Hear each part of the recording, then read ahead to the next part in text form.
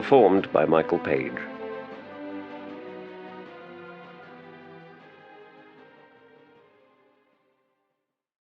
To Glenn Cook.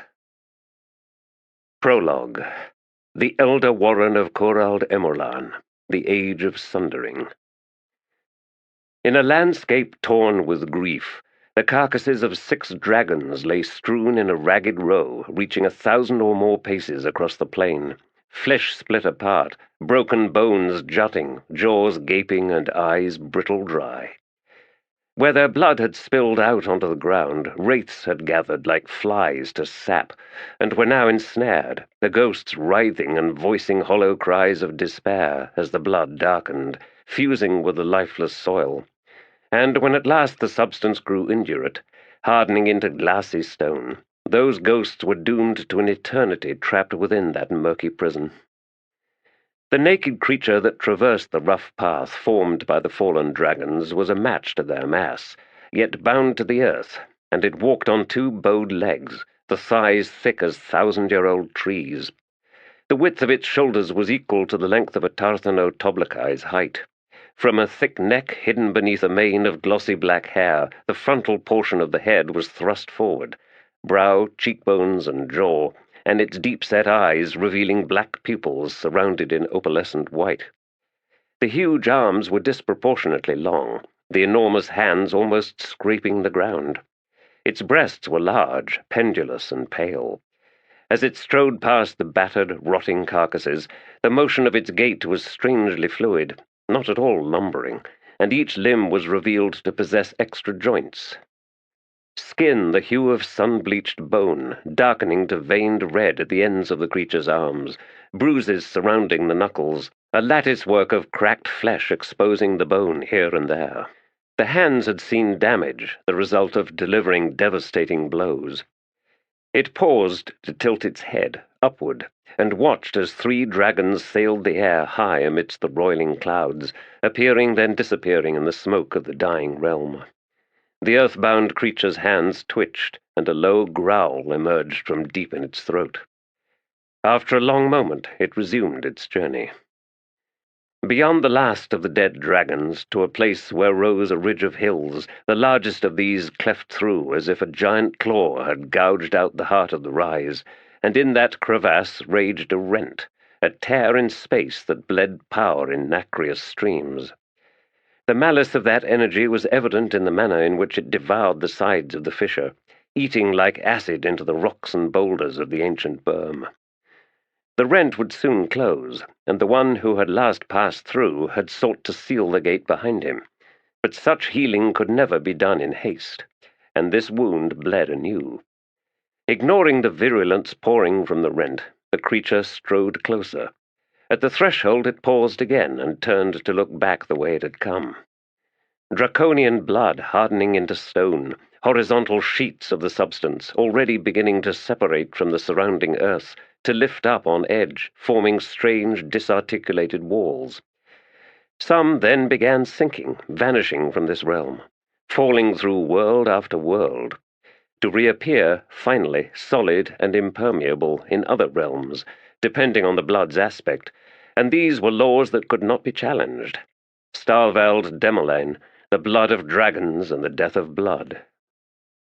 In the distance behind the creature, Rhulad Sengar, the realm of shadows, the first realm born of the conjoining of dark and light, convulsed in its death throes.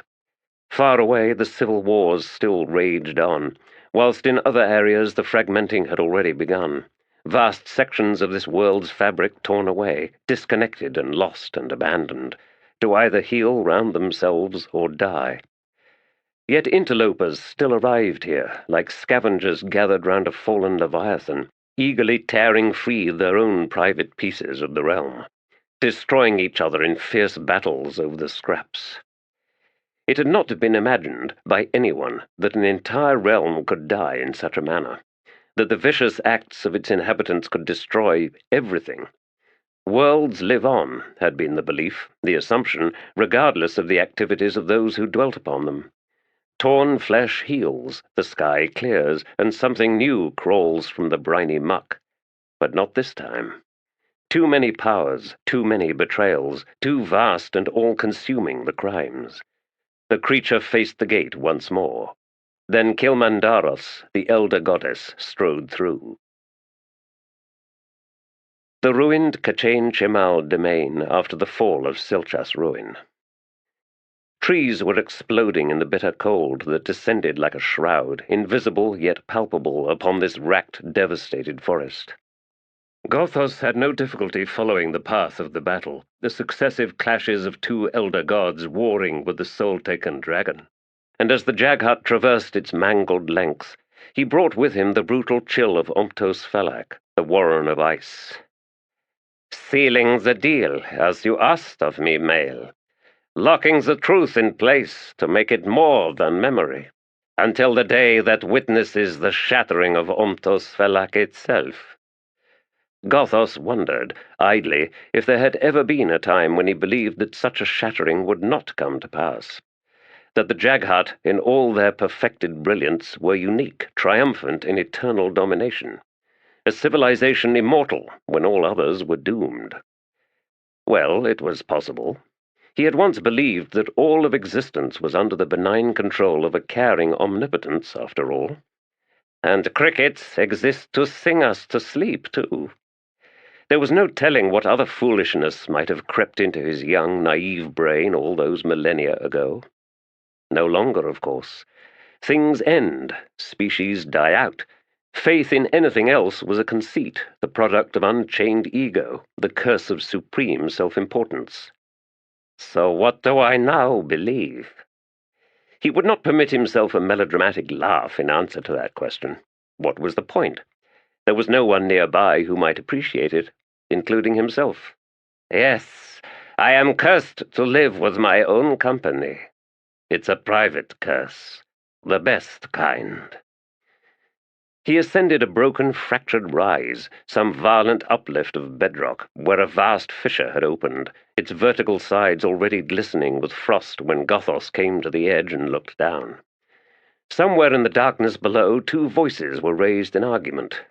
Gothos smiled. He opened his warren, made use of a sliver of power to fashion a slow, controlled descent towards the gloomy base of the crevasse. As Gothos neared, the two voices ceased, leaving only a rasping, hissing sound, pulsating, the drawing of breath on waves of pain, and the Jaghut heard the slithering of scales on stone, slightly off to one side. He alighted atop broken shards of rock a few paces from where stood Mael, and 10 paces beyond him, the huge form of Kilmandaros, her skin vaguely luminescent, in a sickly sort of way, standing with hands closed into fists, a belligerent cast to her brutal mien. Skabandari, the soul-taken dragon, had been driven into a hollow in the cliffside, and now crouched, splintered ribs no doubt making every breath an ordeal of agony. One wing was shattered, half torn away. A hind limb was clearly broken, bones punched through flesh. Its flight was at an end. The two elders were now eyeing Gothos, who strode forward, then spoke. "I am always delighted," he said, "when a betrayer is in turn betrayed. In this instance, betrayed by his own stupidity, which is even more delightful." Mael, elder god of the seas, asked, "The ritual, are you done, Gothos?" "More or less." The Jaghut fixed his gaze on Kilmandaros. "Elder goddess, your children in this realm have lost their way." The huge bestial woman shrugged and said in a faint melodic voice, "They're always losing their way, Jaghut." "Well, why don't you do something about it?" "Why don't you?" One thin brow lifted, then Gothos bared his tusks in a smile. "Is that an invitation, Kilmandaros?" She looked over at the dragon. "I have no time for this. I need to return to Corald Emerlan. I will kill him now." And she stepped closer. "You must not," Mael said. Kilmandaros faced him, huge hands opening, then closing again into fists. "So you keep saying, you boiled crab?" Shrugging, Mael turned to Gothos. Explain it to her, please. How many debts do you wish to owe me? The Jaghut asked him. Oh, now really, Gothos. Very well. Kilmandaros, within the ritual that now descends upon this land, upon the battlefields and these ugly forests, death itself is denied. Should you kill the Tiste Edur here, his soul will be unleashed from his flesh, but it will remain, only marginally reduced in power. I mean to kill him, Kilmandaros said in her soft voice. Then, Gothos's smile broadened, you will need me. Mael snorted. Why do I need you? Kilmandaros asked the Jaghut. He shrugged. A finesse must be prepared. To house, to imprison this soul-taken soul. Very well, then make one. As a favor to you both? I think not, Elder Goddess. No, alas, as with Mael here, you must acknowledge a debt to me. I have a better idea, Kilmandaros said. I crush your skull between a finger and thumb. Then I push your carcass down Skabandari's throat, so that he suffocates on your pompous self. This seems a fitting demise for the both of you. Goddess, you have grown bitter and crabby in your old age, Gothos said. It is no surprise, she replied. I made the mistake of trying to save Corald Emolan. Why bother? Mael asked her. Kilmandaros bared jagged teeth. The precedent is unwelcome. You go bury your head in the sands again, Mael, but I warn you, the death of one realm is a promise to every other realm. As you say, the elder god said after a moment, and I do concede that possibility. In any case, Gothos demands recompense. The fists unclenched, then clenched again. Very well. Now, Jaghut, fashion a finesse. This will do, Gothos said, drawing an object into view from a tear in his ragged shirt. The two elders stared at it for a time, then Mael grunted. Yes, I see now. Rather curious choice, Gothos. The only kind I make, the Jaghut replied. Go on then, Kilmandaros. Proceed with your subtle conclusion to the soul-taken's pathetic existence. The dragon hissed, screamed in rage and fear as the elder goddess advanced. When she drove a fist into Skabandari's skull, centered on the ridge between and above the draconic eyes, the crack of the thick bone rang like a dirge down the length of the crevasse, and with the impact blood spurted from the goddess's knuckles. The dragon's broken head thumped heavily onto the broken bedrock, fluid spilling out from beneath the sagging body. Kilmandaros wheeled to face Gothos. He nodded. I have the poor bastard. Mael stepped towards the Jaghut, holding out a hand. I will take the finesse, then. No. Both elders now faced Gothos, who smiled once more. Repayment of the debt. For each of you. I claim the finesse, the soul of Skabandari, for myself. Nothing remains between us now. Are you not pleased? What do you intend to do with it? Mael demanded. I have not yet decided, but I assure you it will be most curiously unpleasant. Kilmandaros made fists again with her hands and half raised them. I am tempted, Jaghut, to send my children after you. Too bad they've lost their way, then. Neither elder said another word as Gothos departed from the fissure. It always pleased him, outwitting doddering old wrecks and all their hoary, brutal power.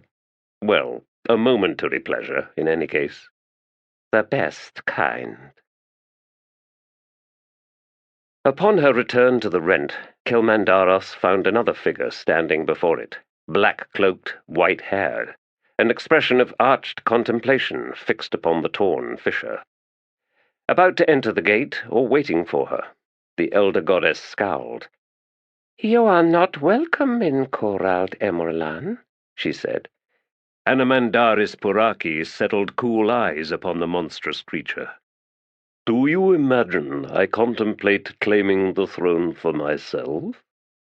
"You would not be the first." He faced the rent again. "You are besieged, Kilmandaros, and Edgewalker is committed elsewhere. I offer you my help." "With you, Tiste Edur, my trust is not easily earned." "Unjustified," he replied. "Unlike many others of my kind, I accept that the rewards of betrayal are never sufficient to overwhelm the cost. There are soul-taken now, in addition to feral dragons warring in Corald Emerlan." "Where is Osirk?" the elder goddess asked. "Mael informed me that he was planning to get in my way again. Osirk imagined I would take part in slaying Scabandari. Why should I? You and Mael were more than enough." He grunted then. "I can picture Osirk circling round and round, looking for me. Idiot." "And Scabandari's betrayal of your brother? You have no desire to avenge that?" Anamandaris glanced at her, then gave her a faint smile. "The rewards of betrayal. The cost to Scabandari proved high, didn't it? As for Silchas, well, even the Azath do not last forever. I almost envy him his newfound isolation from all that will afflict us in the millennia to come." "Indeed. Do you wish to join him in a similar barrow?" "I think not." "Then I imagine that Silchas Ruin will not be inclined to forgive you your indifference the day he is freed." "You might be surprised, Kilmandaros." "You and your kind are mysteries to me, Anamandaris Puraki." "I know. So, goddess, have we a pact?" She cocked her head. "I mean to drive the pretenders from the realm. If Corald Emerlan must die, then let it do so on its own." "In other words, you want to leave the throne of shadow unoccupied?" "Yes." He thought for a time, then he nodded. "Agreed." "Do not wrong me, soul taken." "I shall not. Are you ready, Kilmandaros?" "They will forge alliances," she said. "They will all war against us." Anamandaris shrugged. "I have nothing better to do today." The two ascendants then walked through the gate, and together they closed the rent behind them. There were other paths, after all, to this realm, paths that were not wounds. Arriving within Corald Emerlan, they looked upon a ravaged world, then set about cleansing what was left of it. The Aldan, in the last days of King Discanar. Prida Bivat, a captain of the Dream garrison, was far from home. 21 days by wagon, commanding an expedition of 200 soldiers of the Tattered Banner Army, a troop of 30 Blue Rose Light Cavalry, and 400 support staff, including civilians, she had, after delivering orders for the setting of camp, slid down from the back of her horse to walk the 50-odd paces to the edge of the bluff. When she reached the rise, the wind struck her a hammer blow to her chest, as if eager to fling her back, to scrape her from this battered lip of land. The ocean beyond the ridge was a vision from an artist's nightmare, a seascape torn, churning, with heavy twisting clouds shredding apart overhead. The water was more white than blue-green, foam boiling, spume flying out from between rocks as the waves pounded the shore. Yet she saw with a chill rushing in to bludgeon her bones, this was the place. A fisher boat blown well off course into the deadly maelstrom that was this stretch of ocean, a stretch that no trader ship, no matter how large, would willingly venture into. A stretch that had, 80 years ago, caught a Mekros city and had torn it to pieces, pulling into the depths 20,000 or more dwellers of that floating settlement. The fisher crew had survived, long enough to draw their beleaguered craft safely aground in hip-deep water 30 or so paces from the bedrock strand. Catch lost, their boat punched into kindling by relentless waves, the 4 Letherii managed to reach dry land. To find This. Tightening the strap of her helm, lest the wind tear it and her head from her shoulders, Prida Bivat continued scanning the wreckage lining this shoreline. The promontory she stood on was undercut, dropping away 3 man-heights to a bank of white sand heaped with elongated rows of dead kelp, uprooted trees, and remnants of 80-year-old Malaz City. And something else, something more unexpected. War canoes. The sea-going kind, each as long as a coral-faced whale, high-prowed, longer and broader of beam than Tiste Edur craft. Not flung ashore as wreckage. No, not one she could see displayed anything like damage. They were drawn up in rows high along the beach, although it was clear that that had happened some time past, months at least, perhaps years. A presence at her side, the merchant from Dreen who had been contracted to supply this expedition. Pale-skinned, his hair pallid blonde, so fair as to be nearly white. The wind was blasting red the man's round face, but she could see his light blue eyes fixed on the array of war canoes, tracking, first westward along the beach, then eastward. "I have some talent," he said to her, loudly so as to be heard over the gale. Bivat said nothing. The merchant no doubt had skill with numbers, his claim to talent, and she was an officer in the Letherii army, and could well gauge the likely complement of each enormous craft without his help. 100, give or take 20. "Prida?" "What?" The merchant gestured helplessly. "These canoes." He waved up the beach, then down. "There must be—" And then he was at a loss for words. She well understood him. Yes.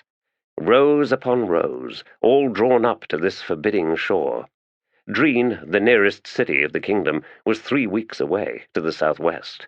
Directly south of here was the land of the Oldan, and of the tribe's seasonal rounds with their huge herds virtually all was known. The Letherii were in the process of conquering them, after all. There had been no report of anything like this. Thus, not long ago, a fleet arrived upon this shore, whereupon everyone had disembarked, taking all they had with them, and then, presumably, set off inland. There should have been signs, rumors, a reverberation among the all at the very least. We should have heard about it. But they hadn't. The foreign invaders had simply disappeared. Not possible. How can it be? She scanned the rows once again, as if hoping that some fundamental detail would reveal itself, would ease the hammering of her heart and the leaden chill of her limbs. "Prida?" "Yes, 100 per craft, and here before us, stacked 4, 5 deep. What? 4, maybe 5,000? The north shoreline was a mass of grey-wooded war canoes, for almost as far as she could see to the west and to the east, drawn up, abandoned, filling the shore like a toppled forest. "Upwards of 500,000, the merchant said. "That is my estimate. Prida, where in the errant's name did they all go?" She scowled. "Kick that mage nest of yours, Letor Anict. Make them earn their exorbitant fees. The king needs to know. Every detail. Everything." "At once," the man said, while she would do the same with the Cedar's squad of acolytes. The redundancy was necessary.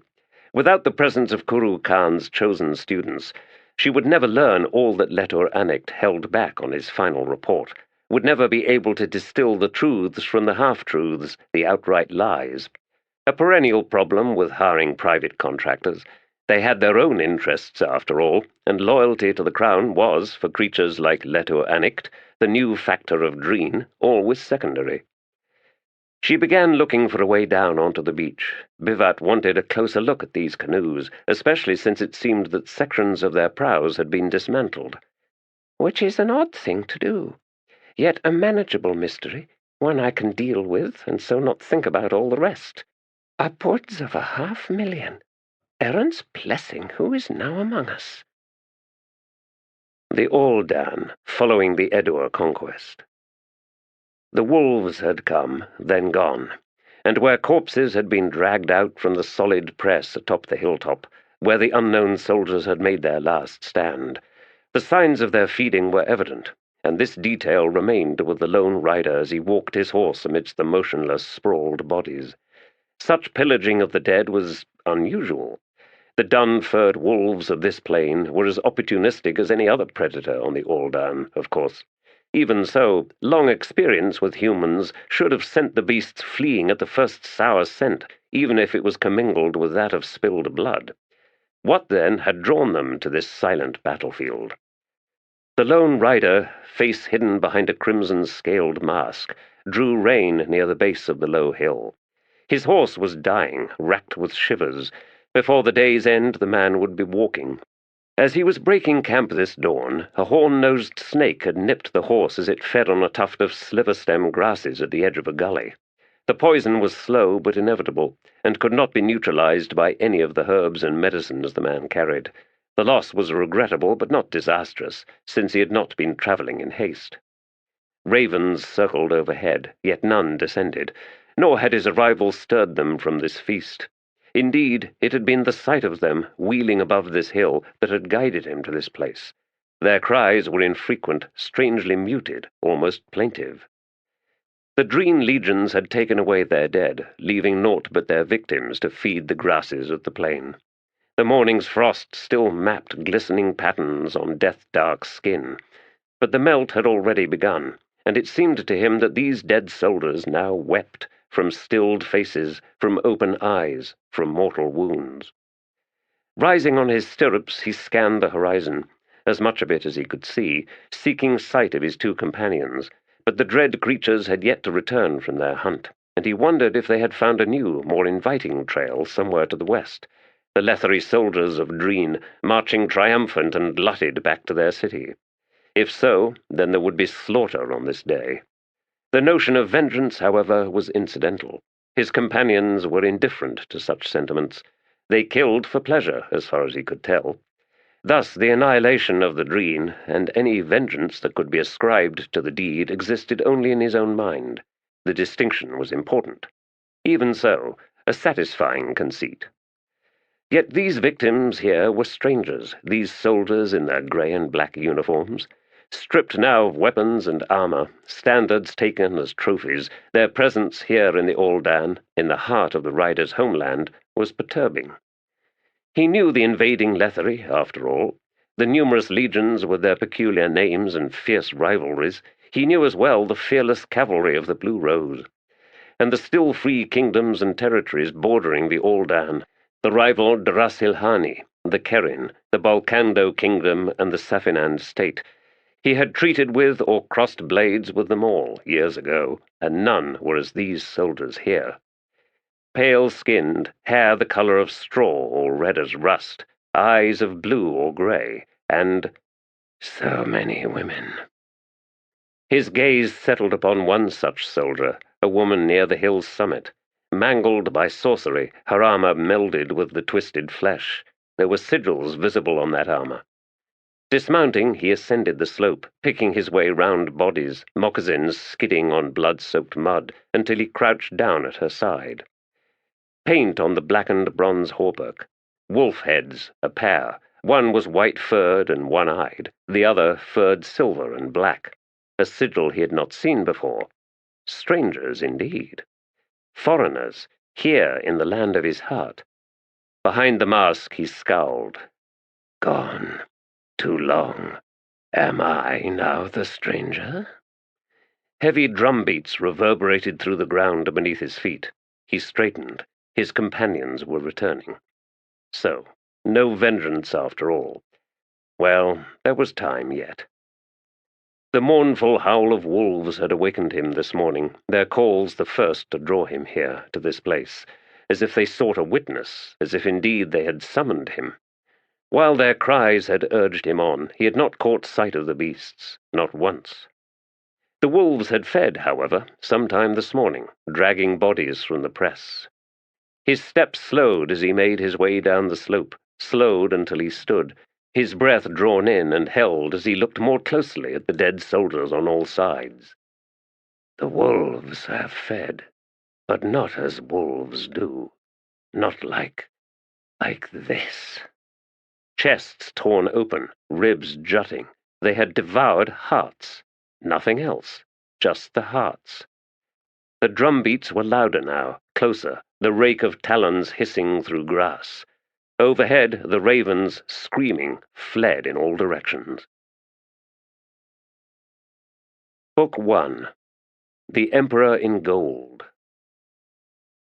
The lie stands alone, the solitary deceit with its back turned, no matter the direction of your reluctant approach, and with each step your goal is driven on, your stride carried astray. The path enfolding upon itself, round and round you walk, and what stood alone before you, errant as mischance, an accidental utterance, now reveals its legion of children, this mass seething in threads and knots, and surrounded. You cannot draw breath, cannot move. The world is of your making, and one day, my friend, you will stand alone amidst a sea of dead, the purchasing of your words all about you, and the wind will laugh you a new path into unending torment. The solitary deceit is its solitude. The lie is the lie standing alone. The threads and knots of the multitude tighten in righteous judgment, with which you once so freely strangled every truth-sayer, every voice of dissent. So now ease your thirst on my sympathy, and die parched in the wasteland. Fragment found on the day the poetess Tavore Beddict was arrested by the patriotists, 6 days before her drowning. Chapter 1. Two forces, once in vicious opposition, now found themselves virtual bedmates, although neither could decide which of them had their legs pried open first. The simple facts are these. The original hierarchical structure of the Tiste Edur tribes proved well suited to the Letherii system of power through wealth. The Edur became the crown, settling easy upon the bloated gluttony of Lether. But does a crown possess will? Does the wearer buckle beneath its burden? Another truth is now, in hindsight, self-evident.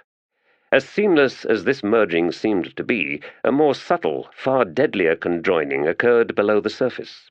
That of the specific flaws within each system, and this blending was to prove a most volatile brew. The Heroth Dynasty, Volume 17, The Colony, A History of Lether, Denith Arnara. "Where is this one from?"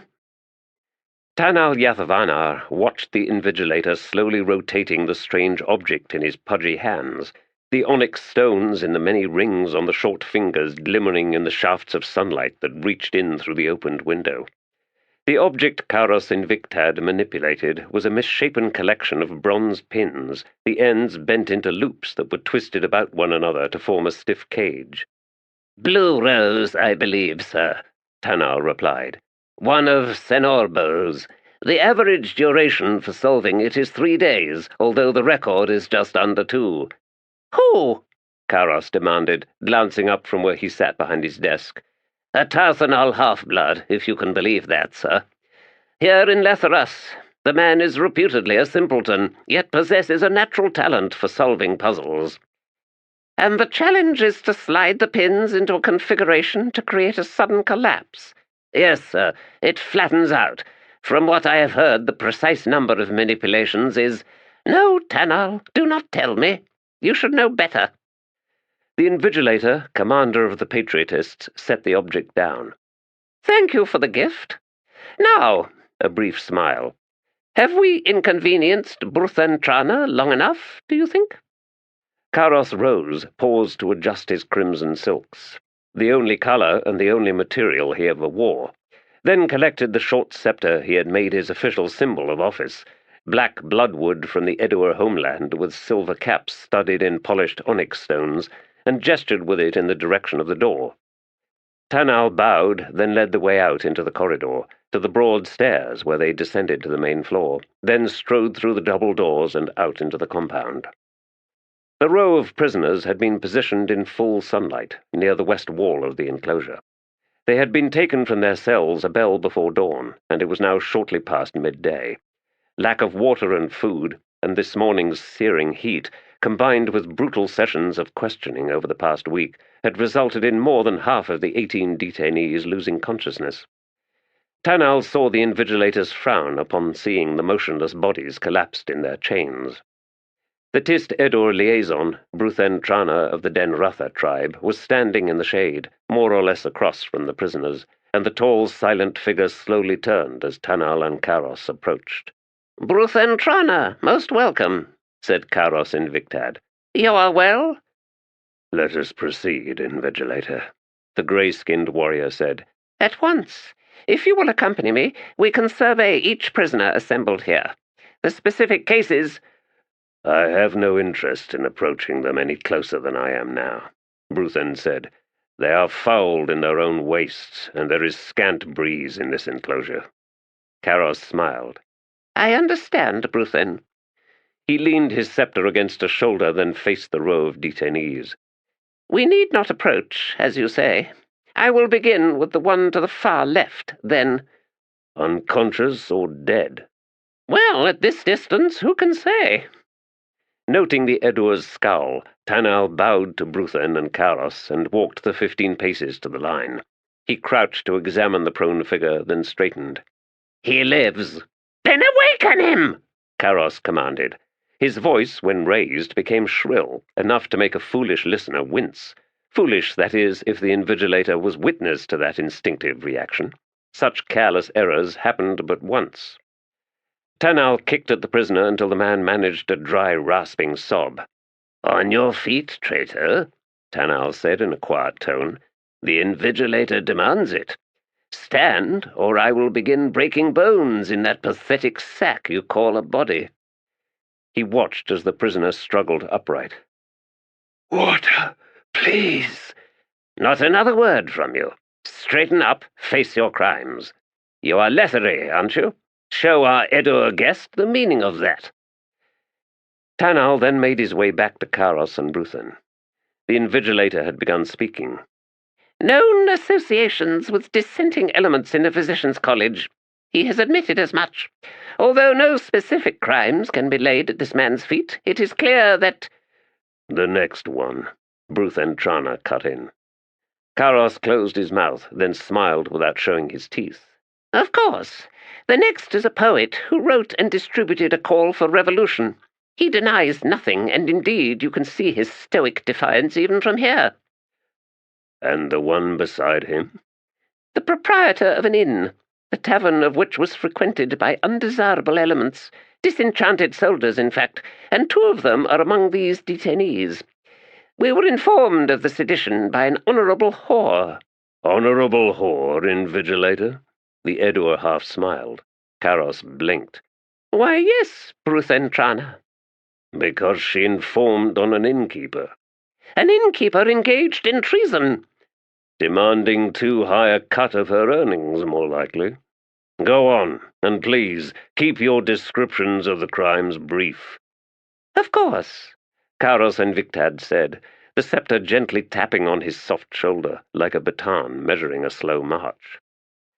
Tanal, standing at his commander's side, remained at attention whilst the Invigilator resumed his report of the specific transgressions of these Letherii. The 18 prisoners were fair representations of the more than 300 chained in cells below ground. A decent number of arrests for this week, Tanal reflected, and for the most egregious traitors among them waited the drownings. Of the 320 or so, a third were destined to walk the canal bottom, burdened beneath crushing weights. Bookmakers were complaining these days, since no one ever survived the ordeal anymore. Of course, they did not complain too loudly, since the true agitators among them risked their own drowning. It had taken but a few of those early on to mute the protestations among the rest. This was a detail Tanal had come to appreciate, one of Karos Invictad's perfect laws of compulsion and control, emphasized again and again in the vast treatise the Invigilator was penning on the subject most dear to his heart. Take any segment of population, impose strict yet clear definitions on their particular characteristics, then target them for compliance.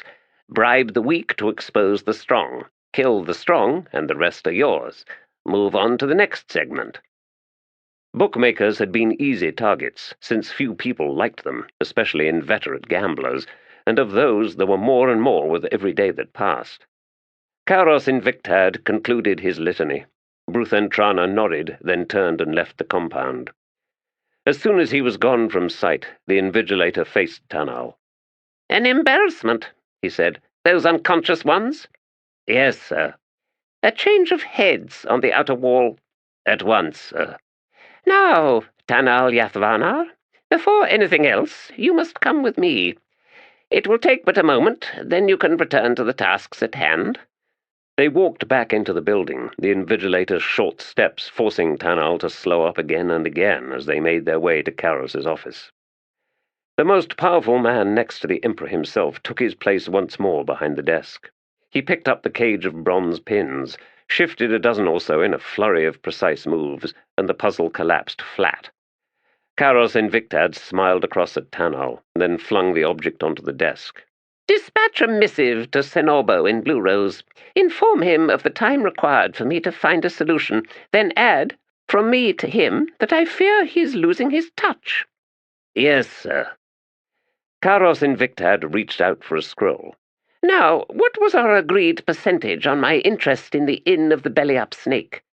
I believe Rortos indicated 45, sir. Good. Even so, I believe a meeting is in order with the Master of the Liberty Consign. Later this week will do. For all our takings of late, we still possess a strange paucity in actual coin, and I want to know why. Sir, you know Rortos Hivarna's suspicions on that matter. Vaguely. He will be pleased to learn I am now prepared to listen more closely to said suspicions. Thus, 2 issues on the agenda. Schedule the meeting for a bell's duration. Oh, and one last thing, Tanal. Sir? Bruthentrana, these weekly visits. I want to know, is he compelled? Is this some Edur form of royal disaffection or punishment? Or are the bastards truly interested in what we're up to? Bruthen makes no comment, ever. He does not even ask what punishments follow our judgments. Furthermore, his rude impatience tires me. It may be worth our while to investigate him. Tanal's brows rose. Investigate a Tiste Edur? Quietly, of course. Granted, they ever give us the appearance of unquestioning loyalty, but I cannot help but wonder if they truly are immune to sedition among their own kind. Even if they aren't, sir, respectfully, are the Patriotists the right organization? The Patriotists, Tanal Yathvanar, said Karos sharply, possess the imperial charter to police the empire.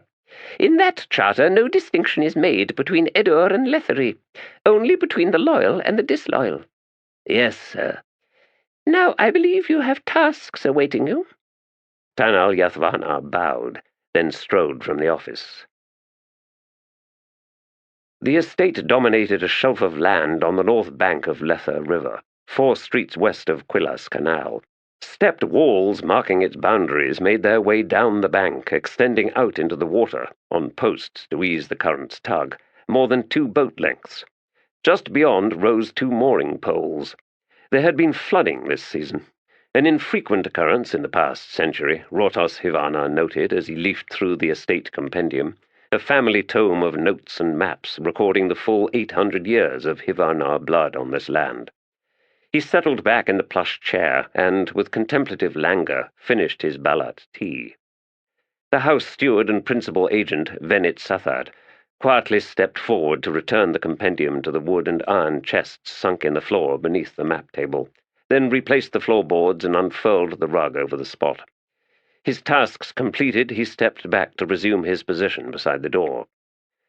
Rortos Hivarna was a large man, his complexion florid, his features robust. His presence tended to dominate a room, no matter how spacious. He sat in the estate's library now, the walls shelved to the ceiling. Scrolls, clay tablets, and bound books filled every available space, the gathered learning of 1,000 scholars, many of whom bore the Hivarna name. As head of the family and overseer of its vast financial holdings, Rortos Hivarna was a busy man, and such demands on his intellect had redoubled since the Tiste Edur conquest, which had triggered the official formation and recognition of the Liberty Consign, an association of the wealthiest families in the Lether Empire, in ways he could never have imagined before. He would be hard-pressed to explain how he found all such activities tedious or enervating. Yet that was what they had become, even as his suspicions slowly, incrementally resolved into certainties, even as he began to perceive that somewhere out there was an enemy, or enemies, bent on the singular task of economic sabotage. Not mere embezzlement, an activity with which he was personally very familiar, but something more profound, all-encompassing. An enemy. To all that sustained Rotos Hivana, and the liberty consign of which he was master, indeed to all that sustained the empire itself, regardless of who sat upon the throne, regardless even of those savage, miserable barbarians who were now preening at the very pinnacle of Letherii society, like grey-feathered jackdaws atop a horde of baubles. Such comprehension on Rotos Hivana's part would once have triggered a most zealous response within him. The threat alone should have sufficed to elicit a vigorous hunt, and the notion of an agency of such diabolical purpose, one, he was forced to admit, guided by the most subtle genius, should have enlivened the game until its pursuit acquired the power of obsession. Instead, Rotos Hivana found himself seeking notations among the dusty ledgers for evidence of past floodings, pursuing an altogether more mundane mystery that would interest but a handful of muttering academics. And that, he admitted often to himself, was odd. Nonetheless, the compulsion gathered strength, and at night he would lie beside the recumbent, sweat-sheathed mass that was his wife of 33 years, and find his thoughts working ceaselessly, struggling against the currents of time's cyclical flow, seeking to clamber his way back, with all his sensibilities, into past ages, looking for something. Sighing, Rotos set down the empty cup, then rose. As he walked to the door, Venit Sathad, whose family line had been indebted to the Hivanas for 6 generations now, stepped forward to retrieve the fragile cup, then set off in his master's wake. Out onto the waterfront enclosure, across the mosaic portraying the investiture of Skoval Hivana as imperial cedar 3 centuries past, then down the shallow stone stairs to what, in drier times, was the lower terrace garden.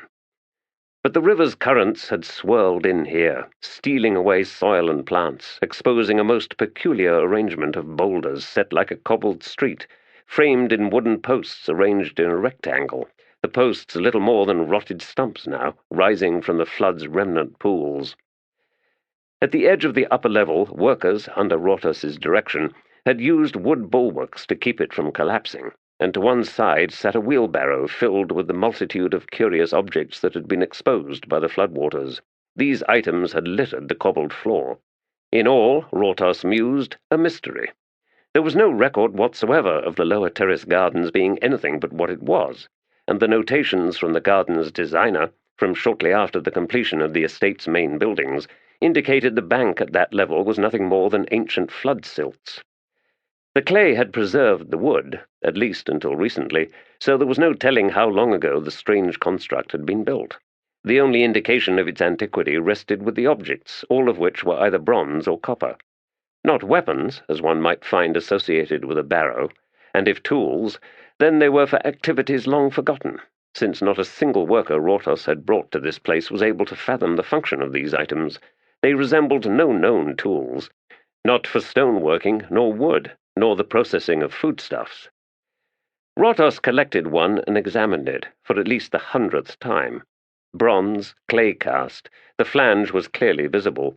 The item was long, roundish, yet bent at almost right angles. Incisions formed a cross-hatched pattern about the elbow. Neither end displayed any means of attachment, not intended, therefore, as part of some larger mechanism.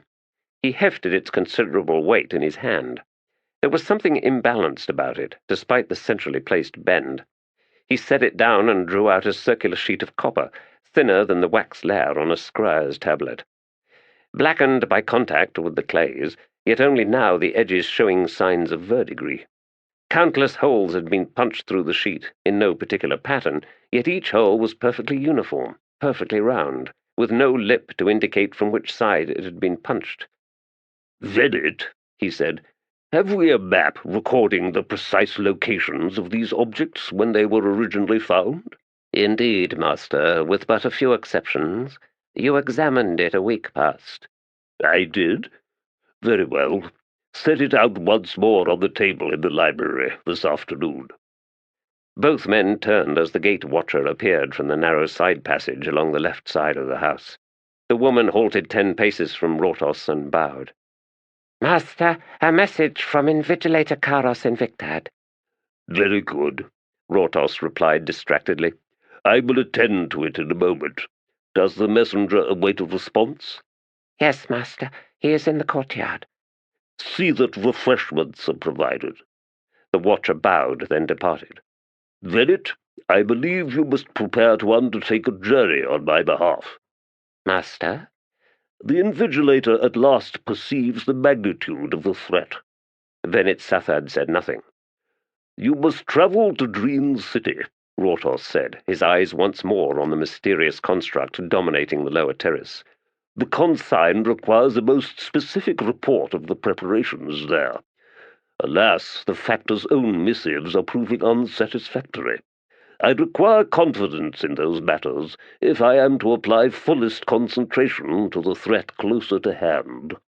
Again Venit did not speak. Rortos looked out onto the river. Fisher boats gathered in the bay opposite, two merchant traders drawing in towards the main docks. One of them, bearing the flag of the Estericht family, looked damaged, possibly by fire. Rortos brushed the dirt from his hands and turned about, making his way back into the building, his servant falling into step behind him. "I wonder what lies beneath those stones." "Master?" "Never mind, Venit. I was but thinking out loud." The Aldan camp had been attacked at dawn by two troops of Atriprida Bivat's Blue Rose cavalry. 200 skilled lancers riding into a maelstrom of panic as figures struggled out from the hide huts, as the Dreen-bred war dogs, arriving moments before the horse soldiers, closed on the pack of all herder and dray dogs, and in moments the three breeds of beast were locked in a vicious battle. The all-warriors were unprepared, and few had time to even so much as find their weapons before the lancers burst into their midst. In moments the slaughter extended out to encompass elders and children. Most of the women fought alongside their male kin, wife and husband, sister and brother, dying together in a last blending of blood. The engagement between the Letherii and the All took all of 200 heartbeats. The war among the dogs was far more protracted, for the herder dogs, while smaller and more compact than their attackers, were quick and no less vicious, while the drays, bred to pull carts in summer and sleds in winter, were comparable with the Dreen breed. Trained to kill wolves, the drays proved more than a match for the war dogs, and if not for the lancers then making sport of killing the mottled-skinned beasts, the battle would have turned. As it was, the all-pack finally broke away, the survivors fleeing onto the plain, eastward, a few Dreen war dogs giving chase before being recalled by their handlers. Whilst lancers dismounted to make certain there were no survivors among the all, others rode out to collect the herds of Myrid and Rodara in the next valley. Atripriva Bivat sat astride her stallion, struggling to control the beast with the smell of blood so heavy in the morning air. Beside her, sitting awkward and in discomfort on the unfamiliar saddle, Brolhandar, the newly appointed Tiste Edur overseer of Dreen City, watched the Letherii systematically loot the encampment, stripping corpses naked and drawing their knives. They all bound their jewelry, mostly gold, deep in the braids of their hair, forcing the Letherii to slice away those sections of the scalp to claim their booty. Of course, there was more than just expedience in this mutilation, for it had been extended to the collecting of swaths of skin that had been decorated in tattoos, the particular style of the all rich in color and often outlined in stitched gold thread. These trophies adorned the round shields of many lancers. The captured herds now belonged to the factor of Dreen, Letur Anict, and as Brolhandar watched the hundreds of Myrid come over the hill, their black woolly coats making them look like boulders as they poured down the hillside, it was clear that the factor's wealth had just risen substantially. The taller Rodara followed, blue-backed and long-necked, their long tails thrashing about in near panic as war dogs on the herd's flanks plunged into feint attacks again and again. The breath hissed from the Atriprida's teeth. "Where is the factor's man, anyway? Those damned Rodara are going to stampede. Lieutenant, get the handlers to call off their hounds. Hurry!" The woman unstrapped her helm, pulled it free and set it atop the saddle horn. She looked across at Brol. "There you have it, Overseer." "So these are the all." She grimaced, looked away. "A small camp by their standards, 70-odd adults. Yet large herds. Her grimace became a scowl. They were once larger, Overseer, much larger. I take it, then, that this campaign of yours is succeeding in driving away these trespassers. Not my campaign. She seemed to catch something in his expression, for she added, Yes, of course, I command the expeditionary forces, Overseer, but I receive my orders from the Factor, and, strictly speaking, the all are not trespassers. The Factor claims otherwise. Letherii is highly ranked in the Liberty Consign. Rhulad studied the woman for a moment, then said, Not all wars are fought for wealth and land, Atriprida. I must disagree, Overseer. Did not you, Tiste Edur, invade preemptively in response to the perceived threat of lost land and resources? Cultural assimilation, the end of your independence. There is no doubt in my mind, she continued, that we Letherii sought to obliterate your civilization, as we had done already with the Tarsanal and so many others, and so an economic war. It does not surprise me, Atriprida, that your kind saw it that way, and I do not doubt that such concerns were present in the mind of the Warlock King. Did we conquer you in order to survive? Perhaps. Broll considered saying more, then he shook his head, watching as 4 war dogs closed on a wounded cattle dog. The lame beast fought back, but was soon down, kicking, then silent and limp as the war dogs tore open its belly.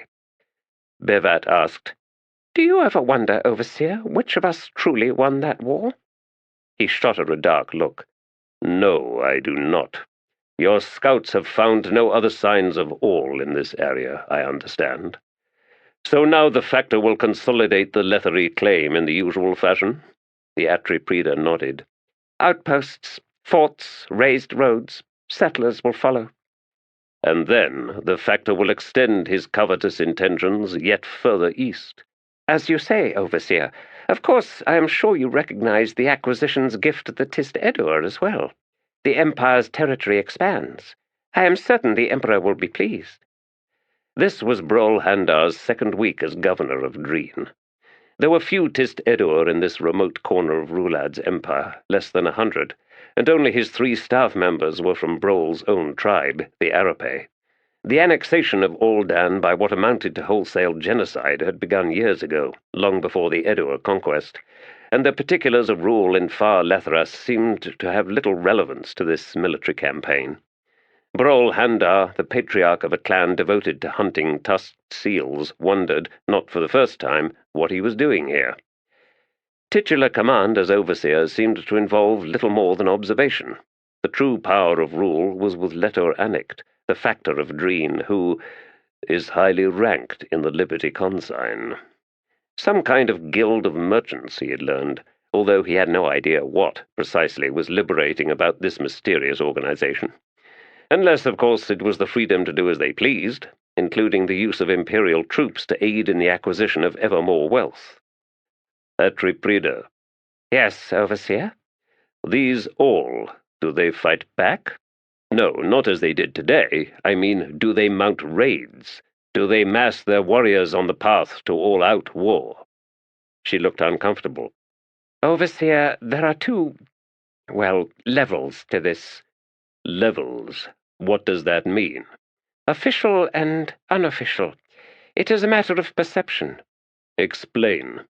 The belief of the common folk, as promulgated through imperial agents, is that the all have allied themselves with the Icarian to the south, as well as the Durasilhani and the 2 kingdoms of Balkando and Safinand.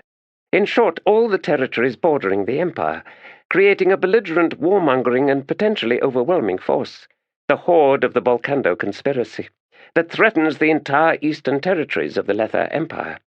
It is only a matter of time before that horde is fully assembled, whereupon it will march. Accordingly, every attack launched by the Letherii military serves to diminish the numbers the all can contribute, and, furthermore, the loss of valuable livestock in turn weakens the savages. Famine may well manage what swords alone cannot, the entire collapse of the all. I see. And the unofficial version? She glanced across at him. There is no conspiracy, Overseer, no alliance. The truth is, the all continue to fight among themselves. Their grazing land is shrinking, after all, and they despise the Icarian and the Durasilhani, and have probably never met anyone from Bolcando or Suffinand." She hesitated, then said, "We did clash with a mercenary company of some sort 2 months past. The disastrous battle that spurred your appointment, I suspect. They numbered perhaps 700, and after a half-dozen skirmishes I led a force of 6,000 Letherii in pursuit. Overseer, we lost almost 3,000 soldiers in that final battle. If not for our mages—" she shook her head, "and we still have no idea who they were." Broll studied the woman. He had known nothing about any such clash. The reason for his appointment? Perhaps. "The official version you spoke of earlier, the lie, justifies the slaughter of the all in the eyes of the commonry. All of which well serves the factor's desire to make himself yet richer. I see. Tell me, Atriprida, why does Letor Anict need all that gold? What does he do with it?" The woman shrugged. "Gold is power." "Power over whom?" "Anyone and everyone." "Excepting the Tiste Edur, who are indifferent to the Letherii idea of wealth." She smiled. "Are you overseer? Still?" "What do you mean?" "There are Hiroth in Reen. Yes, you have met them. Each claims kinship with the Emperor, and upon that claim they have commandeered the finest estates and land. They have hundreds of indebted as slaves. Soon, perhaps, there will be Tiste Edur among the membership of the Liberty Consign." Broll Handar frowned. On a distant ridge stood 3 old dogs, 2 drays and 1 smaller cattle dog, watching as the herds were driven through the destroyed encampment, the livestock bawling in the stench of spilled blood and wastes. He studied the 3 silhouettes on the ridge. Where would they go now, he wondered. "I have seen enough." He tugged his horse round, too tight on the reins, and the beast's head snapped up and it snorted, backing as it turned. Broll struggled to keep his balance. If the Atriprida was amused, she was wise enough not to show it. In the sky overhead, the first carrion birds had appeared. The South Jasp River, one of the 4 tributaries of Lether River leading down from the Blue Rose Mountains, was flanked on its south bank by a raised road that, a short distance ahead, began its long climb to the mountain pass, beyond which lay the ancient kingdom of Blue Rose, now subject to the Letherii Empire. The South Jasp ran fast here, the momentum of its savage descent from the mountains not yet slowed by the vast plain it now found itself crossing. The icy water pounded over huge boulders left behind by long-extinct glaciers, flinging bitter cold mist into the air that drifted in clouds over the road. The lone figure awaiting the 6 Tiste Edur warriors and their entourage was, if anything, taller than any Edur, yet thin, wrapped in a black sealskin cloak, hood raised. 2 baldricks crisscrossed its chest, from which hung 2 Letherii longswords, and the few wisps of long white hair that had pulled free in the wind were now wet, adhering to the collar of the cloak. To the approaching Merud Edur, the face within that cowl looked pallid as death, as if a corpse had just dragged itself free of the numbing river, something long frozen in the white-veined reaches of the mountains that awaited them. The lead warrior, a veteran of the conquest of Letheras, gestured for his comrades to halt, then set out to speak to the stranger. In addition to the other 5 Edur, there were 10 Letherii soldiers, 2 burdened wagons, and 40 slaves shackled one to the next in a line behind the second wagon. "Do you wish company?" the Merud asked, squinting to see more of that shadowed face. "For the climb to the pass? It's said there remain bandits and renegades in the heights beyond." "I am my own company." The voice was rough, the accent archaic. The Merud halted 3 paces away. He could see more of that face now. Edur features, more or less, yet white as snow. The eyes were unnerving, red as blood.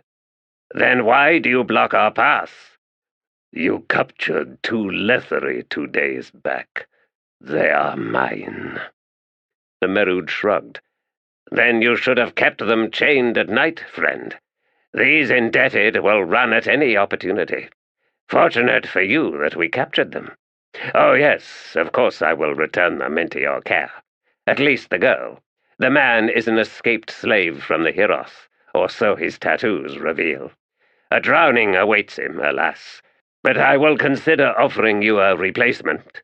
In any case, the girl, young as she is valuable. I trust you can manage the cost of retrieving her." "I will take them both, and pay you nothing." Frowning, the Merud said, "You were careless in losing them. We were diligent in recapturing them. Accordingly, we expect compensation for our efforts, just as you should expect a certain cost for your carelessness." "Unchain them," the stranger said. "No. What tribe are you?" The eyes, still fixed unwavering upon his own, looked profoundly dead. "What has happened to your skin?" "As dead as the Emperor's." "What is your name?" "Unchain them now." The Merud shook his head. Then he laughed, a little weakly, and waved his comrades forward as he began drawing his cutlass. Disbelief at the absurdity of the challenge slowed his effort. The weapon was halfway out of its scabbard when one of the stranger's long swords flashed clear of its sheath and opened the Edur's throat. Shouting in rage, the other 5 warriors drew their blades and rushed forward, while the 10 Letherii soldiers quickly followed suit. The stranger watched the leader crumple to the ground, blood spurting wild into the river mist descending onto the road.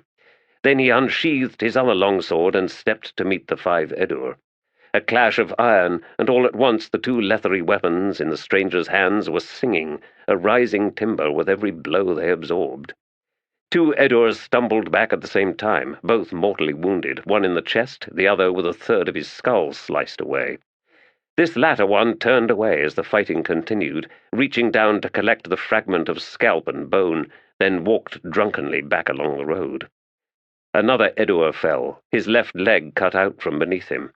The remaining 2 quickly backed away, yelling at the Letherii who were now hesitating 3 paces behind the fight. The stranger pressed forward. He parried a thrust from the Edur on the right with the long sword in his left hand, sliding the blade under, then over, drawing it leftward before a twist of his wrist tore the weapon from the attacker's hand.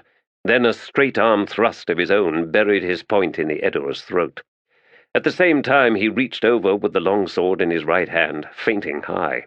The last Edur leaned back to avoid that probe, attempting a slash aimed at clipping the stranger's wrist, but the long sword then deftly dipped, batting the cutlass away, even as the point drove up into the warrior's right eye socket, breaking the delicate orbital bones on its way into the forebrain. Advancing between the 2 falling Edur, the stranger cut down the nearest 2 Letherii, at which point the remaining 8 broke and ran, past the wagons, where the drivers were themselves scrambling in panicked abandonment, and then alongside the row of staring prisoners, running, flinging weapons away, down the road. As one Letherii in particular moved opposite one of the slaves, a leg kicked out, tripping the man, and it seemed the chain line writhed then, as the ambushing slave leapt atop the hapless Letherii, loose chain wrapping round the neck before the slave pulled it taut. Legs kicked, arms thrashed, and hands clawed, but the slave would not relent, and eventually the guard's struggles ceased. Silchas Roin, the swords keening in his hands, walked up to where Udinas continued strangling the corpse. "You can stop now," the albino Tiste Edur said. "I can," Udinas said through clenched teeth, "but I won't. This bastard was the worst of them, the worst." "His soul even now drowns in the mist," Silchas Roin said, turning as 2 figures emerged from the brush lining the ditch on the south side of the road. "Keep choking him," said Kettle, from where she was chained farther down the line. "He hurt me, that one." "I know," Udinas said in a grating voice. "I know." Silchas Roin approached Kettle. "Hurt you? How?" "The usual way," she replied, "with the thing between his legs." "And the other Letherii?" The girl shook her head. "They just watched, laughing, always laughing." Silchas Roin turned as Seren Pedak arrived. Seren was chilled by the look in the Tiste Edur's uncanny eyes as Silchas Roin said, "I will pursue the ones who flee Equator, and rejoin you all before day's end." She looked away, her gaze catching a momentary glimpse of Fir Sengar standing over the corpses of the Merud Tiste Edur, then quickly on to the rock-littered plain to the south, where still wandered the Tiste Edur who'd lost a third of his skull. But that sight as well proved too poignant. "Very well," she said, now squinting at the wagons and the horses standing in their yokes. "We will continue on this road." Udinas had finally expended his rage on the Letherii body beneath him, and he rose to face her. "Sharpened, Beddict, what of the rest of these slaves? We must free them all." She frowned. Exhaustion was making thinking difficult. Months and months of hiding, fleeing, eluding both Edur and Letherii, of finding their efforts to head eastward blocked again and again, forcing them ever northward, and the endless terror that lived within her had driven all acuity from her thoughts. "Free them, yes, but then—" "Just more rumors," Udinas said, as if reading her mind, as if finding her thoughts before she did. "There's plenty of those, confusing our hunters. Listen, Seren, they already know where we are, more or less, and these slaves, they'll do whatever they can to avoid recapture.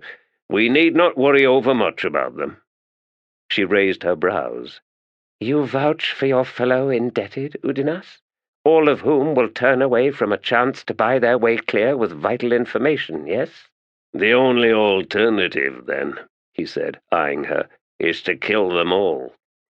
The ones listening, the ones not yet beaten down into mindless automatons, suddenly raised their voices in proclamations and promises, reaching out towards Seren, chains rattling. The others looked up in fear, like myriad catching scent of a wolf they could not see. Some cried out, cowering in the stony mud of the road. "The first Edur he killed," said Udinas, "has the keys." Silchas Ruin had walked down the road. Barely visible in the mist, the Tiste Andi veered into something huge, winged, then took to the air. Seren glanced over at the row of slaves. None had seen that, she was relieved to note. "Very well," she said in answer to Udinas, and she walked up to where Trull Sengar still stood near the dead Edur. "I must take the keys," she said, crouching beside the first fallen Edur. "Do not touch him," Trull said. She looked up at him. "The keys, the chains." "I will find them," he said.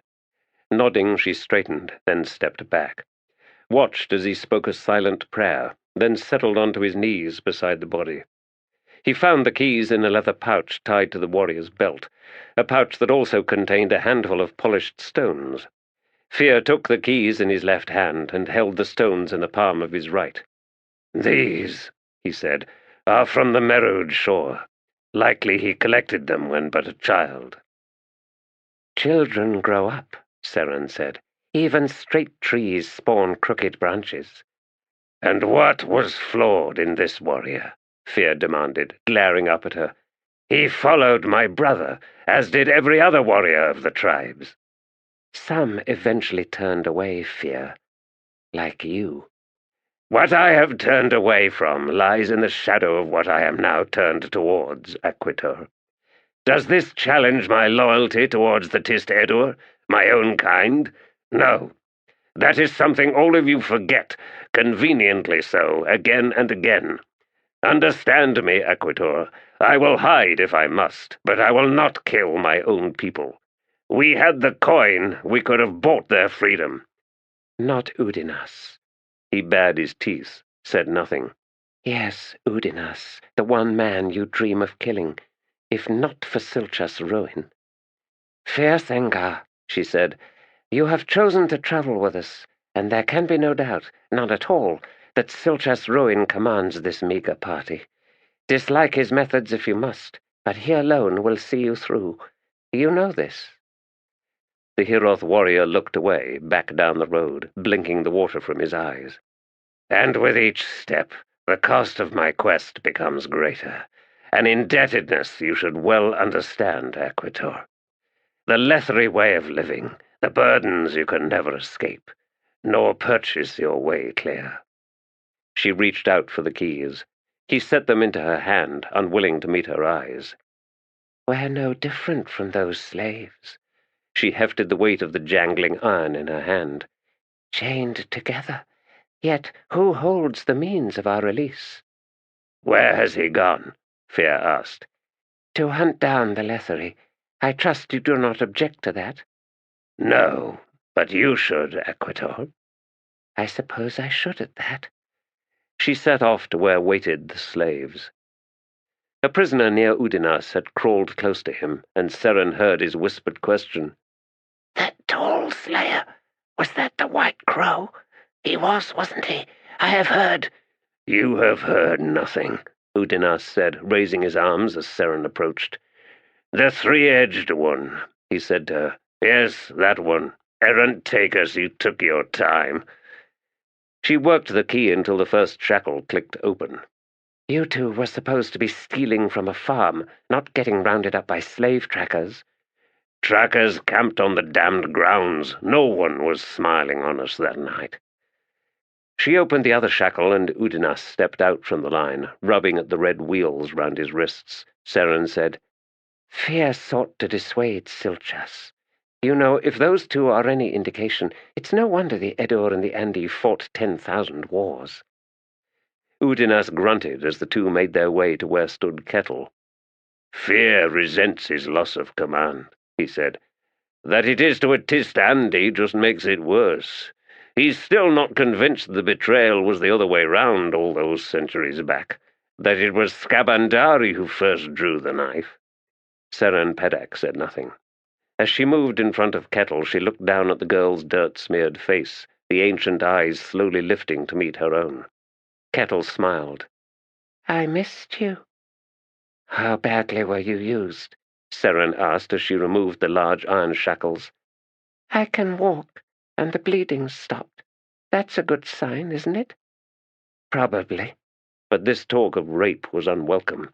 Seren had her own memories haunting her every waking moment. There will be scars, Kettle. Being alive is hard. I'm always hungry and my feet hurt.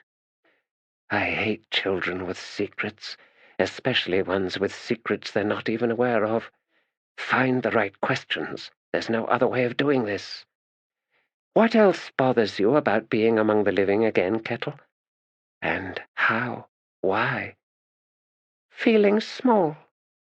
Seren's right arm was plucked by a slave, an old man who reached out for the keys with pathetic hope in his eyes. She handed them to him. Free the others, she said. He nodded vigorously, scrabbling at his shackles. Now, Seren said to Kettle, that's a feeling we all must accept. Too much of the world defies our efforts to conform to what would please us. To live is to know dissatisfaction and frustration.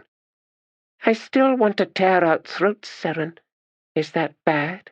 I think it must be. At Kettle's words, the old man shrank away, redoubling his clumsy attempts at releasing himself. Behind him, a woman cursed with impatience. Udinas had climbed onto the bed of the lead wagon and was busy looting it for whatever they might need. Kettle scrambled to join him. We need to move out of this mist, Seren muttered.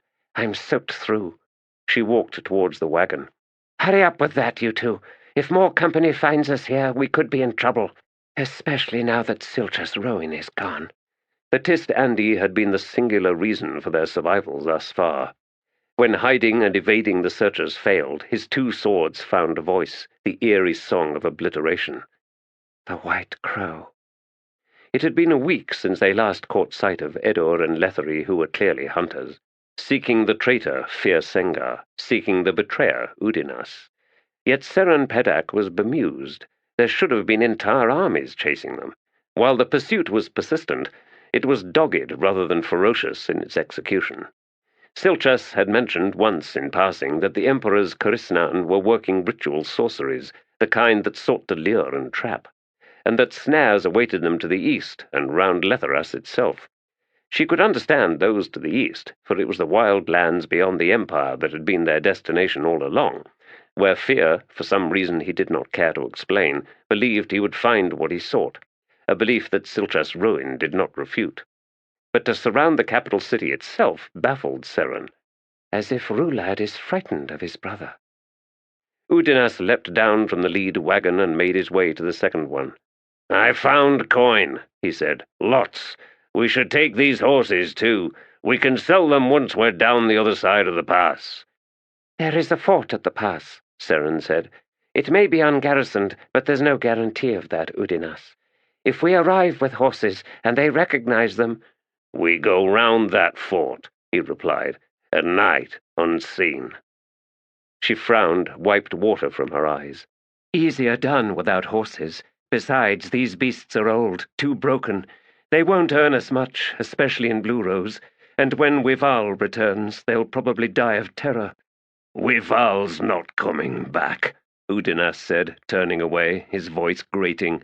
"Wival's gone, and that's that." She knew she should not doubt him. The dragon-spawn's spirit had dwelt within him, after all. Yet there was no obvious explanation for the winged beast's sudden disappearance, at least none that Udinas would share. Wival had been gone for over a month. Udinas swore from where he crouched atop the bed of the wagon. "Nothing here but weapons." "Weapons?" "Swords, shields, and armor." "Letherii?" "Yes, middling quality." "What were these slavers doing with a wagon-load of weapons?" Shrugging, he climbed back down, hurried past her, and began unhitching the horses. "These beasts would have had a hard time on the ascent." "Selchas ruin is coming back," Kettle said, pointing down the road. "That was fast." Udinas laughed harshly, then said, "The fools should have scattered, made him hunt each one down separately. Instead, they probably regrouped, like the stupid good soldiers they were." From near the front wagon, Trull Sengar spoke. "Your blood is very thin, Udinas, isn't it?" "Like water," the ex-slave replied. "For errant's sake, Fear, he did not choose to abandon your brother. You know that. Nor is he responsible for Rhulad's madness.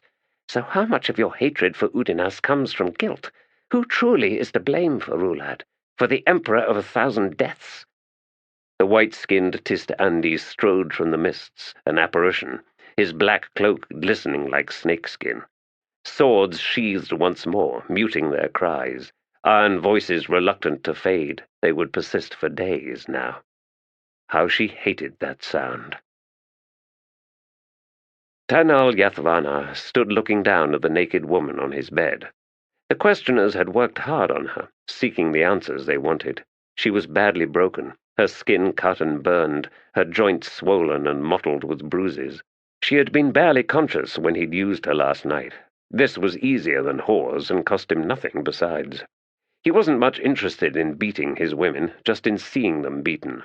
He understood his desire was perversion, but this organization, the Patriotists, was the perfect haven for people like him. Power and immunity, a most deadly combination. He suspected that Kairos Invictad was well aware of Tanal's nightly escapades, and held that knowledge like a sheathed knife. "It's not as if I've killed her. It's not as if she'll even remember this. She's destined for the drownings in any case. What matter if I take some pleasure first? Soldiers do the same." He had dreamed of being a soldier once, years ago, when in his youth he had held to misguided romantic notions of heroism and unconstrained freedom, as if the first justified the second. There had been many noble killers in the history of Lether. Geron Eberict had been such a man. He'd murdered thousands, thieves, thugs, and wastrels, the depraved and the destitute. He had cleansed the streets of Letheras, and who had not indulged in the rewards? Fewer beggars, fewer pickpockets, fewer homeless, and all the other decrepit failures of the modern age. Tanal admired Geron Eberict. He had been a great man. Murdered by a thug, his skull crushed to pulp, a tragic loss, senseless and cruel. "One day we shall find that killer." He turned away from the unconscious woman, adjusted his light tunic so that the shoulder seams were even and straight, then closed the clasps of his weapon belt. One of the Invigilator's requirements for all officers of the Patriotists: belt, dagger, and short sword. Tanal liked the weight of them, the authority implicit in the privilege of wearing arms where all other Letherii, barring soldiers, were forbidden by proclamation of the Emperor. "As if we might rebel. The damned fool thinks he won that war. They all do. Dim-witted barbarians."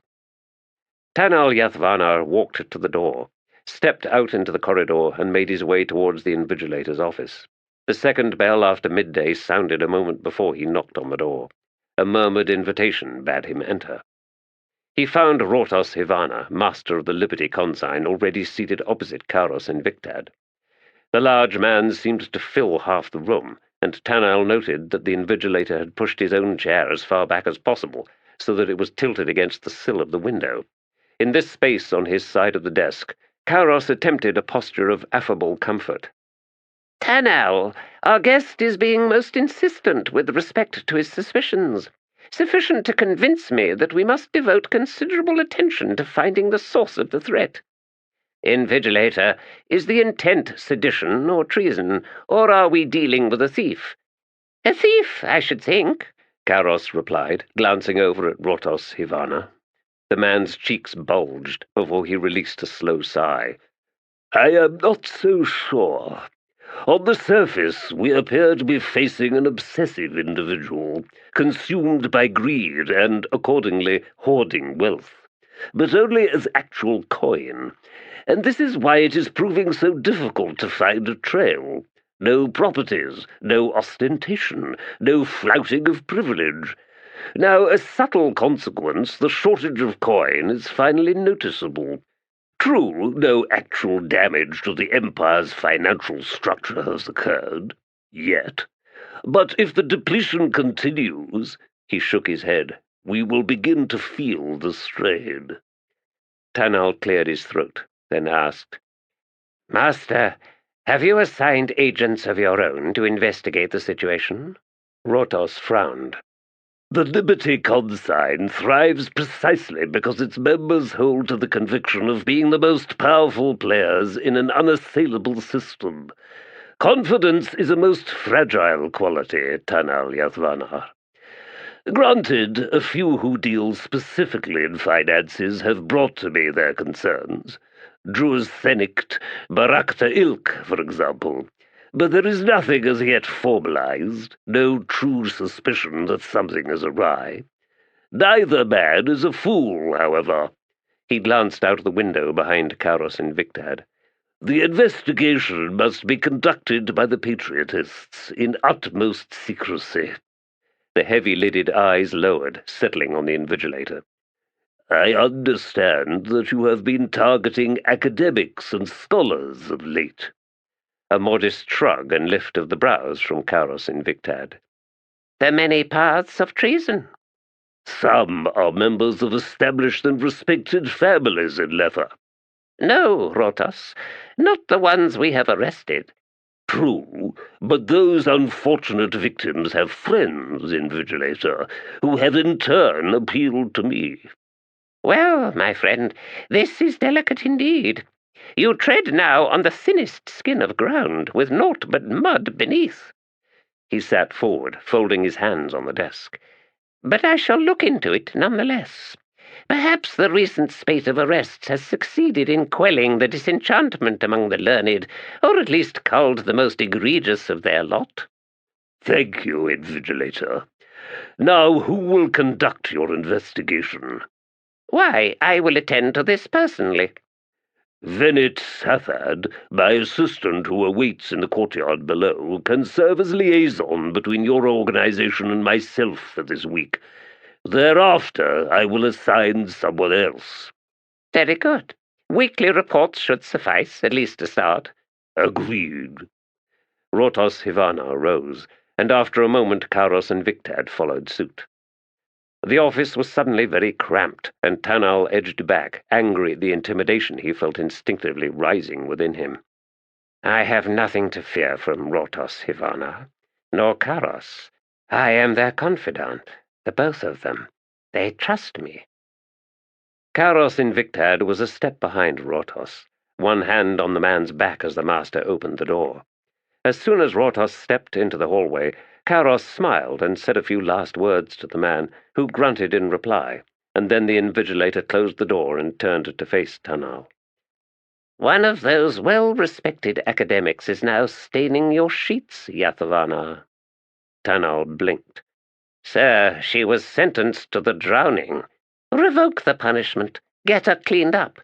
Sir, it may well be that she will recall a certain measure of restraint, Karos Invictad said in a cold tone, is required from you, Tanal Yathvana. Arrest some daughters of those already in chains, damn you, and have your fun with them. Am I understood?" Yes, sir. If she remembers, then restitution will be necessary, won't it? I trust you keep your own finances in order, Yathvanar. Now begone from my sight." As Tanal closed the door behind him, he struggled to draw breath. The bastard! There was no warning of her, was there? Whose mistake was all this? Yet you think to make me pay for it. All of it. Blade and axe take you, Invictad. I won't suffer alone. I won't. Depravity holds a certain fascination, don't you think? No. After all, the sicker the soul, the sweeter its comeuppance. Assuming there is one. There's a center point, I'm sure of it. And it should be dead center, by my calculations. Perhaps the fulcrum itself is flawed. What calculations? Well, the ones I asked you to do for me, of course. Where are they? They're on my list. And how do you calculate the order of your list? That's not the calculation you asked for. Good point. Anyway, if he'd just hold all his legs still, we could properly test my hypothesis. He doesn't want to, and I can see why. You're trying to balance him at the midpoint of his body, but he's designed to hold that part up with all those legs. Are those formal observations? If so, make a note. On what? We had the wax slab for lunch. No wonder I feel I could swallow a cow with nary a hiccup. Look! Ha! He's perched. Perfectly perched. Both men leaned in to examine Esgara, the insect with a head at each end. Not unique, of course. There were plenty around these days, filling some arcane niche in the complicated miasma of nature, a niche that had been vacant for countless millennia.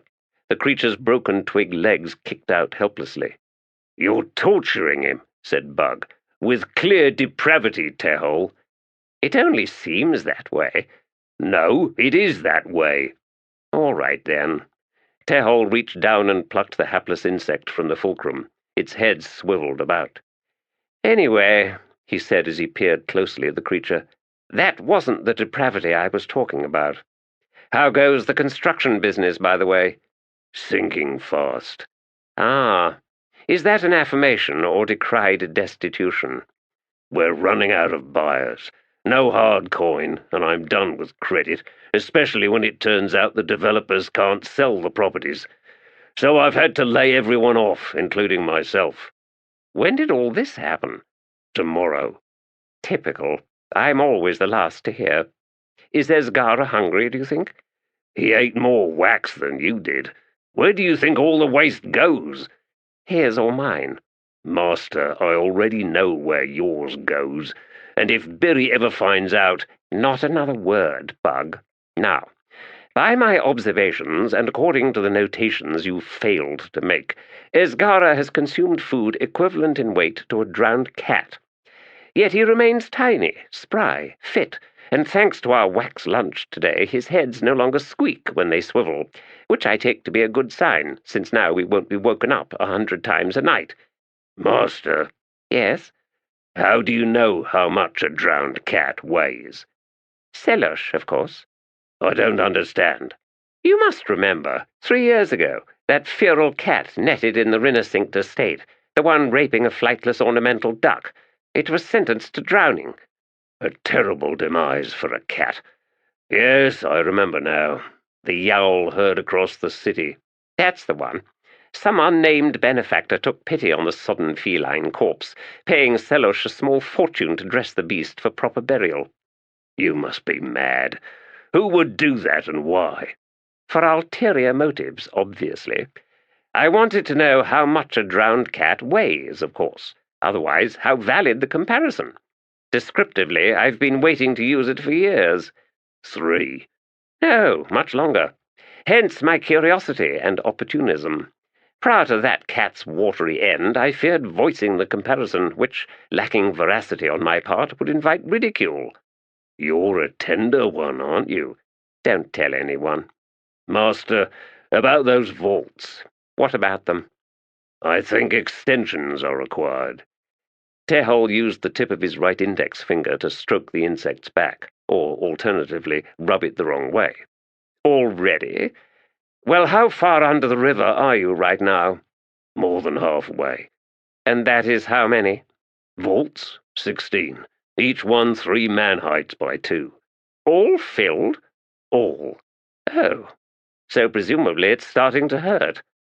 Bugg's construction will be the first major enterprise to collapse. And how many will it drag down with it? No telling.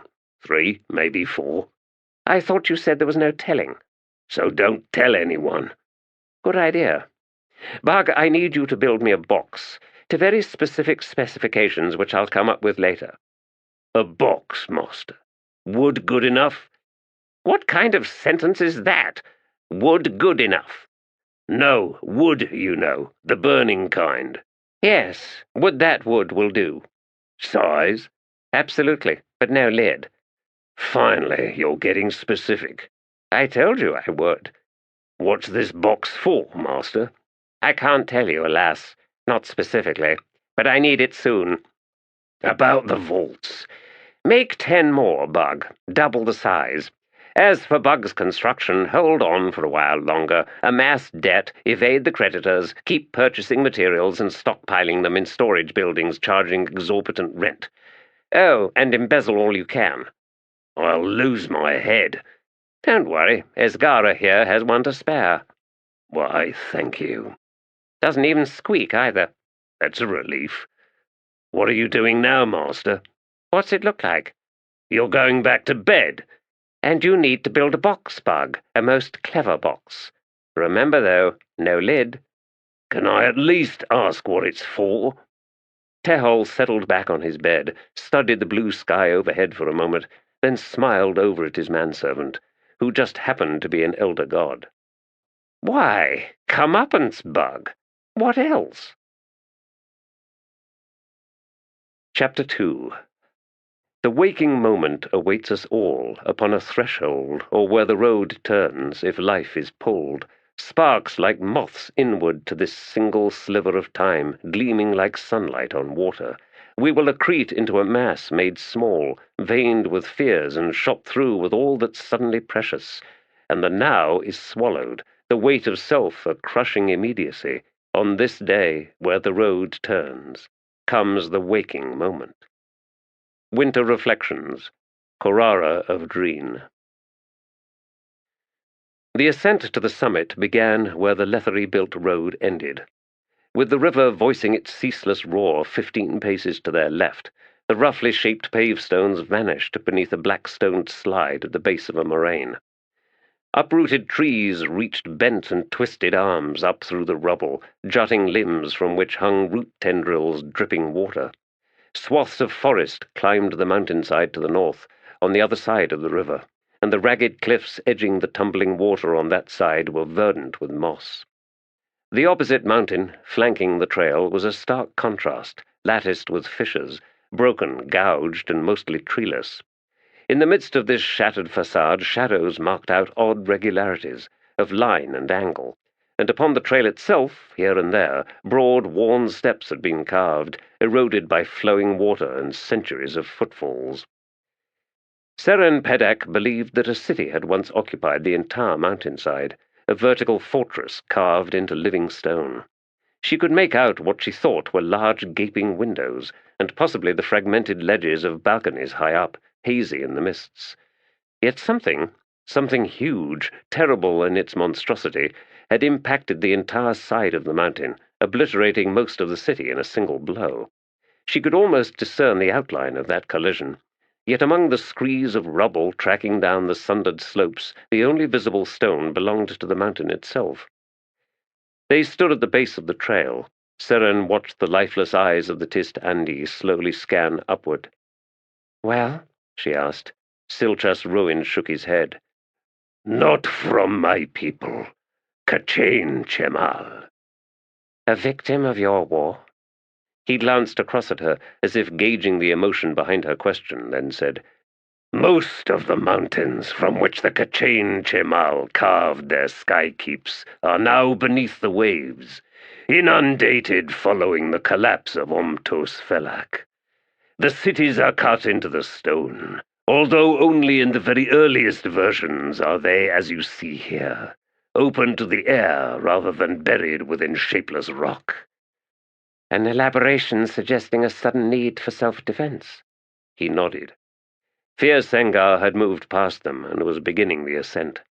After a moment, Udinas and Kettle followed. Seren had prevailed in her insistence to leave the horses behind. In a clearing off to their right sat 4 wagons covered with tarps. It was clear that no such contrivance could manage this climb, and all transport from here on was by foot. As for the mass of weapons and armor the slavers had been conveying, either it would have been stashed here, awaiting the hauling crew, or the slaves would have been burdened like mules. "I have never made this particular crossing," Seren said, "although I have viewed this mountainside from a distance. Even then, I thought I could see evidence of reshaping. I once asked Trull Beddict about it, but he would tell me nothing. At some point, however, I think our trail takes us inside." The sorcery that destroyed this city was formidable, Siltras Roin said. "Perhaps some natural force." "No, Aquitor. Starvald Demolain. The destruction was the work of dragons, elate of the pure blood. At least a dozen, working in concert, a combined unleashing of their warrens. Unusual," he added. "Which part?" "Such a large alliance, for one. Also the extent of their rage. I wonder what crime the Kachin Chemal committed to warrant such retaliation." "I know the answer to that," came a sibilant whisper from behind them, and Seren turned, squinted down at the insubstantial wraith crouched there. "Whither? I was wondering where you had gone to." "Journeys into the heart of the stone, Seren Pedek, into the frozen blood. What was their crime, you wonder, Silchas Ruin? Why, nothing less than the assured annihilation of all existence. If extinction awaited them, then so too would all else die. Desperation or evil spite? Perhaps neither. Perhaps a terrible accident, that wounding at the center of it all. But what do we care? We shall all be dust by then, indifferent, insensate." Siltras Roin said without turning. "Beware the frozen blood, Wither. It can still take you." The wraith hissed a laugh. "Like an ant to sap, yes. Oh, but it is so seductive, master." "You have been warned. If you are snared, I cannot free you." The wraith slithered past them, flowed up the ragged steps. Seren adjusted the leather satchel on her shoulders. "The Fent carried supplies balanced on their heads. Would that I could do the same." "The vertebrae become compacted," Siltras Ruin said, "resulting in chronic pain." "Well, mine are feeling rather crunched right now, so I'm afraid I don't see much difference." She began the climb. "You know, as a soul taken, you could just—" "No," he said as he followed. "There is too much bloodlust in the veering. The draconian hunger within me is where lives my anger, and that anger is not easily contained." She snorted, unable to help herself. "You are amused, Aquitor?" "Skabandari is dead. Fear has seen his shattered skull. You were stabbed and then imprisoned, and now that you are free, all that consumes you is the desire for vengeance. Against what? Some incorporeal soul? Something less than a wraith? What will be left of Skabandari by now?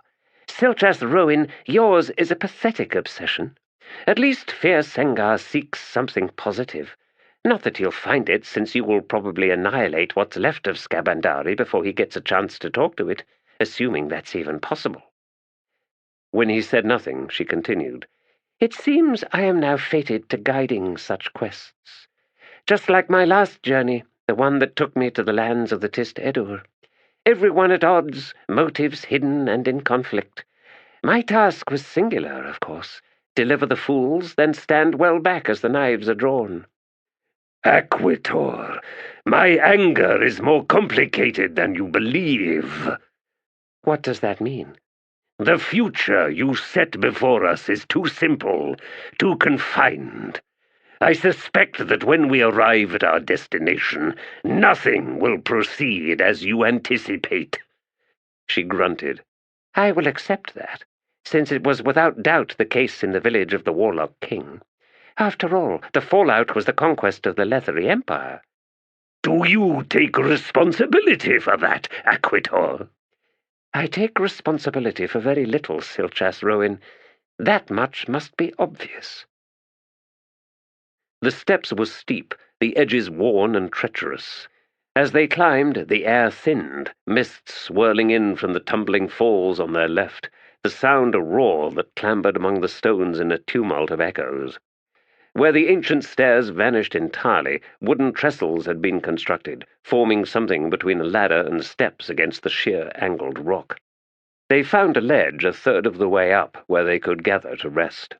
Among the scatter of rubble on the shelf were remnants of metopes, cornices, and friezes bearing carvings too fragmented to be identifiable, suggesting that an entire facade had once existed directly above them. The scaffolding became a true ladder here, and off to the right, 3 man-heights up, gaped the mouth of a cave, rectangular, almost door-shaped. Udinas stood regarding that dark portal for a long time before he turned to the others. I suggest we try it. There is no need, slave, replied Sengar. This trail is straightforward, reliable. And getting icier the higher we go. The indebted grimaced, then laughed. Oh, there are songs to be sung, are there, Fear? The perils and tribulations, the glories of suffering, all to win your heroic triumph. You want the elders who were once your grandchildren to gather the clan round the fire for the telling of your tale, a lone warrior's quest for his god.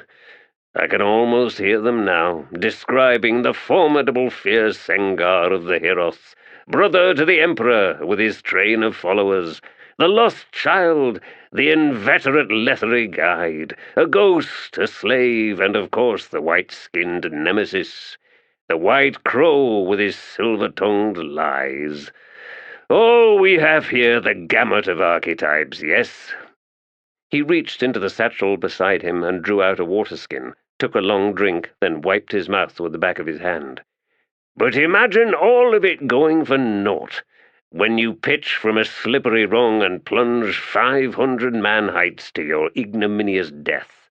Not how the story goes, alas. But then, life isn't a story now, is it? He replaced the skin and shouldered his pack. The embittered slave chooses a different route to the summit, the fool. But then, he paused to grin back at Fear, somebody has to be the moral lesson in this epic, right? Seren watched the man climbing the rungs. When he came opposite the cave mouth, he reached out until one hand gripped the edge of a stone, then followed with a foot, stretching until the probing tip of his moccasins settled on the ledge. Then, in a swift shifting of weight, combined with a push away from the ladder, he fluidly spun on one leg, the other swinging over empty air. Then, stepping inward, pulled by the weight of the satchel on his back, into the gloom of the entrance. "Nicely done," Silchas Rowan commented, and there was something like amusement in his tone, as if he had enjoyed the slave's poking at fierce Sengar's sententious self-importance, thus revealing 2 edges to his observation. "I am of a mind to follow him." "Me too," said Kettle. Seren Pedak sighed. "Very well, but I suggest we use ropes between us and leave the showing off to Udinas." The mouth of the cave revealed that it had been a corridor, probably leading out onto a balcony before the facade had sheared off. Massive sections of the walls, riven through with cracks, had shifted, settled at conflicting angles, and every crevasse, every fissure on all sides that Seren could see, seethed with the squirming furred bodies of bats, awakened now to their presence, chittering and moments from panic. As Seren set her pack down, Udinas moved beside her. "Here," he said, his breath pluming. "Light this lantern, Aquitor. When the temperature drops, my hands start going numb." At her look, he glanced over at Tiste Sengar, then said, "Too many years reaching down into icy water. A slave among the Edur knows little comfort." "You were fed," Tiste Sengar said. "When a bloodwood tree toppled in the forest," Udinas said, "we'd be sent out to drag it back to the village. Do you remember those times, Fear? Sometimes the trunk would shift unexpectedly, slide in mud or whatever, and crush a slave. One of them was from our own household. You don't recall him, do you? What's one more dead slave? You Edur would shout out when that happened, saying the bloodwood spirit was thirsty for Letherii blood." "Enough, Udinas," Seren said, finally succeeding in lighting the lantern. As the illumination burgeoned, the bats exploded from the cracks, and suddenly the air was filled with frantic beating wings. A dozen heartbeats later, the creatures were gone. She straightened, raising the lantern. They stood on a thick, mouldy paste, guano crawling with grubs and beetles, from which rose a foul stench. "We'd better move in," Seren said, "and get clear of this. There are fevers." The man was screaming as the guards dragged him by his chains across the courtyard to the ring wall. His crushed feet left bloody smears on the pavestones. Screams of accusation wailed from him, shrill outrage at the shaping of the world, the Letherii world. Tanal Yathvana snorted softly. "Hear him! Such naivety!" Karos Invictad, standing beside him on the balcony, gave him a sharp look. "You foolish man, Tanal Yathvana." "Invigilator?" Karos Invictad leaned his forearms on the railing and squinted down at the prisoner. Fingers like bloated river worms slowly entwined. From somewhere overhead a gull was laughing. "Who poses the greatest threat to the Empire, Yathvana?" "Fanatics," Tanal replied after a moment, "like that one below." "Incorrect. Listen to his words.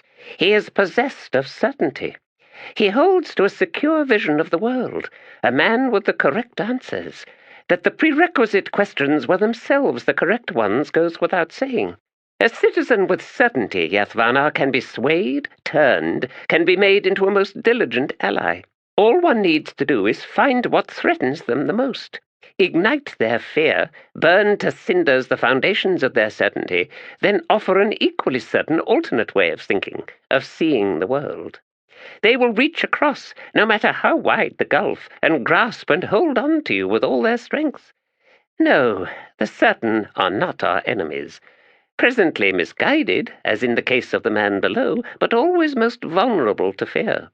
Take away the comfort of their convictions, then coax them with seemingly cogent and reasonable convictions of our own making. Their eventual embrace is assured." "I see. Tanal Yathvana, our greatest enemies are those who are without certainty, the ones with questions, the ones who regard our tidy answers with unquenchable skepticism.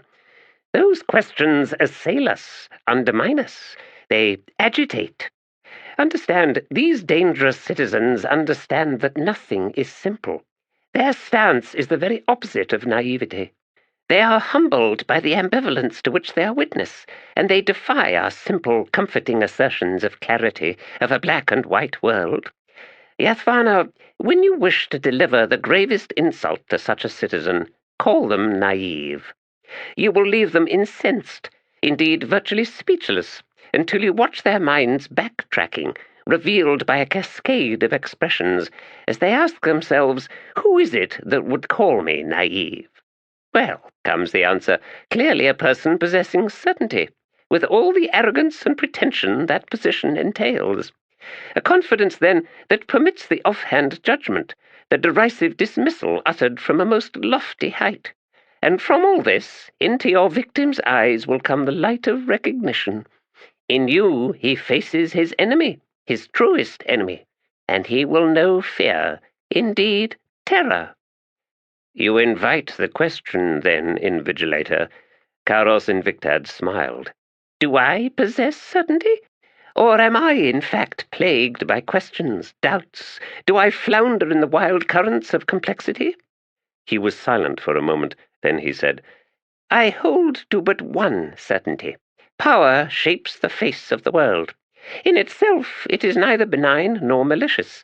It is simply the tool by which its wielder reshapes all that is around him or herself, reshapes it to suit his or her own comforts. Of course, to express power is to enact tyranny, which can be most subtle and soft, or cruel and hard. Implicit in power, political, familial, as you like, is the threat of coercion, against all who choose to resist. And know this, if coercion is available, it will be used. He gestured. Listen to that man. He does my work for me. Down in the dungeons, his cellmates hear his ravings, and some among them join in chorus. The guards take note of who, and that is a list of names I peruse daily, for they are the ones I can win over. The ones who say nothing or turn away, now that is the list of those who must die. So, said Tanal, we let him scream. Yes, the irony is, he truly is naive, although not, of course, as you originally meant. It is his very certainty that reveals his blithe ignorance. It is a further irony that both extremes of the political spectrum reveal a convergence of the means and methods, and indeed the very attitudes of the believers, their ferocity against naysayers, the blood they willingly spill for their cause, defending their version of reality, the hatred they reveal for those who voice doubts. Skepticism disguises contempt, after all, and to be held in contempt by one who holds to nothing is to feel the deepest, most cutting wound. And so we who hold to certainty, Yathvanar, soon find it our mission to root out and annihilate the questioners. And my, the pleasure we derive from that! Tanal Yathvanar said nothing, inundated with a storm of suspicions, none of which he could isolate, chase down. Karos Invictad said, You were so quick to judge, weren't you? You revealed so much with that contemptuous utterance. And I admit to being amused at my own instinctive response to your words. Naive. Errant take me. I wanted to rip your head from your body, like decapitating a swamp fly. I wanted to show you true contempt. Mine. For you and your kind. I wanted to take that dismissive expression on your face and push it through an offal grinder. You think you have all the answers? You must, given the ease of your voiced judgment. Well, you pathetic little creature, one day uncertainty will come to your door, will clamber down your throat, and it will be a race to see which arrives first, humility or death. Either way, I will spare you a moment's compassion, which is what sets you and me apart, isn't it? A package arrived today, yes? Tanal blinked. See how we all possess a bloodlust. Then he nodded. Yes, Invigilator, a new puzzle for you. Excellent. From whom? Anonymous. Most curious.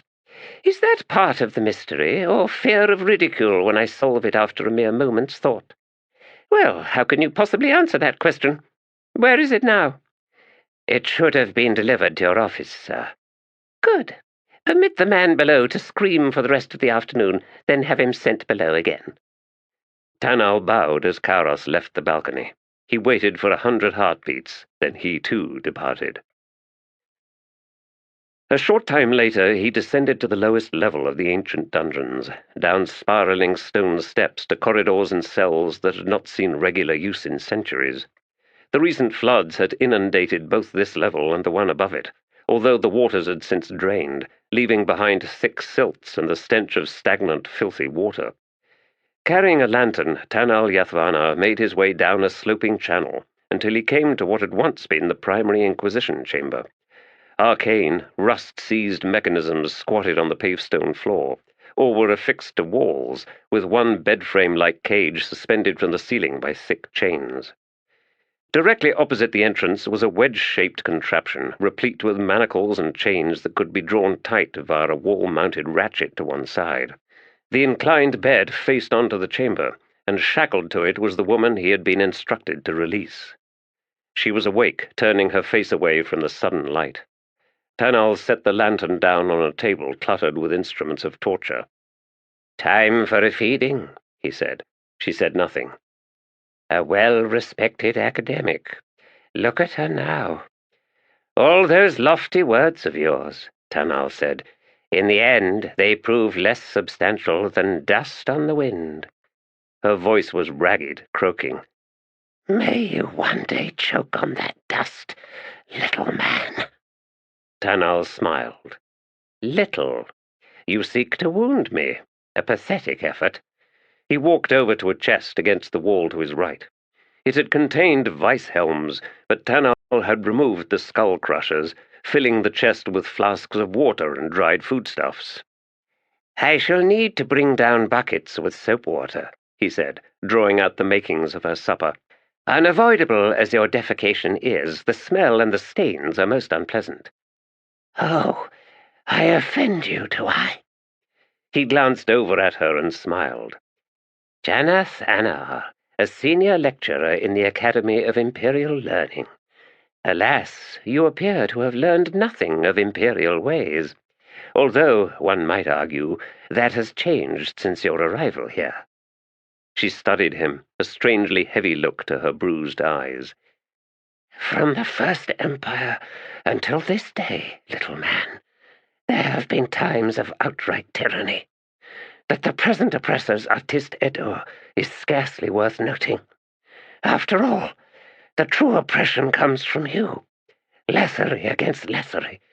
Furthermore, Tanal said, mocking her, the patriotists are the Letherii gift of mercy against their own. Better us than the Edur.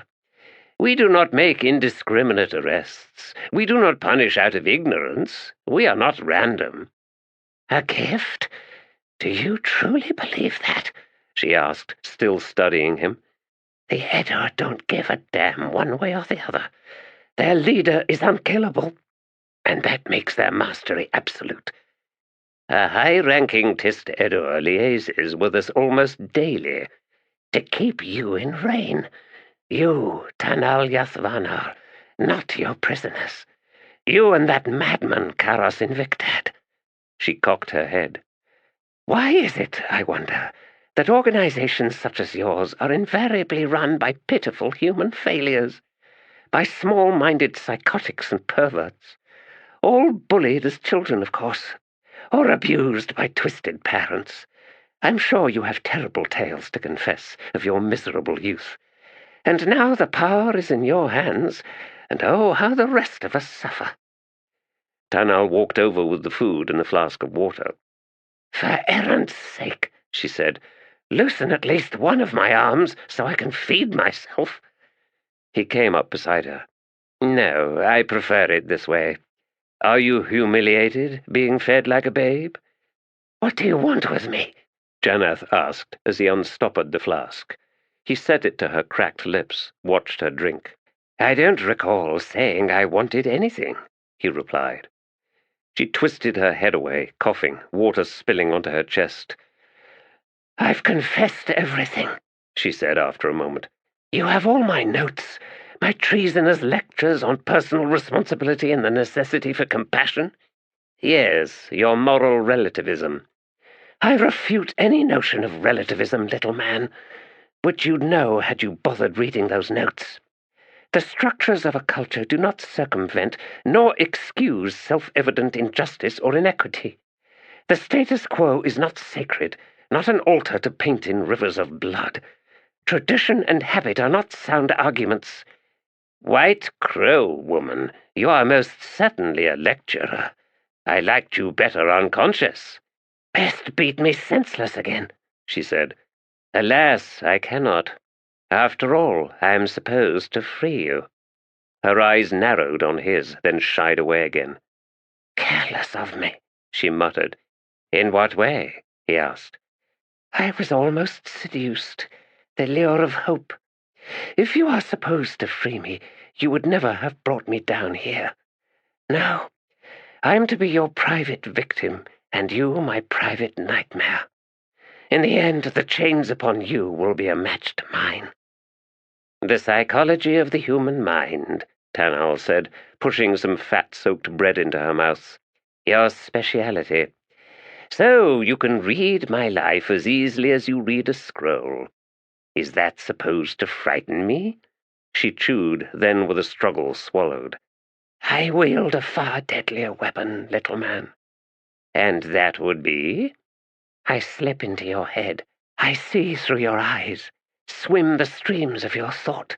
I stand there, looking at the soiled creature chained to this rape bed, and eventually I begin to understand you. It's more intimate than making love, little man, because all your secrets vanish.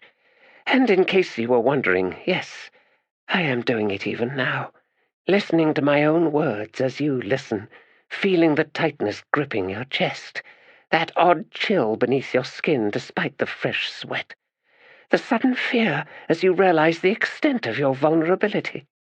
He struck her, hard enough to snap her head to one side. Blood gushed from her mouth. She coughed, spat, then spat again, her breath coming in ragged, liquid gasps. We can resume this meal later, he said, struggling to keep his words toneless. I expect you'll do your share of screaming in the days and weeks to come, Janeth, but I assure you your cries will reach no one. A peculiar hacking sound came from her. After a moment, Tanal realized she was laughing. Impressive bravado, he said with sincerity. Eventually, I may in truth free you. For now, I remain undecided. I'm sure you understand. She nodded. You arrogant bitch, he said. She laughed again. He backed away. Do not think I will leave the lantern, he snarled. Her laughter followed him out, cutting like broken glass. The ornate carriage, trimmed in gleaming bloodwood, was motionless, drawn up to one side of the main thoroughfare of Dreen, its tall wheels straddling the open sewer. The 4 bone-white horses stood listless in the unseasonal heat, heads hanging down over their collars. Directly ahead of them, the street was framed in an arching open gate, and beyond it was the sprawling maze of the High Market, a vast concourse crowded with stalls, carts, livestock, and throngs of people. The flow of wealth, the cacophony of voices, and the multitude of proffering or grasping hands seemed to culminate in a force battering at Bronhunters' senses, even from where he sat, protected within the plush confines of the carriage. The heaving sounds from the market, the chaotic back-and-forth flow of people beneath the gate, and the crowds on the street itself all made the overseer think of religious fervor, as if he was witness to a frenzied version of a Tiste Edur funeral. In place of the women voicing their rhythmic grunts of constrained grief, drovers bullied braying beasts through the press. Instead of unblooded youths wading through blood-frothed surf, pounding paddles against the waves, there was the clatter of cartwheels and the high piping cries of hawkers. The wood smoke of the pyres and offerings in wreathing an Edur village was, here, a thick dusty river tainted with 1,000 scents. Dung, horse piss, roasting meat, vegetables and fish, uncured myrid hides and tanned rodara skins, rotting wastes and the cloying smells of intoxicating drugs. Here, among the Letherii, no precious offerings were thrown into the sea. Tusked seal ivory leaned against shelves like fang rows from some wooden mechanisms of torture. In other stalls, that ivory reappeared, this time carved into 1,000 shapes, many of them mimicking religious objects from the Edur, the Jek, and the Fent, or as playing pieces for a game. Polished amber was adornment, not the sacred tears of captured dusk, and bloodwood itself had been carved into bowls, cups, and cooking utensils, or to trim an ostentatious carriage. Through a slit in the shutters, the overseer watched the surging to and fro on the street. An occasional Tiste Edur appeared in the crowds, a head taller than most Letherii, and Broll thought he could read something of bemusement behind their haughty, remote expressions. And once, in the face of an overdressed, ring-speared elder whom Broll knew personally, he saw the glint of avarice in the Edur's eyes. Change was rarely chosen, and its common arrival was slow, subtle. Granted, the Letherii had experienced the shock of defeated armies, a slain king, and a new ruling class, but even then such sudden reversals had proved not nearly as catastrophic as one might have expected. The skein that held Lether together was resilient, and, Broll now knew, far stronger than it appeared. What disturbed him the most, however, was the ease with which that skein entwined all who found themselves in its midst. Poison in that touch, yet not fatal, just intoxicating. Sweet, yet perhaps ultimately deadly. This is what comes of comfort. Yet he could well see the reward of comfort was not available to all. Indeed, it seemed disturbingly rare. While those who possessed wealth clearly exulted in its display, that very ostentation underscored the fact that they were a distinct minority. But that imbalance was, he now understood, entirely necessary. Not everyone could be rich. The system would not permit such equity, for the power and privilege it offered was dependent on the very opposite. Inequity. Else how can power be assessed? How can the gifts of privilege be valued? For there to be rich, there must be poor, and more of the latter than the former. Simple rules, easily arrived at through simple observation. Rhulad was not a sophisticated man, a shortcoming he was reminded of every day since his arrival as overseer of Dreen. He had no particular experience with governing, and few of the skills in his possession were proving applicable to his new responsibilities. The factor, Letherii, was conducting an unofficial war against the tribes beyond the borderlands, using imperial troops to steal land and consolidate his newfound holdings. There was no real justification for this bloodshed. The goal was personal wealth. As yet, however, Rhulad did not know what he was going to do about it, if indeed he was going to do anything. He had prepared a long report to the Emperor, providing well-documented details describing the situation here in Dreen. That report remained in Rhul's possession, for he had begun to suspect that, should he send it off to Letheras, it would not reach the Emperor or any of his Edur advisers. The Letherii Chancellor, Gnol, appeared to be complicit and possibly even in league with Letherii, hinting at a vast web of power, hidden beneath the surface and seemingly thriving unaffected by Edur rule. At the moment, all Rhulad had were suspicions, hints of that insidious web of power. One link was certain, and that was with this Letherii association of wealthy families, the Liberty Consign. Possibly this organization was at the very heart of the hidden power, but he could not be sure. Rhulad, a minor noble among the Tiste Edur, and newly appointed overseer to a small city in a remote corner of the empire, well knew that he could not challenge such a thing as the Liberty Consign. He was, indeed, beginning to believe that the Tiste Edur tribes, scattered as they had become across this vast land, were little more than flotsam riding the indifferent currents of a turgid, deep river. Yet there is the Emperor, who is quite probably insane. He did not know to whom to turn, nor even if what he was witnessing was, in truth, as dangerous as it seemed. Rhul was startled by a commotion near the gate, and he leaned forward to set an eye against the slit between the shutters. An arrest. People were quickly moving away from the scene as two nondescript Letherii, one to each side, pushed their victim face first against one of the gate's uprights. There were no shouted accusations, no frightened denials. The silence shared by the patriotist agents and their prisoner left the overseer strangely shaken, as if the details did not matter to any of them. One of the agents was searching for weapons, finding none, and then, as his fellow agent held the man against the ornate upright, he removed the leather hip satchel from the man's belt and began rummaging through it. The prisoner's face was pressed sideways against the bas-relief carvings on the broad, squared column, and those carvings depicted some past glory of the Letherii Empire. Rhulad suspected the irony was lost on all concerned. Sedition would be the charge. It was always the charge. But against what? Not the presence of the Tiste Edur. That would be pointless, after all, and certainly there had been virtually no attempts at reprisal, at least none that Rhulad had heard about. So, what precisely? Against whom?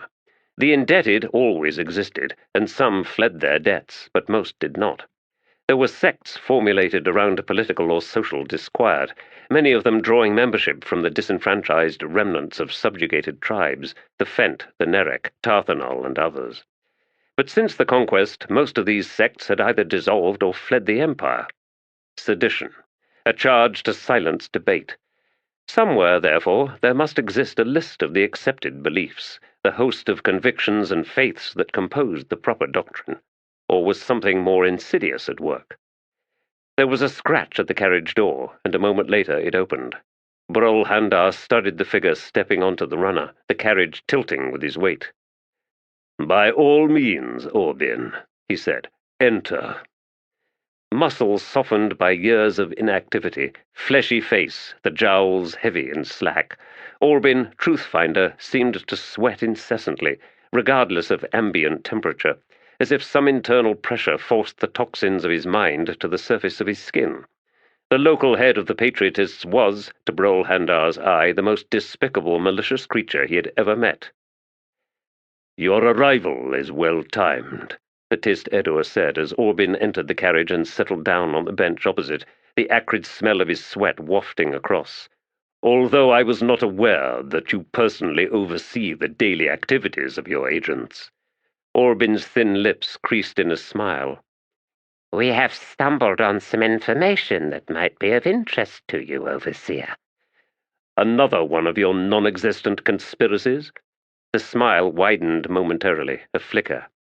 "If you are referring to the Volcando conspiracy, alas, that one belongs to the Liberty Consign. The information we have acquired concerns your people." "My people." "Very well." Rhulad waited. Outside, the two agents were dragging their prisoner away, and around them the flow of humanity resumed, furtive in their avoidance. "A party was sighted west of Blue Rose. 2 Tiste Edur, one of them white-skinned. This latter one, I believe, has become known as the White Crow. A most disturbing title for us Letherii, by the way." He blinked, the lids heavy. "Accompanying them were 3 Letherii, 2 female and 1 an escaped slave with the ownership tattoos of the Heros tribe." Rhul forced himself to remain expressionless, although a tightness gripped his chest. "This is none of your business. Do you have more details as to their precise location?" "They were heading east to the mountains. There are 3 passes, only 2 open this early in the season." Rhulad slowly nodded. "The Emperor's Karisnan are also capable of determining their general whereabouts. Those passes are blocked." He paused, then said, "It is as Hanan Mosag predicted." Orbin's dark eyes studied him from between folds of fat. "I am reminded of Edur efficiency." "Yes." The man known as Truthfinder went on. "The Patriotists have questions regarding this white-skinned Tiste Edur, this White Crow. From which tribe does he hail?" "None. He is not Tiste Edur." "Ha! I am surprised. The description—" Rhulad said nothing. "Overseer, can we assist?" "Unnecessary at this time," Rhul replied. "I am most curious as to why you have not already closed in on this party and effected a capture. My sources indicate that the Tiste Edur is none other than Sengar, the Emperor's brother." "As I said, the passes are blocked." "Ah, then you are tightening the net even as we speak." Rhulad smiled. "Orbin, you said earlier the Volcando conspiracy is under the purview of the Liberty Consign. By that, are you truly telling me that the Patriotists are without interest in that matter?" "Not at all. The Consign makes use of our network on a regular basis." "For which you are no doubt rewarded." "Of course." "I find myself—" Orbin raised a hand, head cocking. "You will have to excuse me, Overseer. I hear alarms." He rose with a grunt, pushing open the carriage door. Bemused, Rhul said nothing, watching as the Letherii left. Once the door was closed, he reached to a small compartment and withdrew a woven ball filled with scented grasses, then held it to his face. A tug on a cord stirred the driver to collect up the traces. The carriage lurched as it rolled forward. Rhul could hear the alarms now, a frantic cacophony. Leaning forward, he spoke into the voice tube. "Take us to those bells, driver." He hesitated, then added, "No hurry." The Dreen garrison commanded a full dozen stone buildings situated on a low hill north of the city centre. Armory, stables, barracks, and command headquarters were all heavily fortified, although the complex was not walled. Dreen had been a city-state once, centuries past, and after a protracted war with the All, the beleaguered king had invited Letherii troops to effect victory against the nomads. Decades later, evidence had come out that the conflict itself had been the result of Letherii manipulations. In any case, the Letherii troops had never left. The king accepted the title of vizier, and in a succession of tragic accidents, he and his entire line were wiped out. But that was history now, the kind that was met with indifference. 4 principal avenues extended out from the garrison's parade grounds, the one leading northward converging with the gate road that led to the city wall and the north coast track, the least frequented of the 3 landward routes to and from the city. In the shadows beneath the gabled balcony of a palatial estate just beyond the armory, on the north avenue, a clear line of sight was available for the short, lithe figure standing in the cool gloom. A rough woven hood hid the features, although had anyone bothered to pause in passing, squinting hard, they would have been startled to see the glint of crimson scales where the face should have been, and eyes hidden in black-rimmed slits. But there was something about the figure that encouraged inattention. Gazes slid past, rarely comprehending that, indeed, someone stood in those shadows. He had positioned himself there just before dawn, and it was now late afternoon. Eyes fixed on the garrison, the messengers entering and exiting the headquarters, the visitation of a half-dozen noble merchants, the purchasing of horses, scrap metal, saddles, and other sundry materiel. He studied the skin hides on the round shields of the lancers, flattened faces, the skin darkened to somewhere between purple and ochre, making the tattooing subtle and strangely beautiful. Late afternoon, the shadows lengthening, and the figure made note of 2 Letherii men passing across his field of vision for the second time. Their lack of attention seemed conspicuous, and some instinct told the cowled figure that it was time to leave. As soon as they had passed by, heading up the street, westward, the figure stepped out from the shadows, walked swiftly and silently after the 2 men. He sensed their sudden heightened awareness, and perhaps something like alarm. Moments before catching up to them, he turned right into an alley leading north. 15 paces in, he found a dark recess in which he could hide. He drew back his cloak and cinched it, freeing his arms and hands. A dozen heartbeats passed before he heard their footfalls. He watched them walk past, cautious, both with drawn knives. One whispered something to the other, and they hesitated. The figure allowed his right foot to scrape as he stepped forward. They spun round. The Aldan Cadaran whip was a whisper as it snaked out, the leather, studded with coin-sized, dagger-sharp, overlapping half-moon blades, flickering out in a gleaming arc that licked both men across their throats. Blood sprayed. He watched them crumple. The blood flowed freely, more from the man who had been on the left, spreading across the greasy cobbles. Stepping close to the other victim, he unsheathed a knife and plunged it point first into his throat. Then, with practiced familiarity, he cut off the man's face, taking skin, muscle, and hair. He repeated the ghastly task with the other man. 2 fewer agents of the Patriotists to contend with. Of course, they worked in 3s, one always at a distance, following the first 2. From the garrison, the first alarms sounded, a shrill collection of bells that trilled out through the dusty air above the buildings.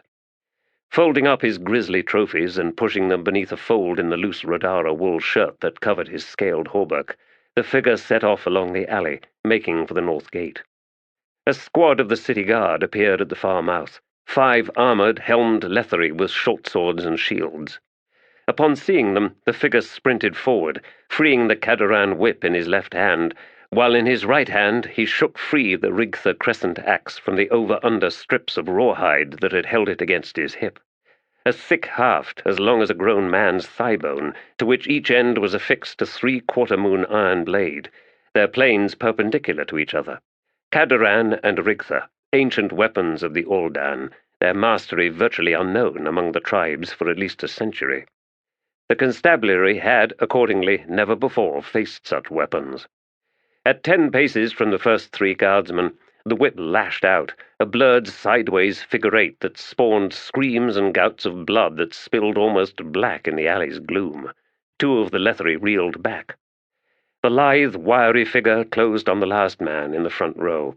Right hand slid along the haft to run up against a flange beneath the left side crescent blade, the haft slapping parallel to the underside of his forearm as he brought the weapon up, blocking a desperate slash from the guard's short sword. Then, as the awl threw his elbow forward, the right side blade flashed out, cutting at the man's face, connecting just below the helm's rim, chopping through the nasal ridge and frontal bone before dipping into the soft matter of his brain.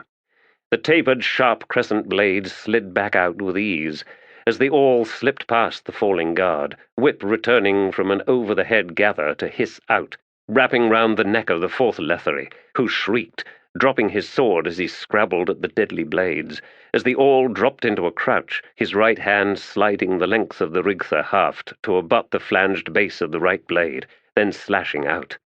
The fifth guard jerked his shield upward to block, but too late. The blade caught him across the eyes.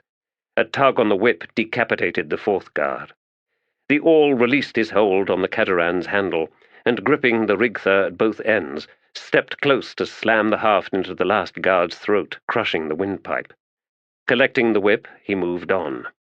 A street, the sound of lancers off to the right. The gate, 50 paces to the left, now knotted with guards, heads turning his way. He raced straight for them. Atriprida Bivat took personal command of a troop of lancers. 20 riders at her back, she led her horse at a canter, following the trail of a bloodbath. The 2 patriotist agents midway down the alley, 5 city guardsmen at the far end. Riding out onto the street, she angled her mount to the left, drawing her longsword as she neared the gate.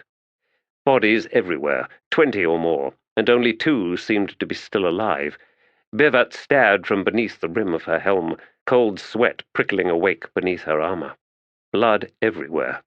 On the cobbles, splashed high on the walls and the gate itself, dismembered limbs, the stench of vacated bowels, spilled intestines. One of the survivors was screaming, head whipping back and forth. Both his hands had been sliced off. Just beyond the gate, Bivat saw as she reined in, 4 horses were down, their riders sprawled out on the road. Drifting dust indicated that the others from the first troop to arrive were riding in pursuit. The other survivor stumbled up to her. He had taken a blow to the head, the helm dented on one side and blood flowing down that side of his face and neck. In his eyes, as he stared up at her, a look of horror. He opened his mouth, but no words came forth. Bivat scanned the area once more, then turned to her Finad. "Take the troop through. Go after them. Get your weapons out, damn you!" She glared back down at the guardsman. "How many were there?" He gaped. More guardsmen were arriving. A cutter hurried to the screaming man who had lost his hands. "Did you hear my question?" Bivat hissed. He nodded, then said, One man, Atriprida." "One? Ridiculous. Describe him." "Scales. His face was scales. Red as blood." A rider from her troop returned from the road. "The first troop of lancers are all dead, Atriprida," he said, his tone high and pinched. "Further down the road. All the horses but one. Sir, should we follow?" "Should you follow? You damned fool! Of course you should follow! Stay on his trail!" A voice spoke behind her. "That description, Atriprida." She twisted round in her saddle. Albin Truthfinder, sheathed in sweat, stood amidst the carnage, his small eyes fixed on her. Bivat bared her teeth in a half-snarl. "Yes," she snapped. "Red Mask, none other." The commander of the patriotists in Dreen pursed his lips, glanced down to scan the corpses on all sides. "It seems," he said, "his exile from the tribes is at an end." "Yes, errant save us." Brol Handar stepped down from the carriage and surveyed the scene of battle. He could not imagine what sort of weapons the attackers had used to achieve the sort of damage he saw before him. The Atriprida had taken charge, as more soldiery appeared, while Albin Truthfinder stood in the shade of the gate blockhouse entrance, silent and watching. The overseer approached Bivat. "Atriprida," he said, "I see none but your own dead here." She glared at him, yet it was a look containing more than simple anger. He saw fear in her eyes. "The city was infiltrated," she said, "by an all-warrior." "This is the work of one man?" "It is the least of his talents." Ah, then you know who this man is. Overseer, I am rather busy. Tell me of him. Grimacing, she gestured him to one side of the gate. They both had to step carefully over corpses sprawled on the slick cobblestones. I think I have sent a troop of lancers out to their deaths, Overseer. My mood is not conducive to lengthy conversation. Oblige me. If a war party of Aldan warriors is at the very edge of this city, there must be an organized response. One, he added, seeing her offended look, involving the Tiste Edur as well as your units. After a moment she nodded. Red Mask, the only name by which we know him. Even the Aldan have but legends of his origins. And they are? Letherii Annicht. Brolhandar hissed in anger and glared across at Orbin, who had moved within hearing range. Why is it that every disaster begins with that man's name? Bivat resumed. There was skirmishing years ago now between a rich All tribe and the Factor. Simply, Letherii Annicht coveted the tribe's vast herds.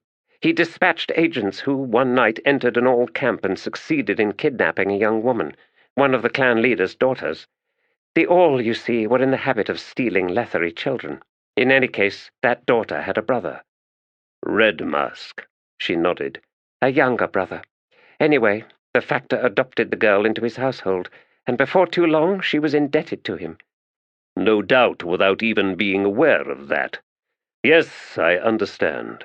And so, in order to purchase that debt and her own freedom, Leto demanded her father's herds. Yes, more or less. And the clan leader agreed. Alas, even as the Factor's forces approached the All camp with their precious cargo, the girl plunged the knife into her own heart. Thereafter things got rather confused. Letherii Annicht's soldiers attacked the All camp, killing everyone. The Factor decided he would take the herds anyway. Yes. It turned out, however, that there was one survivor. A few years later, as the skirmishes grew fiercer, the Factor's troops found themselves losing engagement after engagement.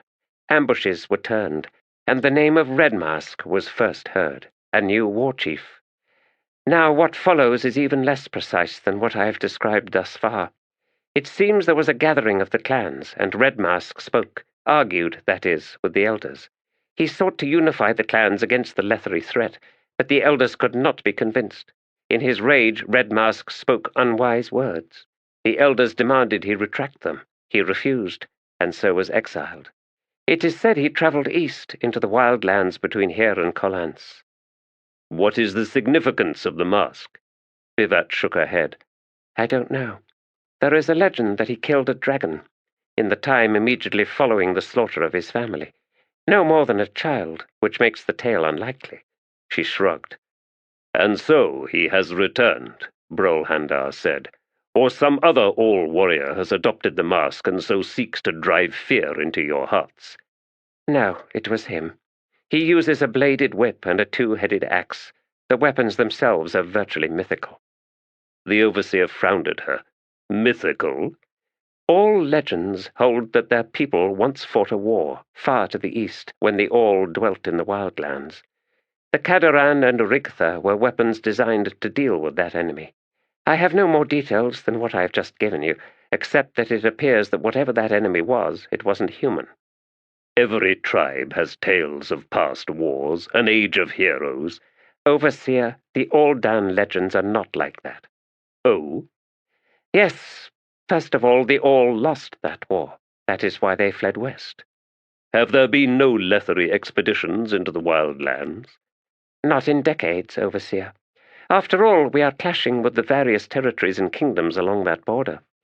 The last expedition was virtually wiped out, a single survivor driven mad by what she had seen. She spoke of something called the Hissing Night, the voice of death, apparently.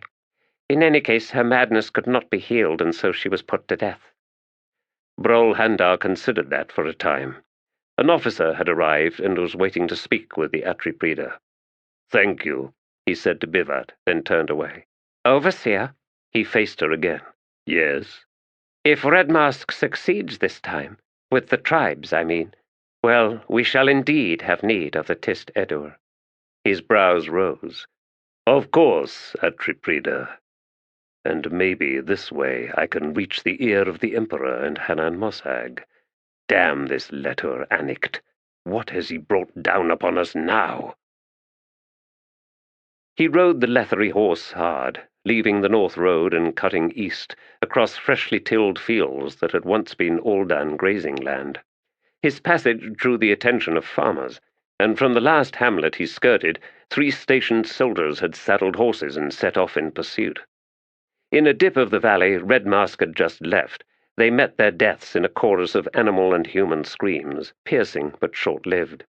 A bluster of Renazans spun in a raucous cloud over the all-warriors' head, driven away from their favoured hosts by the varlets, their wings beating like tiny drums, and their long serrated tails hissing in the air as they tracked Red Mask. He had long since grown used to their ubiquitous presence.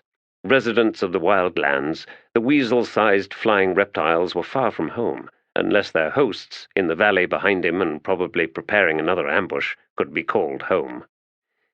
He slowed his horse, shifting in discomfort at the awkward Letherii saddle. No one would reach him now, he knew, and there was no point in running this beast into the ground. The enemy had been confident in their city garrison, brazen with their trophies, and Red Mask had learned much in the night and the day he had spent watching them. Blue Rose lancers, properly stirruped and nimble on their mounts, far more formidable than the foot soldiers of years before. And thus far, since his return, he had seen of his own people only abandoned camps, drover tracks from smallish herds and disused teepee rings. It was as if his home had been decimated and all the survivors had fled, and at the only scene of battle he had come upon there had been naught but the corpses of foreigners. The sun was low on the horizon behind him, dusk closing in, when he came upon the first burned Aldan encampment. A year old, maybe more. White bones jutting from the grasses, blackened stumps from the hut frames, a dusty smell of desolation. No one had come to retrieve the fallen, to lift the butchered bodies onto lashed platforms, freeing the souls to dance with the carrion birds. The scene raised grim memories. He rode on. As the darkness gathered, the Renazans slowly drifted away, and Red Mask could hear the double thump, one set to either side, as his 2 companions, their bloody work done, moved up into flanking positions, barely visible in the gloom. The Renazans settled onto the horizontal, scaled backs to lick splashed gore and pluck ticks, to lift their heads in snapping motions, inhaling sharply to draw in the biting insects that buzzed too close. Red Mask allowed his eyes to half close. He had been awake for most of 2 days, with Saga, the hulking male, gliding over the ground to his right, and Gunth Mac, the young drone that was even now growing into a female, on his left. He could not be more secure. Like the Renazan, the 2 Kachane Chemal seemed content, even in this strange land and so far away from their kin. Content to follow Red Mask, to protect him, to kill Letherii. And he had no idea why. Silchas Rowan's eyes were reptilian in the lantern light. No more appropriate a sight possible given the chamber they now found themselves in, as far as Sharpened was concerned. The stone walls, curving upward to a dome, were carved in overlapping scales. The unbroken pattern left her feeling disoriented, slightly nauseous. She settled onto the floor, blinked the grit from her eyes. It must be near morning, she judged. They had been walking tunnels, ascending inclines and spiraling ramps for most of an entire night. The air was stale, despite the steady downward flow of currents, as if it was gathering ghosts with every chamber and down every corridor it traversed. She glanced away from her regard of Silchas Rowan, irritated at her own fascination with the savage, unearthly warrior, the way he could hold himself so perfectly still, even the rise and fall of his chest barely discernible. Buried for millennia, yet he did indeed live. Blood flowed in his veins, thoughts rose grimed with the dust of disuse. When he spoke, she could hear the weight of barrow stones. It was unimaginable to her how a person could so suffer without going mad. Then again, perhaps he was mad, something hidden deep within him, either constrained by exigencies or simply awaiting release. As a killer, for that surely was what he was both thorough and dispassionate, as if mortal lives could be reduced in meaning, reduced to surgical judgment, obstacle or ally.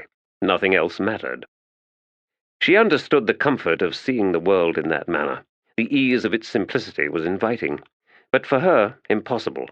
One could not will oneself blind to the complexities of the world. Yet for Silchas Rowan, such seeming complexities were without relevance. He had found a kind of certainty, and it was unassailable. Alas, Fierce Sengar was not prepared to accept the hopelessness of his constant assaults upon Silchas Rowan. The Tiste Edur stood near the triangular portal they would soon pass through, as if impatient with this rest stop. "You think," he now said to Silchas Rowan, "that I know virtually nothing of that ancient war, the invasion of this realm?" The albino Tiste Andy's eyes shifted, fixed on Fierce Sengar, but Silchas Rowan made no reply. "The women remembered," Fear said. "They passed the tales to their daughters, generation after generation. Yes, I know that Scabandari drove a knife into your back, there on that hill overlooking the field of battle. Yet was this the first betrayal?" If he was expecting a reaction, he was disappointed. Udinas loosed a low laugh from where he sat with his back to the scaled wall. "You two are so pointless," he said. "Who betrayed whom? What does it matter?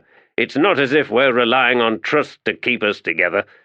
Tell me, Fierce Sengar, once master of mine, does your brother have any idea of who Ruin is? Where he came from? I would suggest not, else he would have come after us personally with 10,000 warriors at his back. Instead, they toy with us. Aren't you even curious why?" No one spoke for a half-dozen heartbeats. Then Kettle giggled, drawing all eyes to her. Her blink was owlish. "They want us to find what we're looking for first, of course." "Then why block our attempts to travel inland?" Seren demanded. "Because they know it's the wrong direction." "How could they know that?" Kettle's small, dust-stained hands fluttered like bats in the gloom. "The crippled god told them, that's how. The crippled god said it's not yet time to travel east. He's not ready for open war yet. He doesn't want us to go into the wildlands, where all the secrets are waiting." Seren Pedak stared at the child. "Who in Erent's name is the crippled god?" "The one who gave Rhulad his sword, Aquitor. The true power behind the Tiste Edur." Kettle threw up her hands. "Scabandar is dead. The bargain was Hanan Mossag's, and the coin was Rhulad Sengar." Fierce stood with bared teeth, staring at Kettle with something like terror in his eyes. "How do you know this?" he demanded.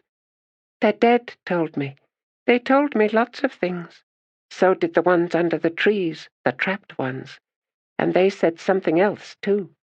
They said the vast wheel is about to turn one last time before it closes. It closes because it has to, because that's how he made it. To tell him all he needs to know. To tell him the truth." "Tell who?" Seren asked, scowling in confusion. "Him, the one who's coming. You'll see." She ran over to where Fierce stood, took him by one hand and started tugging. "We need to hurry, or they'll get us. And if they get us, Silchas Ruin will have to kill everyone." "I could strangle that child." But she pushed herself to her feet once more. Udinas was laughing. She was inclined to strangle him as well. "Silchas," she said as she moved close, "do you have any idea what Kettle was talking about?" "No, Aquitor. But," he added, "I intend to keep listening." Chapter 3. We came upon the fiend on the eastern slope of the Radagar spine. It was lying in a shallow gorge formed by flash flooding, and the stench pervading the hot air told us of rotting flesh, and indeed, upon examination, conducted with utmost caution on this, the very day following the ambush on our camp by unknown attackers, we discovered that the fiend was, while still alive, mortally wounded. How to describe such a demonic entity? When upright, it would have balanced on two hugely muscled hind legs, reminiscent of that of a shaba, the flightless bird found on the isles of the Draconian archipelago, yet in comparison much larger here. The hip level of the fiend, when standing, would have been at a man's eye level. Long-tailed, the weight of the fiend's torso evenly balanced by its hips, thrusting the long neck and head far forward, the spine made horizontal. Two long forelimbs, thickly bound in muscle and hardened scales providing natural armor, ended not in grasping talons or hands, but enormous swords, iron-bladed, that seemed fused, metal to bone, with the wrists. The head was snouted, like that of a crocodile, such as those found in the mud of the southern shoreline of the Blue Rose Sea, yet again, here much larger. Desiccation had peeled the lips back to reveal jagged rows of fangs, each one dagger-long. The eyes, clouded with approaching death, were none the less uncanny and alien to our senses. The Atripreda, bold as ever, strode forward to deliver the fiend from its suffering, with a sword thrust into the soft tissue of its throat. With this fatal wound, the fiend loosed a death cry that struck us with pain, for the sound it voiced was beyond our range of hearing, yet it burst in our skulls with such ferocity that blood was driven from our nostrils, eyes, and ears. One other detail is worth noting, before I expound on the extent of said injuries. The wounds visible upon the fiend were most curious. Elongated, curving slashes, perhaps from some form of tentacle, but a tentacle bearing sharp teeth, whilst other wounds were shorter but deeper in nature, invariably delivered to a region vital to locomotion or other similar dispensation of limbs, severing tendons and so forth. Facta Brenida Annict, Expedition into the Wildlands, Official Annals of Pufanan Iberis. He was not a man in bed. Oh, his parts functioned well enough, but in every other way he was a child, this emperor of 1,000 deaths. But worst of all, Nissal decided, was what happened afterwards, as he fell into that half-sleep, half-something else, limbs spasming, endless words tumbling from him in a litany of pleading, punctuated by despairing sobs that scraped the scented air of the chamber. And before long, after she'd escaped the bed itself, drawing a robe about her and taking position near the painted scene in the false window, 5 paces distant, she would watch him crawl down onto the floor and make his way as if crippled from some spinal injury, the ever-present sword trailing in one hand, across the room to the corner, where he would spend the rest of the night, curled up, locked in some eternal nightmare. 1,000 deaths lived through night upon night. 1,000. An exaggeration, of course, a few hundred at most. Emperor Rhulad's torment was not the product of a fevered imagination, nor born of a host of anxieties. What haunted him were the truths of his past. She was able to identify some of his mutterings, in particular the one that dominated his nightmares, for she had been there. In the throne room, witness to Rhulad's non-death, weeping there on the floor, all slick with his spilled blood, with a corpse on his throne, and Rhulad's own slayer lying half upright against the dais, stolen away by poison. Hanan Mossag's pathetic slither towards that throne had been halted by the demon that had appeared to collect the body of Bryce Beddict, and the almost indifferent sword thrust that killed Rhulad as the apparition made its way out. The Emperor's awakening shriek had turned her heart into a frozen lump, a cry so brutally raw that she felt its fire in her own throat. But it was what followed, a short time after his return, that stalked Rhulad with 1,000 dripping blades. To die, only to return, is never to escape anything. Wounds closing, he had lifted himself up, onto his hands and knees, still gripping the cursed sword, the weapon that would not let go.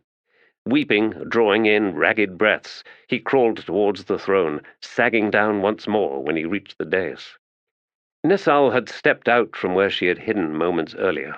Her mind was numb, the suicide of her king, her lover, and the eunuch Nefadas, the shocks, one upon another in this terrible throne room, the deaths tumbling like crowded gravestones in a flooded field. Triban Gnol, ever the pragmatist, knelt before the new emperor, pledging his service with the ease of an eel sliding under a new rock. The first consort had been witness as well, but she could not see Turadal Brizad now, as Rhulad, blood-wet coins gleaming, twisted round on the step and bared his teeth at Hanan Mossag. "Not yours," he said in a rasp.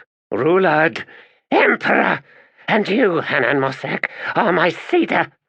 Warlock king no longer. My cedar, yes." "Your wife?" "Dead, yes." Rhulad lifted himself onto the dais. then rose, staring now at the dead Letherii king, Esgara Discanar. Then he reached out with his unburdened hand, grasped the front of the king's brocaded tunic, and dragged the corpse from the throne, letting it fall to one side, head crunching on the tiled floor. A shiver seemed to rack through Rhulad. Then he sat on the throne and looked out, eyes settling once more on Hanan Mosag. "Seder," he said, "in this our chamber you will ever approach us on your belly, as you do now." From the shadows at the far end of the throne room there came a phlegmatic cackle. Rhulad flinched, then said, "Now you will leave us, Seder, and take that hag Janal and her son with you." "Emperor, please, you must understand." "Get out!" The shriek jarred Nissal, and she hesitated, fighting the urge to flee, to get away from this place, from the court, from the city, from everything. Then his free hand snapped out, and without turning he said to her, "Not you, whore! You stay!" Whore. That term is inappropriate, she said, then stiffened in fear, surprised by her own temerity. He fixed feverish eyes on her. Then, incongruously, he waved dismissively and spoke with sudden weariness. "Of course, we apologize. Imperial concubine." His glittering face twisted in a half-smile. "Your king should have taken you as well. He was being selfish, or perhaps his love for you was so deep that he could not bear inviting you into death." She said nothing, for in truth she had no answer to give him. "Ah, we see the doubt in your eyes. Concubine, you have our sympathy. Know that we will not use you cruelly." He fell silent then, as he watched Hanan Mosag drag himself back across the threshold of the chamber's grand entranceway. A half-dozen more Tiste Edur had appeared, tremulous in their furtive motions, their uncertainty at what they were witnessing. A hissed command from Hanan Mosag sent two into the room, each one drawing up the burlap over the mangled forms of Janal and Quellas, her son. The sound as they dragged the two flesh-filled sacks from the chamber was, to Nissal's ears, more grisly than anything else she had yet heard on this fell day.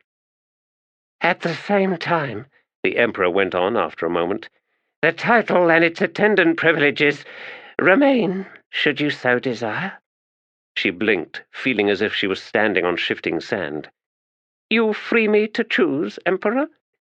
A nod, the bleary red-shot eyes still fixed on the chamber's entranceway. "Udinas," he whispered. "Betrayer, you were not free to choose. Slave, my slave, I should never have trusted the darkness, never." He flinched once more on the throne, eyes suddenly glittering. "He comes!" She had no idea whom he meant, but the raw emotion in his voice frightened her anew. What more could come on this terrible day? Voices outside, one of them sounding bitter, then diffident.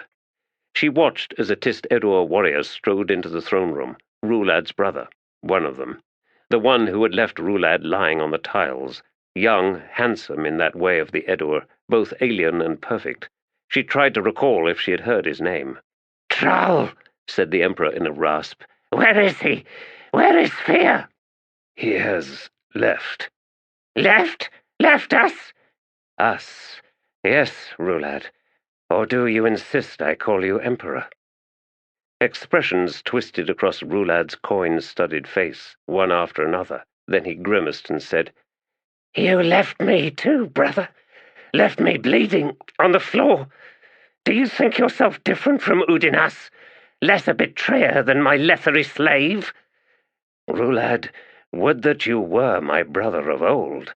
"The one you sneered down upon?" "If it seemed I did that, then I apologize." "Yes, you see the need for that now, don't you?" Trull Sengar stepped forward. "It's the sword, Rhulad. It is cursed. Please throw it away. Destroy it. You've won the throne now. You don't need it anymore." "You are wrong." He bared his teeth, as if sickened by self-hatred. "Without it, I am just Rhulad, youngest son of Tomad. Without the sword, brother, I am nothing." Trull cocked his head. "You have led us to conquest. I will stand beside you. So will Binadas and our father. You have won that throne, Rhulad. You need not fear Hanan Mossag. That miserable worm? You think me frightened of him? The sword tip made a snapping sound as its point jumped free of the tiles. Rhulad aimed the weapon at Trull's chest. I am the Emperor! No, you're not, Trull replied. Your sword is Emperor. Your sword and the power behind it. Liar! Rhulad shrieked. Nissal saw Trull flinch back, then steady himself. Prove it. The Emperor's eyes widened. Shatter the sword. Sister's blessing, just let it fall from your hand. Even that, Rhulad, just that. Let it fall. No! I know what you want, brother. You will take it. I see you tensed, ready to dive for it. I see the truth. The weapon was shuddering between them, as if eager for blood, anyone's blood. Trull shook his head. I want it shattered, Rhulad. You cannot stand at my side, the Emperor hissed. Too close. There is betrayal in your eyes. You left me, crippled on the floor. He raised his voice. Where are my warriors? Into the chamber! Your Emperor commands it! A half-dozen Edur warriors suddenly appeared, weapons out. Trull, Rhulad whispered, I see you have no sword. Now it is for you to drop your favored weapon, your spear, and your knives. What? Do you fear I will slay you? Show me the trust you claim in yourself. Guide me with your honor, brother. She did not know it then. She did not understand enough of the Edur way of life, but she saw something in Trull's face, a kind of surrender, but a surrender that was far more complicated, fraught, than simply disarming himself there before his brother. Levels of resignation, settling one upon another, the descent of impossible burdens, and the knowledge shared between the two brothers of what such a surrender signified. She did not realize at the time what Trull's answer would mean, the way it was done, not in his own name, not for himself, but for fear. Fear Sengar more than anyone else. She did not realize then the immensity of his sacrifice, as he unslung his spear and let it clatter to the tiles, as he removed his knife belt and threw it to one side. There should have been triumph in Rhulad's tortured eyes then, but there wasn't. Instead, a kind of confusion clouded his gaze, made him shy away as if seeking help. His attention found and focused upon the 6 warriors, and he gestured with the sword and said in a broken voice, Trull Sengar is to be shorn.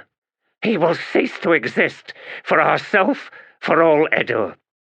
Take him, bind him, take him away. Neither had she realized what that judgment, that decision, had cost Rhulad himself. Free to choose, she had chosen to remain, for reasons she could not elucidate even in her own mind. Was there pity? Perhaps. Ambition, without question, for she had sensed, in that predatory manner demanded of life in the court, that there was a way through to him, a way to replace, without all the attendant history, those who were no longer at Rhulad's side. Not one of his warrior sycophants, they were worthless, ultimately, and she knew that Rhulad was well aware of that truth. In the end, she could see he had no one. Not his brother, Benedas, who, like Trull, proved too close and thus too dangerous for the Emperor to keep around, and so he had sent him away, seeking champions and scattered kin of the Edur tribes. As for his father, Tomad, again the suborning role proved far too awkward to accommodate. Of the surviving Korisnan of Hanan Mossag, fully half had been sent to accompany Tomad and Benedas, so as to keep the new cedar weak. And all the while, as these decisions were made, as the shorning was conducted, in secrecy, away from Letherii eyes, and as Nissal maneuvered herself into the Emperor's bed, the Chancellor Triban Gnol had watched on, with the hooded eyes of a raptor. The consort, Turadal Brizad, had vanished, although Nissal had heard rumors among the court servants that he had not gone far, that he haunted the lesser-travelled corridors and subterranean mysteries of the old palace, ghostly and rarely more than half seen. She was undecided on the veracity of such claims. Even so, if he were indeed hiding still in the palace, she realized that such a thing would not surprise her in the least. It did not matter. Rhulad had no wife, after all.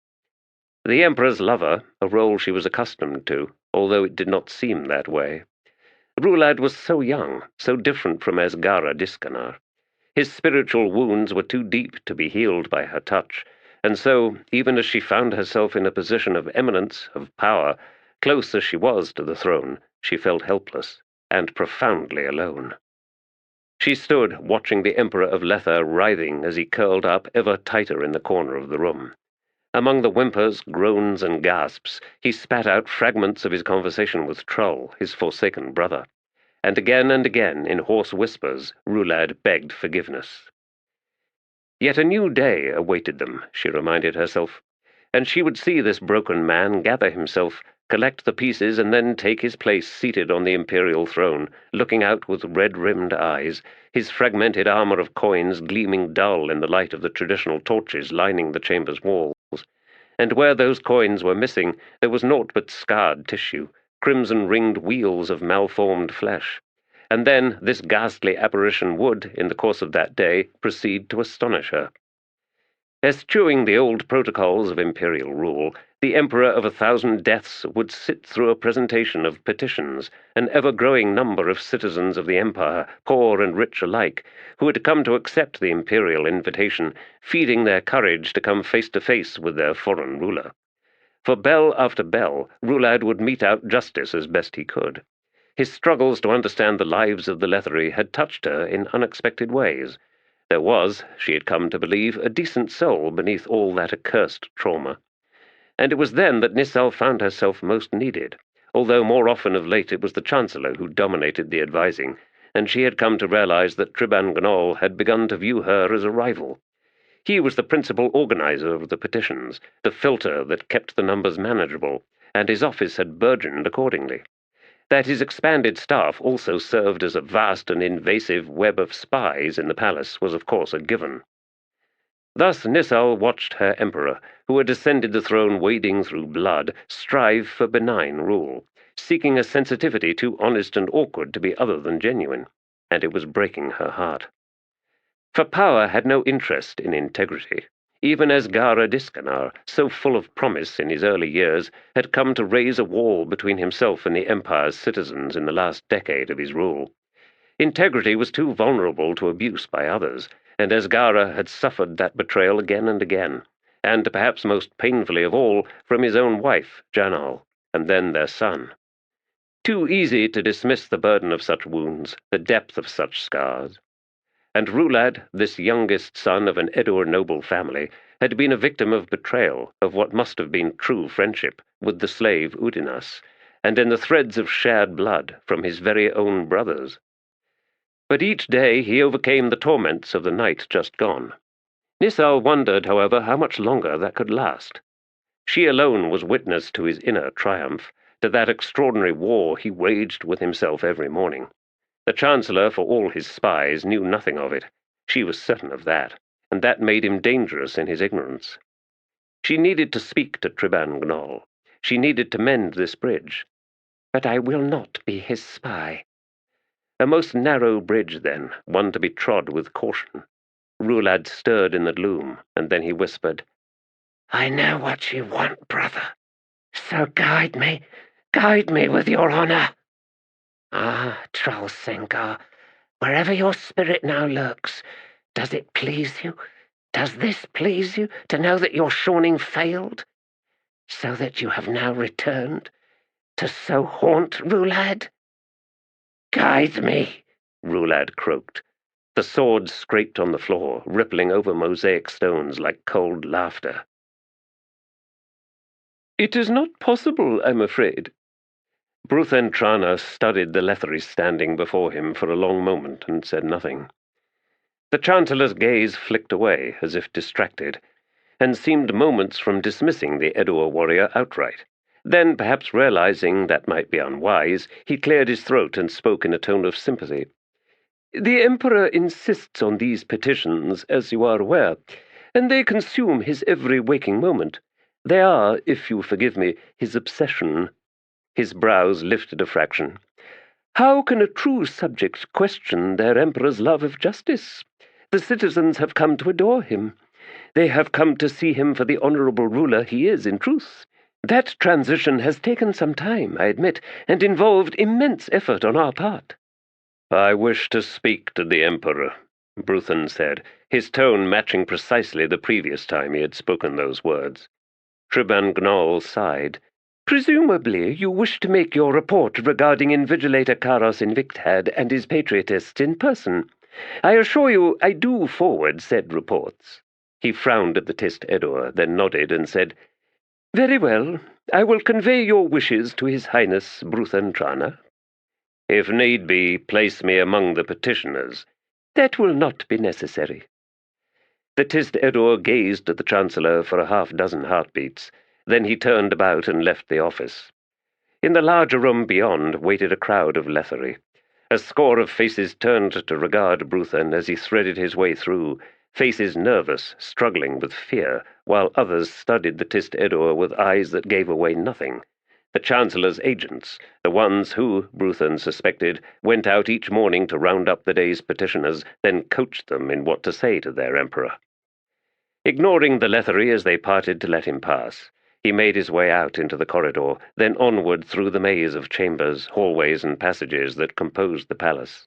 He saw very few other Tiste Edur, barring one of Hanan Mossag's Karisnan, bent-backed and walking with one shoulder scraping against a wall, dark eyes flickering an acknowledgment as he limped along. Bruthen Trana made his way into the wing of the palace closest to the river, and here the air was clammy, the corridors mostly empty. While the flooding that had occurred during the early stages of construction had been rectified via an ingenious system of subsurface pylons, it seemed nothing could dispel the damp. Holes had been knocked in outer walls to create a flow of air, to little effect apart from filling the musty gloom with the scent of river mud and decaying plants. Bruthen walked through one such hole, emerging out onto a mostly broken-up cobble path, with felled trees rotting amidst high grasses off to his left, and the foundations of a small building to his right. Abandonment lingered in the still air like suspended pollen, and Bruthen was alone as he ascended the path's uneven slope to arrive at the edge of a cleared area, at the other end of which rose the ancient tower of the Azath, with the lesser structures of the Jaghut to either side. In this clearing there were grave markers, set out in no discernible order, half-buried urns, wax-sealed at the mouth, from which emerged weapons, swords, broken spears, axes, maces, trophies of failure, a stunted forest of iron. The fallen champions, the residents of a most prestigious cemetery. All had killed Rhulad at least once, some more than once. The greatest of these, an almost full-blood Tarthanal, had slain the Emperor 7 times, and Bruthen could remember with absolute clarity the look of growing rage and terror in that Tarthanal's bestial face each time his fallen opponent arose, renewed, stronger and deadlier than he had been only moments earlier. He entered the bizarre necropolis, eyes drifting across the various weapons, once so lovingly cared for, many of them bearing names, but now sheathed in rust. At the far end, slightly separated from all the others, stood an empty urn. Months earlier, out of curiosity, he had reached down into it and found a silver cup. The cup that had contained the poison that killed 3 Letherii in the throne room. That had killed Bryce Beddict. No ashes, even his sword had disappeared. Bruthen Trana suspected that if this man were to return, now, he would face Rhulad again, and do what he did before. No, it was more than suspicion, a certainty. Unseen by Rhulad, as the new emperor lay there, cut to shreds on the floor, Bruthen had edged into the chamber to see for himself, and in that moment's fearful glance he had discerned the appalling precision of that butchery. Bryce Beddict had been perfunctory, like a scholar dissecting a weak argument, an effort on his part no greater than tying on his moccasins. Would that he had seen the duel itself, that he had witnessed the artistry of this tragically slain Letherii swordsman. He stood, looking down at the dusty, web-covered urn, and prayed for Bryce Beddict's return. A pattern was taking shape, incrementally, inexorably. Yet the errant, once known as Turadal Brizad, consort to Queen Janal, could not discern its meaning. The sensation of unease, of dread, was new to him. Indeed, he considered one could not imagine a more awkward state of mind for a god, here in the heart of his realm. Oh, he had known times of violence. He had walked the ashes of dead empires, but his own sense of destiny was, even then, ever untarnished, inviolate and absolute. And to make matters worse, patterns were his personal obsession, held to with a belief in his mastery of that arcane language, a mastery beyond challenge. Then who is it who plays with me now? He stood in the gloom, listening to the trickle of water seeping down some unseen wall, and stared down at the sedents, the stone tiles of the holds, the puzzle floor that was the very foundation of his realm. The sedents. My tiles, mine. I am the errant. This is my game. While before him the pattern ground on, the rumbling of stones too low and deep to hear, yet their resonance grated in his bones. Disparate pieces coming together, a function hidden until the last moment, when all is too late, when the closure denies every path of escape. Do you expect me to do nothing? I am not just one more of your victims. I am the errant. By my hand every fate is turned. All that seems random is by my design. This is an immutable truth. It has ever been. It shall ever be. Still, the taste of fear was on his tongue, as if he'd been sucking on dirtied coins day after day, running the wealth of an empire through his mouth. But is that bitter flow inward or out? The grinding whisper of motion, all resolution of the images carved into the tiles. Lost. Not a single hold would reveal itself. The sedents had been this way since the day Asgara Diskanar died. The errant would be a fool to disregard linkage, but that path of reason had yet to lead him anywhere. Perhaps it was not Asgara's death that mattered, but the cedars. He never liked me much, and I stood and watched as the Tiste Edur edged to one side, as he flung his spear, transfixing Kuru Khan, killing the greatest cedar since the First Empire. My game, I'd thought at the time, but now I wonder. Maybe it was Kuru Khan's. And somehow it still plays out. I did not warn him of that imminent danger, did I? Before his last breath rattled, he would have comprehended that omission. Has this damned mortal cursed me? Me, a god?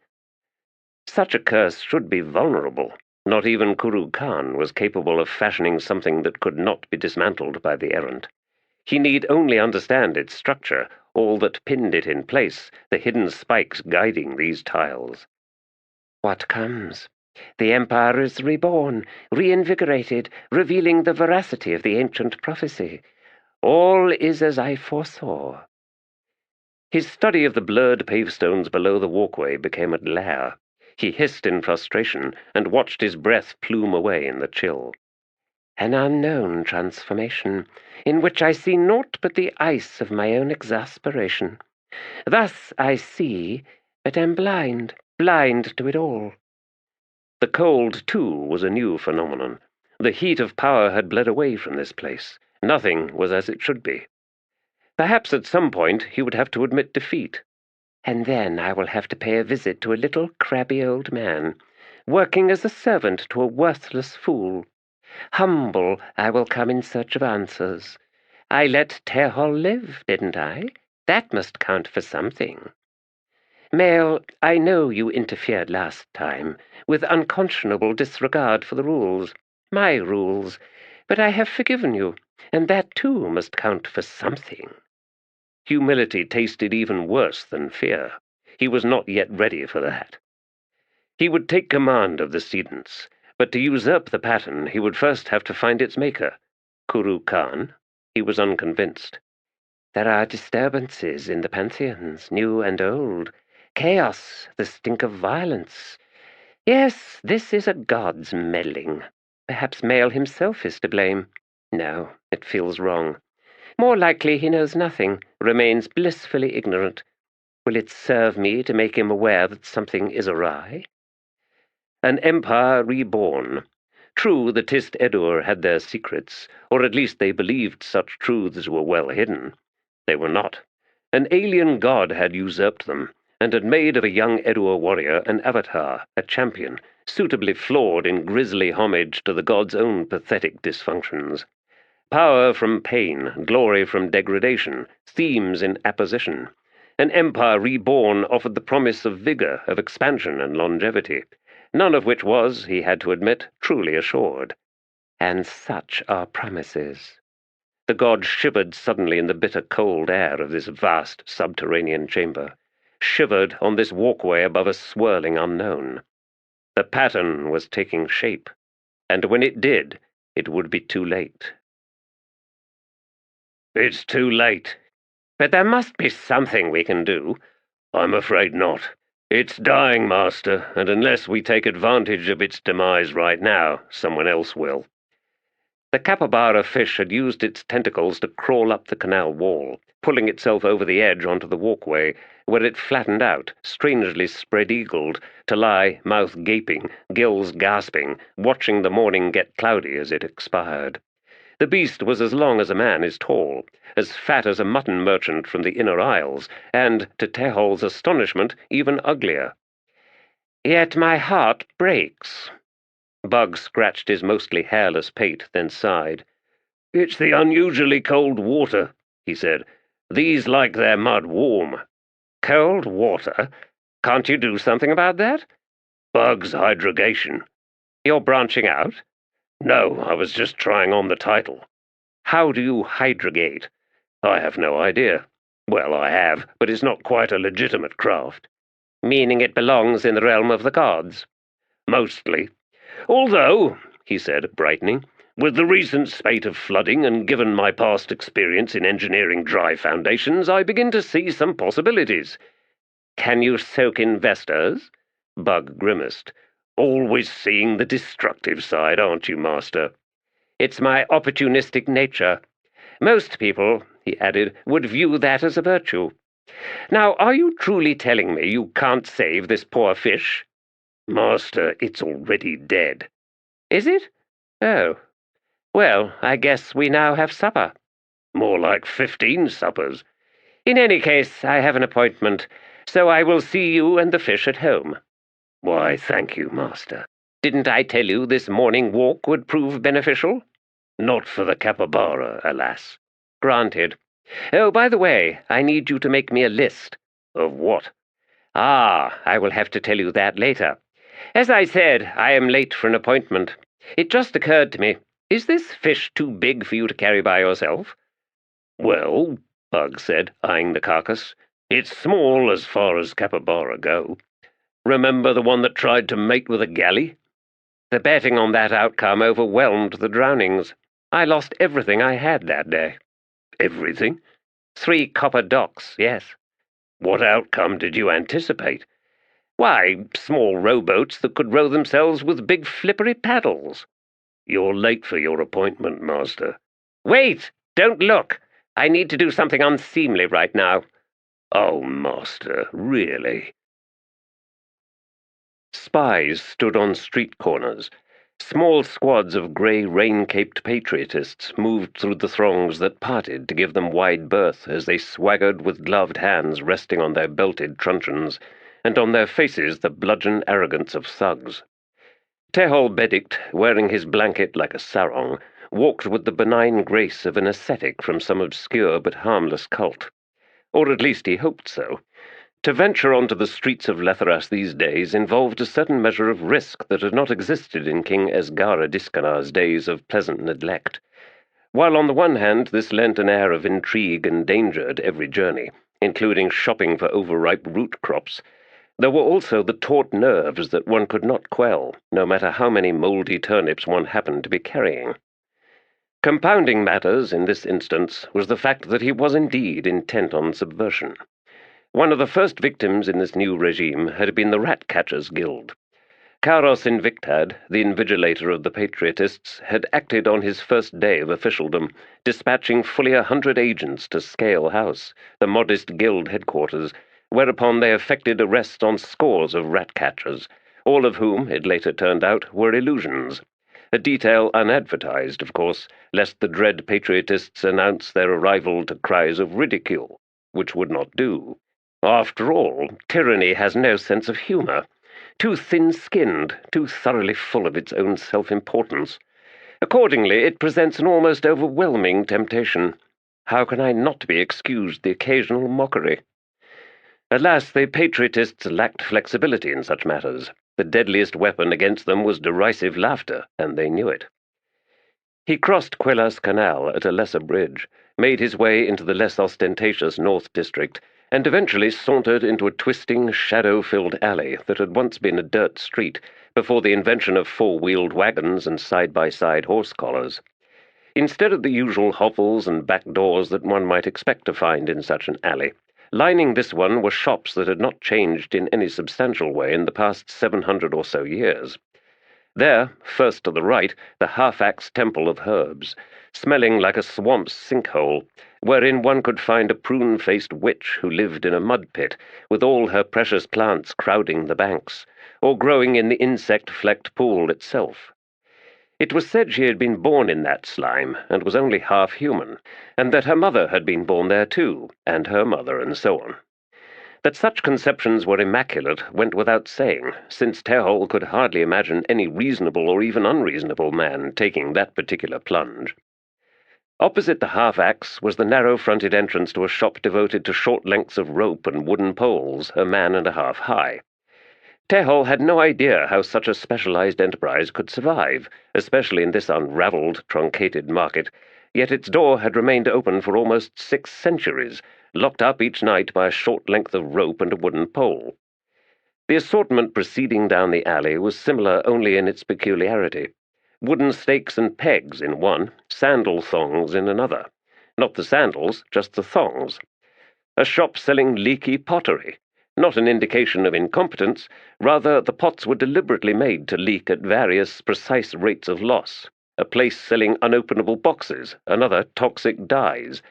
Ceramic teeth, bottles filled with the urine of pregnant women, enormous amphorae containing dead pregnant women, the excreta of obese hogs, and miniature pets, dogs, cats, birds, and rodents of all sorts, each one reduced in size through generation after generation of selective breeding. Tehol had seen guard dogs standing no higher than his ankle, and while cute and appropriately yappy, he had doubts as to their efficacy, although they were probably a terror for the thumbnail-sized mice and the cats that could ride an old woman's big toe, secured there by an ingenious loop in the sandal's thong. Since the outlawing of the Rat-Catchers Guild, Adventure Alley had acquired a new function, to which Tehol now set about applying himself with the insouciance of the initiated. First into the half-axe, clawing his way through the vines immediately beyond the entrance, then drawing up one step short of pitching head first into the muddy pool. Splashing, thick slopping sounds. Then a dark-skinned, wrinkled face appeared amidst the high grasses fringing the pit. "It's you," the witch said, grimacing, then slithering out her overlong tongue to display all the leeches attached to it. "And it's you," Tehol replied. The red protuberance with all its friends went back inside. "Come in for a swim, you odious man." "Come out and let your skin recover, Manuga. I happen to know you're barely 3 decades old." "I am a map of wisdom." "As a warning against the perils of overbathing, perhaps. Where's the fat root this time?" "What have you got for me first?" "What I always have. The only thing you ever want from me, Manuga." "The only thing you'll never give, you mean?" Sighing, Tehol drew out from under his makeshift sarong a small vial. He held it up for her to see. She licked her lips, which proved alarmingly complicated. "What kind?" "Capybara roe." "But I want yours." "I don't produce roe." "You know what I mean, Tehol Beddict." "Alas, poverty is more than skin deep. Also, I have lost all incentive to be productive, in any sense of the word. After all, what kind of a world is this that I'd even contemplate delivering a child into?" "Tehol Beddict, you cannot deliver a child. You're a man. Leave the delivering to me." "Tell you what, climb out of that soup, dry out and let me see what you're supposed to look like, and who knows, extraordinary things might happen." Scowling, she held out an object. "Here's your fat root. Give me that vial, then go away." "I so look forward to next time." "Tehol Beddict, Do you know what fat root is used for? Her eyes had sharpened with suspicion, and Tehol realized that, were she indeed to dry out, she might be rather handsome after all, in a vaguely amphibian way. No, why? Are you required to partake of it in some bizarre fashion? He shook his head. Are you certain? No unusual tea smelling yellow? Smelling yellow? What does that mean? If you smelled it, you'd know. Clearly you haven't. Good. Get out. I'm puckering. A hasty departure, then, from the half-axe. Onward to the entrance to Gruel's immeasurable pots. Presumably that description was intended to emphasize unmatched quality or something similar, since the pots themselves were sold as clocks, and for alchemical experiments and the like, and such functions were dependent on accurate rates of flow. He stepped inside the cramped, damp shop. You're always frowning when you come in here, Tehol Beddict. Good morning, laudable Gruel. The grey one, yes, that one there. A fine-looking pot. It's a beaker, not a pot. Of course. Usual price. Why do you always hide behind all those pots, laudable Gruel? All I ever see of you is your hands. My hands are the only important part of me. All right. Tehol drew out a recently removed dorsal fin. A succession of spines, these ones from a capybara, gradating diameters. How do you know that? Well, you can see it. They get smaller as they go back. Yes, but how precise? That's for you to decide. You demand objects with which to make holes. Here you have, 12. How can you not be pleased by that? Who said I wasn't pleased? Put them on the counter. Take the beaker and get that damned fat root out of here. From there it was across to the small animals shop and beastmonger Shill, an oversized woman endlessly bustling up and down the rows of tiny stacked cages, on her flattened heels a piping, scurrying swarm of little creatures. She squealed her usual delight at the gifts of beaker and fat root, the latter of which, it turned out, was most commonly used by malicious wives to effect the shrinkage of their husbands' testicles. Whilst Shill had, with some delicate modifications, applied the root's diminutive properties to her broods, feeding the yellow-smelling tea out in precise increments using the holed beaker. The meeting soured when Tehol slapped at a mosquito on his neck, only to be informed he had just killed a pygmy blood-sucking bat.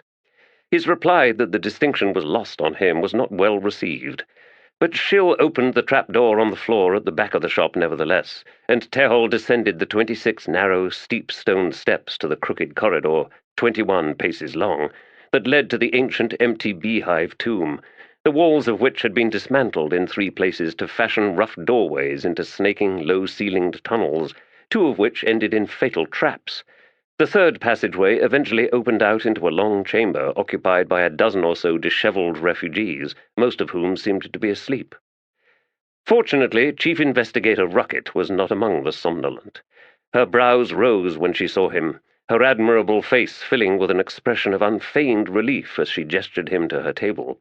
The surface was covered in parchment sheets depicting various floor plans and structural diagrams. "Sit, Tehol Beddict. Here, some wine. Drink. By the errant, a new face. You have no idea how sick I am of my interminable companions in this hovel." "Clearly," he replied, sitting, "you need to get out more." "Alas, most of my investigations these days are archival in nature." "Ah, the grand mystery you've uncovered. Any closer to a solution?" "Grand mystery? More like damned mystery. And no, I remain baffled, even as my map grows with every day that passes. But let's not talk any more about that. My agents report that the cracks in the foundation are inexorably spreading. Well done, Tehol. I always figured you were smarter than you looked." "Why, thank you, Ruckett. Have you got those lacquered tiles I asked for?" "Onyx finished the last one this morning. 16 in all, correct?" "Perfect. Beveled edges?" "Of course. All of your instructions were adhered to with diligence." "Great. Now, about that inexorable spreading. You wish us to retire to my private room? Not now, Rocket. I need some coin, an infusion to bolster a capital investment. How much? 50,000. Will we ever see a return? No, you'll lose it all. Tehol, you certainly do take vengeance a long way. What is the benefit to us, then? Why, none other than the return to preeminence of the Ratcatchers Guild. Her rather dreamy eyes widened. The end of the Patriotists? 50,000? Will 75 be better? 100? No, 50 is what I need. I do not anticipate any objections from my fellow guild masters. Wonderful! He slapped his hands together, then rose. She frowned up at him. Where are you going? Why, to your private room, of course. Oh, how nice. His gaze narrowed on her. Aren't you joining me, Rocket? What would be the point? The name Fat Root is a woman's joke, you know. I haven't drunk any yellow-smelling tea. In the future, I advise you to use gloves. Where's your room, Rocket? One brow lifted. Got something to prove? No, I just need to check on things. What's the point? She asked again. Now that your imagination is awake, you'll convince yourself you've got smaller, Tehol Beddict. Human nature. Worse that you happen to be a man, too. She rose. I, however, can be objective, albeit devastatingly so on occasion. So, do you dare my scrutiny? He scowled. Fine, let's go. Next time, however, let us dispense entirely with the invitation to your room, all right? Misery lies in the details, Tehol Beddict, as we're about to discover.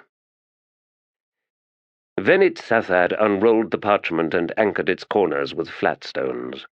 As you can see, Master, there are 6 separate buildings to the holdings. He began pointing to the illustrations of each. Stables and livery, ice house, dry store with cellar, servants' quarters, and, of course, the inn proper. What of that square building there? Rotos Hivana asked. Venit frowned. As I understand it, the interior is virtually filled with an iconic object of some sort. The building predates the inn itself. Attempts to dislodge it failed. Now, what space remains is used for sundry storage. Rotos Hivana leaned back in his chair. How solvent is this acquisition? No more nor less than any other hostel, Master. It may be worth discussing investment on restoration with the other shareholders, including Kairos Invictad. I will consider that. He rose. In the meantime, assemble the new artifacts on the cleaning table on the terrace. At once, Master. 14 leagues west of the Draconian Isles, doldrums had settled on this stretch of ocean, leveling the seas to a glassy, greasy patina beneath humid, motionless air. Through the eyeglass, the lone ship, black hull low in the water, looked lifeless. The mainmast was splintered, all rigging swept away. Someone had worked up a foresail, but the storm-rigged canvas hung limp. The steering oar was tied in place. No movement anywhere to be seen. Skorgan Kaban, known as the Pretty, slowly lowered the eyeglass, yet continued squinting with his one good eye at the distant ship. He reached up to scratch one of the air holes, all that remained of what had once been a large, hawkish nose, then winced as a nail dug into sensitive scar tissue. The itch was non-existent, but the gaping nostrils had a tendency to weep, and the feigned scratch served to warn him of telltale wetness. This was one of his many gestures he probably imagined were subtle. Alas, his captain was too sharp for that. She drew away her sidelong study of Skorgan, then glanced back at her waiting crew, a miserable but cocky bunch. Doldrums weighed everyone down, understandably, but the hold of the raider was packed with loot, and this run of the errant's luck seemed without end, now that they'd found another victim. Skorgan drew in a whistling breath, then said, "It's Edur, all right. My guess is a stray that got tossed around a bit in that storm we spied out west yesterday. Chances are the crew's either sick or dead, or they abandoned ship in one of their Nari lifeboats. If they did that, they'll have taken the good stuff with them. If not," he grinned across at her, revealing blackened teeth, "then we can finish what the storm started." "At the very least," the captain said, "we'll take a look." She sniffed. "At least maybe something will come of getting blown into the flats. Have 'em send out the sweep, Skorgan, but keep that lookout's head spinning in every direction." Skorgan looked across at her. "You think there might be more of them out here?" She made a face. "How many ships did the Emperor send out?" His good eye widened. Then he studied the lone derelict once more through the eyeglass. "You think it's one of those? Errant's butthole, Captain, if you're right." "You have your orders, and it seems I must remind you yet again, First Mate, no profanity on my ship." "Apologies, Captain." He hurried off, began relaying orders to the waiting crew. Doldrums made for a quiet lot, a kind of superstitious furtiveness gripping the sailors, as if any sound reaching too far might crack the mirror of the sea. She listened as the 24 sweeps slid out, blades settling in the water. A moment later came the muted call-out of the cocks, and the undying gratitude groaned as it lurched forward. Clouds of sleeper flies rose around the ship as the nearby sea's pellucid surface was disturbed. The damned things had a tendency to seek out dark cover once driven to flight. Sailors coughed and spat. All very well for them, the captain observed, as a whining cloud spun round her head and countless insects crawled up her nose, into her ears, and across her eyes. Sun and sea were bad enough, combining to assail her dignity and whatever vanity a woman who was dead could muster, but for Shurk Elal these flies made for profoundly acute misery. Pirate, divine undead, strumpet of insatiability, witch of the deep waters, the times had been good ever since she first sailed out of the Letheras harbour, down the long, broad river to the western seas. Lean and sleek, that first galley had been her passage to fame, and Shurk still regretted its fiery loss to that mare escort in Laughter's End. But she was well pleased with the undying gratitude. Slightly too big for her crew, granted, but with their return to Letheras that problem could be solved easily enough. Her greatest sense of loss was with the departure of the Crimson Guard. Iron bars had made it plain from the very start that they were working for passage. Even so, they'd been formidable additions on that wild crossing of the ocean, keeping the blood wake wide and unbroken as one merchant trader after another was taken, stripped of all valuables, then, more often than not, sent down into the dark. It hadn't been just their swords, deadly as those were, but the magery of Korlos, a magery far more refined, far more clever than anything Shurk had witnessed before. Such details opened her eyes, her mind as well. The world out there was huge, and in many fundamental ways the Empire of Lether, child of the First Empire, had been left in a kind of backwater in its thinking, in its ways of working. A humbling revelation indeed. The leave-taking with Iron Bars and his squad had not been quite as emotional or heartfelt for Shurk Elal as it had probably seemed to everyone else, for the truth was she had been growing ever more uneasy in their company. Iron Bars was not one to find subordination palatable for very long. Oh, no doubt it was different when it came to his fellow avowed among the Crimson Guard, or to their legendary commander, Prince Kaz. But she was not an avowed, nor even one of that company's soldiers. So long as their goals ran in parallel, things were fine enough, and Shurk had made certain to never deviate, so as to avoid any confrontation. They had deposited the mercenaries on a stony beach of the eastern shore of a land called Jakaruku, the sky squalling with sleeting rain. The landing had not been without witnesses, alas, and the last she'd seen of Iron Bars and his soldiers, they were turning inland to face a dozen massively armoured figures descending the broken slope, great-helmed with visors lowered. Brutal-looking bunch, and Shurk hoped all that belligerence was mostly for show. The grey sheets of rain had soon obscured all details from the strand as they pulled away on the oars back to the Gratitude. Skorgan had sworn he'd caught the sound of blades clashing, a faint echo, with his one good ear, but Shurk herself had heard nothing. In any case, they'd scurried from those waters as pirates were wont to do when there was the risk of organized resistance lurking nearby, and Shork consoled her agitated conscience by reminding herself that Iron Bars had spoken of Jacuruku with some familiarity, at least insofar as knowing its name. And as for Carlos's wide-eyed prayers to a few dozen divinities, well, he was prone to melodrama. A dozen knights wouldn't have been enough to halt Iron Bars and his Crimson Guard, determined as they were to do whatever it was they had to do, which, in this instance, was cross Jacuruku from one coast to the other, then find themselves another ship. A huge world indeed. The sweeps lifted clear of the water and were quietly shipped as the Undying Gratitude sidled up alongside the Edur wreck. Shurk Elal moved to the rail and studied the visible deck of the Blackwood ship. "Riding low," Skorgan muttered. No bodies amidst the clutter, but there was clutter. No orderly evacuation, Shurk Elal said, as grappling hooks sailed out, the tines biting as the lines were drawn taut. 6 with us, weapons out, she commanded, unsheathing her own rapier, then stepping up onto the rail. She leapt across, landed lightly on the mid-deck 2 strides from the splintered stump of the mainmast. Moments later, Skorgan joined her, arriving with a grunt then a curse as he jarred his bad leg. "This was a scrap," he said, looking about. He limped back to the rail and tugged loose a splintered arrow shaft, then scowled as he studied it. "Damn short and stubby. Look at that head. That could punch through a bronze-sheeted shield. And this fletching, it's leather like fins."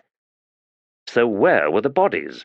Frowning, Shurk Elal made her way to the cabin's hatchway. She paused at the hold, seeing that the hatch had been staved in. Nudging it aside with her boot, she crouched and looked down into the gloom of the hold. The glimmer of water and things floating. Skorgan, there's booty here. Come over and reach down for one of those amphorae. The second mate, Misery, called over from their ship.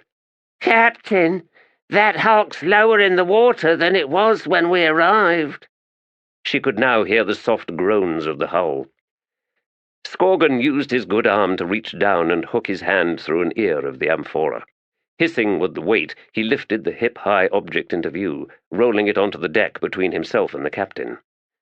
The amphora itself was a gorgeous piece of work, Shurk observed. Foreign, the glaze cream in color down to the inverted beehive base, where the coils were delineated in black geometric patterns on gleaming white. But it was the image painted on the shoulder and belly that captured her interest. Down low on one side there was a figure, nailed to an X-shaped cross. Whirling out from the figure's upturned head there were crows, hundreds, each one profoundly intricate, every detail etched, crows flooding outward, or perhaps inward, to mass on the amphora's broad shoulders, encircling the entire object. Converging to feed on the hapless man? Fleeing him like his last dying thoughts? Skorgan had drawn a knife and was cutting away at the seal, stripping away the thick wax binding the stopper. After a moment he succeeded in working it loose.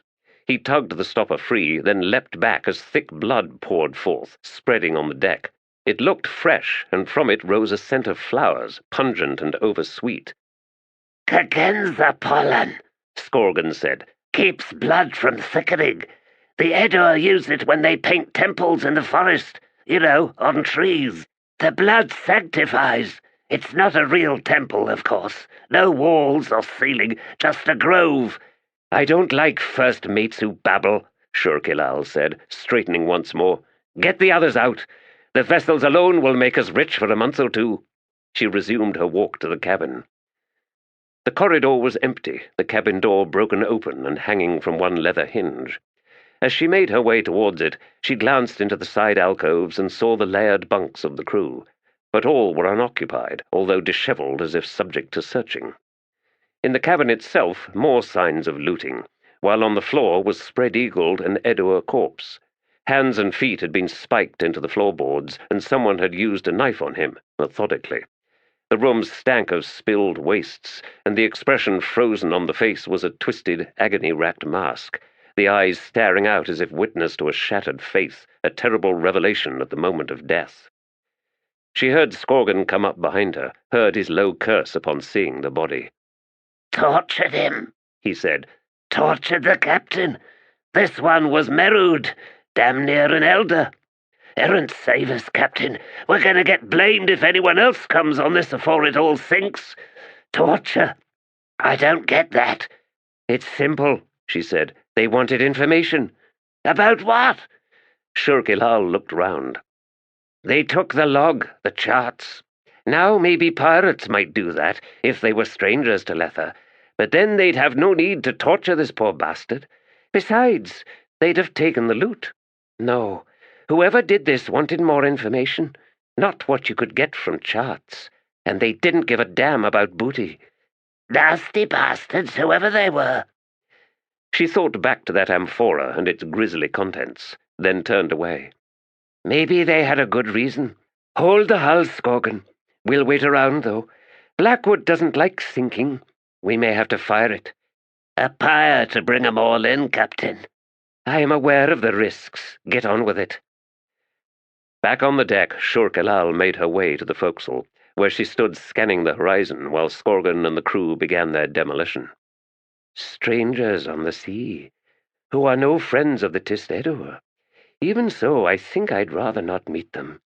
She turned to face the middeck. Skorgan, when we're done here, we take to the sweeps, back to the coast. His scarred brows rose. Letheras? Why not? We can sell off and load up on crew. The battered man grinned. Back to Letheras, aye, and fast. Chapter 4. The mutiny came that fell dawn, when through the heavy mists that had plagued us for 10 days we looked to the east, and there saw, rising vast and innumerable on the cloud-bound horizon, dragons.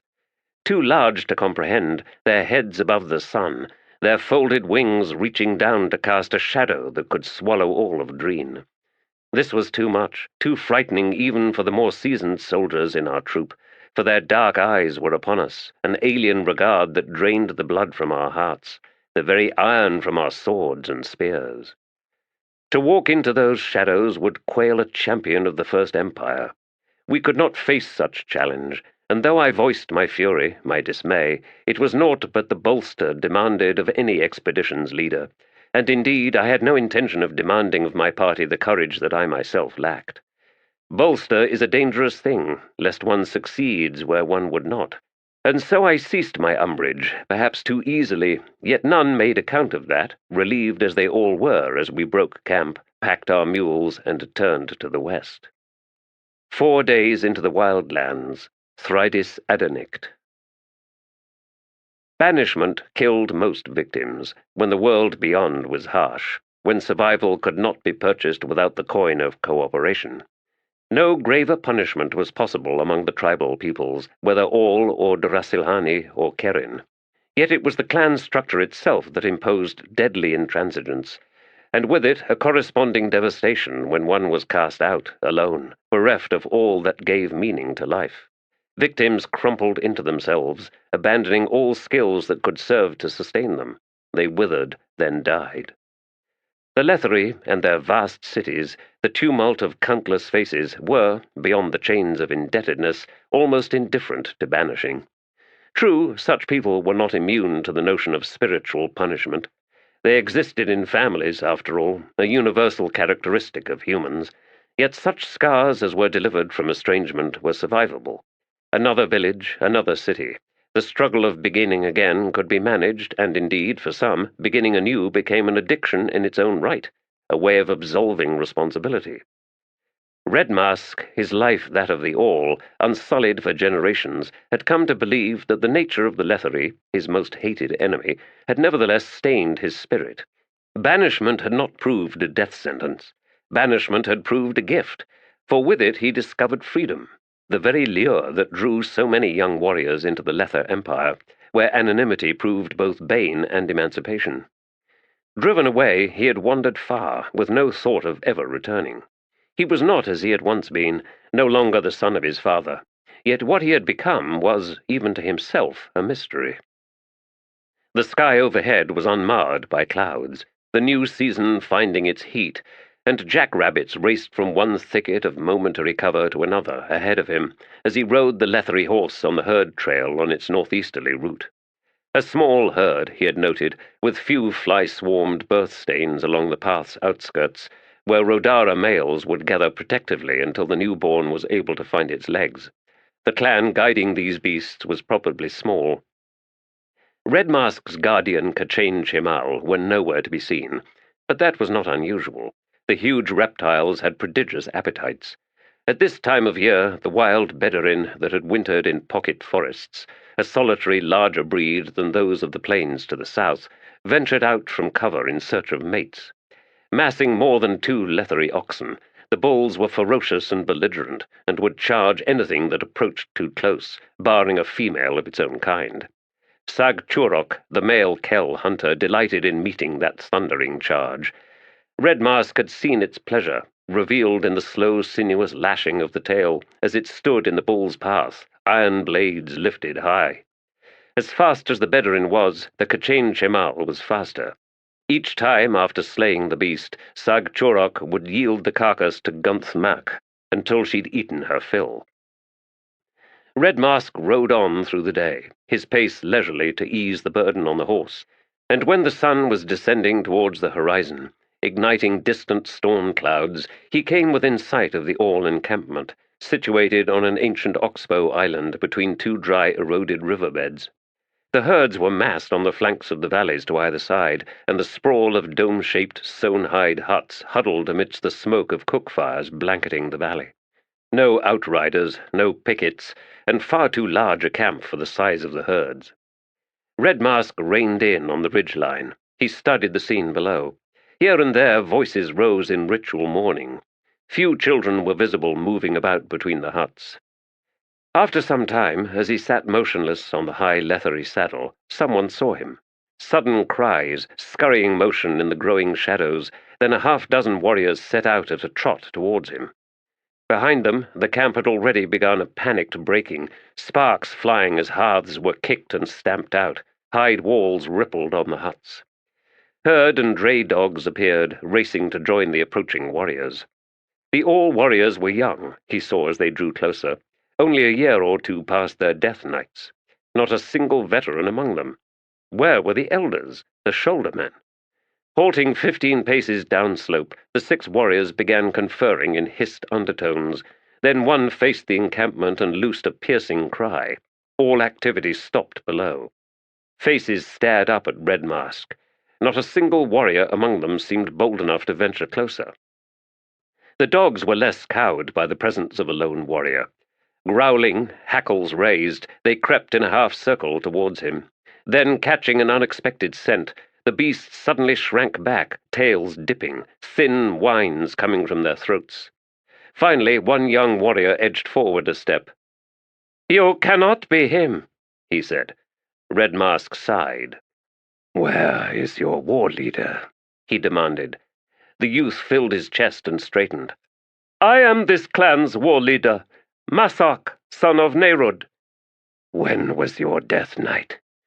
"Those are the old ways," Masak said, baring his teeth in a snarl. "We have abandoned such foolishness." Another spoke up behind the war leader. "The old ways have failed us. We have cast them out," Masak said. "Remove that mask. It is not for you. You seek to deceive us. You ride a Letherii horse. You are one of the Factor's spies." Red Mask made no immediate reply. His gaze slid past the war leader and his followers, fixing once more on the camp below. A crowd was gathering at the near edge, watching. He was silent for another 20 heartbeats. Then he said, "You have set out no pickets. A Letherii troop could line this ridge and plunge down into your midst, and you would not be prepared. Your women cry out their distress, a sound that can be heard for leagues on a still night like this. Your people are starving, war leader, yet they light an excess of fires, enough to make above you a cloud of smoke that will not move and reflects the light from below. You have been culling the newborn Rodara and Myrid, instead of butchering the aging males and females past bearing. You must have no shouldermen, for if you did, they would bury you in the earth and force upon you the death night, so that you might emerge, born anew and, hopefully, gifted with new wisdom. Wisdom you clearly lack." Masak said nothing to that. He had finally seen Red Mask's weapons. "You are him," he whispered. "You have returned to the Oldan." "Which clan is this?" "Red Mask," the war leader said, gesturing behind him. "This clan, it is yours." Receiving naught but silence from the mounted warrior, Massak added, We are all that remain. There are no shouldermen, Red Mask, no witches." He waved out towards the flanking herds. "These beasts you see here, they are all that's left." He hesitated, then straightened once more. "Red Mask, you have returned for nothing. You do not speak, and this tells me that you see the truth of things. Great warrior, you are too late." Even to this, Red Mask was silent. He slowly dismounted. The dogs, which had continued their trepid circling, tails ducked, either picked up a fresh scent or heard something from the gloom beyond, for they suddenly broke and pelted back down the slope, disappearing into the camp. That panic seemed to ripple through the warriors facing him, but none fled, despite the fear and confusion gripping their expressions. Licking his lips, Massak said, "Red Mask, the Letherii are destroying us. Outrider camps have been ambushed, set upon and slaughtered, the herds stolen away. The Aindinar clan is no more. Sevond and Niritha remnants crawled to the Ganatok. Only the Ganatok remains strong, for they are furthest east, and cowards that they are, they made pact with foreigners." "Foreigners?" Red Mask's eyes narrowed in their slits. "Mercenaries?" Massak nodded. "There was a great battle, 4 seasons past, and those foreigners were destroyed." He made a gesture. "The grey sorcery." "Did not the victorious Letherii then march on the Ganatok camps?" "No, Red Mask. Too few remained. The foreigners fought well." "Massak," he said, "I do not understand. Did not the Ganatok fight alongside their mercenaries?" The youth spat. "Their war leader gathered from the clan's 15,000 warriors. When the Letherii arrived, he fled, and the warriors followed. They abandoned the foreigners, left them to slaughter." "Settle the camp below," Red Mask said. He pointed to the warriors standing behind Massak. "Stand first watch along this ridgeline, here and to the west. I am now war leader to the Renfire clan. Massak, where hides the Ganatok?" 7 days to the east. They now hold the last great herd of the all." "Massak, do you challenge my right to be war leader?" The youth shook his head. "You are Red Mask. The elders among the Renfire who were your enemies are all dead. Their sons are dead." "How many warriors remain among the Renfire?" Massak frowned, then gestured. "You have met us, war leader." 6. A nod. Red Mask noted a lone dray dog sitting at the edge of the camp. It seemed to be watching him. He raised his left hand, and the beast lunged into motion. The huge animal, a male, reached him moments later, dropping onto its chest and settling its wide, scarred head between Red Mask's feet. He reached down and touched its snout, a gesture that, for most, would have risked fingers. The dog made no move. Massak was staring down at it with wide eyes. "A lone survivor," he said, "from an outrider camp. It would not let us approach." "The foreigners," Red Mask said quietly. "Did they possess war dogs?" "No, but they were sworn followers of the wolves of war, and indeed, war leader, it seemed those treacherous, foul beasts tracked them, always at a distance, yet in vast numbers, until the Ganatok elders invoked magic and drove them all away." Massak hesitated, then said, "Red Mask, the war leader among the Ganatok." Unseen behind the mask, a slow smile formed. "Firstborn son of Kapala, Hadralt." "How did you know?" "Tomorrow, Massak, we drive the herds east, to the Ganatok. I would know more of those hapless foreigners who chose to fight for us, to die for the people of the Oldan." "We are to crawl to the Ganatok as did the Sevond and the Niritha?" "You are starving. The herds are too weakened. I lead 6 youths, none of whom has passed the death night. Shall the 7 of us ride to war against the Letherii?" Though young, it was clear that Massak was no fool. "You shall challenge, Hadralt? Red Mask, your warriors, we will all die. We are not enough to meet the hundreds of challenges that will be flung at us, and once we are dead, you will have to face those challenges, long before you are deemed worthy to cross weapons with Hadralt himself." "You will not die," Red Mask said, "and none shall challenge any of you." "Then you mean to carve through 1,000 warriors to face Hadralt?" "What would be the point of that, Massak? I need those warriors. Killing them would be a waste. No." He paused, then said, "I am not without guardians, Massak, and I doubt that a single Ganatok warrior will dare challenge them. Hadralt shall have to face me, he and I, alone in the circle. Besides," he added, "we haven't the time for all the rest." "The Ganatok hold to the old ways, war leader. There will be rituals, days and days before the circle is made." "Massak, we must go to war against the Letherii, every warrior of the All." "War leader, they will not follow you. Even Hadralt could only manage 1/3 of them, and that with payment of Rodara and Myrid that halved his holdings." Massak waved at the depleted herds on the hillsides. We have nothing left. You could not purchase the spears of 100 warriors." "Who holds the largest herds, Massak?" "The Ganatok themselves." "No, I ask again, who holds the largest herds?" The youth's scowl deepened. "The Letherii." "I will send 3 warriors to accompany the last of the Renfire to the Ganatok. Choose 2 of your companions to accompany us." The dray dog rose and moved to one side. Red Mask collected the reins of his horse and set out down towards the camp. The dray fell into heel on his left. "We shall ride west, Massak, and find us some herds." "We ride against the Letherii?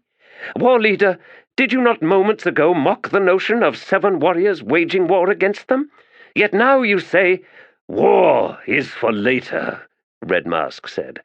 "As you say, we need herds to buy the services of the warriors." He paused and looked back at the trailing youth. "Where did the Letherii get their beasts?" "From the All, from us." "Yes, they stole them, so we must steal them back." 4 of us, war leader?" "And 1 dray and my guardians." "What guardians?" Red Mask resumed his journey. "You lack respect, Massak. Tonight, I think, you will have your death night." "The old ways are useless. I will not." Red Mask's fist was a blur. It was questionable whether, in the gloom, Massak even saw it, even as it connected solidly with the youth's jaw, dropping him in his tracks. Red Mask reached down and grabbed a handful of hide jerkin, then began dragging the unconscious Massak back down to the camp. When the young man awoke, he would find himself in a coffin beneath an arm's reach of earth and stones. None of the usual traditional measured rituals prior to a death night, alas, the kind that served to prepare the chosen for internment. Of course, Massak's loose reins displayed an appalling absence of respect, sufficient to obviate the gift of mercy, which in truth was what all those rituals were about. Hard lessons, then, but becoming an adult depended on such lessons. He expected he would have to pound the others into submission as well, which made for a long night ahead. For us all. The camp's old women would be pleased by the ruckus, he suspected, preferable to wailing through the night in any case. The last tier of the buried city proved the most interesting, as far as Udinas was concerned. He'd had his fill of the damned sniping that seemed to plague this fell party of fugitives, a testiness that seemed to be getting worse, especially from fierce Sengar.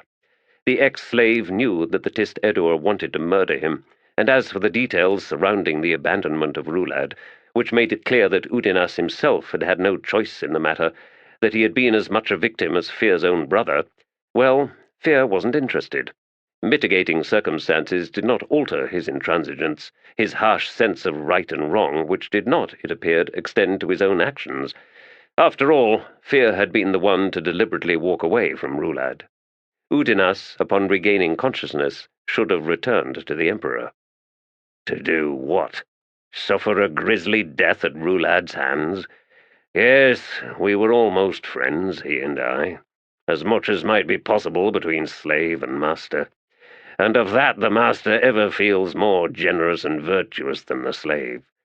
But I did not ask to be there at the madman's side, struggling to guide him across that narrow bridge of sanity, when all Rhulad wanted to do was leap head first over the side at every step.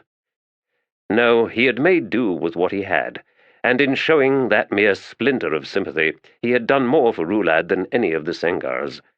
Brothers, mother, father, more indeed than any Tiste Edur. Is it any wonder none of you know happiness, fair Sengar? You are all twisted branches from the same sick tree. There was no point in arguing this, of course. Seren Pedak alone might understand, might even agree with all that Udinas had to say. But she wasn't interested in actually being one of this party. She clung to the role of Aquitor, a finder of trails, the reader of all those jealously guarded maps in her head. She liked not having to choose, better still, she liked not having to care. A strange woman, the Aquitor, habitually remote, without friends. Yet she carries a Tiste Edur sword, Trull Sengar's sword. Kettle says he set it into her hands. Did she understand the significance of that gesture? She must have. Trull Sengar had then returned to Rhulad, perhaps the only brother who'd actually cared. Where was he now? Probably dead. Fresh, night-cooled air flowed down the broad ramp, moaned in the doorways situated every 10 paces or so to either side. They were nearing the surface, somewhere in the Saddleback Pass, but on which side of the fort and its garrison? If the wrong side, then Silchas Roin's swords would keen loud and long. The dead piled up in the wake of that walking white-skinned, red-eyed nightmare, didn't they just? The few times the hunters caught up with the hunted, they paid with their lives, yet they kept coming, and that made little sense. Almost as ridiculous as this mosaic floor with its glowing armies. Images of lizard warriors locked in war, long tails against short tails, with the long tails doing most of the dying, as far as he could tell. The bizarre slaughter beneath their feet spilled out into the adjoining rooms, each one, it seemed, devoted to the heroic death of some champion. Fouled Kell, Noruk Adat, and matrons, said Silchas Roin, as, enwreathed in sorcerer's light, he explored each such side chamber, his interest desultory and cursory at best.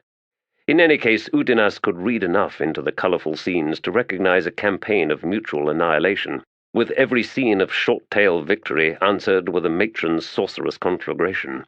The winners never won because the losers refused to lose. An insane war.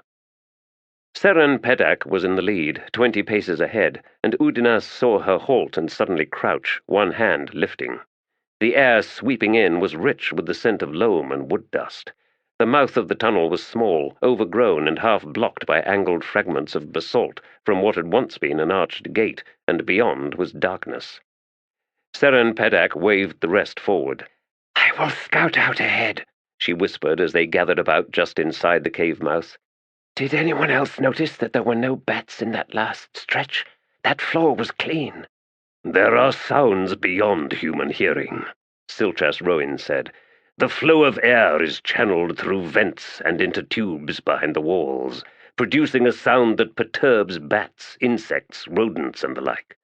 The short tails were skilled at such things." "So, not magic, then?" Seren Pedak asked. "No wards or curses here?" "No." Udinas rubbed at his face. His beard was filthy, and there were things crawling in the snarls of hair. "Just find out if we're on the right side of that damned fort, Aquitor." "I was making sure I wouldn't trip some kind of ancient ward stepping outside, indebted. Something that all these broken boulders suggests has happened before. Unless, of course, you want to rush out there yourself." "Now why would I do that?" Udinas asked. Ruin gave you your answer, Seren Peddak. What are you waiting for? Perhaps, Fear Sengar said, she waits for you to be quiet. We shall all, I suppose, end up waiting forever in that regard. Tormenting you, Fear, gives me my only pleasure. A sad admission indeed, Seren Peddak murmured, then edged forward over the tumbled rocks and into the night beyond. Udinas removed his pack and settled down on the littered floor, dried leaves crunching beneath him. He leaned against a tilted slab of stone and stretched out his legs. Fear moved up to crouch at the very edge of the cave mouth. Humming to herself, Kettle wandered off into a nearby side chamber. Silchas Rowan stood regarding Udinas. "I am curious," he said after a time. "What gives your life meaning, Letherii?" "That's odd. I was just thinking the same of you, Tiste. "Indeed. Why would I lie?" "Why wouldn't you?" "All right," Udinas said. "You have a point. So you will not answer my question." "You first." "I do not disguise what drives me." "Revenge? Well, fine enough, I suppose, as a motivation, at least for a while, and maybe a while is all you're really interested in. But let's be honest here, Silchas Ruin. As the sole meaning for existing, it's a paltry, pathetic cause. Whereas you claim to exist to torment Fear Sengar." "Oh, he manages that all on his own," Udinas shrugged. "The problem with questions like that is, we rarely find meaning to what we do until well after we've done it. At that point, we come up with not one but thousands. Reasons, excuses, justifications, heartfelt defenses. Meaning? Really, Silchas Ruin, ask me something interesting." "Very well. I am contemplating challenging our pursuers. No more of this unnecessary subterfuge. It offends my nature, truth be told." At the tunnel mouth, Fear turned to regard the Tiste. "You will kick awake a hornet's nest, Silchas Ruin. Worse, if this fallen god is indeed behind Rhulad's power, you might find yourself suffering a fate far more dire than millennia buried in the ground." "Fear's turning into an elder before our eyes," Udinas said, "jumping at shadows. You want to take on Rhulad and Hanan Mossag and his Karisnan, Silchas Ruin? You have my blessing. Grab the errant by the throat and tear this empire to pieces. Turn it all into ash and dust. Level the whole damned continent, Tiste. We'll just stay here in this cave. Come collect us when you're finished." Fear bared his teeth at Udinas. "Why would he bother sparing us?" "I don't know," the ex-slave replied, raising an eyebrow. "Pity?" Kettle spoke from the side chamber's arched doorway. Why don't any of you like each other? I like all of you, even Wither." "It's all right," Udinas said. "We're all just tortured by who we are, Kettle." No one said much after that. Seren Peddak reached the edge of the forest, keeping low to remain level with the stunted trees. The air was thin and cold at this altitude. The stars overhead were bright and sharp, the dust-shrouded crescent moon still low on the horizon to the north.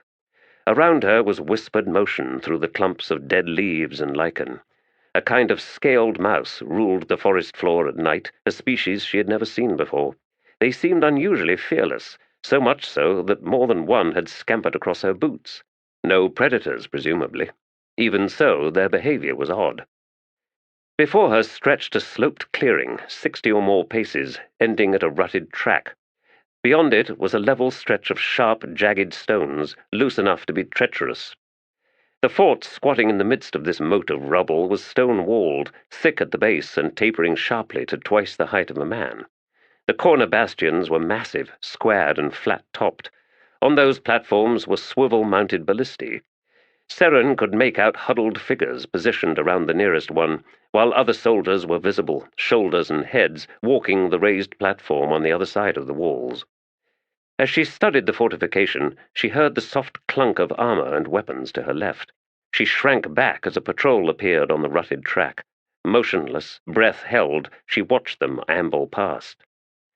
After another 20 heartbeats, she turned about and made her way back through the stunted forest. She almost missed the entrance to the cave mouth, a mere slit of black behind high ferns beneath a craggy overhang of tilted, layered granite.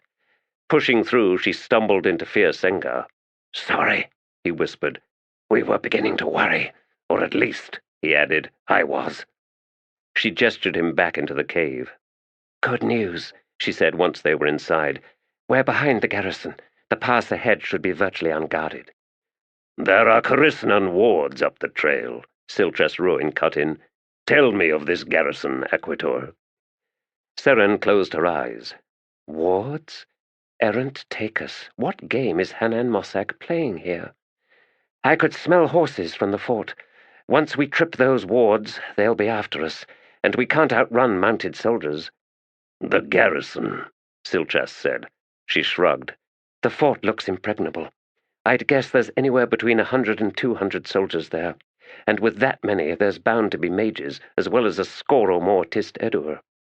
"Silchas Ruin is tired of being chased," Udinas said from where he lounged, back resting on a stone slab. Dread filled Seren Peddak at these words. "Silchas, can we not go round these wards?" "No." She glanced across at Tiste Sengar, saw suspicion and unease in the warrior's expression, but he would not meet her eyes. What conversation did I just miss here? You are no stranger to sorcery, Silchas Ruin. Could you put everyone in that fort to sleep or something? Or cloud their minds? Make them confused? He gave her an odd look. "I know of no sorcery that can achieve that." "Mokra," she replied. "The Warren of Mokra." "No such thing existed in my day," he said. "The Karisnan sorcery, rotted through with chaos as it is, seems recognizable enough to me. I have never heard of this Mokra." Korlos, the mage with iron bars, the Crimson Guard mercenaries, he could reach into minds, fill them with false terrors. She shrugged.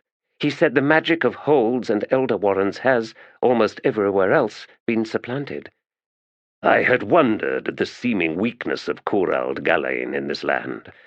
Equitor, I cannot achieve what you ask, although I do intend to silence everyone in that fort and collect for us some horses."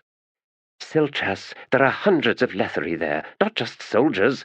A fort needs support staff, cooks, scullions, smiths, carpenters, servants." "And the Tiste Edur," Fear added, "will have slaves." "None of this interests me," the Tiste Andi said, moving past Seren and leaving the mouth of the cave. Udinas laughed softly. "Red ruin stalks the land. We must heed this tale of righteous retribution gone horribly wrong. So, Tiste Sengar, your epic quest twists awry. What will you tell your grandchildren now?" The Edur warrior said nothing. Seren Peddak hesitated. She could hear Silchas Ruin walking away, a few strides crunching through leaves, then he was gone. She could hurry after him, attempt one last time to dissuade him. Yet she did not move. In the wake of Ruin's passage, the only sound filling the forest was the scurry and rustle of the scaled mice, in their thousands, it seemed, all flowing in the same direction as the Tiste Andi. Sweat prickled like ice on her skin. "Look at us, frozen like rabbits. Yet what can I do? Nothing. Besides, it's not my business, is it? I am but a glorified guide. Not one of these here holds to a cause that matters to me. They're welcome to their grand ambitions. I was asked to lead them out, that's all. This is Silchas Ruin's war, and Tiste Sengar's." She looked over at Udinas and found him studying her from where he sat, eyes glittering, as if presciently aware of her thoughts, the sordid tracks each converging on a single pathetic conclusion. "Not my business. Errant take you indebted." Mangled and misshapen, the Karisnan Ventrala reached up a scrawny, root-like forearm and wiped the sweat from his brow. Around him candles flickered, a forlorn invocation to Sister Shadow, but it seemed the ring of darkness in the small chamber was closing in on all sides, as inexorable as any tide. He had woken half a bell earlier, heart pounding and breath coming in gasps. The forest north of the fort was seething with Orthan, a rock-dwelling, scaled creature unique to this mountain pass. Since his arrival at the fort he had seen perhaps a half-dozen, brought in by the maned cats the Letherii locals kept. Those cats knew better than to attempt to eat the Orthen, poison as they were, yet were not averse to playing with them until dead. Orthen avoided forest and soft ground. They dwelt among rocks, yet now they swarmed the forest, and the Korisnan could feel something palpable from their presence, a stirring that tasted of bloodlust. Should he crouch here in his room, terrified of creatures he could crush underfoot? He needed to master this unseemly panic. Listen. He could hear nothing from the fort lookouts, no alarms shouted out. But the damned Orthen carpeted the forest floor up the pass, massing in unimaginable numbers, and that dread scaly flood was sweeping down, and Ventrala's panic rose yet higher, threatening to erupt from his throat in shrieks. He struggled to think.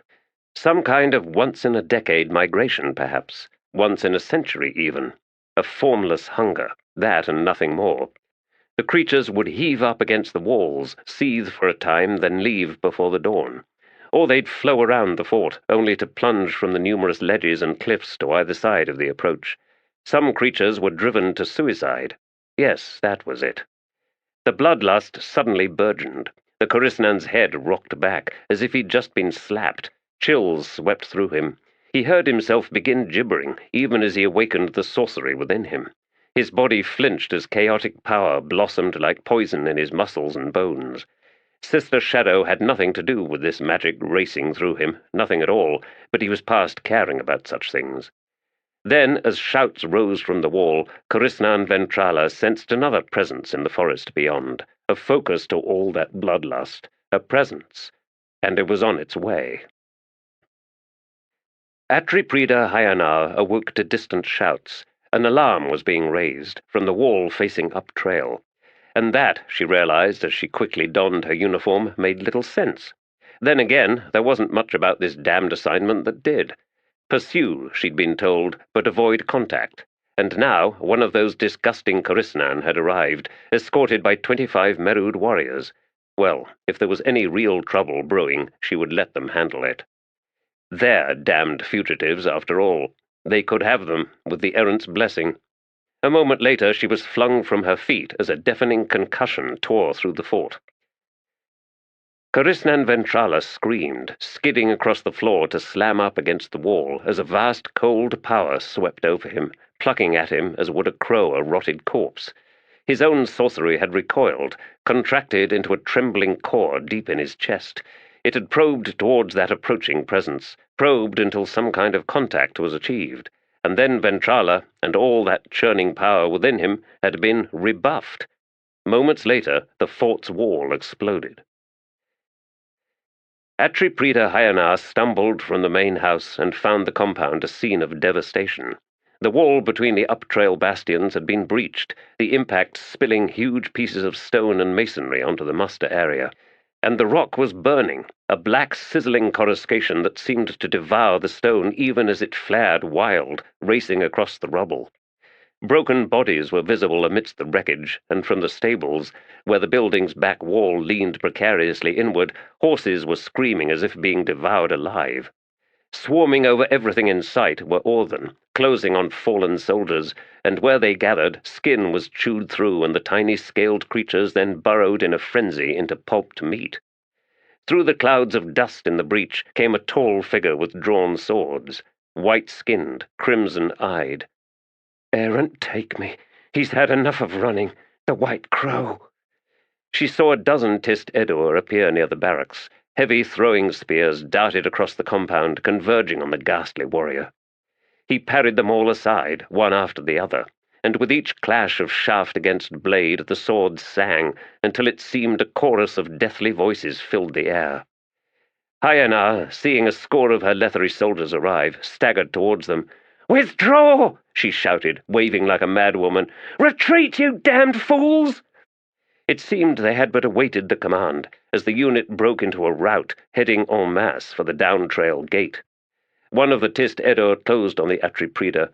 "What are you doing?" he demanded. "The Korisnan is coming! He'll slap this gnat down!" "When he does," she snarled, pulling back, "we'll be happy to regroup." The Edur unsheathed his cutlass. "Call them into battle, Atriprida, or I'll cut you down right here." She hesitated. To their right, the other Tiste Edur had rushed forward and now engaged the White Crow. The swords howled, a sound so filled with glee that Hyanar's blood turned to ice.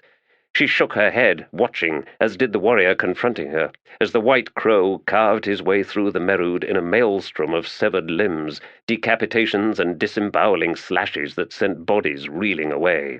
"You're Letherii! Charge him, damn you!" She stared across at the Edur warrior. "Where's your Karisnan?" she demanded. "Where is he?" Ventrala clawed his way into the corner of the room furthest from the conflagration outside.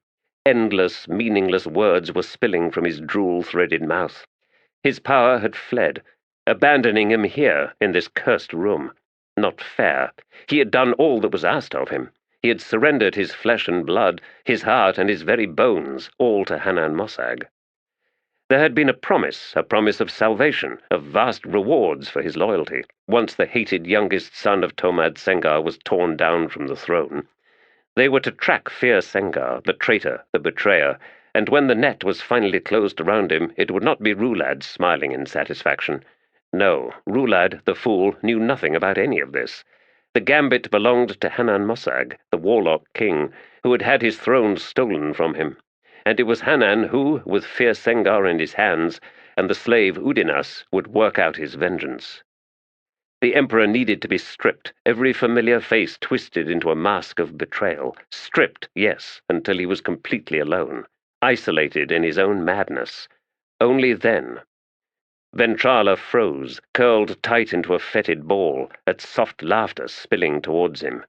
From inside his room. "Oh, Krisnan," it then murmured. "You had no idea this pale king of the Orthen would turn on you, this strider of battlefields? His road is a river of blood, you pathetic fool, and, oh, look, his patience, his forbearance, it's all gone." A wraith here with him, whispering madness. "Begone!" he hissed, "lest you share my fate. I did not summon you." "No, you didn't. My chains to the Tiste Edur have been severed by the one out there. Yes, you see, I am his, not yours. The White Crows. Ha! The Letherii surprised me there. But it was the mice, Karisnan. Seems a lifetime ago now. In the forest north of Hanan Mossag's village, and an apparition, alas, no one understands, no one takes note. But that is not my fault, is it? "Go away!" I cannot, will not, rather. Can you hear? Outside? It's all quiet now. Most of the Letherii got away, unfortunately, tumbling like drunk goats down the stairs, with their captain among them. She was no fool. As for your Merud, well, they're all dead. Now listen, Boots in the hallway. He's on his way. The terror drained away from Ventrala. There was no point, was there? At least, finally, he would be delivered from this racked, twisted cage of a body. As if recalling the dignity it had once possessed, that body now lurched into motion, lifting itself into a sitting position, back pushed into the corner. It seemed to have acquired its own will, disconnected from Ventrala, from the mind and spirit that held to that name, that pathetic identity. Hanan Mossag had once said that the power of the Fallen One fed on all that was flawed and imperfect in one's soul, which in turn manifested in flesh and bone. What was then necessary was to teach oneself to exult in that power, even as it twisted and destroyed the soul's vessel. Ventrala, with the sudden clarity that came with approaching death, now realized that it was all a lie. Pain was not to be embraced. Chaos was anathema to a mortal body. It ruined the flesh because it did not belong there. There was no exaltation in self-destruction. A chorus of voices filled his skull, growing ever louder. "The swords!" There was a soft scuffing sound in the hallway beyond, then the door squealed open. Orthen poured in, flowing like grey foam in the grainy darkness. A moment later the White Crow stepped into view. The song of the two swords filled the chamber. Red, lambent eyes fixed on Ventrala. The Tiste Andi then sheathed his weapons, muting the keening music. "Tell me of this one who so presumes to offend me." Ventrala blinked, then shook his head. "You think the crippled god is interested in challenging you, Silchas Ruin? No, this offense, it is Hanan Mossag's, and his alone. I understand that now, you see. It's why my power is gone, fled. The crippled god is not ready for the likes of you." The white-skinned apparition was motionless, silent for a time. Then he said, "If this Hanan Mossag knows my name, he knows too that I have reason to be affronted by him, by all the Tiste Edur who have inherited the rewards of Skabandari's betrayal. Yet he provokes me." "Perhaps," Ventrala said, "Hanan Mossag presumed the crippled god's delight in discord was without restraint." Silchas Ruin cocked his head. "What is your name, Karisnan?" Ventrala told him. "I will let you live," the Tiste Andi said, "so that you may deliver to Hanan Mossag my words. The Azath cursed me with visions, its own memories, and so I was witness to many events on this world and on others. Tell Hanan Mossag this: a god in pain is not the same as a god obsessed with evil. Your warlock king's obsessions are his own. It would seem, alas, that he is confused. For that I am merciful this night, and this night alone. Hereafter, should he resume his interference, he will know the extent of my displeasure." "I shall convey your words with precision, Silchas Ruin." "You should choose a better god to worship, Ventrala. Tortured spirits like company, even a god's." He paused, then said, "Then again, perhaps it is the likes of you who have in turn shaped the crippled god. Perhaps without his broken, malformed worshippers, he would have healed long ago." Soft, rasping laughter from the wraith. Silchas Ruin walked back through the doorway. "I am conscripting some horses," he said without turning round. Moments later, the wraith slithered after him. The Orthen, which had been clambering about in seemingly aimless motion, now began to withdraw from the chamber. Ventrala was alone once more. "To the stairs. Find the Atriprida, an escort for the journey back to Letheras. And I will speak to Hanan Mossag, and I will tell him about death in the pass. I will tell him of a soul-taken Tiste Andi with 2 knife wounds in his back, wounds that will not heal. Yet he forbears. Silchas Ruin knows more of the crippled god than any of us, barring perhaps Rhulad. But he does not hate. No, he feels pity. Pity even for me." Seren Pedak heard the horses first, hoofs thumping at the walk up the forested trail. The night sky above the fort was strangely black, opaque, as if from smoke, yet there was no glow from flames. They had heard the concussion, the destruction of at least one stone wall, and Kettle had yelped with laughter, a chilling, grotesque sound. Then distant screams, and all too quickly thereafter, naught but silence. Silchas Ruin appeared, leading a dozen mounts, accompanied by sullen moaning from the scabbarded swords. "And how many of my kin did you slay this time?" Fierce Sengar asked. "Only those foolish enough to oppose me. This pursuit," he said, "it does not belong to your brother. It is the Warlock King's. I believe we cannot doubt that he seeks what we seek. And now, Fierce Sengar, the time has come to set our knives on the ground, the 2 of us. Perhaps Hanan Mossag's desires are a match to yours, but I assure you such desires cannot be reconciled with mine." Seren Pedak felt a heaviness settle in the pit of her stomach. This had been a long time in coming, the one issue avoided again and again, ever excused to the demands of simple expediency. Fierce Sengar could not win this battle, they all knew it. Did he intend to stand in Silchas Ruin's way? One more Tiste Edur to cut down? "There is no compelling reason to broach this subject right now," she said. Let's just get on these horses and ride." "No," Fierce Sengar said, eyes fixed on the Tiste Andes. "Let it be now. Siltras Roin, in my heart I accept the truth of Skabandari's betrayal. You trusted him, and you suffered unimaginably in consequence. Yet how can we make reparation? We are not soul-taken. We are not ascendants. We are simply Tiste Edur, and so we fall like saplings before you and your swords. Tell me, how do we ease your thirst for vengeance? You do not, nor is my killing your kin in any way an answer to my need.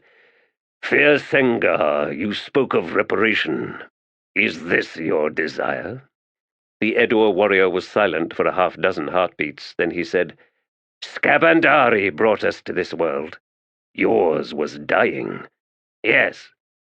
You may not be aware of this," Siltras Ruin continued, "but Blood-Eye was partly responsible for the sundering of Shadow. Nonetheless, of greater relevance to me are the betrayals that came before that particular crime. Betrayals against my own kin, my brother Andarist, which set such grief upon his soul that he was driven mad." He slowly cocked his head. "Did you imagine me naive in fashioning an alliance with Skabandari, Blood-Eye?" Udinas barked a laugh. "Naive enough to turn your back on him?" Seren Pedak shut her eyes. "Please, indebted, just keep your mouth shut. Just this once." "You speak truth, Udinas," Siltras Ruin replied after a moment. "I was exhausted, careless. I did not imagine he would be so public. Yet in retrospect the betrayal had to be absolute, and that included the slaughter of my followers." Fierce Sengar said, "You intended to betray Skabandari, only he acted first. A true alliance of equals, then." "I imagined you might see it that way," the Tiste Andi replied. "Understand me, Fierce Sengar. I will not countenance freeing the soul of Skabandari, Blood-Eye. This world has enough reprehensible ascendants." "Without Father Shadow," Fierce said, "I cannot free Rhulad from the chains of the crippled god." "You could not, even with him." "I do not believe you, Siltras Roin. Skabandari was your match, after all. And I do not think the crippled god hunts you in earnest. If it is indeed Hanan Mossag behind this endless pursuit, then the ones he seeks are myself and Udinas, not you. It is, perhaps, even possible that the Warlock King knows nothing of you, of who you are, beyond the mysterious White Crow." "That does not appear to be the case, Fierce Sengar." The statement seemed to rock the Tiste Edur. Siltras Roin continued, "Skabandari Blood-Eye's body was destroyed.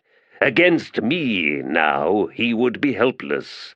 A soul without provenance is a vulnerable thing. Furthermore, it may be that his power is already being used." "By whom?" Fear asked, almost whispering. The Tiste Andi shrugged. "It seems," he said with something close to indifference, "that your quest is without purpose. You cannot achieve what you seek. I will offer you this, Fierce Sengar.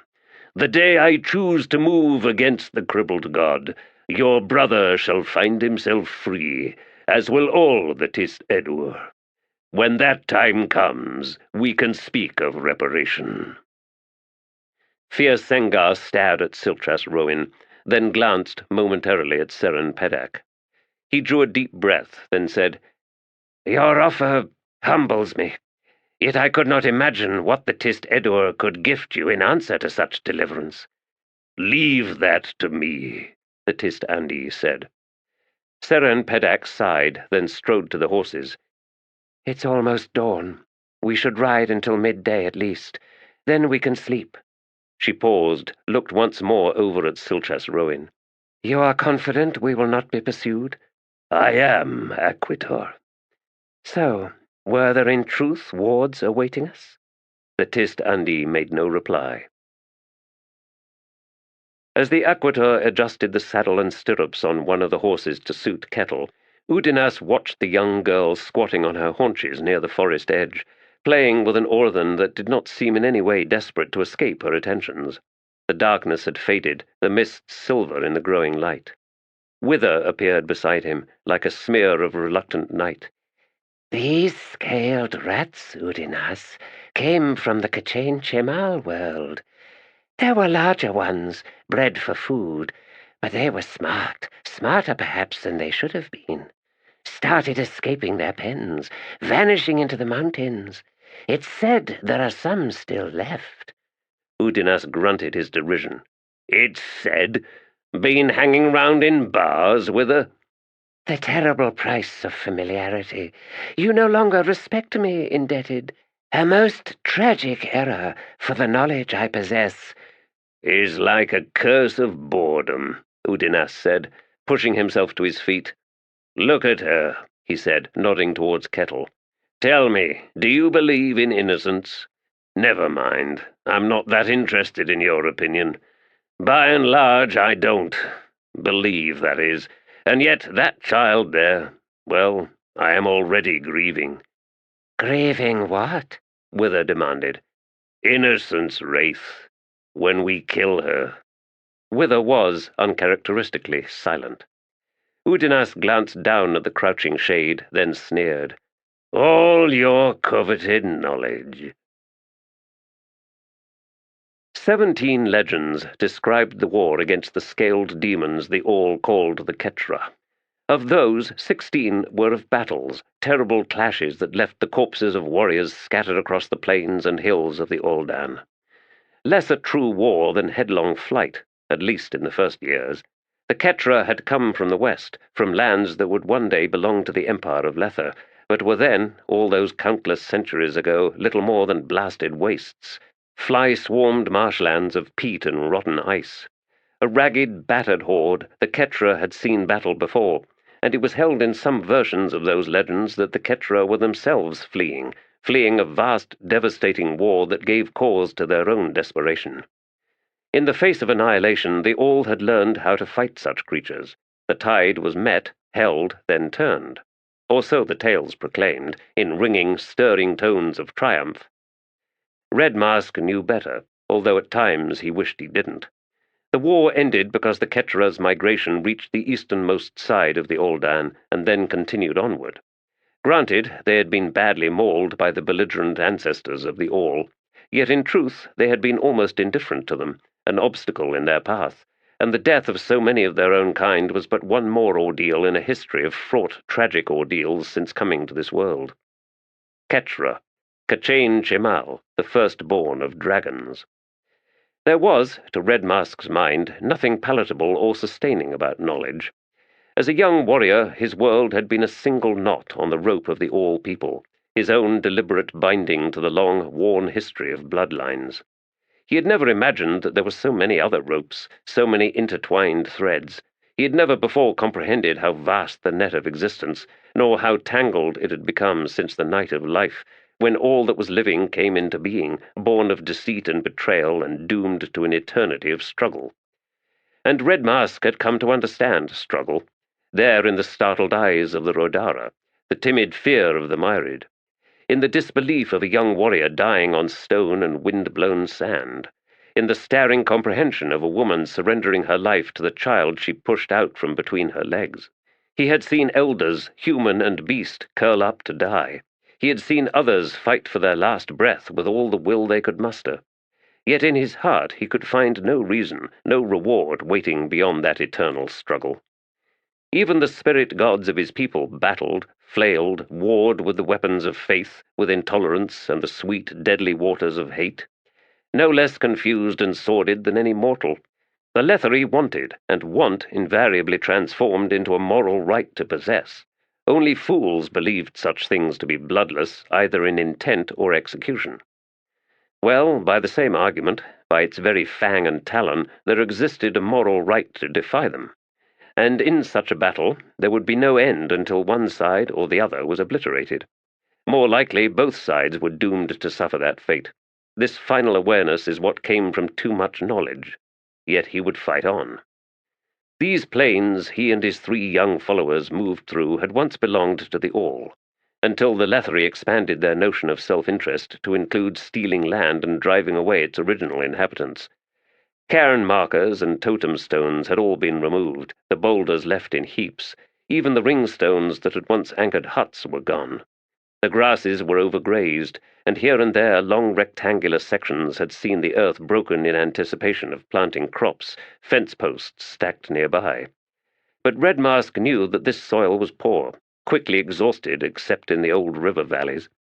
The Letherii might manage a generation or two before the topsoil blew away. He had seen the results east of the wastelands, in far Collants, an entire civilization tottering on the edge of starvation as deserts spread like plague. The blurred moon had lifted high in the star-spattered night sky as they drew closer to the mass of Rodara. There was little point in going after the myrid.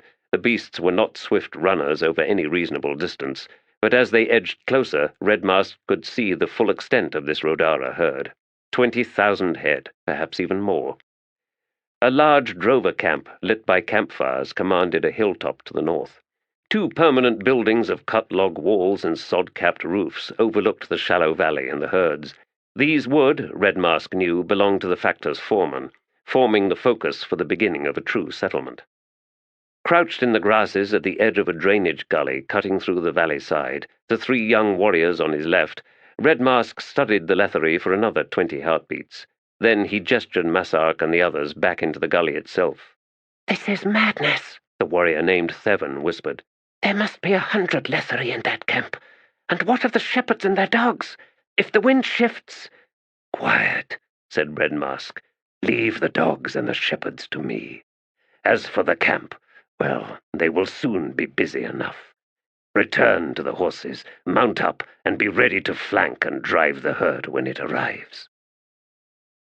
In the moon's pale light, Masark's expression was nerve-twisted, a wild look in his eyes. He had not done well on his death night, but thus far he appeared more or less sane.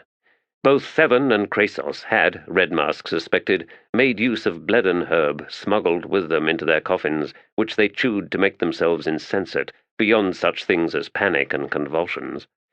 Perhaps that was just as well, but Masark had possessed no Bledden herb, and, as was common to people of open lands, confinement was worse than death, worse than anything one could imagine.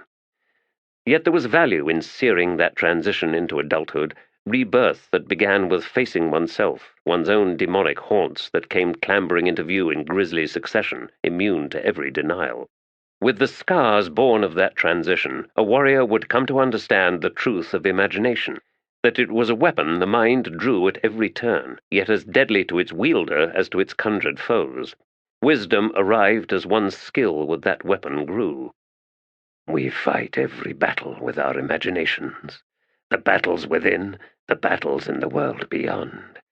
This is the truth of command, and a warrior must learn command of oneself and of others." It was possible that soldiers, such as the Letherii, experienced something similar in attaining rank, but Red Mask was not sure of that. Glancing back, he saw that his followers had vanished into the darkness. Probably, he judged, now at their horses, waiting with fast, shallow breaths drawn into suddenly tight lungs, starting at soft noises, gripping their reins and weapons in sweat-layered hands. Red Mask made a soft grunting sound, and the dray, lying on its belly, edged closer. He settled a hand on its thick-furred neck, briefly, then drew it away. Together the two set out, side by side, both low to the ground, towards the Rodara herd. Abessard walked slowly along the edge of the sleeping herd to keep himself alert. His 2 favored dogs trotted in his wake. Born and raised as an indebted in Dreen, the 16-year-old had not imagined a world such as this.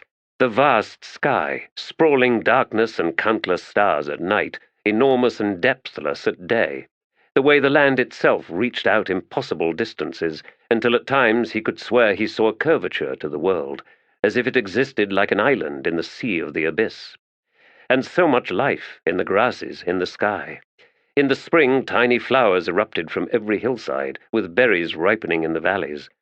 All his life, until his family had accompanied the factor's foreman, he had lived with his father and mother, his brothers and sisters, with his grandmother and 2 aunts, all crowded into a house little more than a shack, facing onto a rubbish-filled alley that stank of urine. The menagerie of his youth was made up of rats, blue-eyed mice, meres, cockroaches, scorpions, and silverworms. But here, in this extraordinary place, he had discovered a new life, winds that did not stink with rot and waste. And there was room, so much room. He had witnessed with his own eyes a return to health among the members of his family, his frail little sister now wiry and sun-darkened, ever grinning, his grandmother whose cough had virtually vanished, his father who stood taller now, no longer hunched beneath low-ceilinged shacks and work-sheds. Only yesterday Abessard had heard him laugh, for the very first time.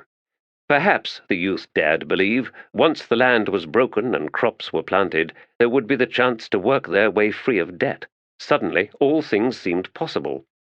His 2 dogs loped past him, vanished in the gloom ahead. A not unusual occurrence. They liked to chase jackrabbits or low-flying rhinazan. He heard a brief commotion in the grasses just beyond a slight rise. Abessard adjusted his grip on the staff he carried, increased his pace. If the dogs had trapped and killed a jackrabbit, there would be extra meat in the stew tomorrow. Reaching the rise, he paused, searched the darkness below for his dogs. They were nowhere to be seen. Abessard frowned, then let out a low whistle, expecting at any moment to hear them trot back to him. Yet only silence answered his summons. Confused, he slowly dropped into a crouch. Ahead and to his right, a few hundred Rodara shifted, awake and restless now. Something was wrong. Wolves? The Blue Rose cavalry the foreman kept under contract had hunted the local ones down long ago. Even the coyotes had been driven away, as had the bears. Abessard crept forward, his mouth suddenly dry, his heart pounding hard in his chest. His free hand, reaching out before him, came into contact with soft, warm fur. One of his dogs, lying motionless, still under his probing touch. Near its neck, the fur was wet. He reached down along it until his fingers sank into torn flesh where its throat should have been. The wound was ragged. Wolf, or one of those striped cats. But of the latter he had only ever seen skins, and those came from the far south, near Bolcando Kingdom. Truly frightened now, he continued on, and moments later found his other dog. This one had a broken neck. The 2 attacks, he realized, had to have been made simultaneously, else one or the other of the beasts would have barked. A broken neck, but no other wounds, no slather of saliva on the fur. The Rodara heaved a half-dozen paces to one side again, and he could make out, at the very edge of his vision, their heads lifted on their long necks, their ears upright. Yet no fear sounds came from them. So, no dangerous scent, no panic. Someone has their attention. Someone they're used to obeying. There was no mistaking this. The herd was being stolen. Abessard could not believe it. He turned about, retracing his route. 20 paces of silent footfalls later, he set out into a run, back to the camp. Red Mask's whip snaked out to wrap round the shepherd's neck. The old Letherii had been standing, outlined well against the dark, staring mutely at the now moving herd. A sharp tug from Red Mask, and the shepherd's head rolled from the shoulders, the body, arms jerking momentarily out to the sides, falling to one side. The last of them, Red Mask knew as he moved up, barring one who had been smart enough to flee, although that would not save him in the end. Well, invaders had to accept the risks. They were thieves as well, weren't they? Luxuriating in their unearned wealth, squatting on land not their own, arrogant enough to demand that it change to suit their purposes, as good as pissing on the spirits in the earth. One paid for such temerity and blasphemy. He pushed away that last thought as unworthy. The spirits could take care of themselves, and they would deliver their own vengeance in time, for they were as patient as they were inexorable. It was not for Red Mask to act on behalf of those spirits. No, that form of righteousness was both unnecessary and disingenuous. The truth was this: Red Mask enjoyed being the hand of all vengeance, personal and accordingly all the more delicious. He had already begun his killing of the Letherii back in Dreen. Drawing his knife as he crouched over the old man's severed head, he cut off the Letherei's face, rolled it up and stored it with the others in the salt-crusted bag at his hip. Most of the herd dogs had submitted to the all-drays challenge. They now followed the larger, nastier beast as it worked to waken the entire herd, then drive it en masse eastward. Straightening, Red Mask turned as the first screams erupted from the drover camp. Abazad was still 40 paces from the camp when he saw one of the tents collapse to one side, poles and guides snapping, as an enormous two-legged creature thumped over it, talons punching through to the struggling forms beneath, and screams tore through the air. Head swiveling to one side, the fiend continued on in its loping, stiff-tailed gait. There were huge swords in its hands. Another one crossed its path, fast, low, heading for the foreman's house. Abazad saw a figure dart from this second beast's path, but not quickly enough, as its head snapped forward, twisting so that its jaws closed to either side of the man's head, whereupon the reptile threw the flailing form upward in a bone-breaking surge. The limp corpse sailed in the air, landing hard and rolling into the hearth-fire in a spray of sparks. Abazad stood, paralyzed by the horror of the slaughter he saw before him. He had recognized that man. Another indebted, a man who had been courting one of his aunts, a man who always seemed to be laughing. Another figure caught his eye, his baby sister, 10 years old, racing out from the camp, away from another tent whose inhabitants were dying beneath chopping swords. "Our tent! Father!" The reptile lifted its head, saw his sister's fleeting form, and surged after her. All at once Abazad found himself running, straight for the monstrous creature. If it saw him converging, it was indifferent, until the very last moment, as Abazad raised his staff to swing overhand, hoping to strike the beast on its hind leg, imagining bones breaking. The nearer sword lashed out, so fast, so... Abazad found himself lying on sodden grasses, feeling heat pour from one side of his body, and as the heat poured out, he grew ever colder. He stared, seeing nothing yet, sensing how something was wrong. He was on his side, but his head was flattened down, his ear pressed to the ground. There should have been a shoulder below and beneath his head, and an arm, and it was where all the heat was pouring out. And further down, the side of his chest, this too seemed to be gone. He could feel his right leg kicking at the ground, but no left leg. He did not understand. Slowly he settled onto his back, stared up at the night sky. So much room up there, a ceiling beyond the reach of everyone, covering a place in which they could live, uncrowded, room enough for all. He was glad, he realized, that he had come here, to see, to witness, to understand.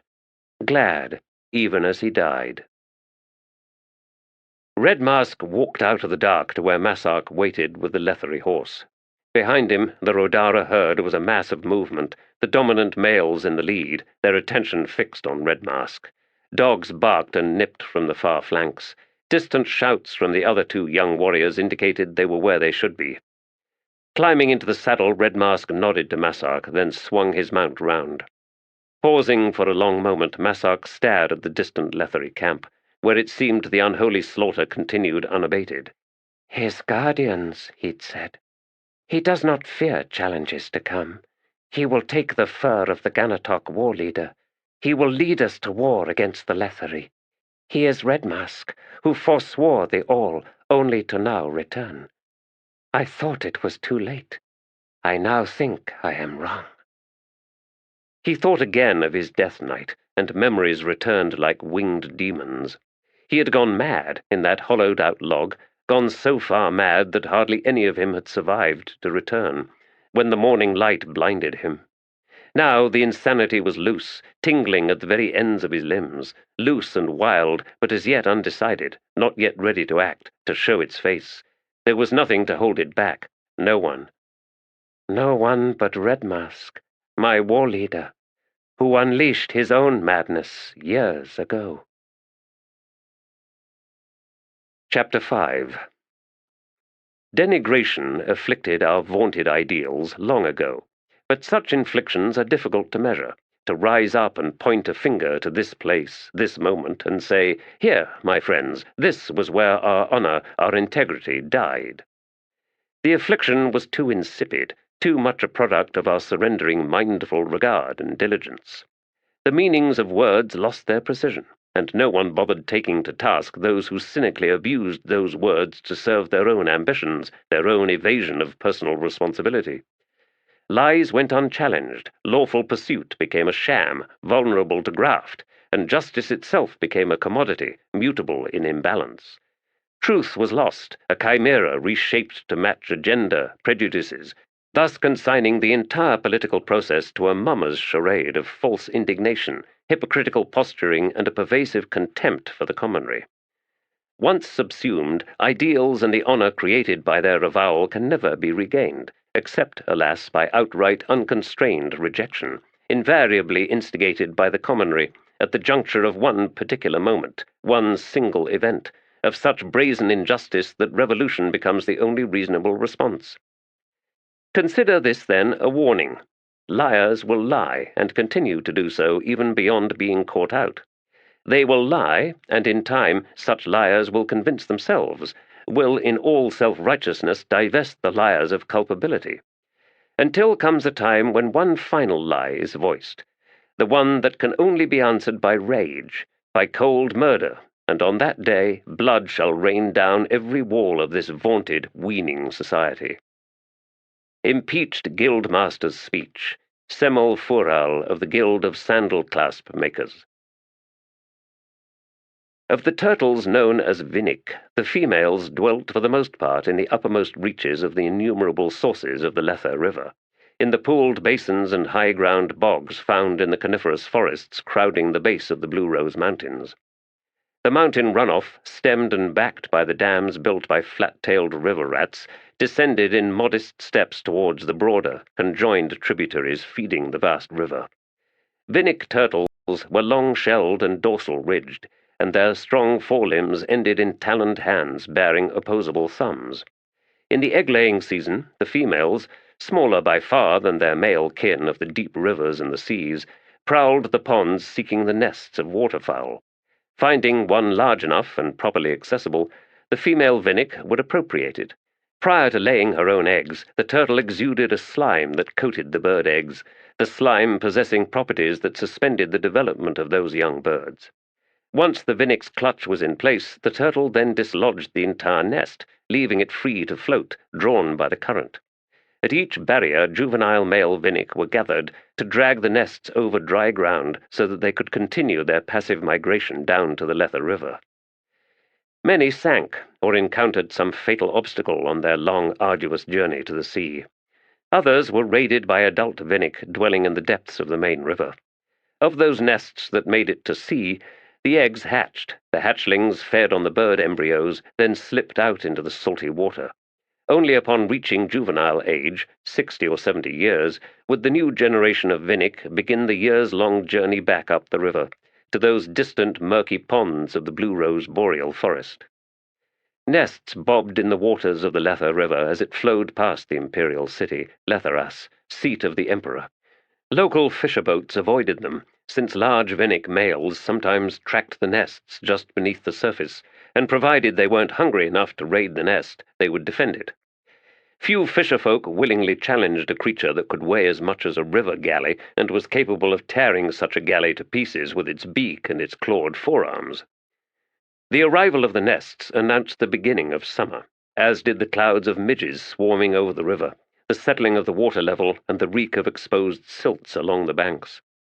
On the faint rise behind the old palace, the dishevelled expanse where stood the foundations of ancient towers, and one in particular constructed of black stone with a low-walled yard, a hunched, hooded figure dragged himself towards the gateway step by aching, awkward step. His spine was twisted, pushed by past ravages of unconstrained power until the ridge of each vertebra was visible beneath the threadbare cloak, the angle forcing his shoulders far forward so that the unkempt ground before him was within reach of his arms, which he used to pull his broken body along. He came searching for a nest, a mound of ragged earth and dying grasses, a worm-chewed hole into a now-dead realm. Questing with preternatural senses, he moved through the yard from one barrow to the next. Empty, empty, empty. Strange insects edged away from his path. Midges spun in cavorting swirls over him, but would not alight to feed, for the searcher's blood was rotted with chaos. The day's dying light plucked at his misshapen shadow, as if seeking sense of a stain so malign on the yard's battered ground. Empty. But this one was not. He allowed himself a small moment of glee. Suspicions confirmed at last. The place that was dead was not entirely dead. Oh, the Azath was now nothing more than lifeless stone, all power and all will drained away. Yet some sorcery lingered here, beneath this oversized mound ringed in shattered trees. Corald for certain, probably Galain. The stink of Tiste Edur was very nearly palpable. Binding rituals, a thick interwoven skein to keep someone, down. Crouched, the figure reached with his senses, then suddenly recoiled, breath hissing from between mangled lips. It has begun unraveling. Someone has been here, before me. Not long. Sorcery working the release of this imprisoned creature. Father of shadows, I must think. Hanan Mossag remained motionless, hunched at the very edge of this mound, his mind racing. Beyond the ruined grounds, the river flowed on, down to the distant sea. Carried on its current, vinnic nests spun lazily. Milky green eggs, still warm with the day's heat, enclosed vague shapes that squirmed about, eager for the birth of light. She lifted her head with a sharp motion, blood and fragments of human lung smearing her mouth and chin, sliding, then dripping down into the split-open rib-cage of her victim. A fool who, consumed by delusions of domination and tyranny, no doubt, had chosen to stalk her all the way from upmarkets. It had become a simple enough thing, a lone, seemingly lost woman of high birth, wandering through crowds unaware of the hooded looks and expressions of avarice tracking her. She was like the bait the fisherfolk used to snare brainless fish in the river. True, while she remained hooded, her arms covered in shimmering silk the hue of raw ox-heart, wearing elegant calf-leather gloves, as well as close-wrapped leggings of black linen, there was no way anyone could see the cast of her skin, nor her unusual features, and, despite the Tiste Edur blood coursing diluted in her veins, she was not uncommonly tall, which well suited her apparent vulnerability, for it was clear that these Edur occupiers in this city were far too dangerous to be hunted by the common Letherii rapist. She had led him into an alley, whereupon she drove one hand into his chest, tearing out his heart. But it was the lungs she enjoyed the most, the pulpy meat rich with oxygen and not yet soured by the rank juices of violent death. The mortal realm was a delightful place. She had forgotten that. But now her feeding had been interrupted. Someone had come to the Azath grounds. Someone had probed her rituals, which had been dissolving the binding wards set by Silchas Rowan. There could be trouble there, and she was not inclined to suffer interference in her plans. Probably the errant, that meddling bastard, or, even more alarming, that elder god, Male. A miserably crowded city, this Letheras. She had no intention of tarrying overlong here, lest her presence be discovered, her schemes knocked awry. Wiping her mouth and chin with the back of one sleeved forearm, she straightened from her feast, then set off. Rotos Hivana, head of the Liberty Consign, squatted on the muddy bank of the river, the work crews finishing the day's excavation directly behind him, the pump crews already washing down, the sounds from the estate's back kitchen rising with the approaching demands of supper. He was making a point of feeding his diggers well, as much to ease their bemusement as to keep them working. They were now excavating way below the river level, after all, and if not for the constantly manned pumps, they would be working chest-deep in muddy water. As it was, the shoring on the walls needed continual attention, prone as they were to sag inward. Eyes tracking a half-dozen vinnic nests rafting down the river, Rotos Hivana was lost in thought. There had been more mysterious objects buried deep and disconnected, but he had begun to suspect that they all belonged together, that in an as yet inconceivable way they could be assembled into a kind of mechanism. Some central piece remained undiscovered, he believed, perhaps tomorrow. He heard slippered feet on the plank walkway leading down to the river, and a moment later came Venit Sathad's voice. Master. Venit, you have allotted yourself 2 house guards for the journey. Take 2 more, and accordingly 2 more pack horses. You will travel without a supply wagon, as agreed, but that need not be a reason to reduce your level of comfort. Very well, master. And remember, Venit, Letor Anict is in every way the de facto ruler of Dreen, regardless of the Edur governor's official status. I am informed that you will find Orbin Truthfinder, the Invigilator's agent, a reliable ally. As to Letter Anict, the evidence points to the factors having lost perspective. His ambition seems without restraint, no longer harnessed to reason or, for that matter, common sense. I shall be diligent in my investigation, Master. Rotos Hivana rose and faced his servant. If needs must, Venet, err on the side of caution. I would not lose you. A flicker of something like surprise in the indebted's lined face, then the man bowed. I will remain circumspect, Master. One last thing, Rotos said as he moved past Venet on his way up to the estate. Do not embarrass me. The indebted's eyes tracked his master for a moment, his expression once more closed. Unseen behind them on the river, a huge shape lifted beneath one Venik nest, and breaking the water as the nest overturned was the prow ridge of an enormous shell, and below that a sinewy neck and a vast gaping beak, swallowing the nest entire. The currents then carried the disturbance away, until no sign of it remained. You know, witnessing something is one thing, understanding it another. Bugg turned away from his study of the distant river, where the setting sun's light turned the water into a rippled sheet of beaten gold, and frowned at Tehol Beddict.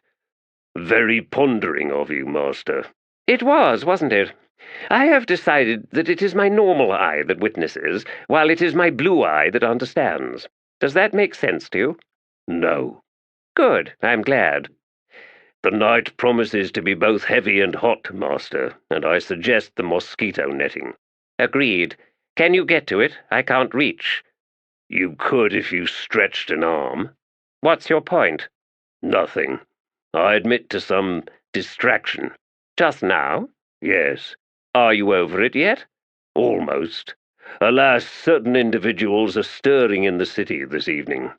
Well, are you going to do something about it, or do I have to do everything around here? Bugg walked across the roof to stand beside the bed. He studied the reposed form of Tehol Beddict for a moment, then he collected the netting and draped it over his master. Eyes, one brown, the other blue, blinked up at him. Shouldn't there be a frame or something? I feel I am being readied for my own funeral here. We used the frame for this morning's fire. Ah. Well, is this going to keep me from being bitten? Probably not, but it looks rather fetching. Tehol closed his blue eye. I see. Bugg sighed. Gallows humor, Master. My, you are in a state, aren't you? I am undecided, Bugg said, nodding. Yes, I know, one of my eternal flaws. What you require, old friend, is a mortal's perspective on things. So let's hear it. Lay out the dilemma for me, Bugg, so that I might provide you with a properly pithy solution. The errant follows the Warlock King to see what he plans. The Warlock King meddles with nefarious rituals set in place by another ascendant, who in turn leaves off eating a freshly killed corpse and makes for an unexpected rendezvous with said Warlock King, where they will probably make each other's acquaintance, then bargain to mutual benefit over the crumbling chains binding another ascendant, one soon to be freed, which will perturb someone far to the north, although that one is probably not yet ready to act. In the meantime, the long-departed Edur fleet skirts the Draconian Sea, and shall soon enter the river mouth on its fated return to our fair city, and with it are two fell champions, neither of whom is likely to do what is expected of them. Now, to add spice to all of that, the secret that is the soul of one Scabandari blood-eye will, in a depressingly short time, cease to be a secret, and consequently, and in addition to and concomitant with, we are in for an interesting summer. Is that all? Not in the least, but one mouthful at a time, I always say. No, you don't. Shurk-Elal is the one always saying that. Your penchant for disgusting images, Master, is as ever poorly timed and thoroughly inappropriate. Now, about that pithy solution of yours. Well, I admit to disappointment. You didn't even mention my grand scheme to bankrupt the Empire. The Invigilator now hunts for you in earnest. Karos Invictad? No wonder you put me under a shroud. I shall endeavour to be close to the roof's edge the day he clambers into view with his drooling henchman, so that I can fling myself over the side, which, you'll agree, is far preferable to even 1 bell's worth of his infamous ghastly inquisition. In the meantime, what's for supper? Vinnick eggs. I found a somewhat broken nest washed up under a dock. But vinnick eggs are poisonous. Hence the clouds of complaining gulls constantly circling over every nasty little floating island. It's a matter of proper cooking, master, and the addition of a few essential herbs that serve to negate most of the ill effects. Most? Yes. And do you have in your possession those life-sustaining herbs? Well, no, but I thought I'd improvise. There you have it. There I have what, master? Why, my pithy reply, of course. Bugg squinted at Tehol Beddict, who winked, this time closing his brown eye. The elder god scowled, then said, "Thank you, master. What would I ever do without you?" "Scant little, I'd wager."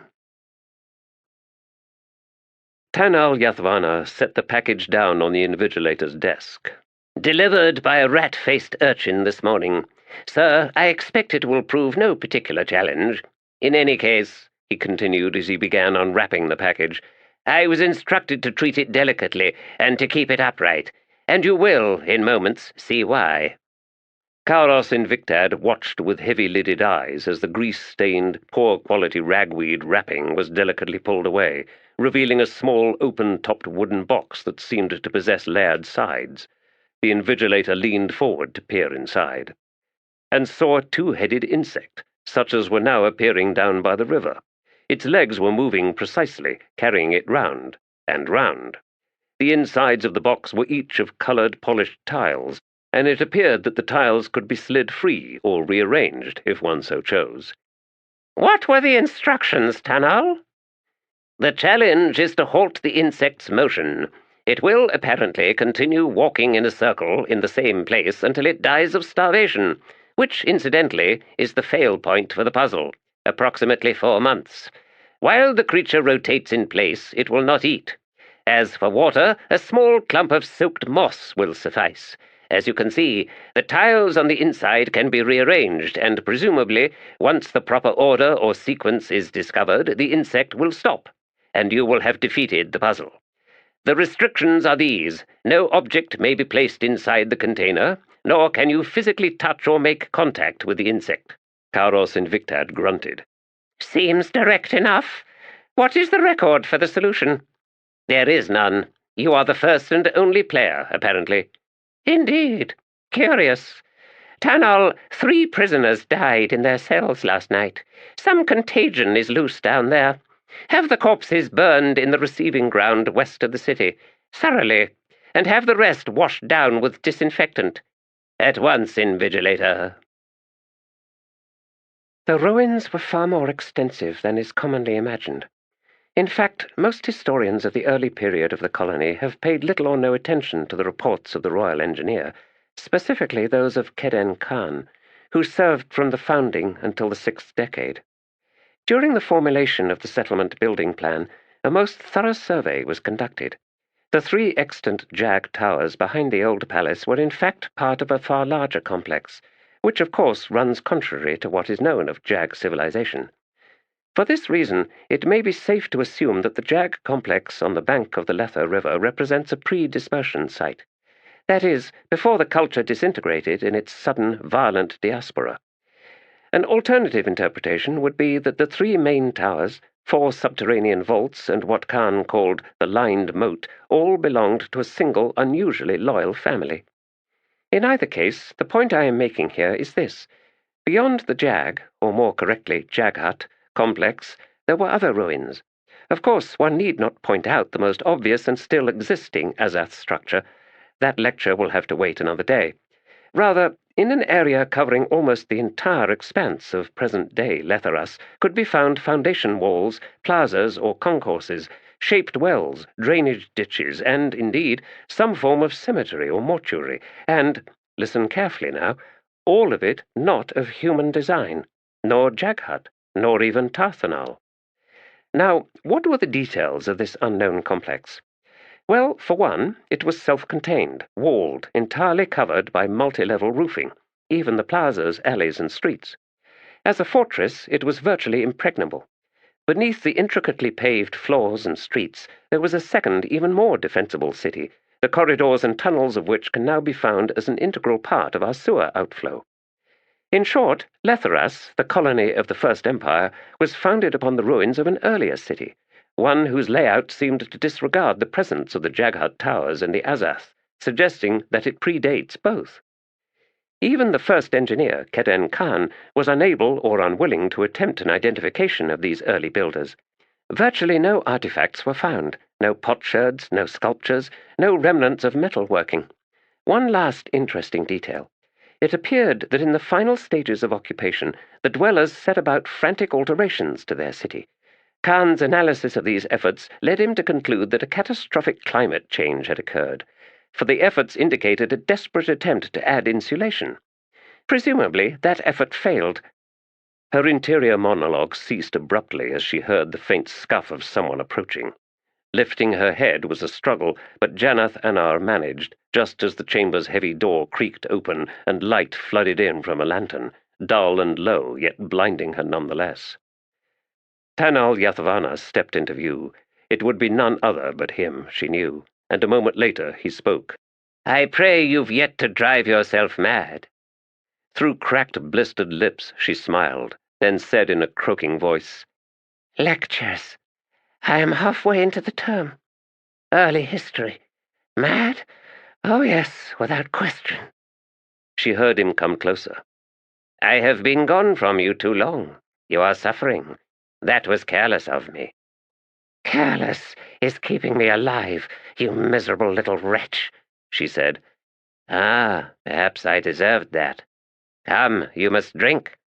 "What if I refuse?" "Then, with your inevitable death, you are defeated. By me. Are you sure you want that, scholar?" "You urge me to stubborn resistance. I understand. The sadist needs his victim alive, after all, for as long as humanly possible." "Dehydration is a most unpleasant way to die, Janath Anar." He lifted the spigot of a waterskin to her mouth. She drank. "Not too quickly," Tanal said, stepping back. "You will just make yourself sick, which wouldn't, I see, be the first time for you." "When you see maggots crawl out of your own wastes, Yathvana, next time," she added, "take your damned candle with you." "If I do that," he replied, "you will go blind." "And that matters?"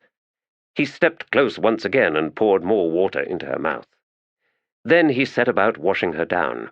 Sores had opened where stomach fluids had burned desiccated skin, and, he could see, she had been pulling on her bindings, seeking to squeeze her hands through the shackles. "You are looking much worse for wear," he said as he dabbed ointment on the wounds. "You cannot get your hands through, Janath." "Panic cares nothing for what can and can't be done, Tanal Yathvana. One day you will discover that. There was a priest once, in the 2nd century, who created a cult founded on the premise that every victim tallied in one's mortal life awaits that one beyond death. From the slightest of wounds to the most grievous, every victim preceding you into death waits for you. A mortal conducts spiritual economics in his or her life, amassing credit and debt. Tell me, patriotist, how indebted are you by now? How vast the imbalance between good deeds and your endless acts of malice?" "A bizarre, insane cult," he muttered, moving away. "No wonder it failed." "In this empire, yes. It's no wonder at all. The priest was set upon in the street and torn limb from limb. Still, its said adherents remain among the defeated peoples, the Tarthanal, the Fent and Nerek, the victims, as it were, of Letherii cruelty. And before those people virtually disappeared from the city, there were rumors that the cult was reviving." Tanal Yathvana sneered. "The ones who fail ever need a crutch, a justification. They fashion virtue out of misery. Kairos Invictad has identified that weakness in one of his treatises." Janath's laugh broke into ragged coughing. When she recovered, she spat and said, "Kairos Invictad. Do you know why he so despises academics? He is a failed one himself." She bared her stained teeth. "He calls them treatises, does he? Errant friend, how pathetic. Caros Invictad couldn't fashion a decent argument, much less a treatise." "You are wrong in that, woman," Tanal said. "He has even explained why he did so poorly as a young scholar. Oh yes, he would not refute your assessment of his career as a student. Driven by emotions back then, incapable of a cogent position, leaving him rife with anger, but at himself, at his own failings. But years later he learned that all emotion had to be scoured from him. Only then would his inner vision become clear." "Ah, he needed wounding, then. What was it? A betrayal of sorts, I expect. Some woman? A protege? A patron? Does it even matter? Caros Invictad makes sense to me now. Why he is what he has become." She laughed again, this time without coughing, then said, "Delicious irony. Caros Invictad became a victim." "Don't me!" "A victim, Yathvana. And he didn't like it. Oh, no, not at all. It hurt. The world hurt him, so now he's hurting it back.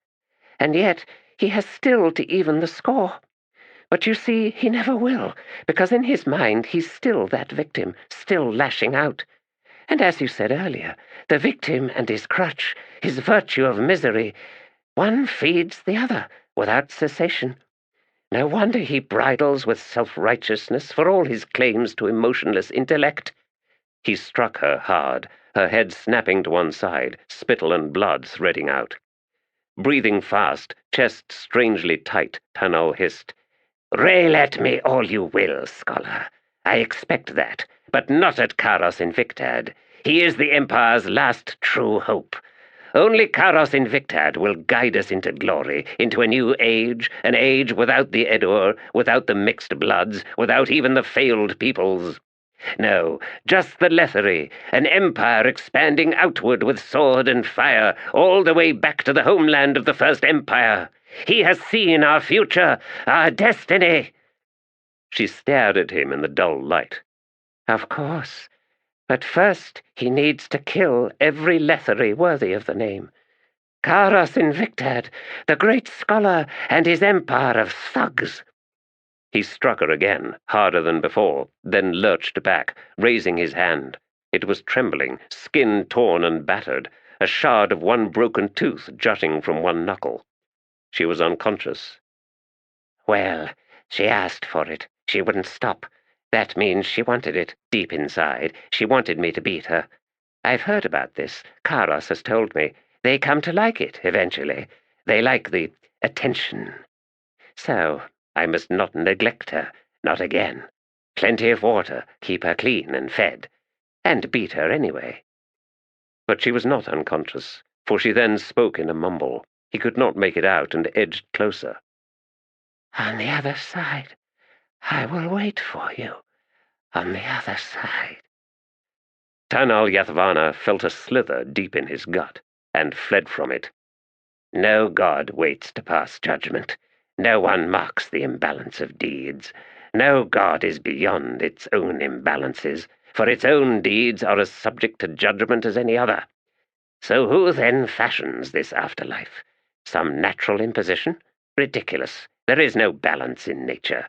Besides, nature exists in this world and this world alone. Its rules mean nothing once the bridge is crossed. Tanal Yathvana found himself walking up the corridor, that horrid woman and her cell far behind him now. He had no recollection of actually leaving. "Caros has said again and again, justice is a conceit. It does not exist in nature. Retribution seen in natural catastrophes is manufactured by all too eager and all too pious people, each one convinced the world will end, but spare them and them alone. But we all know the world is inherited by the obnoxious, not the righteous." "Unless," came the thought in Janath's voice, "the two are one and the same." He snarled as he hurried up the worn stone stairs. She was far below, chained, a prisoner in her solitary cell. There was no escape for her. I have left her down there, far below, far behind. She can't escape." Yet in his mind he heard her laughter, and was no longer so sure. 2 entire wings of the eternal domicile were empty. Long vacated corridors and never occupied chambers, storage rooms, administration vaults, servant quarters, and kitchens. Guards patrolling these sections once a day carried their own lanterns, and left unrelieved darkness in their wake. In the growing damp of these unoccupied places, dust had become mold had become rot, and the rot in turn leaked rank fluids that ran down plastered walls and pooled in dips in the floors. Abandonment and neglect would soon defeat the ingenious innovations of Bugg's construction, as they defeated most things raised by hands out of the earth, and Turadal Brizad, the errant, considered himself almost unique in his fullest recognition of such sordid truths. Indeed, there were other elders persisting in their nominal existence, but they one and all fought still against the ravages of inevitable dissolution, whereas the errant could not be bothered. Most of the time. The Jaghut had come to comprehend the nature of futility, inspiring the errant to a certain modicum of empathy for those most tragic of people. Where was Gothos now, he wondered? Probably long dead, all things considered. He had written a multiple-volumed suicide note, his folly, that presumably concluded at some point, although the errant had neither seen nor heard that such a conclusion existed. Perhaps, he considered with sudden suspicion, there was some hidden message in a suicidal testimonial without end, but if so, such meaning was too obscure for the mind of anyone but a Jaghut. He had followed the warlock king to the dead Azath, remained there long enough to discern Hanan Mossag's intentions, and had now returned to the eternal domicile, where he could walk these empty corridors in peace, contemplating, among other things, stepping once again into the fray, to battle one more time the ravages of dissolution. He thought he could hear Gothos laughing somewhere, but no doubt that was only his imagination, ever eager to mock his carefully reasoned impulses. Finding himself in a stretch of corridor awash with slime-laden water, the errant paused. "Well," he said with a soft sigh, "to bring a journey to a close, one must first begin it. Best I act whilst the will remains." His next step took him into a glade, thick verdant grasses underfoot, a ring of dazzling flowers at the very edges of the black-boled trees encircling the clearing. Butterflies danced from one bloom of colour to the next. The patch of sky visible overhead was faintly tinted vermilion, and the air seemed strangely thin. A voice spoke behind him. "I do not welcome company here." The errant turned. He slowly cocked his head. "It's not often the sight of a woman inspires fear in my soul." She scowled. "Am I that ugly, Elder?" "To the contrary, Menandor, rather formidable." "You have trespassed into my place of refuge." She paused, then asked, "Does it so surprise you that one such as myself needs refuge?" "I do not know how to answer that," he replied. "You're a careful one, errant." "I suspect you want a reason to kill me." She walked past him, long black sarong flowing from frayed ends and ragged tears. "Abyss below," she murmured. "Am I so transparent? Who but you could have guessed that I require justification for killing?" "So your sense of sarcasm has survived your solitude, Menandor. It is what I am ever accused of, isn't it? My random acts." "Oh, I know they're not random. They only seem that way. You delight in tragic failure, which leads me to wonder what you want with me. We are not well suited, you and I." "What have you been up to lately?" he asked. "Why should I tell you?" "Because I have information to impart, which you will find well suited to your nature, and I seek recompense." "If I deny it, you will have made this fraught journey for nothing." "It will only be fraught if you attempt something untoward, Menandor." "Precisely." Her unhuman eyes regarded him steadily. He waited. "Sky keeps," she said. "Ah, I see. Has it begun, then?" "No, but soon." "Well, you are not one to act without long preparation, so I'm not that surprised. And which side will we eventually find you on, Menandor? Why, mine, of course. You will be opposed. One thin brow arched. The errant glanced around. A pleasant place. What warren are we in? You would not believe me if I told you. Ah, he nodded. That one. Very well, your sisters conspire.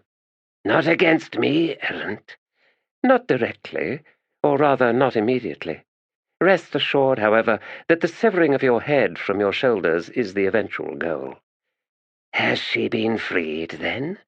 Imminent. And you will do nothing? What of the others in that fell city? Others? Male is being male. Who else hides in Letheras, barring your two sisters? Sisters, she said, then sneered as she turned away, walked to one edge of the glade, where she crouched and plucked a flower. Facing him once more, she lifted the flower to draw deep its scent. From the snapped stem, thick red blood dripped steadily. I've indeed heard it said that beauty is the thinnest skin. She suddenly smiled. Why, no one. I misspoke. You invite me to a frantic and no doubt time-devouring search to prove your ingenuousness, Menandor. What possible reason could you have to set me on such a trail? She shrugged. Serves you right for infringing upon my place of refuge, errant. Are we done here? Your flower is bled out, he said, as he stepped back, and found himself once more in the empty, flooded corridor of the Eternal Domicile's fifth wing. Others, the bitch. As soon as the errant vanished from the glade, Menandor flung the wilted flower to one side, and two figures emerged from the forest, one from her left, the other from her right. Menandor arched her back as she ran both hands through her thick red hair. Both figures paused to watch. She had known they would. You heard? She asked, not caring which one answered. Neither did. Menandor dropped her pose and scowled over to the scrawny, shadow-swarmed god to her left. That cane is an absurd affectation, you know. Never mind my absurd affectations, woman. Blood dripping from a flower, for hood's sake. Oops. The god known as Shadow Throne tilted a head towards the tall, cowled figure opposite. Humblest apologies, Reaper. Hood, Lord of Death, seemed to cock his head as if surprised. Yours? Apologies? Naturally not. I but made a declarative statement. Was there a subject attached to it? No. We three fell creatures have met, have spoken, have agreed on scant little, and have concluded that our previous impressions of each other proved far too generous. Nonetheless, it seems we are agreed, more or less, on the one matter you, Hood, wanted to address. It's no wonder you're so ecstatic. Menandor frowned at the Lord of Death, seeking evidence of ecstasy. Finding none, she eyed Shadow Throne once more. Know that I have never accepted your claim. I'm crushed. So your sisters are after you. What a dreadful family you have. Want help? You too? Recall my dismissal of the errant? Shadow Throne shrugged. Elders think too slowly. My offer is of another magnitude. Think carefully before you reject it. And what do you ask in return? Use of a gate. Which gate? Shadow Throne giggled, then the eerie sound abruptly stopped, and in a serious tone he said, Starve out Demolane. To what end? Why, providing you with assistance, of course. You want my sisters out of the way, too, perhaps more than I do. Squirming on that throne of yours, are you? Convenient convergence of desires, Menandor. Ask Hood about such things, especially now. If I give you access to Starvald Demolane, you will use it more than once. Not I. Do you so vow? Why not? Foolish, Hood said in a rasp. I hold you to that vow, Shadow Throne, Menandor said. Then you accept my help? As you do mine in this matter. Convergence of desires, you said. You're right, Shadow Throne said. I retract all notions of help. We are mutually assisting one another, as fits said convergence, and once finished with the task at hand, no other obligations exist between us. That is agreeable. You two, Hood said, turning away, are worse than advocates, and you don't want to know what I do with the souls of advocates. A heartbeat later, and the Lord of Death was gone. Menandor frowned. Shadow Throne, what are advocates? A profession devoted to the subversion of laws for profit, he replied, his cane inexplicably tapping as he shuffled back into the woods. When I was emperor, I considered butchering them all. So why didn't you? She asked as he began to fade into a miasma of gloom beneath the trees. Faintly came the reply. The royal advocate said it'd be a terrible mistake. Menandor was alone once again. She looked around, then grunted. Gods, I hate this place. A moment later, she too vanished. Janol, once empress of the Lether Empire, was now barely recognizable as a human. Brutally used as a conduit of the chaotic power of the crippled god, her body had been twisted into a malign nightmare, bones bent, muscles stretched and bunched, and now huge bulges of fat hung in folds from her malformed body. She could not walk, could not even lift her left arm, and the sorcery had broken her mind, the madness burning from eyes that glittered malevolently in the gloom as Nissal, carrying a lantern, paused in the doorway. The chamber was rank with sweat, urine, and other suppurations from the countless oozing sores on Janal's skin.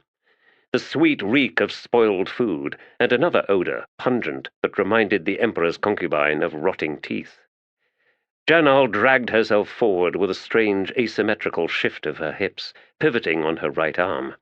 The motion made a sudden sound beneath her, and Nissal saw the streams of saliva easing out from the once beautiful woman's misshapen mouth. The floor was pooled in the mucus, and it was this, she realized, that was the source of the pungent smell. Fighting back nausea, the concubine stepped forward. Empress. No longer. The voice was ragged, squeezed out from a deformed throat, and drool spattered with every jerk of her misshapen jaw. I am queen of his house, his honeyed house. Oh, we are a contented family. Oh, yes. And one day soon, you'll see, that pop on the throne will come here. For me, his queen. You whore, you're nothing. The house is not for you. You blind Rhulad to the truth, but his vision will clear once. Her voice dropped to a whisper, and she leaned forward. We are rid of you. I came, Nissal said, to see if you needed anything. Liar! You came in search of allies. You think to steal him away from me, from our true master. You will fail. Where's my son? Where is he? Nissal shook her head. I don't know. I don't even know if he's still alive.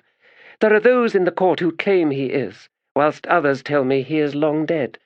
But, Empress, I will seek to find out, and when I do, I will return, with the truth. I don't believe you. You were never my ally. You were Esgara's whore, not mine. Has Toradal Brizard visited you, Empress? For a moment it seemed she would not answer. Then she managed something like a shrug. He does not dare. Master sees through my eyes. Tell Rhulad that, and he will understand what must be. Through my eyes, look closer if you would know a god. The god, the only god that matters now. The rest of them are blind as you've made Rhulad, but they're all in for a surprise. Oh, yes. The house is big, bigger than you imagine. The house is all of us, whore, and one day that truth will be proclaimed, so that all will hear. See me? I am on my knees, and that is no accident. Every human shall be on their knees one day, and they will know me for their queen. As for the king in chains," she laughed, a sound thick with phlegm, "well, the crown is indifferent to whose skull it binds. The pup is failing, you know, failing. There is dissatisfaction. I should kill you now. Here, come closer, whore." Instead, Nissal backed away a step, then two, until she was once more in the doorway. "Empress, the Chancellor is the source of Rhulad's failings. Your god should know that, lest it make a mistake.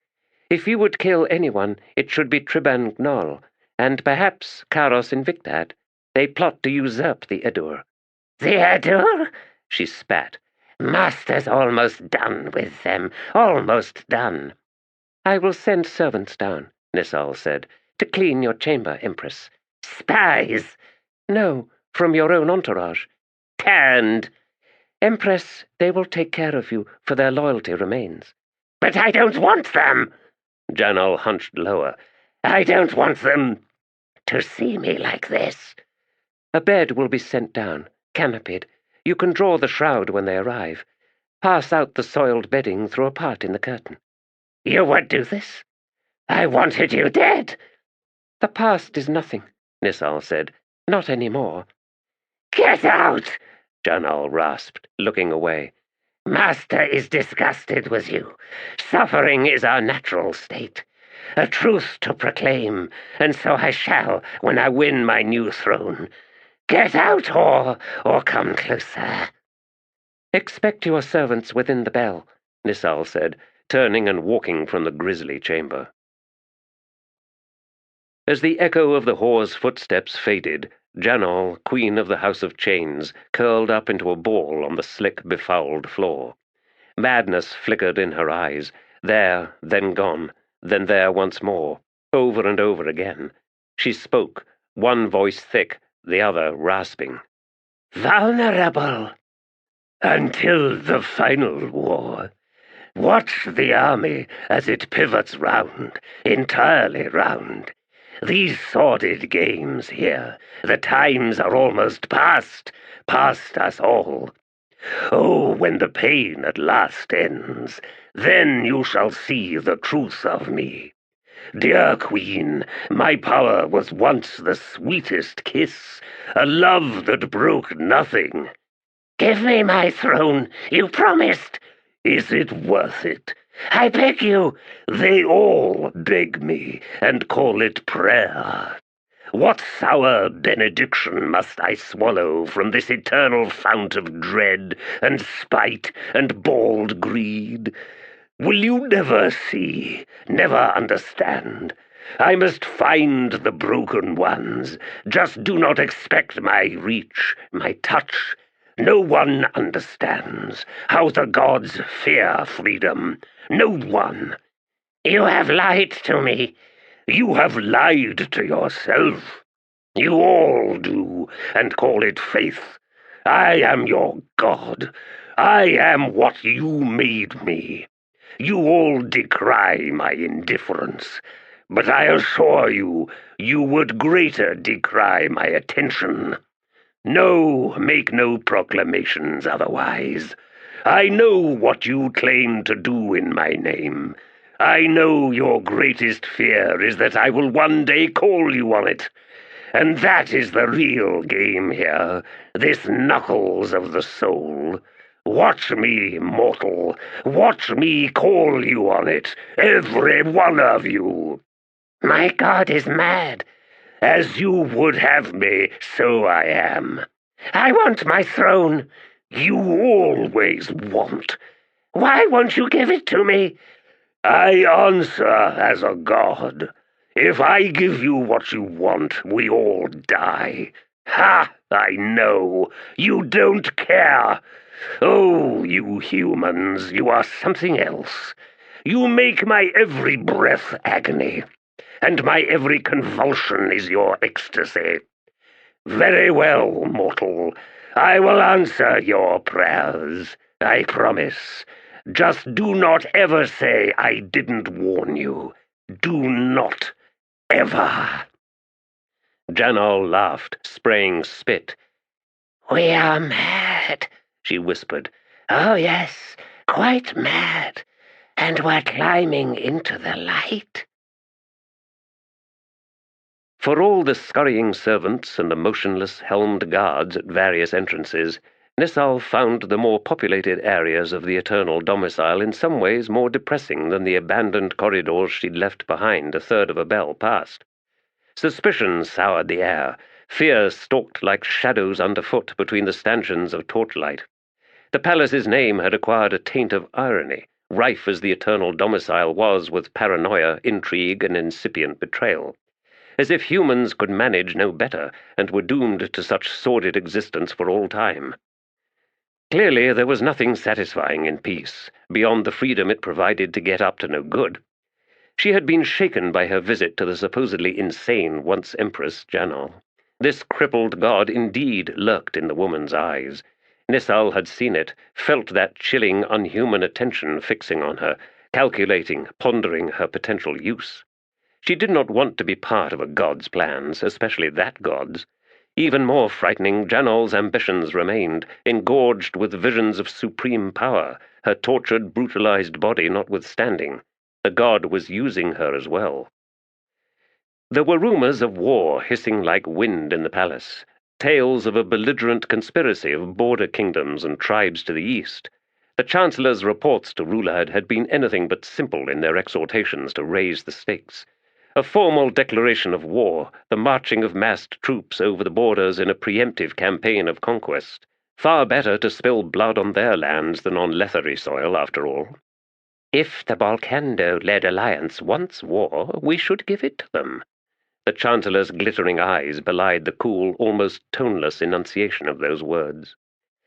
Rhulad had fidgeted on his throne, muttering his unease. The Edur were too spread out, the Korisnan were overworked. Why did the Balkandans so dislike him? There had been no list of grievances. He had done nothing to spark this fire to life. Triban Gnoll had pointed out, quietly, that 4 agents of the conspiracy had been captured entering Letheras only the other day, disguised as merchants seeking ivory. Karos Invictad had sent by courier their confessions, and would the Emperor like to see them? Shaking his head in denial, Rhulad had said nothing, his pain-racked eyes fixed on the tiles of the dais beyond his slippered feet. So lost, this terrible Emperor. As she turned onto the corridor leading to her private chambers, she saw a tall figure standing near her door. A Tiste Edur, one of the few who were resident in the palace. She vaguely recalled the warriors having something to do with security. He tilted his head in greeting as she approached. "First concubine Nissal." "Has the Emperor sent you?" she asked, stepping past and waving him behind her into the chambers. Few men could intimidate her. She knew too well their minds. She was less at ease in the company of women and the virtually neutered men such as Triban Gnoll. "Alas," the warrior said, "I am not permitted to speak to my Emperor." She paused and glanced back at him. "Are you out of favor?" "I have no idea." Intrigued now, Nissal regarded the Edur for a moment, then asked, "Would you like some wine?" "No, thank you. Were you aware that a directive has been issued by Invigilator Karos Invictad to compile evidence leading to your arrest for sedition?" She grew very still. Sudden heat flashed through her. Then she felt cold, beads of sweat like ice against her skin. "Are you here," she whispered, "to arrest me?" His brows rose. "No, nothing of the sort. The very opposite, in fact." "You wish, then, to join in my treason?" "First, concubine, I do not believe you are engaged in any seditious acts, and if you are, I doubt they are directed against Emperor Rhulad." She frowned. "If not the Emperor, then whom? And how could it be considered treasonous if they are not aimed at Rhulad? Do you think I resent the Tiste Edur hegemony? Precisely whom am I conspiring against?" "If I was forced to hazard a guess, Chancellor Triban Gnoll." She said nothing for a moment, then, "What do you want?" "Forgive me. My name is Bruthen Trana. I was appointed to oversee the operations of the Patriotists, although it is likely that the Emperor has since forgotten that detail." "I am not surprised. You've yet to report to him." He grimaced. "True. The Chancellor has made certain of that." He insists you report to him instead, yes? I'm beginning to understand, Trana. Presumably, Triban Gnoll's assurances that he has conveyed said reports to Rhulad are false. The only reports the Emperor receives regarding the Patriotists are those from the Invigilator, as vetted through the Chancellor. He sighed. As I suspected. First concubine, it is said your relationship with the Emperor has gone somewhat beyond that of ruler and chosen whore. Forgive me for the use of that term. Rhulad is being isolated from his own people. Daily he receives petitions, but they are all from Letherii, and those are carefully selected by Triban Gnoll and his staff. This situation had worsened since the fleet sailed, for with them went Malaz Sengar and Uruth, and many other Heroth, including Rhulad's brother, Binadas. All who might have effectively opposed the Chancellor's machinations were removed from the scene. Even Hanradi Kalag. His words fell away, and he stared at her, then shrugged. I must speak to the Emperor, Nisal, privately. I may not be able to help you, if I am to be arrested, she said. Only Rhulad himself can prevent that from occurring, Trana said. In the meantime, I can afford you some protection. She cocked her head. How? I will assign you 2 Edur bodyguards. Ah, so you are not entirely alone, Bruthen. The only Edur truly alone here is the Emperor, and perhaps Hanan Mosag, although he still has his Karisnan. But it is anything but certain that the once warlock king is loyal to Rhulad. Nisal smiled without much humor. And so it turns out, she said, that the Tiste Edur are no different from the Letherii after all. Do you know, Rhulad would have it otherwise. Perhaps then, first concubine, we can work together to help him realize his vision. Your bodyguards had best be subtle, Bruthen. The Chancellor's spies watch me constantly. The Edur smiled. Nisal, we are children of shadow. Once, long ago, she had walked for a time through Hood's realm.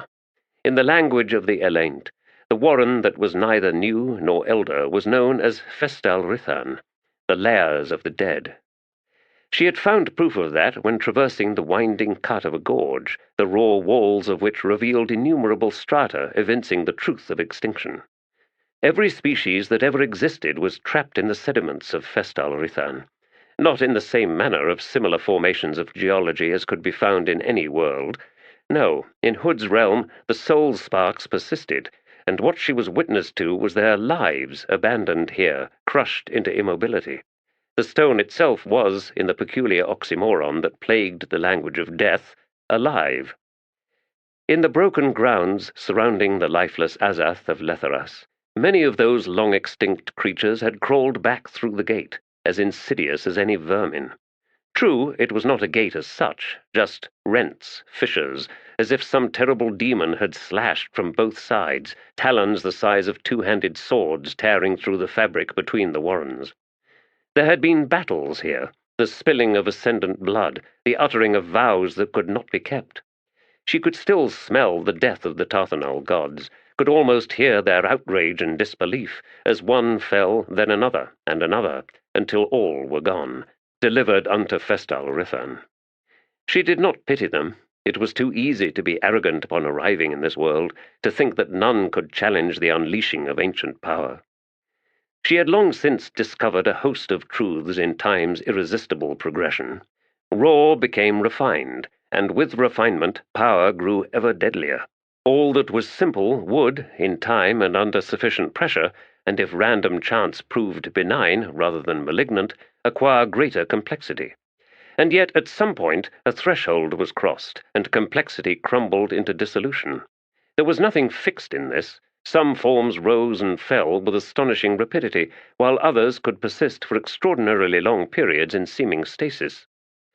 Thus, she believed she comprehended more than most, yet found that she could do little with that knowledge. Standing in the overgrown, battered yard, her cold, unhuman eyes fixed on the malformed shape squatting at the edge of the largest sundered barrow, she could see through to the chaos inside him, could see how it urged dissolution within that complex matrix of flesh, blood, and bone. Pain radiated from his hunched, twisted back as she continued studying him. He had grown aware of her presence, and fear whispered through him the sorcery of the crippled god building. Yet he was uncertain if she presented a threat. In the meantime, ambition rose and fell like crashing waves around the island of his soul. She could, she decided, make use of this one. "I am Hanan Mossag," the figure said without turning. You are soul-taken, the cruelest of the sisters, accursed among the Edur pantheon. Your heart is betrayal. I greet you, Sukul Ankadu." She approached. "Betrayal belongs to the one buried beneath Hanan Mossag, to the sister you once worshipped. How much, Edur, did that shape your destiny, I wonder? Any betrayals plaguing your people of late? Ah, I saw that flinch. Well then, neither of us should be surprised. You work to free her?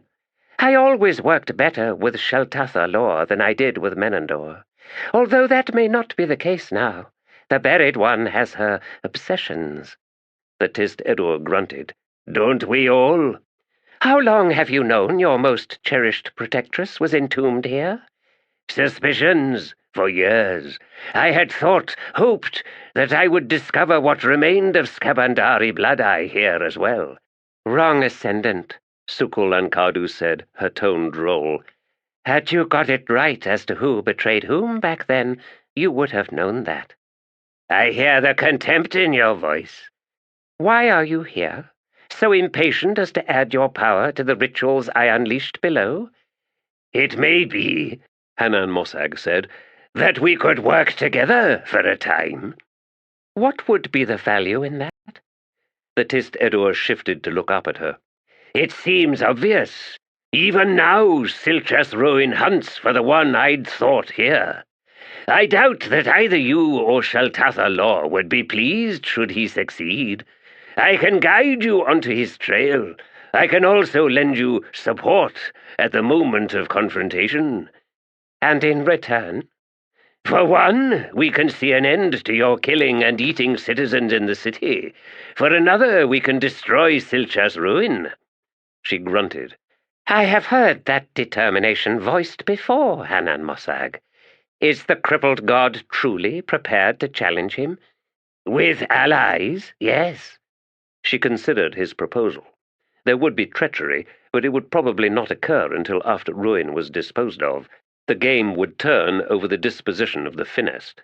She well knew that Skabandari Blood-Eye's power was not as it once was, and what remained would be profoundly vulnerable. "Tell me, does Silchas Ruin travel alone?" "No, he has a handful of followers, but of them only one is cause for concern. A Tiste Edur, the eldest brother of the Sengar, once commander of the Edur warriors." "A surprising alliance." "Shaky is a better way of describing it. He too seeks the finest, and will, I believe, do all he can to prevent its falling into Ruin's hands." "Ah, experience plagues us all," Sukul Ankadu smiled. "Very well, Hanan Mossag. We are agreed, but tell your crippled god this. Fleeing at the moment of attack, abandoning Sheltatha Lor and myself to Silchas Ruin, and, say, making off with the finest during the fight, will prove a fatal error. With our dying breaths, we will tell Silchas Ruin all he needs to know, and he will come after the crippled god, and he will not relent." "You will not be abandoned, Sukul Ankadu. As for the finest itself, do you wish to claim it for yourselves?" She laughed. "To fight over it between us? No, we'd rather see it destroyed." "I see. Would you object, then, to the crippled god's making use of its power?" "Will such use achieve eventual destruction?" "Oh, yes, Sukul Ankadu." She shrugged. "As you like. You must truly think me a fool, Hanan Mossag. Your god marches to war. He will need all the help he can get." Hanan Mossag managed his own smile, a twisted, feral thing. "He is incapable of marching. He does not even crawl. The war comes to him, sister." If there was hidden significance to that distinction, Sukul Ankadu was unable to discern it. Her gaze lifted, fixed on the river to the south. wheeling gulls, strange islands of sticks and grasses spinning on the currents. And she could sense, beneath the swirling surface, enormous belligerent leviathans using the islands as bait, whatever came close enough. She was drawn to a rumble of power from the broken barrow and looked down once more. She's coming, Hanan Mossag. Shall I leave, or will she be amenable to our arrangement? On that, Edur, I cannot speak for her. Best you depart. She will, after all, be very hungry. Besides, she and I have much to discuss, old wounds to mend between us. She watched as the malformed warlock dragged himself away. After all, you are much more her child than you are mine, and I'd rather she was, for the moment, without allies. It was all Menandor's doing, anyway. Chapter 6. The argument was this. A civilization shackled to the strictures of excessive control on its populace, from choice of religion through to the production of goods, will sap the will and the ingenuity of its people, for whom such qualities are no longer given sufficient incentive or reward. At face value, this is accurate enough. Trouble arrives when the opponents to such a system institute its extreme opposite, where individualism becomes godlike and sacrosanct, and no greater service to any other ideal, including community, is possible. In such a system, rapacious greed thrives behind the guise of freedom, and the worst aspects of human nature come to the fore, a kind of intransigence as fierce and nonsensical as its maternalistic counterpart. And so, in the clash of these two extreme systems, one is witness to brute stupidity and blood-splashed insensitivity, two belligerent faces glowering at each other across the unfathomed distance, and yet, in deed and in fanatic regard, they are but mirror reflections. This would be amusing if it weren't so pathetically idiotic. In Defense of Compassion, Denabaris of Letheras, 4th century. Dead pirates were better, Shurk-Ilal mused. There was a twisted sort of justice in the dead preying upon the living, especially when it came to stealing all their treasured possessions. Her pleasure in prying those ultimately worthless objects from their hands was the sole reason for her criminal activities, more than sufficient incentive to maintain her new-found profession. Besides, she was good at it. The hold of the Undying Gratitude was filled with the cargo from the abandoned Edur ship. The winds were fresh and steady, pushing them hard north out of the Draconian Sea, and it looked as if the huge fleet in her wake was not getting any closer. Edur and Letherii ships, 100, maybe more. They'd come out of the southwest, driving at a converging angle towards the sea lane that led to the mouth of the Lether River, the same lane that Shurk-Ilal's ship now tracked, as well as 2 merchant scows the Undying Gratitude was fast overhauling. And that last detail was too bad, since those pilot scows were ripe targets, and without a mass of imperial ships crawling up her behind, she'd have pounced. Cursing, Skorgan Kaban limped up to where she stood at the after rail. It's that infernal search, ain't it? The 2 main fleets, or what's left of 'em. The first mate leaned over the rail and spat down into the churning foam skirling out from the keel. They're gonna be nipping our tails all the way into Letheras harbour. That's right, pretty, which means we have to stay nice. Aye, nothing more tragic than staying nice. We'll get over it, Shurk-Ilal said. Once we're in the harbour, we can sell what we got, hopefully before the fleet arrives to do the same, because then the price will drop, mark my words. Then we head back out. There'll be more pilot scows, Skorgan. You don't think that fleet came up on the floating wreck, do you? They've got every stretch of canvas out, like maybe they was chasing us. We get to the mouth and we're trapped, Captain. Well, you have a point there. If they were truly scattered by that storm, a few of them could have come up on the wreck before it went under. She thought for a time, then said, Tell you what, we'll sail past the mouth, and if they ignore us and head upriver, we can come round and follow them in. But that means they'll offload before we will, which means we won't make as much. Unless their haul ain't going to market, the first mate cut in. Could be it's all to replenish the royal vaults, Captain. Or maybe it goes to the Edur and nobody else. Blood and Cagenza, after all. We could always find a coastal port and do our selling there. You get wiser with every body part you lose, pretty, he grunted. Gotta be some kind of upside. That's the attitude, she replied. All right, that's what we'll do, but never mind the coastal port. They're all dirt poor this far north, surrounded by nothing but wilderness and bad roads where the bandits line up to charge tolls. And if a few Edur galleys take after us, we can always scoot straight up to that holdout prison isle this side of Fent Reach. That's a tight harbour mouth, or so I've been told, and they got a chain to keep the baddies out. Pirates ain't baddies? Not as far as they're concerned. The prisoners are running things now. I doubt it'll be that easy, Skorgan muttered. We'd just be bringing trouble down on them. It's not like the Edur couldn't have conquered them long ago. They just can't be bothered. Maybe, maybe not. The point is, we'll run out of food and water if we can't resupply somewhere. Edur galleys are fast enough to stay with us. Anywhere we dock, they'll be on us before the last line is drawn to the bollard. With the exception of the prison isle. She scowled. It's a damned shame. I wanted to go home for a bit. Then we'd best hope the whole damned fleet back there heads upriver, Skorgan the Pretty said, scratching round an eye socket. Hope and pray. You pray to any gods, Skorgan? Sea spirits, mostly. The face under the waves, the guardian of the drowned, the swallower of ships, the stealer of winds, the tower of water, the reef hiders, the... All right, Pretty, that'll do. You can keep your host of disasters to yourself. Just make sure you do all the propitiations. Thought you didn't believe in all that, Captain. I don't, but it never hurts to make sure. One day their names will rise from the water, Captain, Skorgan Caban said, making a complicated warding gesture with his one remaining hand. And with them the seas will lift high to claim the sky itself, and the world will vanish beneath the waves. You and your damned prophecies. Not mine. Fent. Ever see their early maps? They show a coast leagues out from what it is now. All their founding villages are under hundreds of spans of water. So they believe their prophecy is coming true. Only it's going to take 10,000 years. His shrug was lopsided. Could be, Captain. Even the Edur claim that the ice far to the north is breaking up.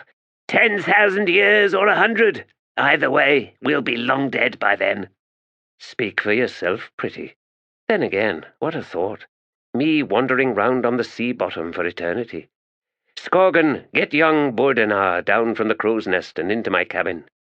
The first mate made a face. Captain, you're wearing him out. I ain't heard him complain. Of course not. We'd all like to be as lucky. Your pardon, Captain, for me being too forward, but it's true.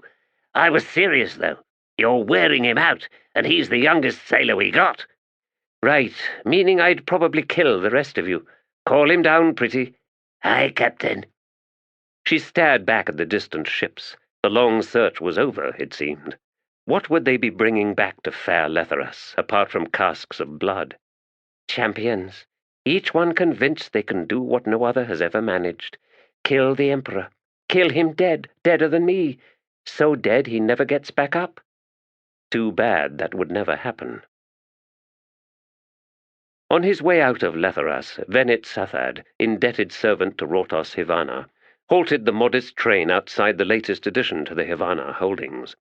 The inn's refurbishment was well underway, he saw, as, accompanied by the owner of the construction company under hire, he made his way past the work crews crowding the main building, then out back to where the stables and other outbuildings stood.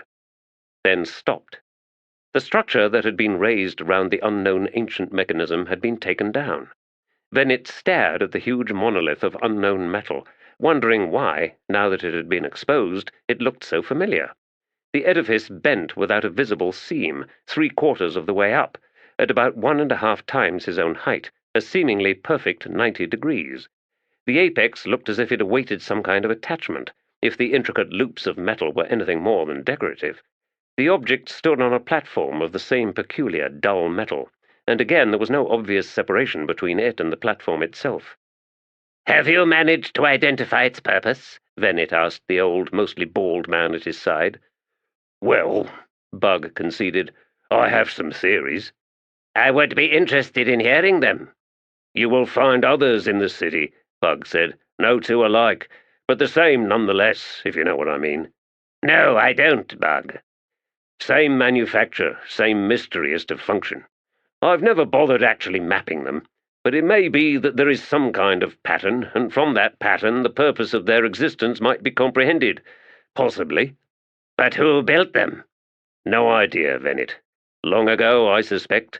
The few others I've seen myself are mostly underground, and further out towards the river bank, buried in silts. In silts? Venet continued staring, then his eyes slowly widened. He turned to the old man. Bugg, I have a most important favor to ask of you. I must continue on my way out of Letheras.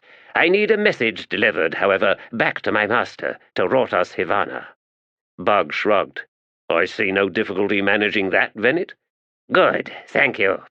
The message is this. He must come here to see this for himself, and this is most important, he must bring his collection of artifacts. Artifacts? He will understand, Bugg. All right, the old man said. I can get over there in a couple of days, or I can send a runner if you like. Best in person, Bugg, if you would. If the runner garbles the message, my master might end up ignoring it. As you like, Venet. Where, may I ask, are you going? The indebted scowled. Blue Rose, and then on to Dreen. A long journey awaits you, Venet. May it prove dull and uneventful. Thank you, Bugg. How go things here? We're waiting for another shipment of materials. When that arrives, we can finish up. Your master has pulled another of my crews over for that shoring up project at his estate, but until the trusses arrive, that's not as inconvenient as it might be. He glanced at Venet. Do you have any idea when Hivana will be finished with all of that? Strictly speaking, it's not shoring up, although that is involved. He paused, rubbed at his face. More of a scholarly pursuit. Master is extending bulwarks out into the river, then draining and pumping the trenches clear so that the crews can dig down through the silts. Bugg frowned. Why? Is he planning to build a breakwater or a pier? No, he is recovering artifacts. Venet watched the old man look back at the edifice and saw the watery eyes narrow. I wouldn't mind seeing those. Some of your foremen and engineers have done just that, but none were able to work out their function. And yes, they are linked to this thing here. In fact, one piece is a perfect replica of this, only on a much smaller scale. When you deliver your message, you can ask to see what he's found, Bugg. I am sure he would welcome your observations. Perhaps, the old man said distractedly. Well, Venet said, I had best be going. Errant ignore you, Venet Sathad. And you, Bugg. If only. That last statement was little more than a whisper, and Venet glanced back at Bugg as he crossed the courtyard on his way out. A peculiar thing to say. But then old men were prone to such eccentricities. Dismounting, Atriprida Bivat began walking among the wreckage. Vultures and crows clambered about from one bloated body to the next, as if confused by such a bounteous feast. Despite the efforts of the carrion eaters, it was clear to her that the nature of the slaughter was unusual. Huge blades, massive fangs and talons had done the damage to these hapless settlers, soldiers, and drovers, and whatever had killed these people had struck before. The unit of cavalry that had pursued Red Mask from Dreen's north gate had suffered an identical fate. In her wake strode the Edur overseer, Brol Handar. There are demons, he said, capable of this, such as those the Karisnan conjured during the war, although they rarely use teeth and claws. Bevat halted near a dead hearth. She pointed to a sweep of dirt beside it. Do your demons leave tracks such as these? The Edur warrior came to her side. No, he said after a moment. This has the appearance of an oversized, flightless bird. Oversized? She glanced over at him, then resumed her walk. Her soldiers were doing much the same, silent as they explored the devastated encampment. Outriders, still mounted, were circling the area, keeping to the ridge lines. The Rodara and Myrid herds had been driven away, their tracks clearly visible heading east. The Rodara herd had gone first, and the Myrid had simply followed. It was possible, if the Letherii detachment rode hard, that they would catch up to the Myrid. Bivat suspected the raiders would not lag behind to tend to the slower-moving beasts. Well, Atriprida, Brolhandar asked from behind her, do we pursue? She did not turn round. No. The Factor will be severely displeased by your decision. And that concerns you? Not in the least. She said nothing. The overseer was growing more confident in his appointment. More confident or less cautious. There had been contempt in the Tiste Edur's tone. Of course, that he had chosen to accompany this expedition was evidence enough of his burgeoning independence. For all of that, she almost felt sorry for the warrior. If this red mask is conjuring demons of some sort, Brolhandar continued, then we had best move in strength, accompanied by both Letherii and Edur mages. Accordingly, I concur with your decision. It pleases me that you grasp the military implications of this, Overseer. Even so, in this instance, even the desires of the Factor are of no importance to me. I am first and foremost an officer of the Empire. You are, and I am the Emperor's representative in this region. Thus, she nodded. A few heartbeats later, the Tiste Edur sighed. It grieves me to see so many slain children. Overseer, we are no less thorough when slaying the all. That, too, grieves me. Such is war, she said. He grunted, then said, Atriprida, what is happening on these plains is not simply war. You Letherii have initiated a campaign of extermination. Had we Edur elected to cross that threshold, would you not have called us barbarians, in truth? You do not hold the high ground in this conflict, no matter how you seek to justify your actions. Overseer, Bivat said coldly, I care nothing about justifications, nor moral high ground. I have been a soldier too long to believe such things hold any sway over our actions. Whatever lies in our power to do, we do. She gestured at the destroyed encampment around them. Citizens of Lether have been murdered. It is my responsibility to give answer to that, and so I shall. And who will win? Brolhandar asked. We will, of course. No, Atriprida, you will lose, as will the all. The victors are men such as Factor Letor Anict. Alas, such people as the Factor view you and your soldiers little differently from how they view their enemies. You are to be used, and this means that many of you will die. Letor Anict does not care. He needs you to win this victory, but beyond that his need for you ends, until a new enemy is found. Tell me, do empires exist solely to devour? Is there no value in peace, in order and prosperity and stability and security? Are the only worthwhile rewards the stacks of coin in Letor Anict's treasury? He would have it so. All the rest is incidental and only useful if it serves him. Atriprida, you are in truth less than an indebted. You are a slave. I am not wrong in this, for I am a Tiste Edur who possesses slaves. A slave, Bivat, is how Letor Anict and his kind see you.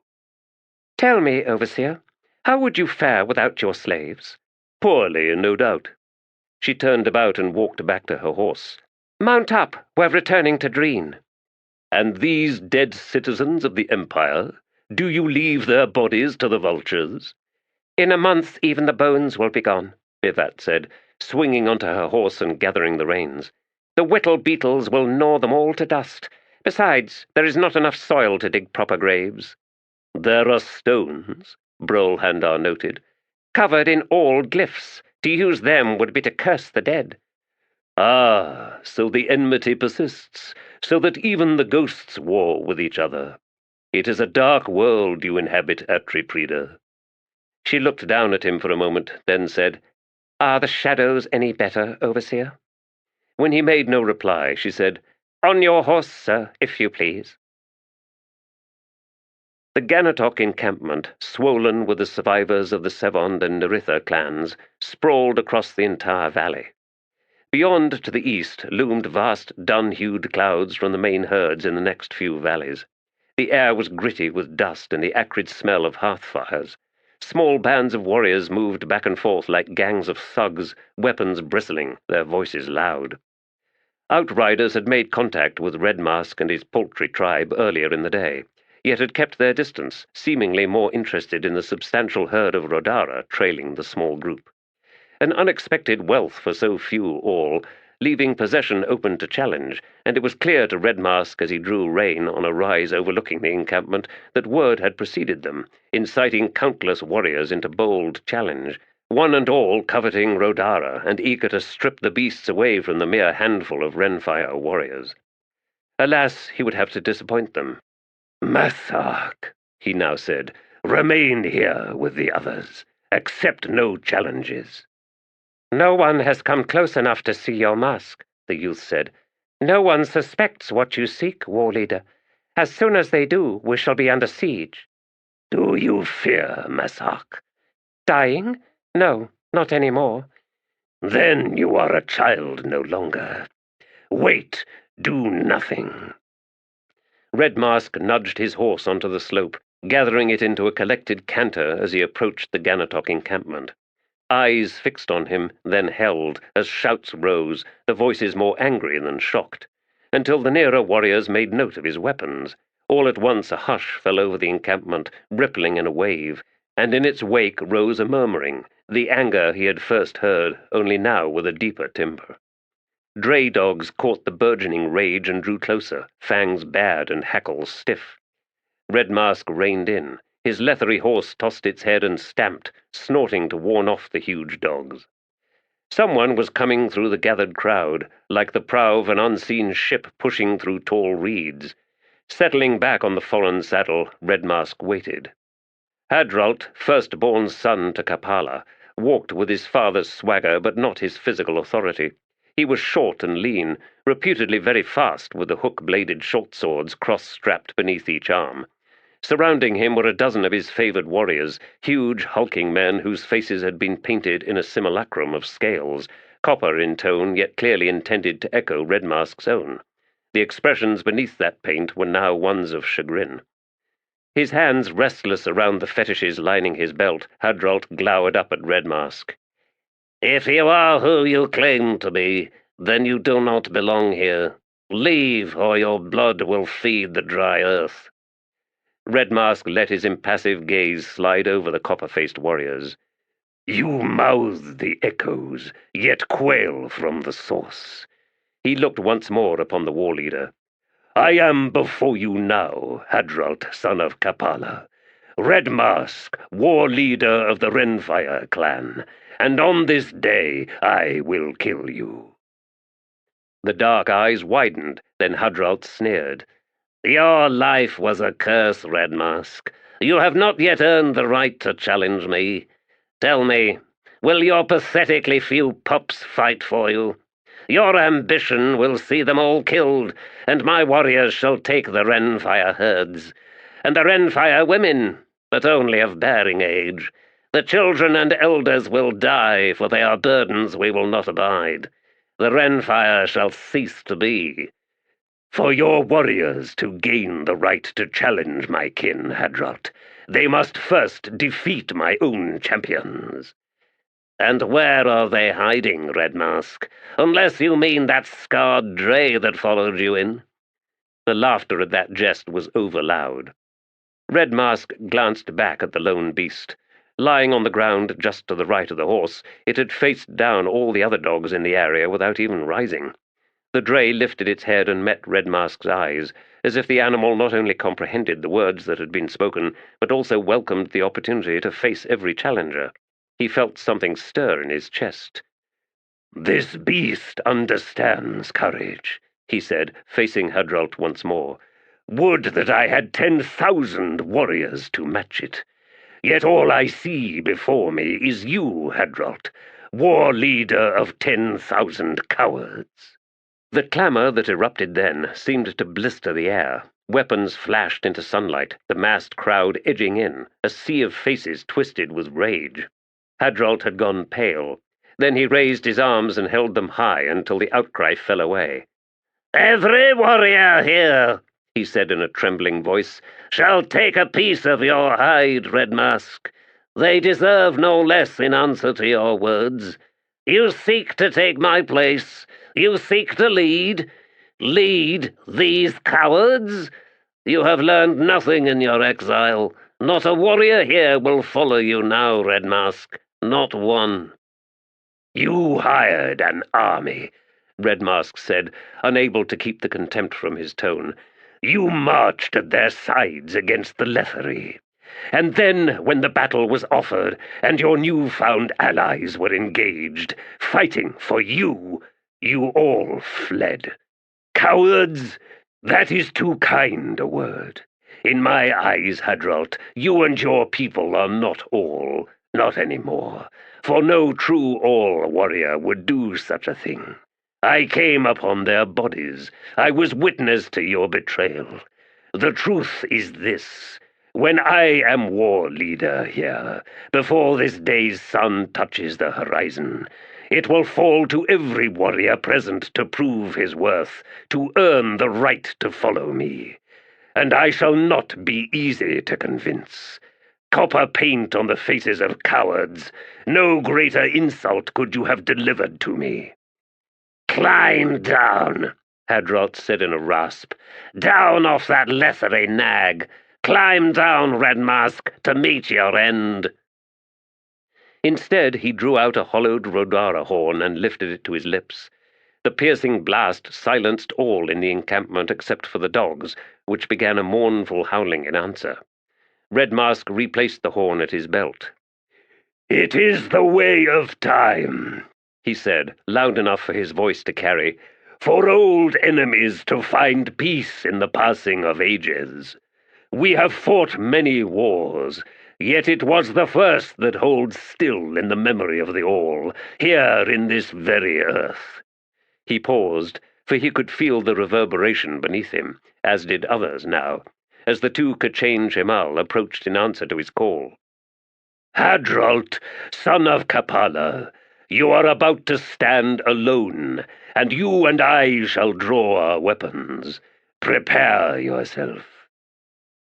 From the ridge, where stood the modest line of Renfire warriors, 6 in all, 2 other shapes loomed into view, huge, towering. Then, in liquid motion, the pair flowed down the slope. Silence hung heavy, beyond the thump of taloned feet, and hands that had rested on the grips and pommels of weapons slowly fell away. "My champions," said Red Mask, "they are ready for your challenges, Hadralt, for your copper faces." The war leader said nothing, and Red Mask could see in the warrior's expression that he would not risk losing the force of his words when his commands were disobeyed, as they would be, a truth of which all who were present were now aware. Destiny awaited, then, in this solitary clash of wills. Hadralt licked his lips. "Red Mask, when I have killed you, what then of these Ketra?" Making no reply, Red Mask dismounted, walking to halt 6 paces in front of Hadralt. He unlimbered the Rigtha crescent axe and centered his grip on the hafted weapon. "Your father is gone. You must now let go of his hand and stand alone, Hadralt. The first and last time. You have failed as war leader. You led all warriors to battle, then led them in flight. You betrayed allies. And now you hide here on the very edge of the wastelands, rather than meet the invading Letherii blade to blade, teeth to throat. You will now step aside or die." "Step aside?" Hadralt tilted his head, then managed a rictus smile. "That choice is not offered to an all-warrior." "True," Red Mask said. only to elders who can no longer defend themselves, or to those too broken by wounds.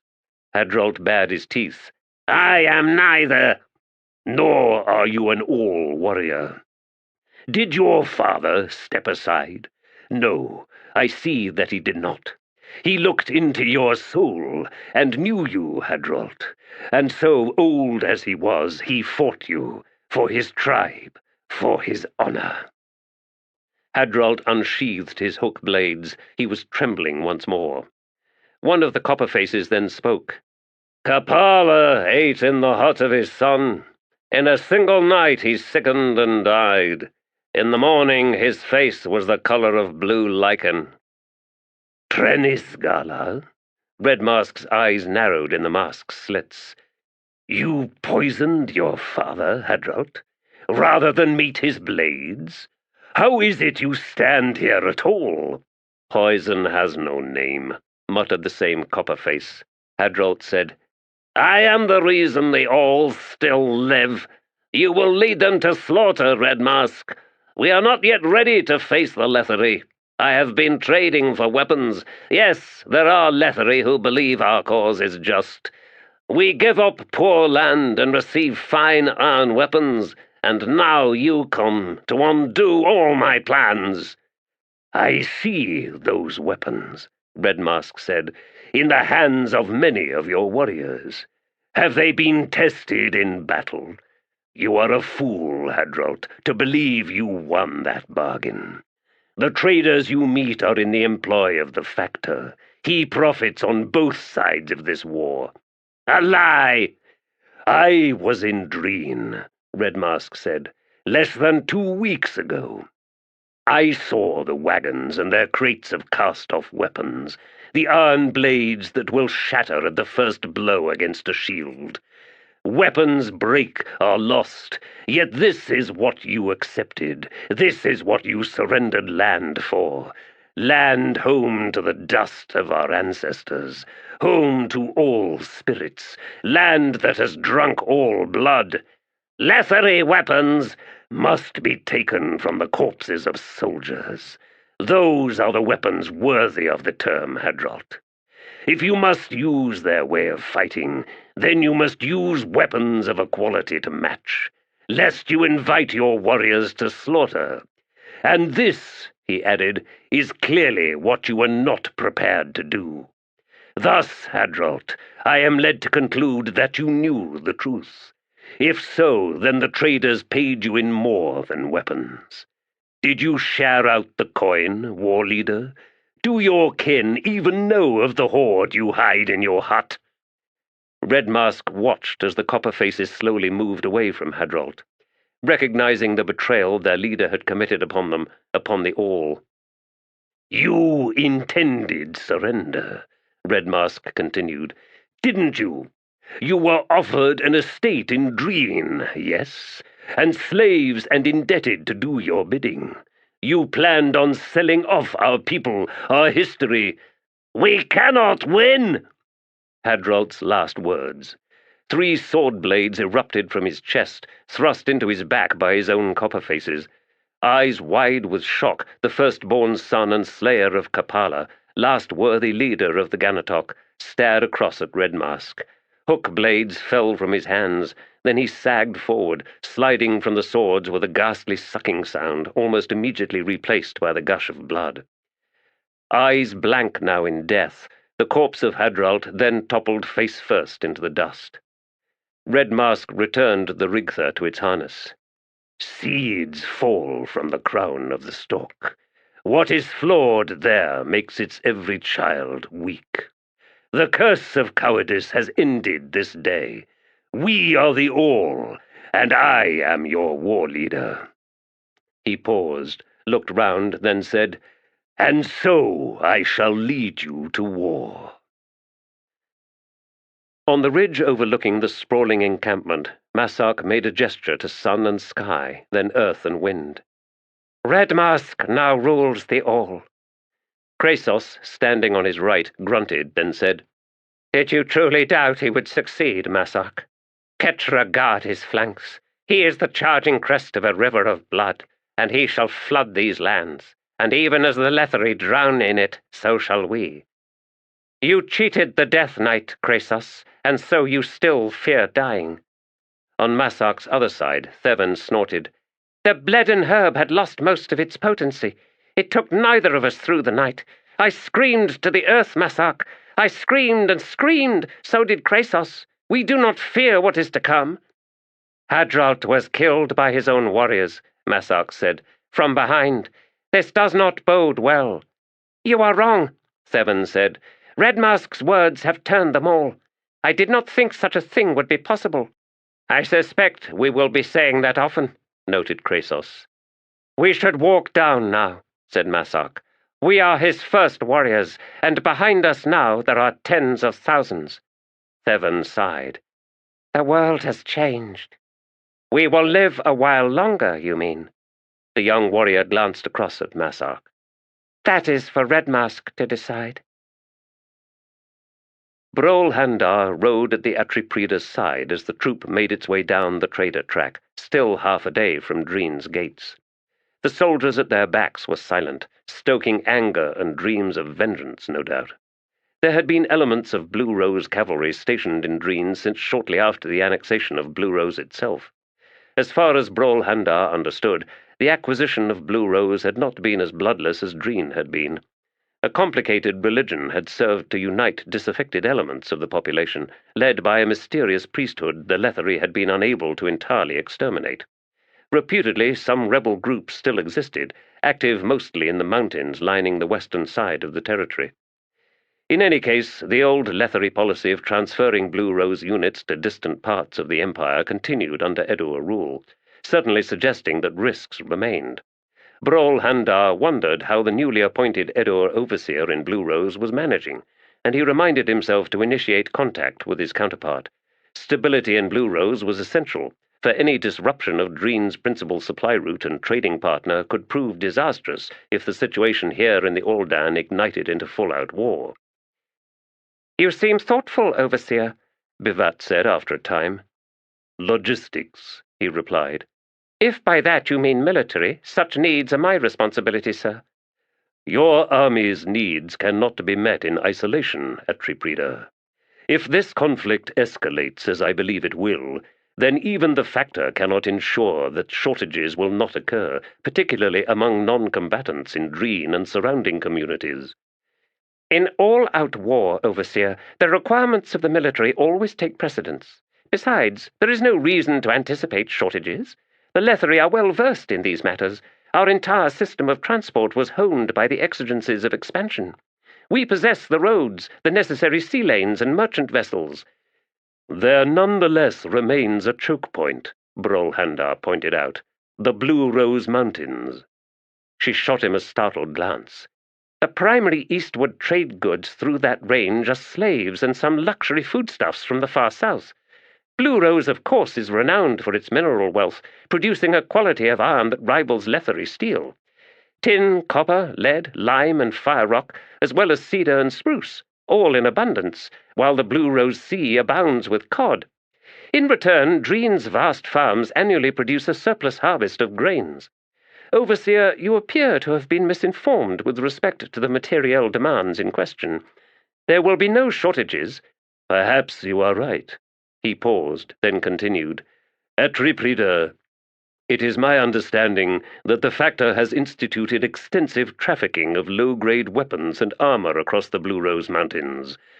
These weapons are in turn sold to the All, in exchange for land, or at least the end of dispute over land.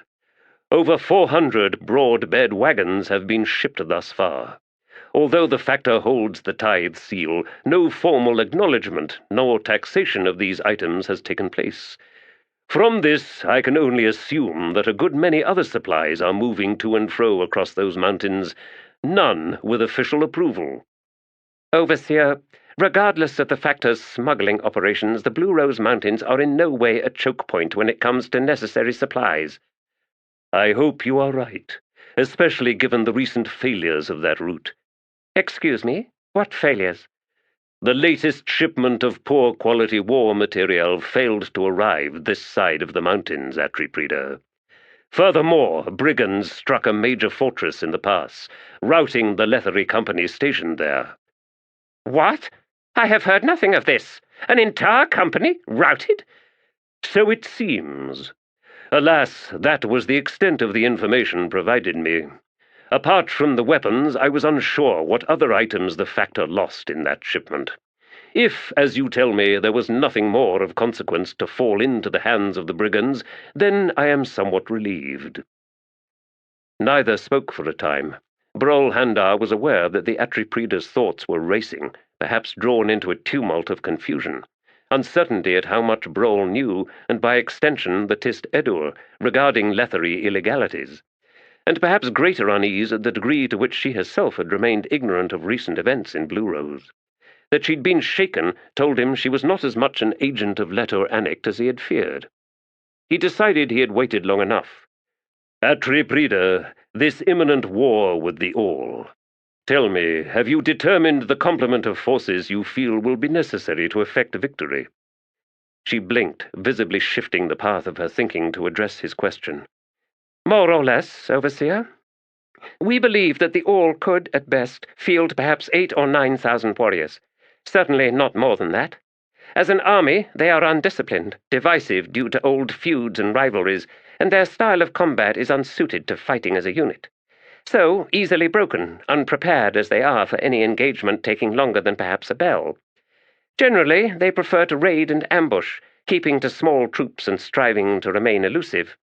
At the same time, their almost absolute dependency on their herds and the vulnerability of their main camps will inevitably force them to stand and fight, whereupon we annihilate them. A succinct preface, Brolhandar said.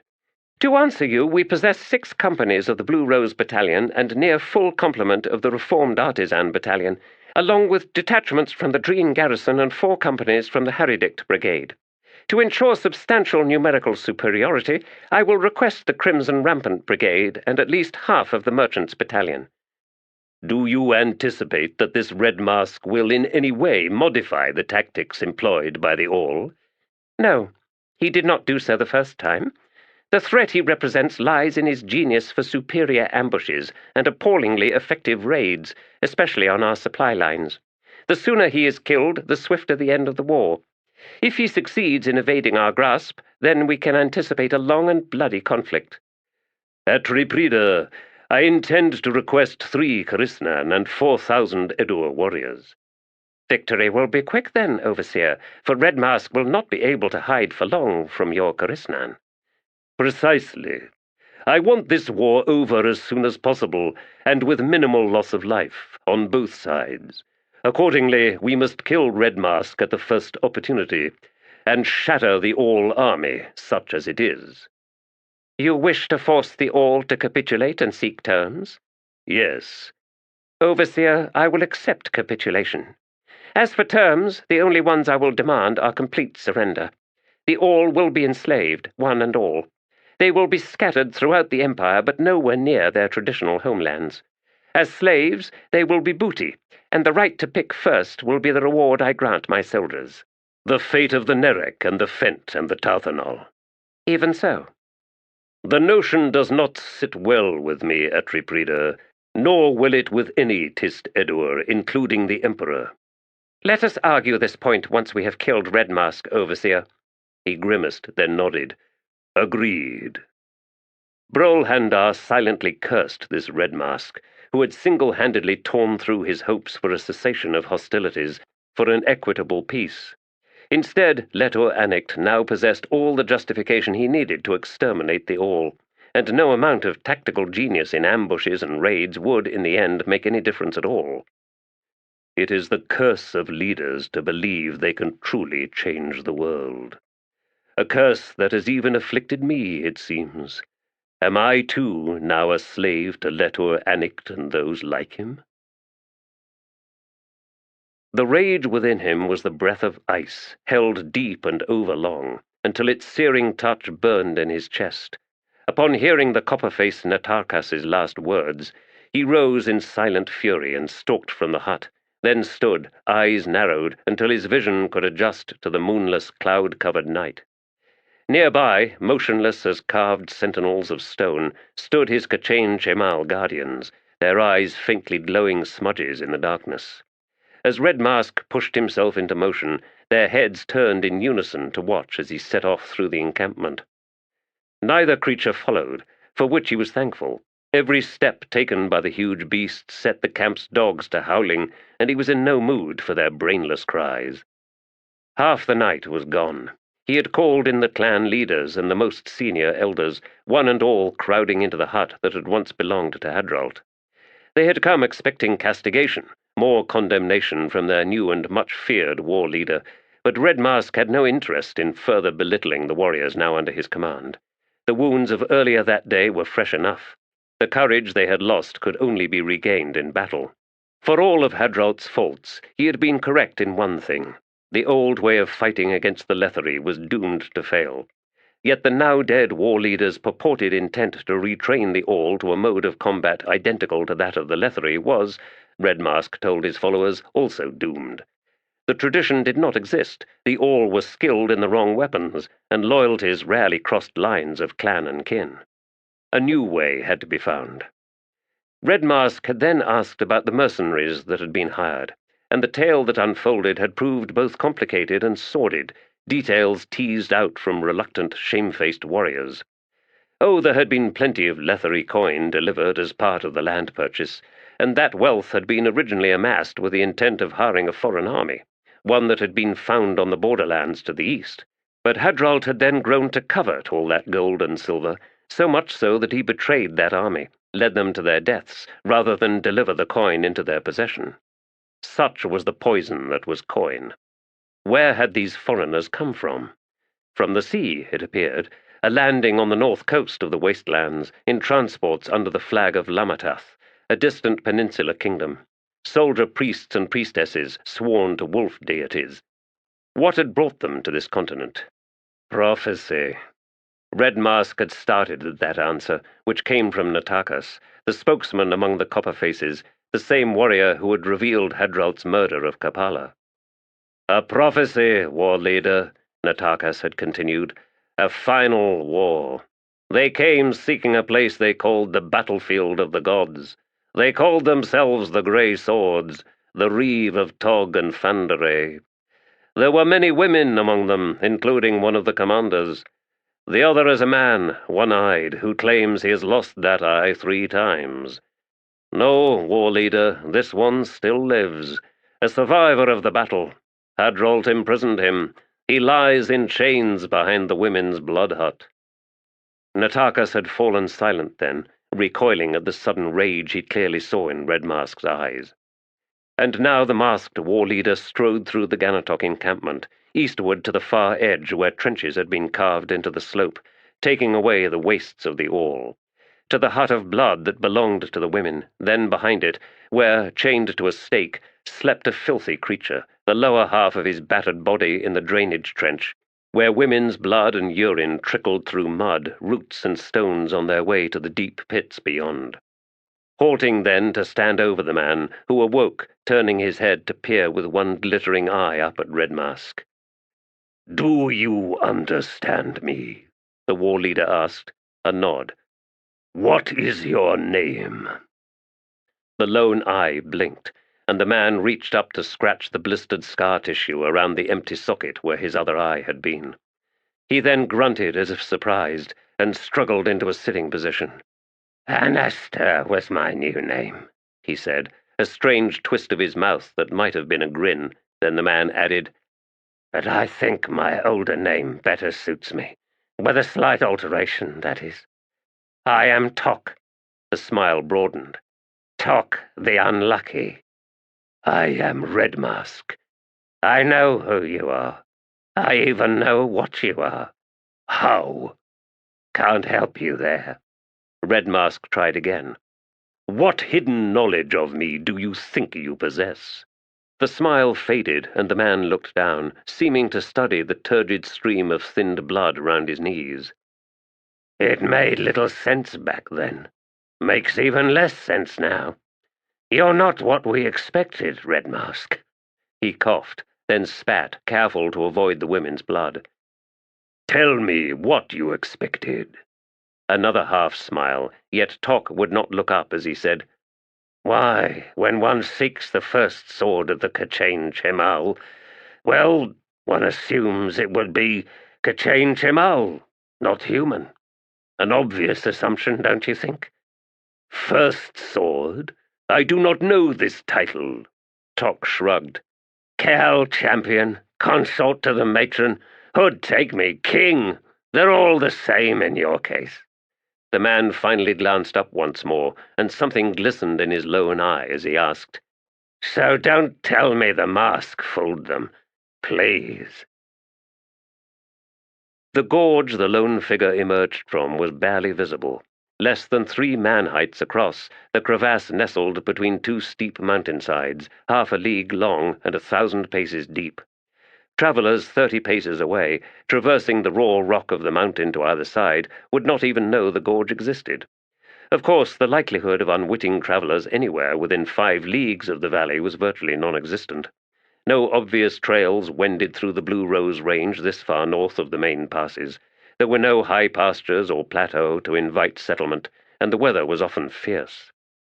Clambering over the edge of the gorge into noon sunlight, the figure paused in a crouch and scanned the vicinity. Seeing nothing untoward, he straightened. Tall, thin, his midnight black hair long, straight and unbound, his face unlined, the features somewhat hooded, eyes like fire rock, the man reached into a fold in his faded black hide shirt and withdrew a length of thin chain, both ends holding a plain finger ring, one gold, the other silver. A quick flip of his right index finger spun the rings round, then wrapped them close as the chain coiled tight. A moment later he reversed the motion. His right hand thus occupied, coiling and uncoiling the chain, he set off. Southward he went, into and out of swaths of shadow and sunlight, his footfalls almost soundless, the snap of the chain the only noise accompanying him. Tied to his back was a horn and bloodwood bow, unstrung. At his right hip was a quiver of arrows, bloodwood shafts and hawk feather fletching. At the quiver's moss-packed base the arrowheads were iron, teardrop-shaped and slotted, the blades on each head forming an X pattern. In addition to this weapon he carried a baldric-slung plain rapier in a silver-banded turtle-shell scabbard. The entire scabbard and its fastening rings were bound with sheepskin to deaden the noise as he padded along. These details to stealth were one and all undermined by the spinning and snapping chain. The afternoon waned on, until he moved through unbroken shadow as he skirted the eastern flank of each successive valley he traversed, ever southward. Through it all the chain twirled, the rings clacking upon contacting each other, then whispering out and spinning yet again. At dusk he came to a ledge overlooking a broader valley, this one running more or less east-west, whereupon, satisfied with his vantage point, he settled into a squat and waited, chain whispering, rings clacking. 2,000 spins later, the rings clattered, then went still, trapped inside the fist of his right hand.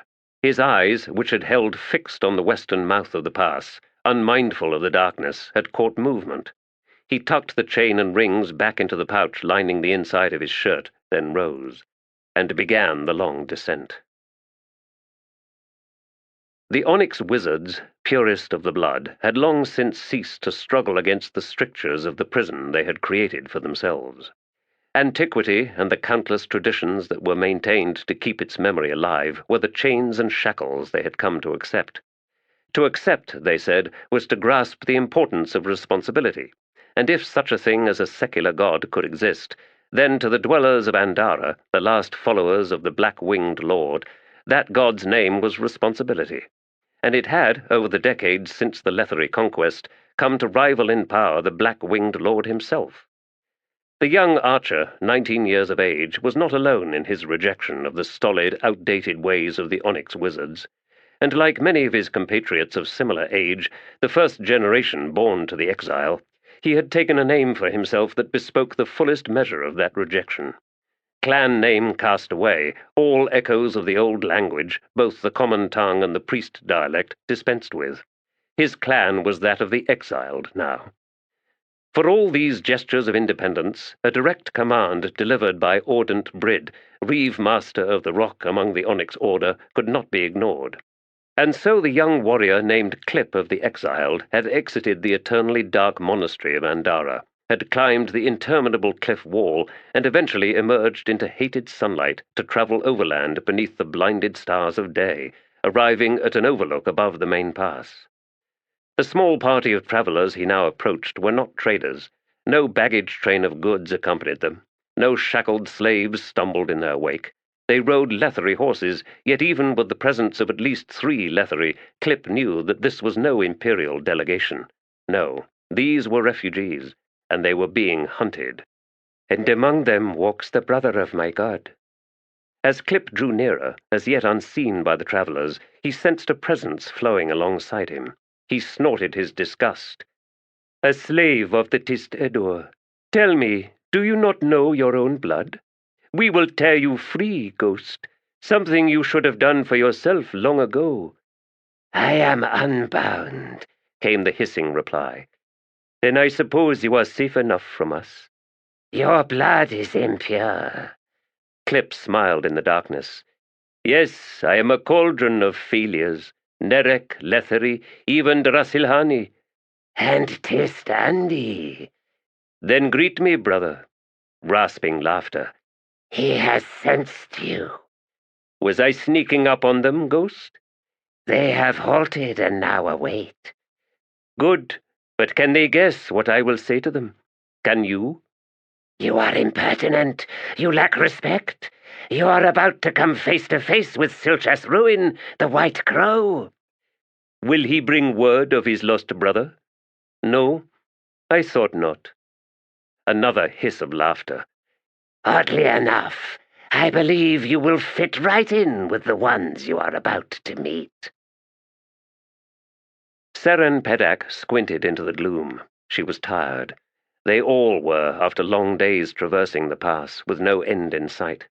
Silchas Rowan's announcement that someone was approaching brought them all to a halt beside the sandy fringe of a stream, where insects rose in clouds to descend upon them.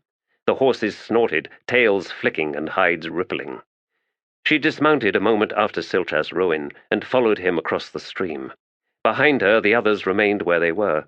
Kettle slept in the arms of Udinas, and he seemed disinclined to move lest he wake her. Fierce Sengar slipped down from his horse but made no further move.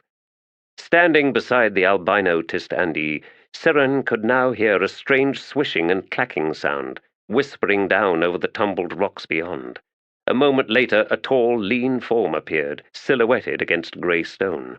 A smudge of deeper darkness flowed out from his side to hover before Silchas Rowan. "Kin," said the wraith. "A descendant of my followers, Wither?" "Oh no, Silchas Rowan." Breath slowly hissed from the Tiste Edur. "My brothers, they were this close?" The young warrior drew closer, his pace almost sauntering.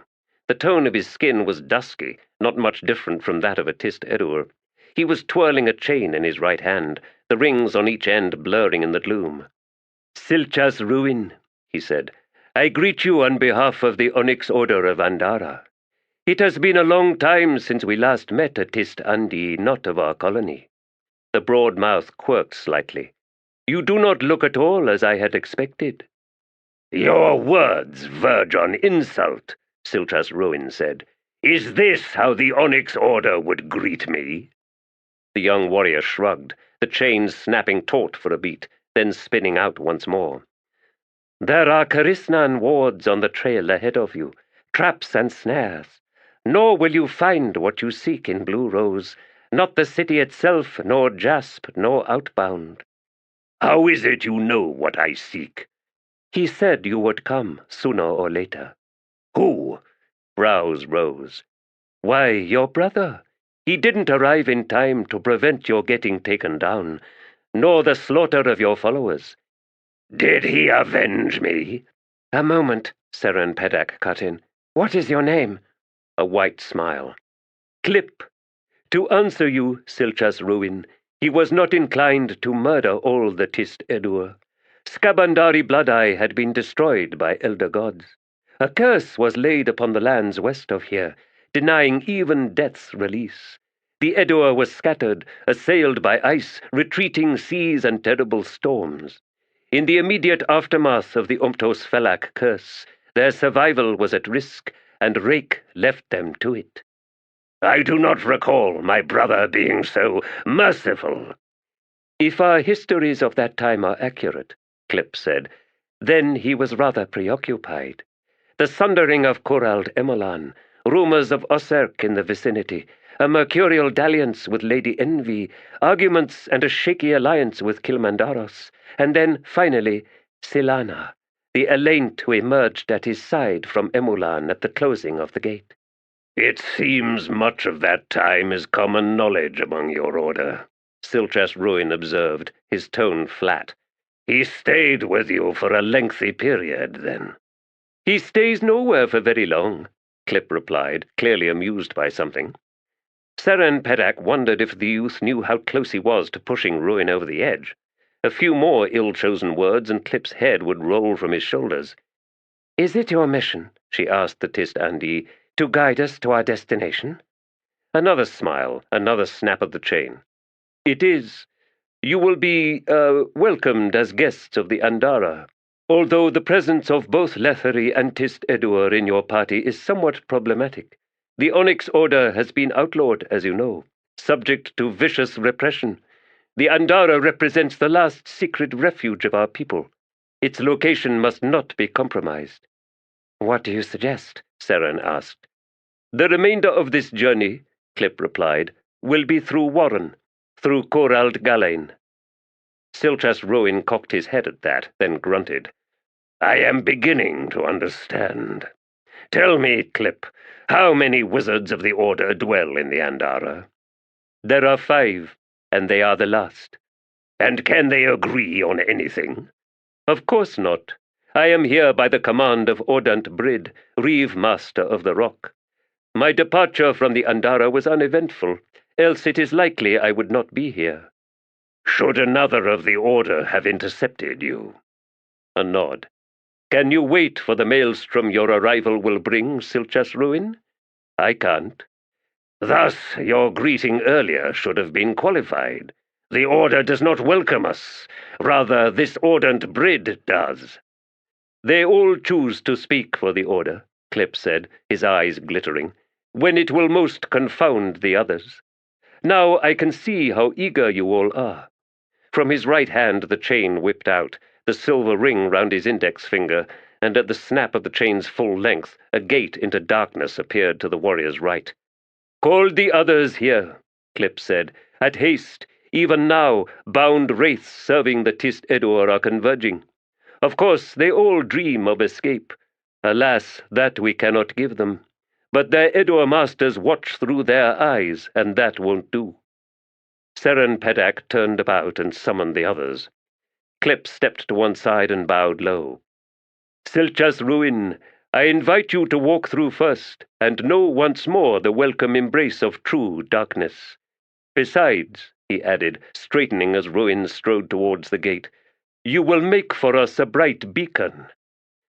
One of Silchas Ruin's swords hissed out, a gleaming blur, the edge slashing across the space where Clip's neck had been, but the young warrior had leaned back, just enough, and the weapon sang through air. A soft laugh from the youth, appallingly relaxed. "He said you'd be angry." Silchas Ruin stared across at Clip for a long moment.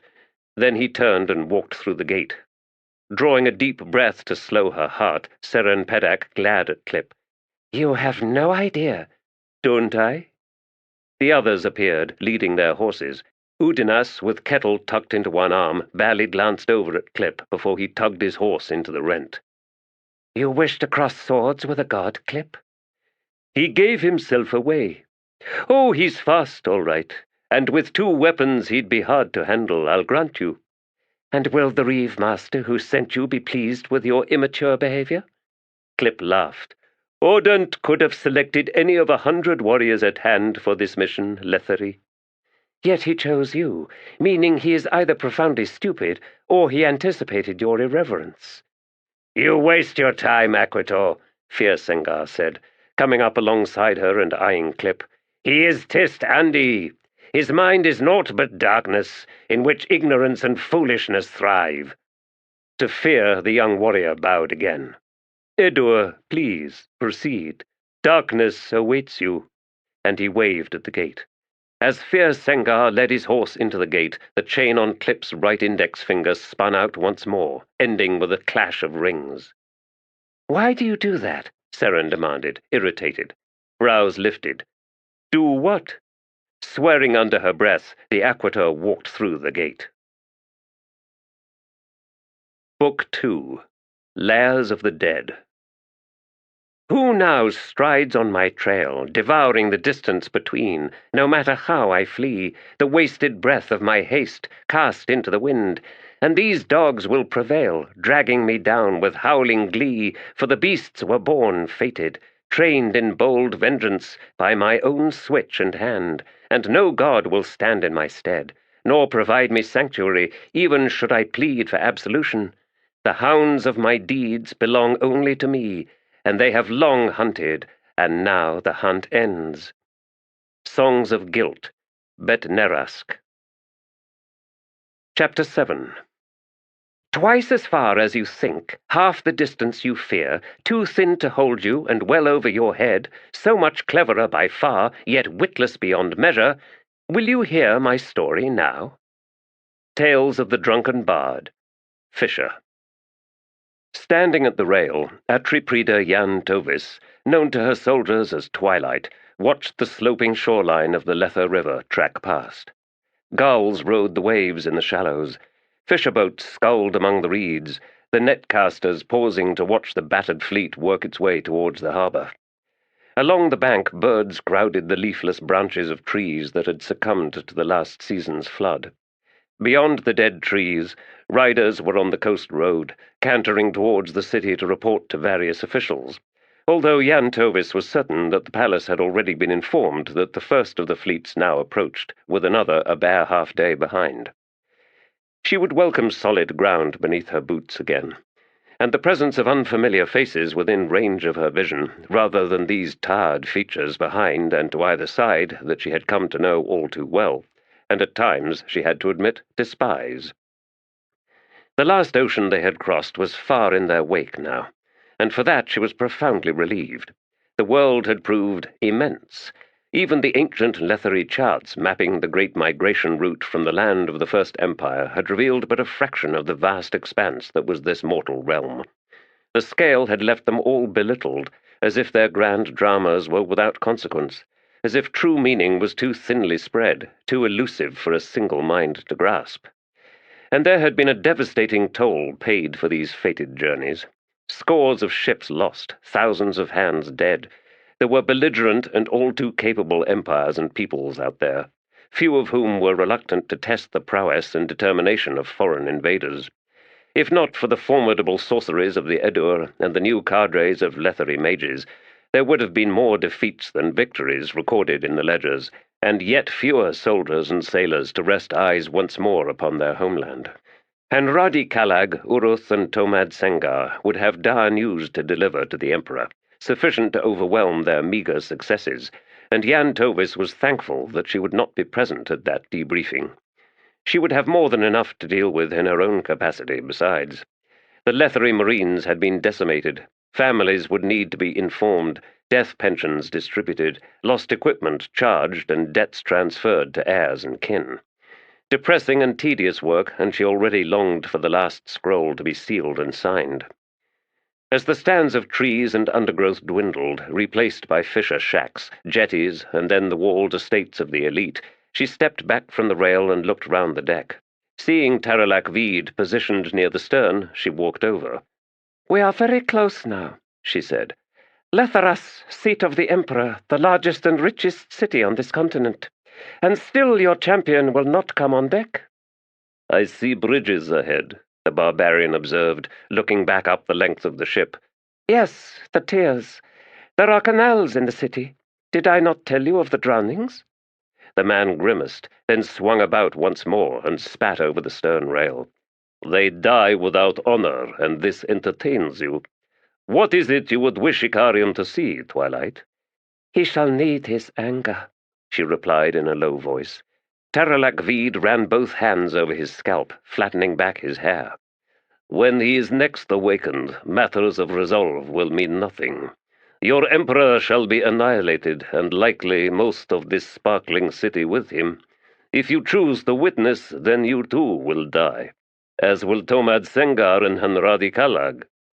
"Alas," she said after a moment, "I will not be present to witness the clash.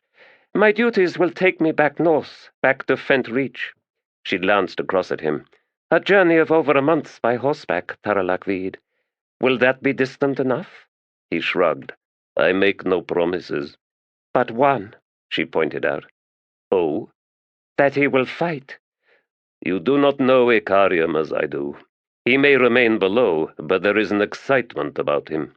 Anticipation, now, unlike any I have ever seen before. Twilight, he has come to accept his curse. indeed to embrace it. He sharpens his sword again and again, oils his bow, examines his armor for flaws with every dawn. He has no more questions for me, and that is the most ominous detail of all. He has failed us once, she said. There was intervention. That shall not occur again unless your carelessness permits it.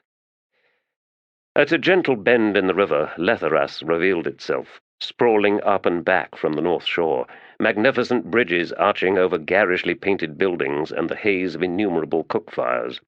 Domes and terraces, towers and platforms loomed, edges blurred in the gold-lit smoke. The imperial quays were directly ahead, just beyond a mole, and the first dromons of the fleet were shipping oars and swinging in towards berths. Scores of figures were gathering along the waterfront, including a bristling procession coming down from the eternal domicile, pennons and standards wavering overhead. The official delegation, although Jan Tovis noted that there were no Edur among them. It seemed that Tribun Gnol's quiet usurpation was all but complete. She was not surprised. The Chancellor had probably begun his plans long before King Esgara Discanar downed the fatal draught in the throne room. ensuring a smooth transition, is how he would have defended himself. The Empire is greater than its ruler, and that is where lies the Chancellor's loyalty, always and forevermore. Laudable sentiments, no doubt, but the truth was never so clear. The lust for power was a strong current, roiling with clouds that obscured all to everyone, barring perhaps Tribun Gnol himself, who was at the very center of the maelstrom. His delusion of control had never been challenged, but Jan Tovis believed that it would not last. After all, the Tiste Edur had returned. Tomad Sengar, Hanrari Kalag, and 3 other former war chiefs of the tribes, as well as over 4,000 seasoned warriors who'd long ago left their naivete behind, lost in Kalos, in Sepik, Nemil, the Perish Coast, Shalmorzin, and Drift Avali, in a host of foreign waters, among the Mekros. The journey had been long, fraught. "The nest is about to be kicked awake," Taralak Veed said, a rather ugly grin twisting his features. Jan Tovis shrugged. To be expected. We have been absent a long time. "Maybe your emperor is already dead. I see no Tiste Edur in that contingent." "I do not think that likely. Our Karisnan would have known." "Informed by their god?" "Jan Tovis, no gift from a god comes for free. More, if it sees fit, it will tell its followers nothing. Or indeed it will lie. The Edur do not understand any of this, but you surprise me. Is it not the very nature of your deity, this errant, to deceive you at every turn?" "The Emperor is not dead, Taralak Veed." "Then it is only a matter of time." "So you continually promise." But he shook his head. "I do not speak of Icarium now. I speak of when a god's chosen one fails, and they always do, Twilight.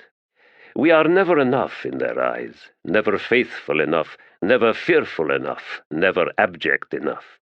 Sooner or later we betray them, in weakness or in overwrought ambition. We see before us a city of bridges, yet what I see and what you see are 2 different things. Do not let your eyes deceive you. The bridges awaiting us are all too narrow for mortals." Their ship slowly angled in towards the central imperial dock like a weary beast of burden, and a handful of Edur officers were now on deck, whilst sailors readied the lines along the port rail. The stench of effluent from the murky waters rose thick enough to sting the eyes. Taralak Veed spat onto his hands and smoothed back his hair yet again. "Almost time. I go to collect my champion." Noticed by no one, Turadal Brizad, the errant, stood with his back to a quayside warehouse 30 or so paces from the main pier. His gaze noted the disembarking of Tomad Sengar, the venerable warrior looking worn and aged, and his expression as he observed the absence of Tiste Edur among the delegation from the palace seemed to grow darker by the moment. But neither he nor any of the other Edur held the god's attention for long. His attention sharpened as the Atripreda in command of this fleet's Letherii marines strode the length of the gangway, followed by a half-dozen aides and officers, for he sensed all at once that there was something fated about the woman, yet the details eluded him. The god frowned, frustrated by his diminishing percipience. He should have sensed immediately what awaited Jan Tovis. 5 years ago he would have, thinking nothing of the gift, the sheer privilege of such ascendant power. Not since those final tumultuous days of the First Empire, the succession of ghastly events that led to the intercession of the Tilani Mas to quell the fatal throes of Disymbalakis's empire, had the errant felt so disconnected. Chaos was rolling towards Letheras with the force of a cataclysmic wave, an ocean surge that simply engulfed this river's currents. Yes, it comes from the sea. That much I know. That much I can feel. From the sea, just like this woman, this twilight. Another figure appeared on the plank, a foreigner, the skin of his forearms a swirl of arcane tattoos, the rest of his upper body wrapped in a roughly woven cape, the hood hiding his features. Barbaric, wary, the glitter of eyes taking it all in, pausing halfway down to hawk and spit over the side, a gesture that startled the errant and, it seemed, most of those standing on the dock. A moment later another foreigner rose into view, pausing at the top of the gangway. The errant's breath caught, a sudden chill flowing through him, as if Hood himself had arrived, his cold breath whispering across the back of the god's neck. Abyss take me, all that waits within him. The foment none other here can see, could even guess at. Dear son of Gothos and that overgrown hag, the stain of Azath blood is about you like a cloud. This was more than a curse, all that afflicted this fell warrior. Deliberate skeins were woven about him, the threads of some elaborate, ancient, and deadly ritual, and he knew their flavor. The nameless ones.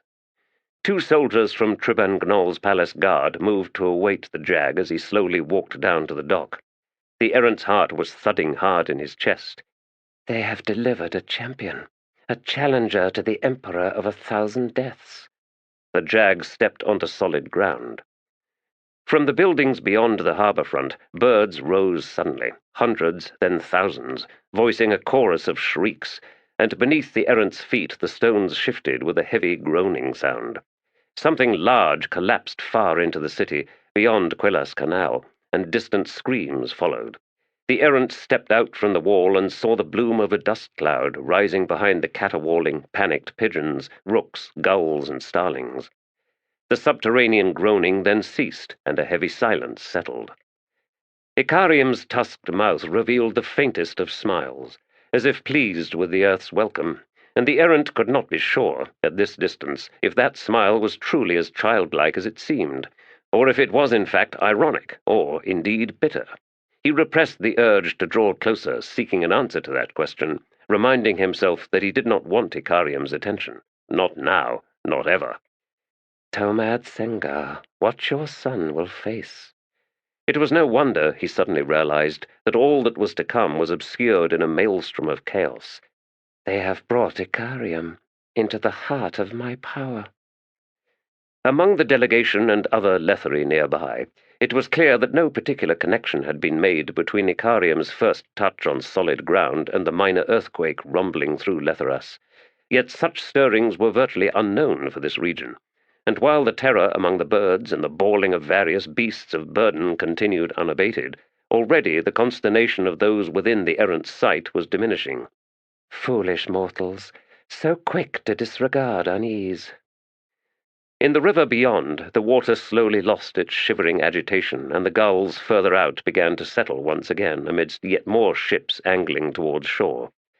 Yet somewhere in the city, a building had toppled, probably some venerable ancient edifice, its foundations weakened by groundwater, its mortar crumbled and supports rotted through. There would have been casualties. Icarium's first, but most assuredly not his last. And he smiles. Still cursing, Taralak Veed turned to Jan Tovis. Unsettled lands. Burn does not rest easy here. The Atriprida shrugged to hide her queasy shock. To the north of here, along the Reach Mountains, the ground shakes often. The same can be said for the north side of the ranges to the far south, the other side of the Draconian Sea. She saw the glimmer of bared teeth in the hood's shadow. But not in Letheras, yes? I've not heard of such before, but that means little, she replied. This city is not my home, not where I was born, not where I grew up. Taralak Veed edged closer, facing away from Icarium, who stood listening to the two palace guards as they instructed him in what was to come. "You fool," he hissed at her. "Burn's flesh flinched, Twilight. Flinched because of him." She snorted. The growl cocked his head, and she could feel his contempt. "What happens now?" he asked. Now, very little. There are secure residences for you and your champion. As for when the Emperor chooses to face his challengers, that is up to him. Sometimes he is impatient and the clash occurs immediately. Other times he waits, often for weeks. But I will tell you what will begin immediately. What is that? The burial urn for Icarium, and his place in the cemetery where resides every challenger Rhulad has faced. Even that place will not survive, Taralak Veed muttered. The Graal, feeling sick to his stomach, walked over to Icarium. He did not want to think of the destruction to come. He had seen it once, after all. Burn, even in your eternal sleep you felt the stabbing wound that is Icarium, and none of these people here countenanced it. None was ready for the truth. Their hands are not in the earth, the touch is lost. Yet look at them. They would call me the savage. Icarium, my friend. Can you not feel it, Taralak Veed? In his unhuman eyes the gleam of anticipation.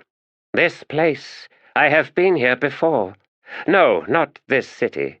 From the time before this city was born. I have stood on this ground. And it remembered, growled Taralak Veed. Yes, but not in the way you believe. There are truths here, waiting for me. Truths. I have never been as close to them as I am now.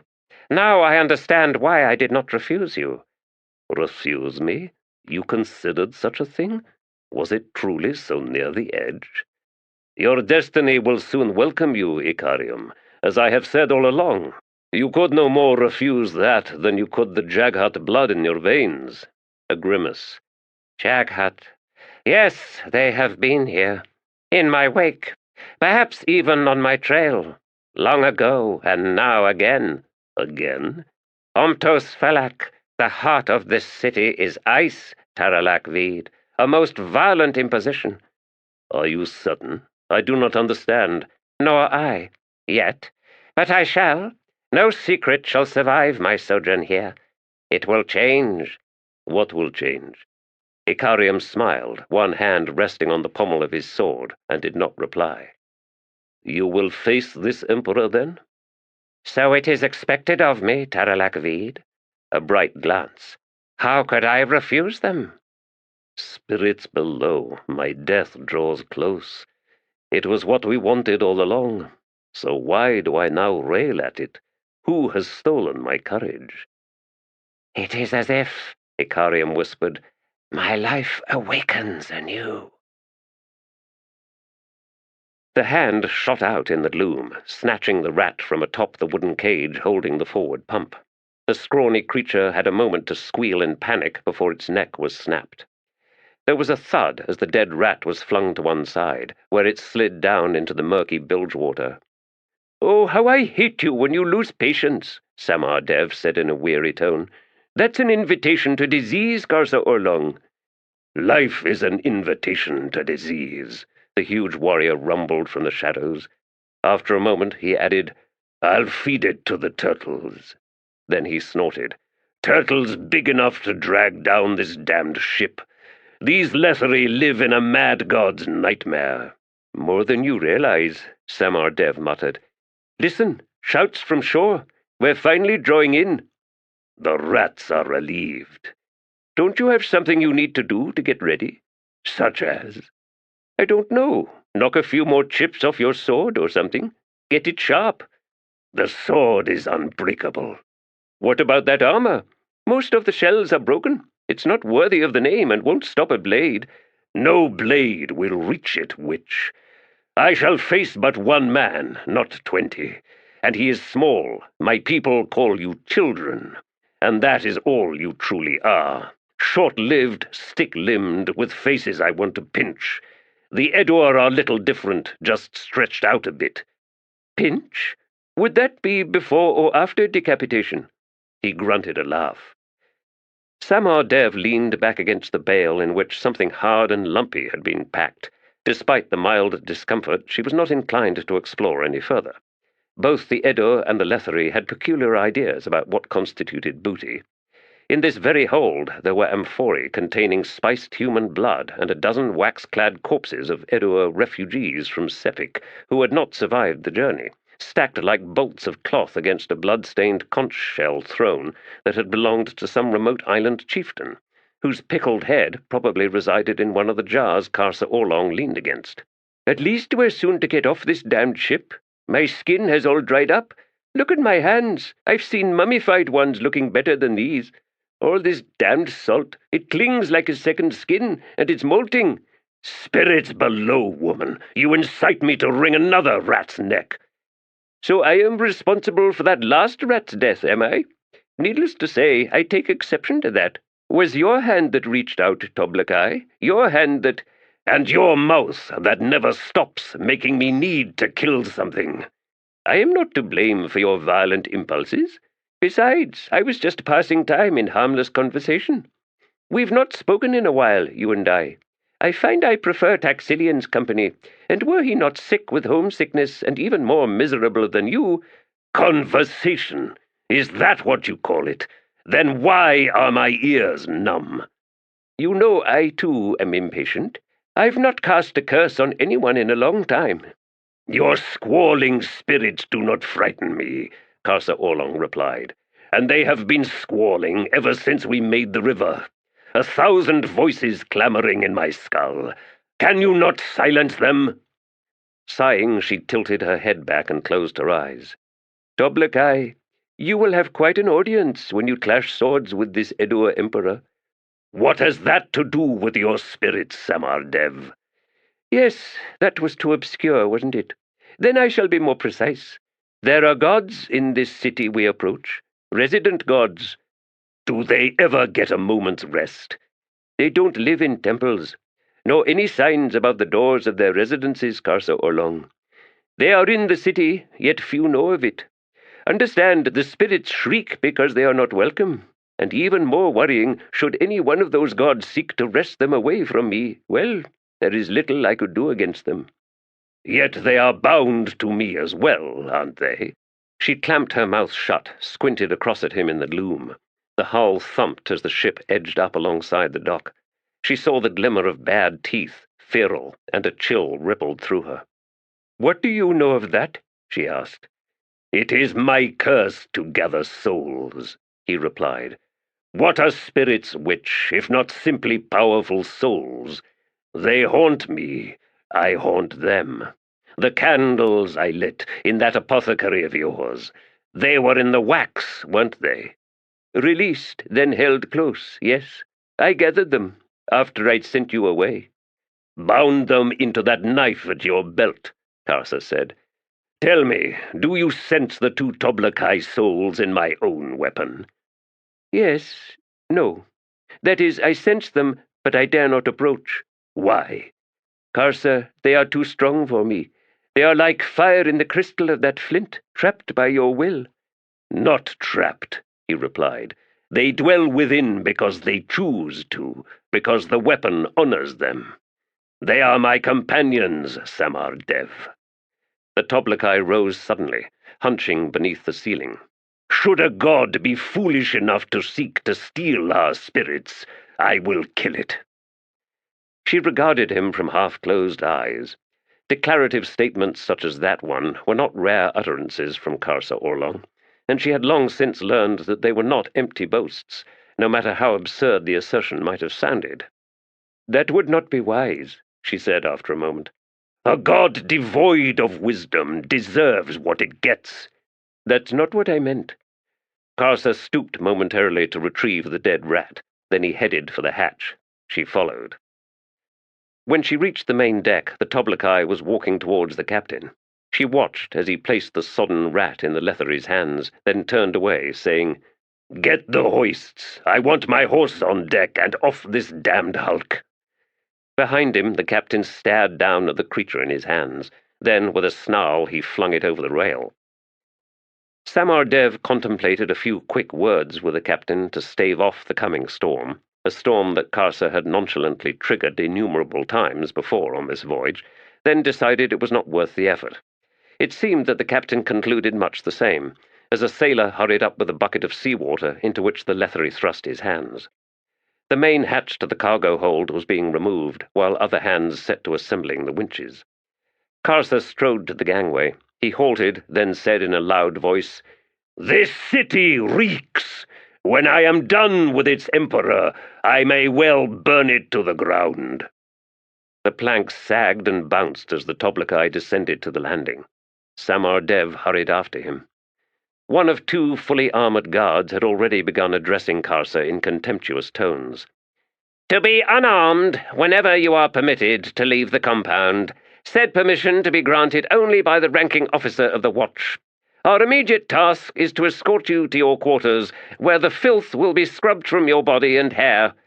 He got no further, as Karsa reached out, closed his hand on the guard's leather weapons harness, and with a single heave flung the Letherii into the air. 6 or more paces to the left he sailed, colliding with 3 stevedores who had been watching the proceedings. All 4 went down. Voicing an oath, the second guard tugged at his short sword. Karsa's punch rocked his head back, and the man collapsed. Hoarse shouts of alarm, more Letherii soldiers converging. Samar Dev rushed forward. "Who'd take you, Toblikai? Do you intend to war with the whole empire?" Glaring at the half-circle of guards closing round him, Karsa grunted, then crossed his arms. "If you are to be my escort," he said to them, "then be civil, or I will break you all into pieces." Then he swung about, pushing past Samar. "Where is my horse?" he bellowed to the crew still on deck. "Where is Havoc?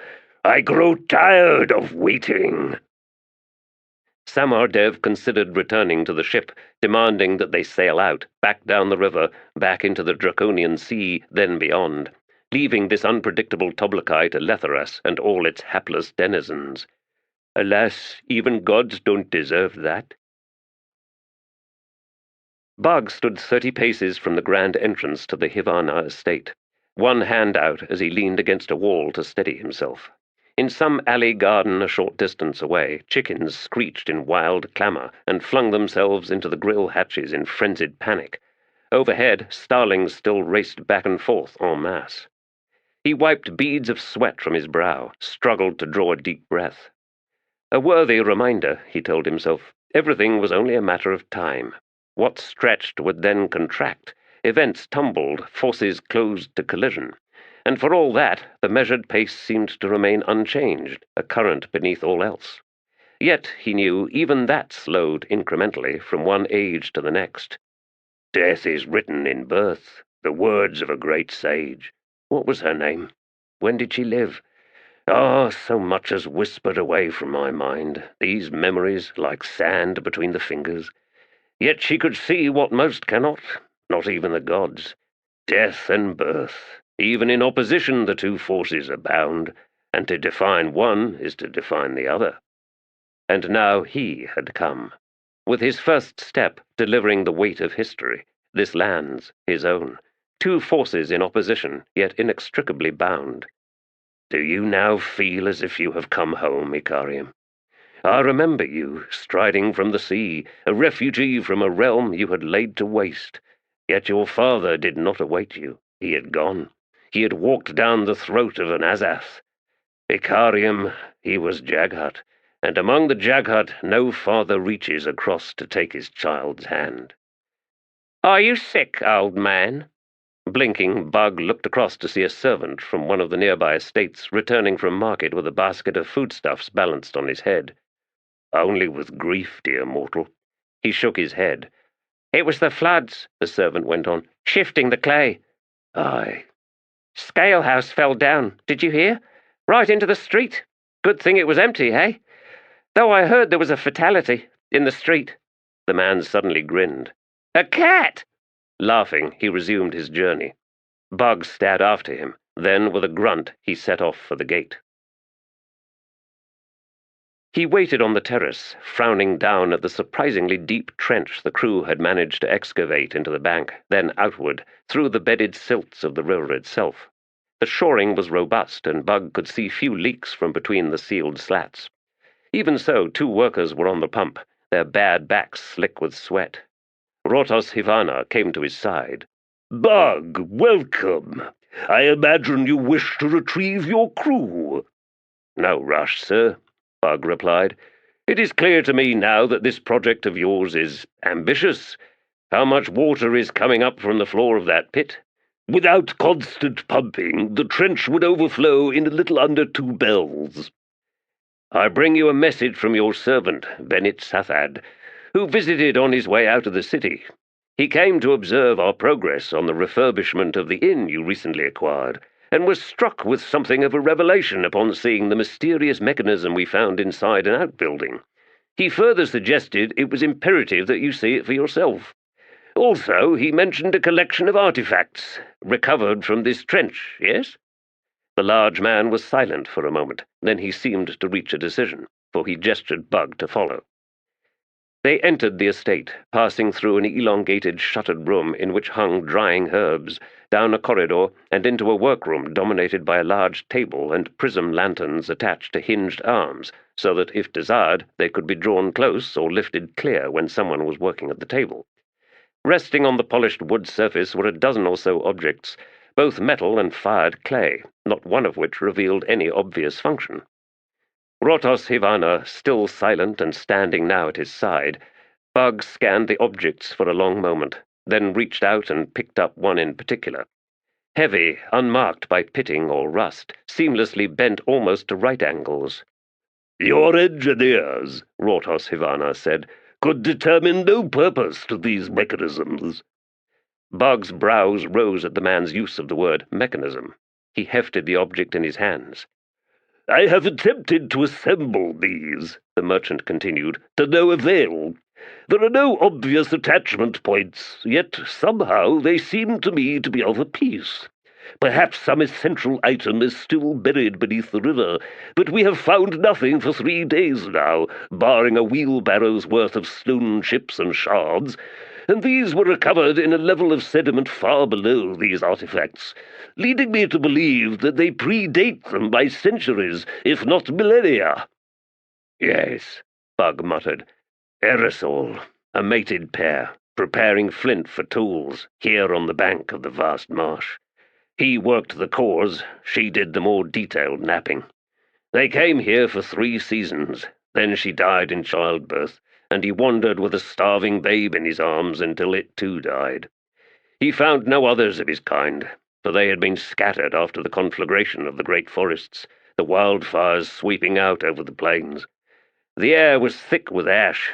He wandered until he died, and so was the last of his line." He stared unseeing at the artifact, even as its weight seemed to burgeon, threatening to tug at his arms, to drag him down to his knees. "But Icarium said there would be no end, that the cut thread was but an illusion. In his voice, then, I could hear his father." A hand closed on his shoulder and swung him round. Startled, he met Rotos Hivana's sharp, glittering eyes. Bugg frowned. "Sir? You are inclined to invent stories, or perhaps you are a sage gifted with unnatural sight. Is this what I am hearing, old man? Tell me, who was this Icarium? Was that the name of the aerosol, the one who died?" "I'm sorry, sir." He raised the object higher. "This artifact, you will find it is identical to the massive object at the inn, barring scale. I believe this is what your servant wanted you to realize, as he himself did when he first looked upon the edifice once we had brought down the walls enclosing it." "Are you certain of all this?" "Yes." Bugg gestured at the array of items on the table. "A central piece is missing, as you suspected, sir. Alas, you will not find it, for it is not physical. The framework that will hold it together is one of energy, not matter. And," he added, still in a distracted tone, "it has yet to arrive." He set the artifact back down and walked from the chamber, back up the corridor, through the dry rack room, out onto the terrace. Unmindful of the 2 workers pausing to stare across at him as Rotos Hivana appeared as if in pursuit, the merchant's hands were spread, palms up, as if beseeching, although the huge man said not a word. his mouth working in silence, as though he had been struck mute. Bugg's glance at the large man was momentary. He continued on, along the passage between estate wall and compound wall, to the side postern near the front gate. He found himself once more on the street, only remotely noticing the passers-by in the cooler shade of afternoon. It has yet to arrive, and yet it comes. "What were you walking, old man?" "Lave off him. See how he weeps. It's an old man's right to grieve, so leave him be. Must be blind, the clumsy fool." And here, long before this city was born, there stood a temple into which Icarium walked, as lost as any son, the child severed from the thread. But the elder god within could give him nothing, nothing beyond what he himself was preparing to do. Could you have imagined, Karul, how Icarium would take what you did? Take it into himself, as would any child seeking a guiding hand? Where are you, Karul? Do you sense his return? Do you know what he seeks? Clumsy or not, it's a question of manners and proper respect. Bugg's threadbare tunic was grasped, and he was dragged to one side, then flung up against a wall. He stared at a battered face beneath the rim of a helm. To one side, scowling, another guard. "Do you know who we are?" the man holding him demanded, baring stained teeth. "Karos Invictaj thugs, aye. His private police, the ones who kick in doors at the middle of night. The ones who take mothers from babes, fathers from sons. The ones who, in the righteous glory that comes with unchallenged power, then loot the homes of the arrested, not to mention raping the daughters." Bugg was thrown a second time against the wall, the back of his head crunching hard on the pitted brick. "For that, bastard," the man snarled, "you'll drown." Bugg blinked sweat from his eyes. Then, as the thug's words penetrated, he laughed. "Drown? Oh, that's priceless. Now take your hands off me, or I will lose my temper."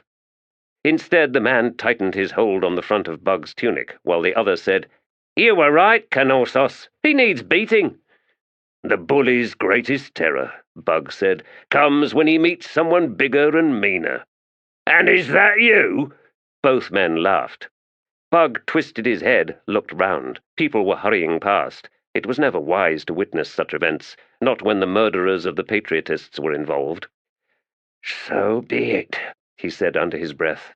"Gentlemen, allow me to introduce to you someone bigger and meaner, or, to be more accurate, something." A moment later, Bugg was alone. He adjusted his tunic, glanced about, then set off once more for his master's abode. It was inevitable, he knew, that someone had witnessed the sudden vanishing of two armed and armored men, but no one cried out in his wake, for which he was relieved, since he was not inclined to discuss much with anyone right at that moment. Did I just lose my temper? It's possible. But then you were distracted, perturbed even. These things happen. Featherwitch wasted little time. Off the cursed ships and their countless, endlessly miserable crowds, the eyes always upon her, the expressions of suspicion or contempt, and the stench of suffering that came of hundreds of prisoners, the fallen Edur of Sepik, mixed blood one and all, worse in the eyes of the tribes than Letherii slaves, the scores of foreigners who possessed knowledge deemed useful, at least for now, the Nemil fisherfolk, the 4 copper-skinned Shalmorzin warriors dragged from a floundering Karak, denizens of 7 cities hailing from Erlitan, the Karang Isles, Pur Atri and other places, Quan sailors who claimed to be citizens of an empire called Malaz, dwellers of Lamatath and Kalos. Among them there were warriors considered worthy enough to be treated as challengers, an axeman from the ruined Mekros city the fleet had descended upon, a Kabalhi monk, and a silent woman wearing a porcelain mask, the brow of which was marked with 11 arcane glyphs. She had been found near dead in a storm-battered scow south of Kalos. There were others, chained in the holds of other ships in other fleets, but where they came from and what they were was mostly irrelevant. The only detail that had come to fascinate Featherwitch, among all these pathetic creatures, was the bewildering array of gods, goddesses, spirits, and ascendants they worshipped. Prayers in a dozen languages, voices reaching out into vast silences, all these forlorn fools and all the unanswered calls for salvation. No end in that huge, chaotic world to the delusions of those who believed they were chosen. Unique among their kind, basking beneath the gaze of gods that gave a damn, as if they would, when the truth was, each immortal visage, for all its peculiar traits, was but a facet of one, and that one had long since turned away, only to fight an eternal battle against itself. From the heavens only indifference rained down, like ash, stinging the eyes, scratching raw the throat. There was no sustenance in that blinding deluge. Chosen. Now there was a conceit of appalling proportions. Either we all are, or none of us are. And if the former, then we will all face the same judge, the same hand of justice. The wealthy, the indebted, the master, the slave, the murderer and the victim, the raper and the raped, all of us. So pray hard, everyone, if that helps, and look well to your own shadow. More likely, in her mind, no one was chosen, and there was no day of judgment awaiting every soul. Each and every mortal faced a singular end, and that was oblivion. Oh, indeed, the gods existed, but not one cared a whit for the fate of a mortal soul, unless they could bend that soul to their will, to serve as but one more soldier in their pointless, self-destructive wars. For herself, she was past such thinking. She had found her own freedom, basking beneath that blessed reign of indifference. She would do as she willed, and not even the gods could stop her. It would be the gods themselves, she vowed, who would come to her, beseeching on their knees, snared in their own game. She moved silently now, deep in the crypts beneath the old palace. I was a slave once. Many believe I still am. Yet look at me. I rule this buried realm. I alone know where the hidden chambers reside. I know what awaits me within them. I walk this most fated path, and, when the time is right, I will take the throne of oblivion. Uruth might well be looking for her right now, the old hag with all her airs, the smugness of 1,000 imagined secrets, but Featherwitch knew all those secrets. There was nothing to fear from Rhulad Sengar. She had been usurped by events, by her youngest son, by the other sons who then betrayed Rhulad, by the conquest itself. The society of Edur women was now scattered, torn apart. They went where their husbands were dispatched. They had surrounded themselves in Letherii slaves, fawners, and indebted. They had ceased to care. In any case, Featherwitch had had enough of all that. She was in Letheras once more, and like that fool Udinas, she was fleeing her bondage. And here, in the catacombs of the old palace, none would find her. Old storage rooms were already well supplied, equipped a morsel at a time in the days before the long journey across the oceans. She had fresh water, wine, and beer, dried fish and beef, fard clay jugs with preserved fruits, bedding, spare clothes, and over 100 scrolls stolen from the imperial library. Histories of the Nerek, the Tarthanol, the Fent, and a host of even more obscure peoples the Letherii had devoured in the last 7 or 8 centuries, the Bratha, the Katter, the Dresh, and the Sheikh. And here, beneath the old palace, Featherwitch had discovered chambers lined with shelves on which sat thousands of mouldering scrolls, crumbling clay tablets, and worm-gnawed bound books. Of those she had examined, the faded script in most of them was written in an arcane style of Letherii that proved difficult to decipher, but she was learning, albeit slowly. A handful of old tomes, however, were penned in a language she had never seen before. The First Empire, whence this colony originally came all those centuries ago, seemed to be a complicated place, home to countless peoples, each with their own languages and gods. For all the imperial claims to being the birth of human civilization, it was clear to Featherwitch that no such claim could be taken seriously. Perhaps the First Empire marked the initial nation consisting of more than a single city, probably born out of conquest, one city-state after another swallowed up by the rampaging founders. Yet even then, the fabled 7 cities was an empire bordered by independent tribes and peoples, and there had been wars and then treaties. Some were broken, most were not. Imperial ambitions had been stymied, and it was this fact that triggered the age of colonization to distant lands. The First Empire had met foes who would not bend a knee. This was, for Featherwitch, the most important truth of all, one that had been conveniently and deliberately forgotten. She had gained strength from that, but such details were themselves but confirmation of discoveries she had already made, out in the vast world beyond. There had been clashes, fierce seafarers who took exception to a foreign fleet's invading their waters. Letherii and Edur ships had gone down, figures amidst flotsam-filled waves, arms raised in hopeless supplication, the heave and swirl of sharks, denrabi, and other mysterious predators of the deep. Screams, piteous screams, they still echoed in her head, writhing at the pit of her stomach, revulsion and glee both. The storms that had battered the fleet, especially west of the Draconian Sea, had revealed the true immensity of natural power, its fickle thrashings that swallowed entire ships. There was delight in being so humbled, coming upon her with the weight of revelation. The Lether Empire was puny. Like Rhulad Sengar, it held to airs of greatness when it was but one more pathetic hovel of cowering mortals. She would not regret destroying it. Huddled now in her favoured chamber, the ceiling overhead a cracked dome, its plaster paintings obscured by stains and mould, Featherwitch sat herself down cross-legged and drew out a small leather pouch. Within, her most precious possession. She could feel its modest length through the thin hide, the protuberances, the slightly ragged end, and, opposite, the curl of a nail that had continued growing. She wanted to draw it out, to touch once again its burnished skin. "Foolish little girl." Hissing, Featherwitch flinched back from the doorway. A twisted, malformed figure occupied the threshold. She had not seen it in a long time, had almost forgotten. Hanan Mosag, I do not answer to you, and if you think me weak— "Oh, no," wheezed the Warlock King. "Not that. I chose my word carefully when I said foolish. I know you have delved deep into your Letherii magic. You have gone far beyond casting those old chipped tiles of long ago, haven't you? Even Urus has no inkling of your sedence. You did well to disguise your learning. Yet for all that, you are still a fool, dreaming of all that you might achieve, when in truth you are alone." What do you want? If the Emperor were to learn that you're skulking around down here— "He will learn nothing.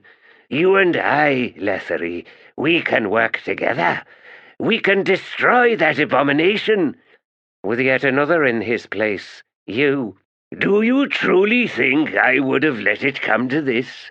Rhulad is mad, as is the god who controls him. They must be expunged."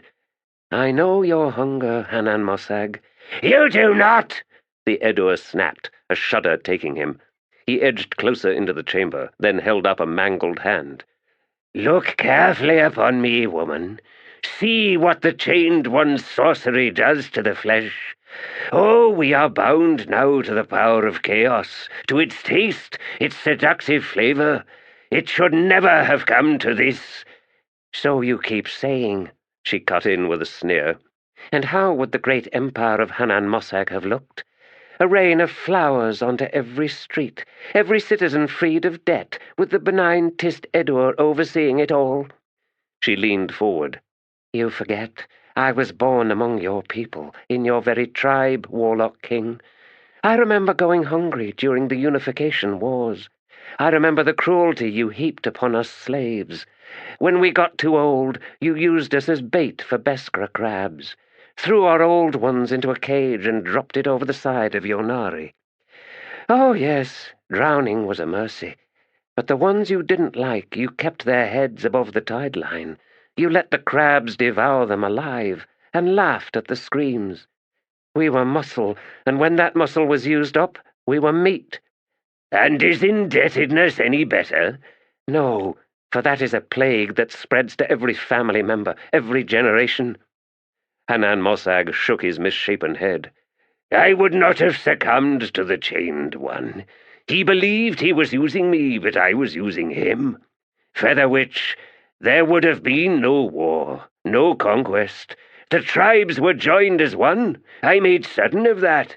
Prosperity and freedom from fear awaited us, and in that world the lives of the slaves would have changed. Perhaps, indeed, the lives of Letherii among the Tiste Edur would have proved a lure to the indebted in the Southlands, enough to shatter the spine of this empire, for we would have offered freedom."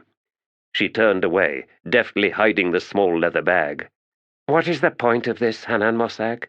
"You wish to bring down Rhulad." "I will bring you all down." But it must begin with Rhulad. You can see that. Unless he is destroyed, and that sword with him, you can achieve nothing. If you could have killed him, Warlock King, you would have done so long ago. Oh, but I will kill him. She glared across at him. How? Why, with his own family.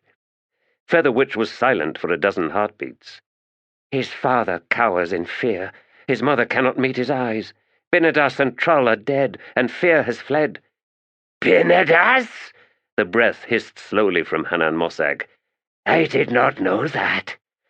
Tomad dreamed of his son's death, and Hanradi Kalag quested for his soul, and failed. The Warlock King regarded her with hooded eyes. And did my Karisnan attempt the same of Trull Sengar? No, why would he? Rhulad himself murdered Trull, chained him in the nascent. If that was meant to be a secret, it failed. We heard. We slaves hear everything. Yes, you do, and that is why we can help each other. Featherwitch, you wish to see this cursed empire collapse. So do I. And when that occurs, know this. I intend to take my Edur home, back to our northlands. If the south is in flames, that is of no concern to me. I leave the Letherii to the Letherii, for no surer recipe for obliteration do any of us require. I knew that from the very start. Lether cannot sustain itself. Its appetite is an addiction, and that appetite exceeds the resources it needs to survive. Your people had already crossed that threshold, although they knew it not. It was my dream, Featherwitch, to raise a wall of power, and so ensure the immunity of the Tiste Edur. Tell me, what do you know of the impending war in the east?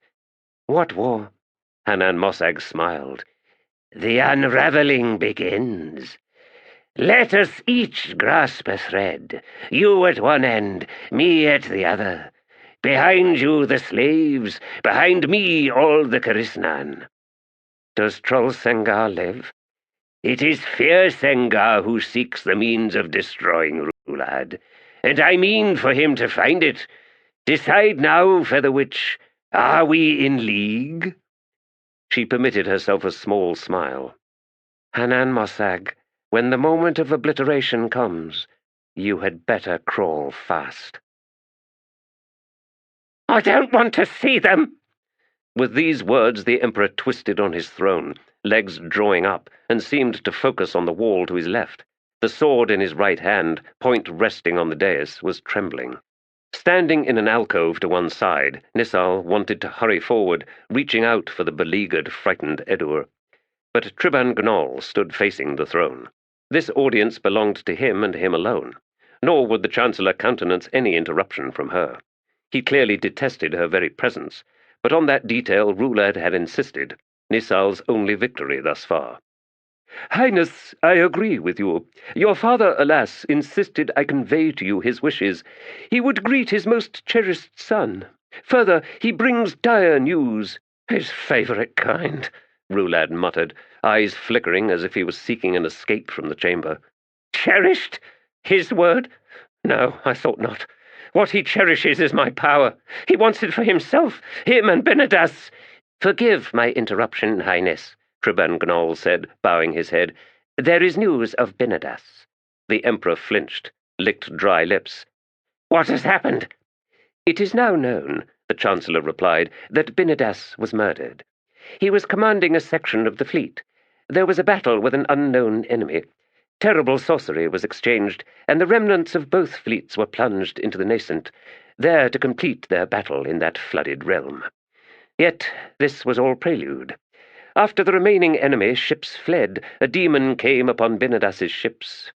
Such was its ferocity that all the Edur were slaughtered. Binidas himself was pinned to his chair by a spear flung by that demon." "How?" Rhulad croaked. "How is all this known?" "Your father dreamed. In that dream he found himself a silent, ghostly witness, drawn there as if by the caprice of a malevolent god." What of that demon? Does it still haunt the nascent? I shall hunt it down. I shall destroy it. Yes, there must be vengeance. He was my brother. I sent him. My brother sent him." They all die by my word, all of them. And this is what my father will tell me. Oh, how he hungers for that moment. But he shall not have it. The demon, yes, the demon who stalks my kin." His fevered ramble trickled away, and so ravaged was Rhulad's face that Nissal had to look away, lest she cry out. "Highness," the Chancellor said in a quiet voice. Nissal stiffened. This was what Tribun Gnol was working towards. All that had come before was for this precise moment. "Highness, the demon has been delivered. It is here, Emperor." Rhulad seemed to shrink back into himself. He said nothing, though his mouth worked. "A challenger," Tribun Gnol continued. "Tarsanal blood, yet purer, Hanradi Kalag claims, than any Tarsanal of this continent. Tomad knew him for what he was the moment the giant warrior took his first step onto Edur Bloodwood. Knew him, yet could not face him, for Binadas's soul is in the Tarsanal's shadow, along with 1,000 other fell victims.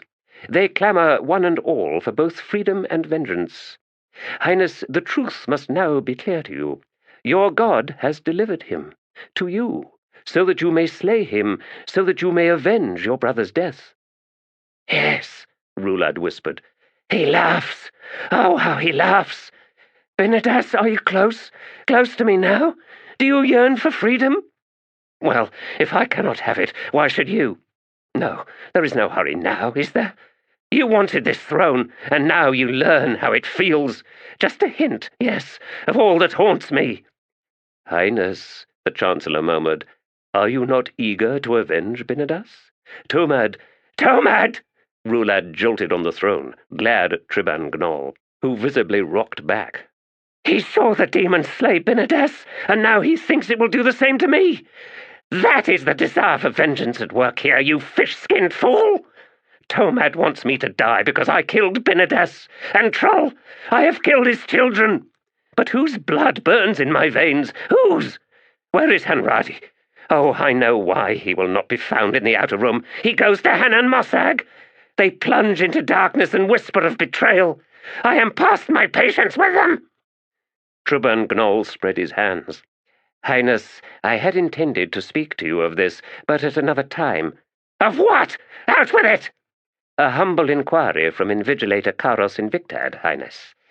With all respect, I assure you, he asks your will in regard to matters of treason, not among the Letherii, of course, for he has that well in hand, but among the Tiste Edur themselves." Nissal's gasp echoed in the suddenly silent room. She looked across to where Edur guards were stationed and saw them motionless as statues. Rhulad looked ready to weep. "Treason among the Edur? My Edur? No, this cannot be. Has he proof?"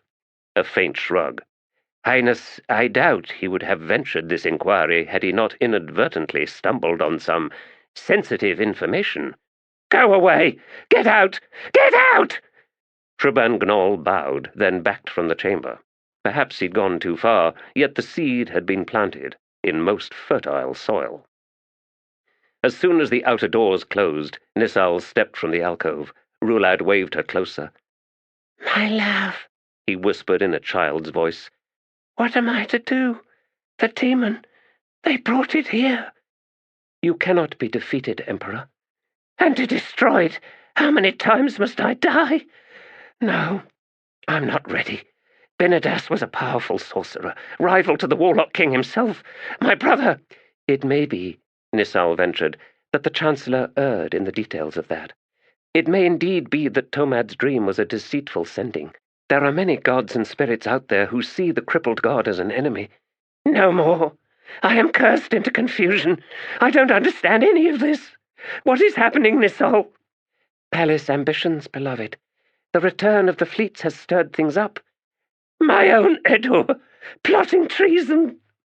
She reached out and set a hand on his left shoulder. The lightest of touches, momentary, then withdrawn once more. "Dare I? Karos Invictad is perhaps the most ambitious of them all. He revels in his reign of terror among the Letherii, and would expand it to include the Tiste Edur. Highness, I am Letherii. I know men like the Invigilator. I know what drives them, what feeds their malign souls. He hungers for control, for his heart quails in fear at all that is outside his control, at chaos itself. In his world he is assailed on all sides. Highness, Karos Invictad's ideal world is one surrounded by a sea of corpses, every unknown and unknowable obliterated. And even then he will find no peace.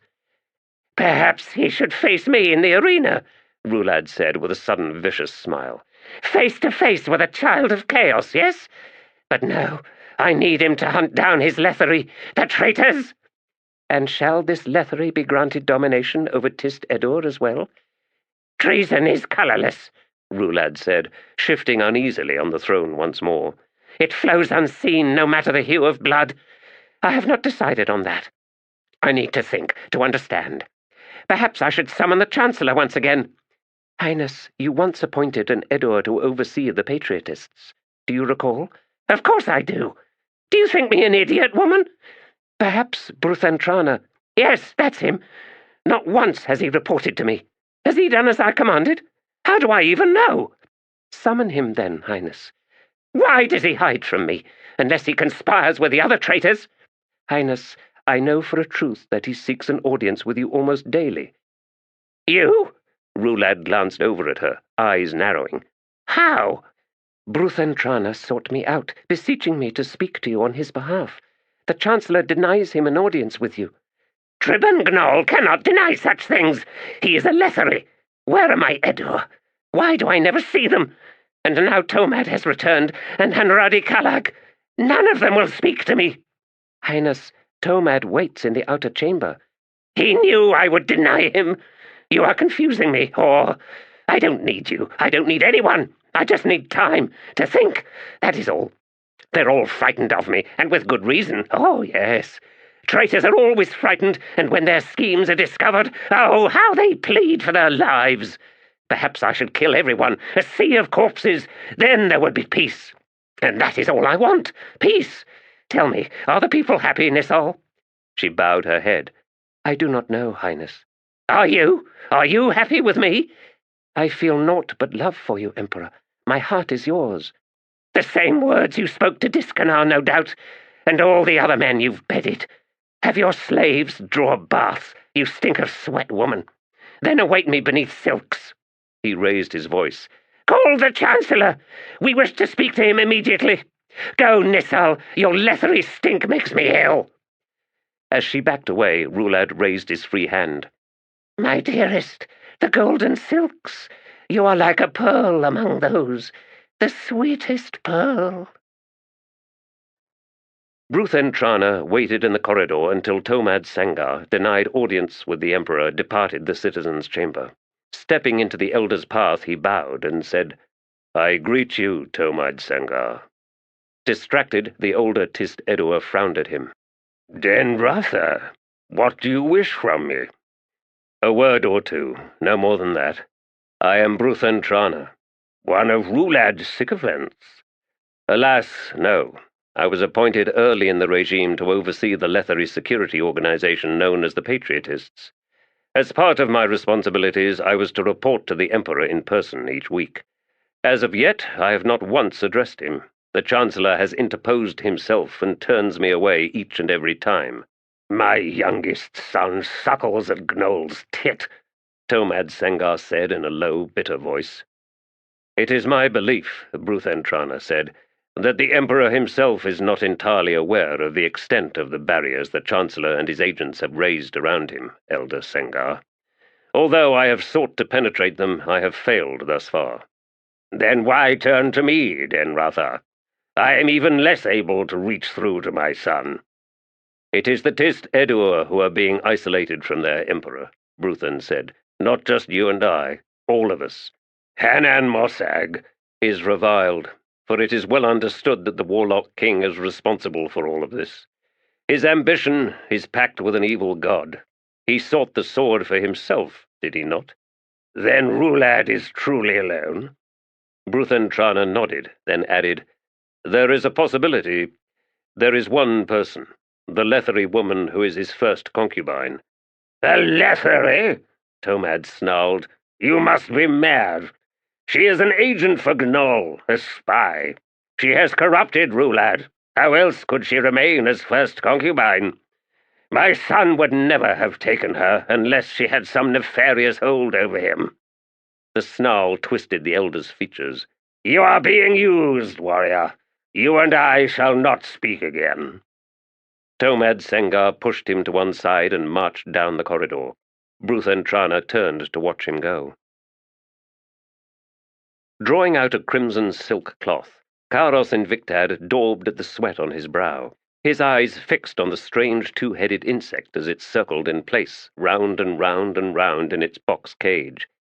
Not a single arrangement of tiles will halt this confounded brainless creature. I begin to believe this is a hoax. Were it me, sir, Tanal Yathvana said, I would have crushed the whole contraption under heel long ago. Indeed, it must be a hoax. The proof is that you have not defeated it yet. The invigilator's gaze lifted, regarded Tanal. I do not know which is the more disgusting, you acknowledging defeat by an insect, or your pathetic attempts at flattery. He set the cloth down on the table and leaned back. The studied pursuit of solutions requires patience and, more, a certain cast of intellect. This is why you will never achieve more than you have, Tanal Yathvana. You totter at the very edge of your competence. No need for the blood to so rush to your face. It is what you are that I find so useful to me. Furthermore, you display uncommon wisdom in restraining your ambition, so that you make no effort to attempt what is beyond your capacity.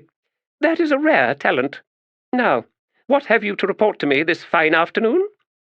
Master, we have come very close to seeing our efforts extended to include the Tiste Edur. Karsa Orlong's brows rose. Trebangnol has spoken to the Emperor? He has. Of course, the Emperor was shaken by the notion of traitors among the Edur, so much so that he ordered the Chancellor from the throne room. For a while, Tanal Yathvana smiled. A quarter bell, apparently.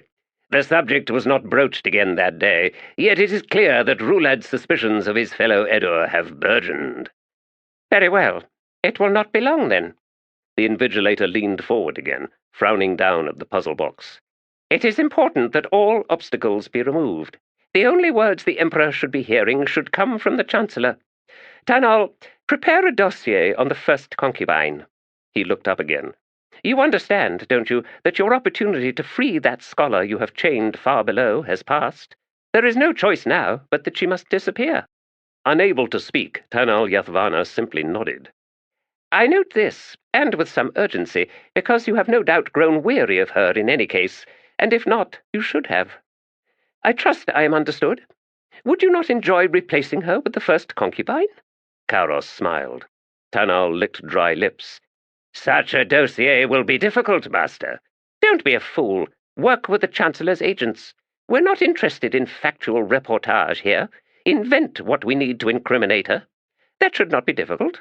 Errant knows we have had enough practice. Even so, forgive me, sir, but she is the Emperor's only lover. You do not understand at all, do you? She is not Rhulad's first love. No, that woman, an Edur, killed herself. Oh, never mind the official version. I have witness reports of that tragic event. She was carrying the Emperor's child. Thus, in every respect imaginable, she betrayed him. Tanal, for Rhulad the rains have just passed, and while the clay feels firm underfoot, it is in truth thin as papyrus. At the first intimation of suspicion, Rhulad will lose his mind to rage. We will be lucky to wrest the woman from his clutches. Accordingly, the arrest must take effect in the palace, in private, when the first concubine is alone. She must then be brought here immediately. Do you not believe the Emperor will demand her return? The Chancellor will advise against it, of course. Please, Tanal Yathvana, leave the subtle details of human and Edur natures to those of us who fully comprehend them.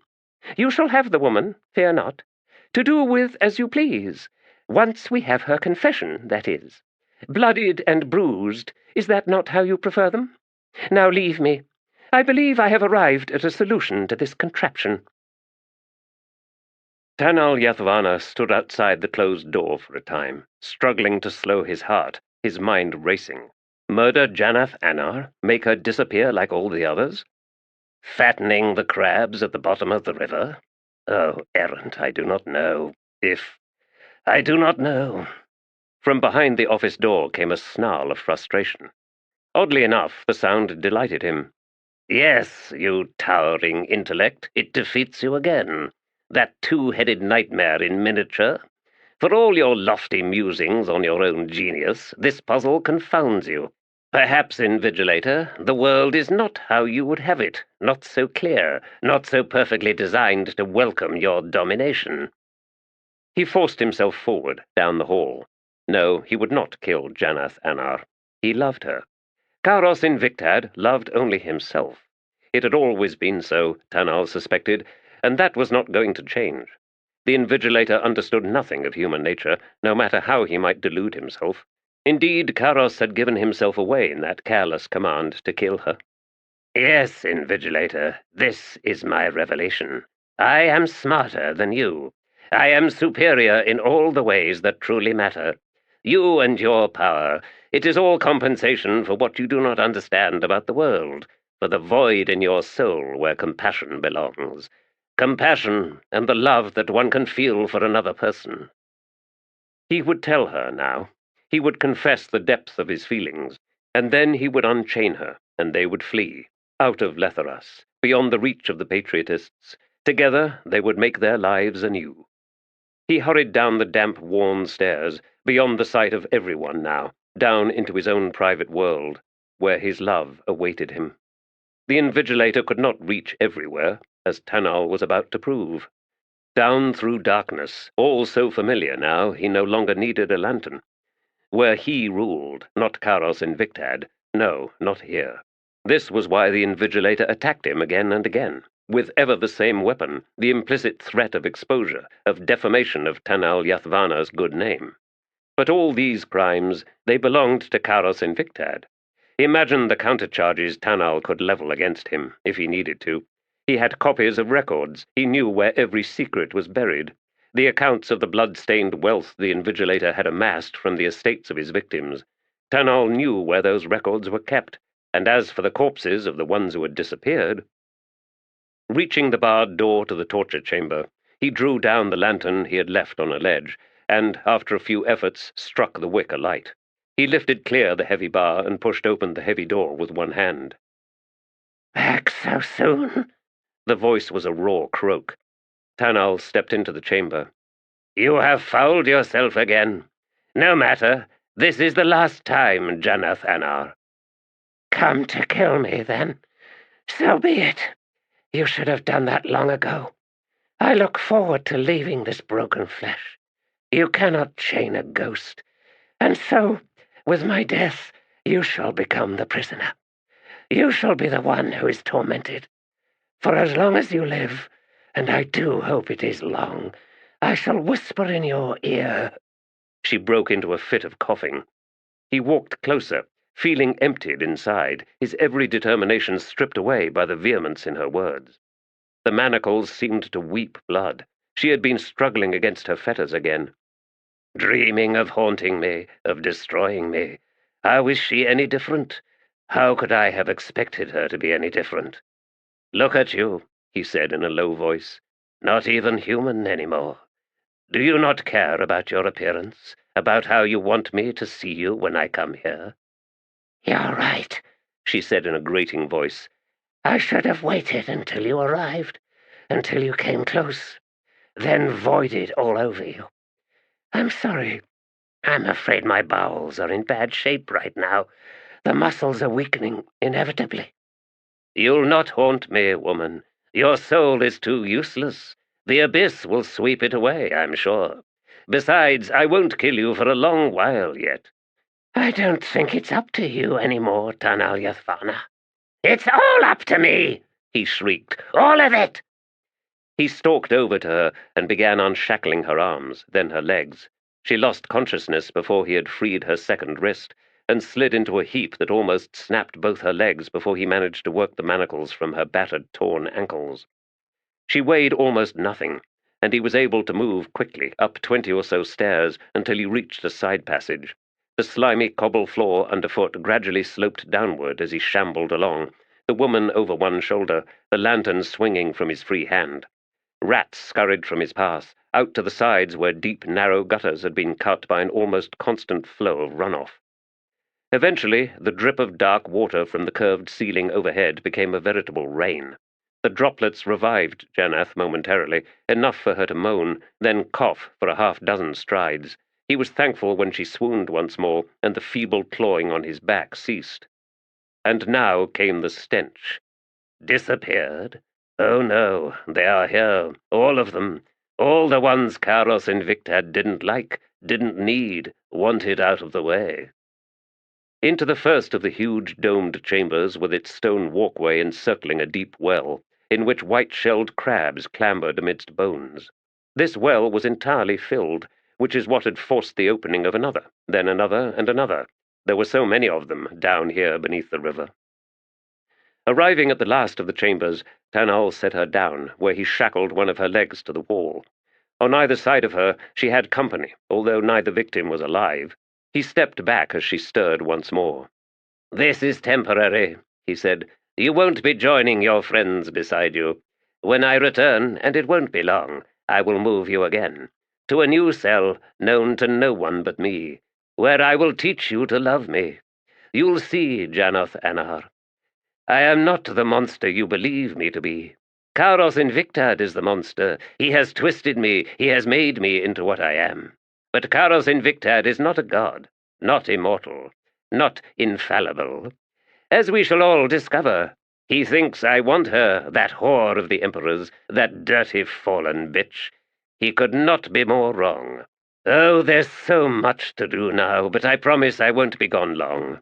You'll see, my love." She awoke to the sound of his footfalls dwindling, then lost to the trickle and drip of water.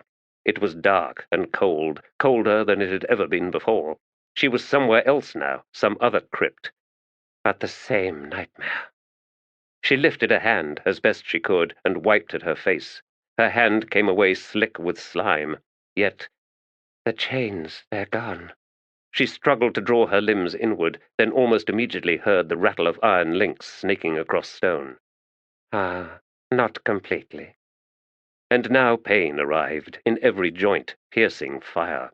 Ligaments and tendons, stretched for so long, now began contracting like burning ropes. "Oh, errant, take me!" Her eyes flickered open once more, and with returning consciousness she became aware of savage hunger coiling in her shrunken stomach. Watery waste trickled loose. There was no point in weeping, no point in wondering which of them was madder, him for his base appetites and senseless cruelty, or her for clinging so to this remnant of a life. A battle of wills, yet profoundly unequal. She knew that in her heart, had known it all along. The succession of grand lectures she had devised in her mind all proved hollow conceits, their taste too bitter to bear. He had defeated her, because his were weapons without reason. And so I answered with my own madness. I thought it would work. Instead, I ended up surrendering all that I had that was of any worth. And so now, the cold of death stealing over me, I can only dream of becoming a vengeful ghost, eager to torment the one who tormented me, eager to be to him as he was to me, believing that such a balance was just, was righteous. Madness. To give in kind is to be in kind. So now, let me leave here, forever gone. And she felt that madness reach out to her, an embrace that would sweep away her sense of self, her knowledge of who she had been, once, that proud, smug academic with her pristine intellect ordering and reordering the world. Until even practicality was a quaint notion, not even worthy of discourse, because the world outside wasn't worth reaching out to, not really. Besides, it was sullied, wasn't it, by men like Tanal Yathvana and Karos Invictad, the ones who reveled in the filth they made, because only the stench of excess could reach through to their numbed senses. As it reaches through to mine. Listen, he returns, step by hesitant step. A calloused hand settled on her brow. Janath Anar opened her eyes. Faint light coming from every direction. Warm light, gentle as a breath. Looming above her was a face, old, lined and weathered, with eyes deep as the seas, even as tears made them glisten. She felt the chain being dragged close. Then the old man tugged with one hand, and the links parted like rotted reeds. He reached down then and lifted her effortlessly. Abyss, yours is such a gentle face. Darkness once more. Beneath the bed of the river, below silts almost a story thick, rested the remains of almost 16,000 citizens of Letheras. Their bones filled ancient wells that had been drilled before the river's arrival, before the drainage course from the far eastern mountains changed cataclysmically, making the serpent lash its tail, the torrent carving a new channel, one that inundated a nascent city countless millennia ago. Letherii engineers, centuries past, had stumbled upon these submerged constructs, wondering at the humped corridors and the domed chambers, wondering at the huge deep wells with their clear cold water, and baffled to explain how such tunnels remained more or less dry, the cut channels seeming to absorb water like runners of sponge. No records existed any more recounting these discoveries. The tunnels and chambers and wells were lost knowledge to all but a chosen few, and of the existence of parallel passages, the hidden doors in the walls of corridors, and the hundreds of lesser tombs, not even those few were aware. Certain secrets belonged exclusively to the gods. The elder god carried the starved, brutalized woman into one of those side passages, the cantilevered doors swinging shut noiselessly behind him. In his mind there was recrimination, a seething torrent of anger at himself. He had not imagined the full extent of depravity and slaughter conducted by the patriotists, and he was sorely tempted to awaken himself, unleashing his fullest wrath upon these unmitigated sadists. Of course, that would lead to unwarranted attention, which would no doubt result in yet greater slaughter, and one that made no distinction between those who deserved death and those who did not. This was the curse of power, after all, as, he well knew, Karos Invictad would soon discover. You fool invigilator! Who has turned his deadly regard upon you? Deadly, oh my, yes indeed. Though few might comprehend that, given the modestly handsome, thoroughly benign features surrounding that face. Even so, Karos Invictad, Tehol Beddict has decided that you must go, and I almost pity you. Tehol Beddict was on his knees on the dirt floor of the hovel, rummaging through a small heap of debris, when he heard a scuffling sound at the doorway. He glanced over a shoulder. "Ublala Pang! Good evening, my friend." The huge half-blood Tarthanol edged into the chamber, hunching beneath the low ceiling. What are you doing? A wooden spoon, or at least the fragment thereof, employed in a central role in the preparation of this morning's meal. I dread the possibility that Bugg tossed it into the hearth. Ah, here, see that? A curdle of fat remains on it. Looks like dirt to me, Tehol Beddict. Well, even dirt has flavour, he replied, crawling over to the pot simmering on the hearth. Finally, my soup acquires subtle sumptuousness. Can you believe this, Ublalapang? Look at me, reduced to menial chores, even unto preparing my own meals. I tell you, my manservant's head has grown too large by far. He rises above his station, does Bugg. Perhaps you could box him about the ears for me. Now, I am not as indifferent as you think. There is the glow of heightened excitement in your rather blunt, dogged features. What has happened? Has Shurkelal returned, then? Would I be here if she had? Ublala asked. No, Tehol Beddict, she is gone. Out to the seas, with all her pirated young men. I was too big, you see. I had to sleep on the deck, no matter the weather, and that was no fun. And those pirates, they kept wanting to tie sails to me, laughing as if that was funny or something. Ah, well, sailors have simple minds, friend, and pirates are failed sailors, mostly, taking simpledom to profound extremes. What? I have news, you know. Do you now? I do. Can I hear it? Do you want to? Why, yes, else I would not have asked. Really want to? Look, if you're not interested in telling me— No, I'm interested in telling you. That is why I'm here, although I will have some of that soup if you're offering. Ublalapang, you are most welcome to this soup, but first let me fish out this rag I fed into the broth, lest you choke or something. Rag? What kind of rag? Well, squarish, mostly. I believe it was used to wipe down a kitchen counter, thereby absorbing countless assorted foodstuffs. Tehol Beddict, one of the pure blood has come to the city. Is that your news? The huge man nodded solemnly. Pure blood? Another nod. So, a Tarthanol. No, Ublala Pung cut in. Pure blood, purer than any Tarthanol. And he carries a stone sword. On his face are the most terrifying tattoos, like a shattered tile. He is greatly scarred, and countless ghosts swirl in his wake. Ghosts? You could see ghosts following him around? See them? Of course not. But I smelled them. Really? So what do ghosts smell like? Never mind. A Tarthanol who's more Tarthanol than any Tarthanol has arrived in the city. What does he want? You do not understand, Tehol Beddict. He is a champion. He is here to challenge the Emperor. Oh, the poor man. Yes, the poor man. But he's not a man, is he? He's a Tiste Edur. Tehol Beddict frowned across at Ublala Pung.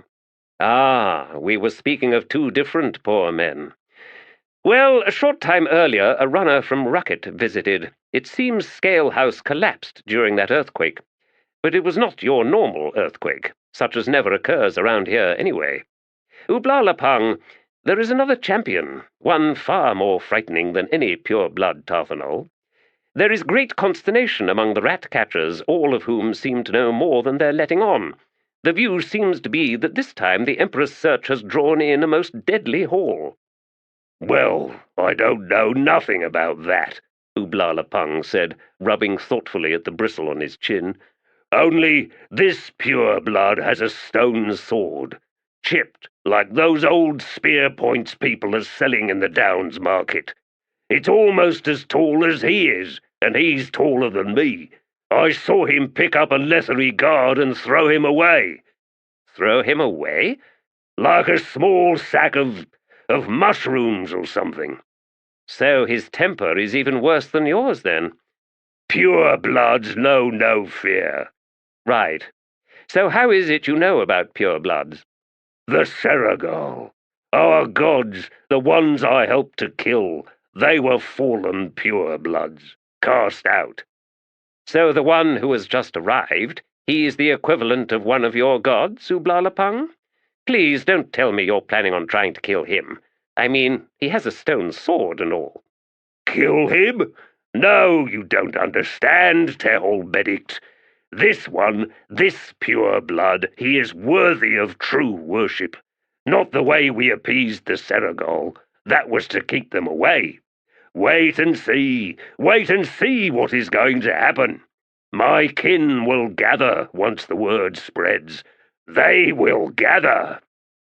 What if the Emperor kills him? Ublala Pung simply shook his head. They both looked over as Bugg appeared in the doorway, in his arms the body of a naked woman. Now really, Tehol said, the pot's not nearly big enough. Besides, hungry as I am, there are limits, and eating academics far exceeds them. The manservant frowned. You recognize this woman? I do, from my former life, replete as it was with stern tutors and the occasional subjects of youthful crushes and the like.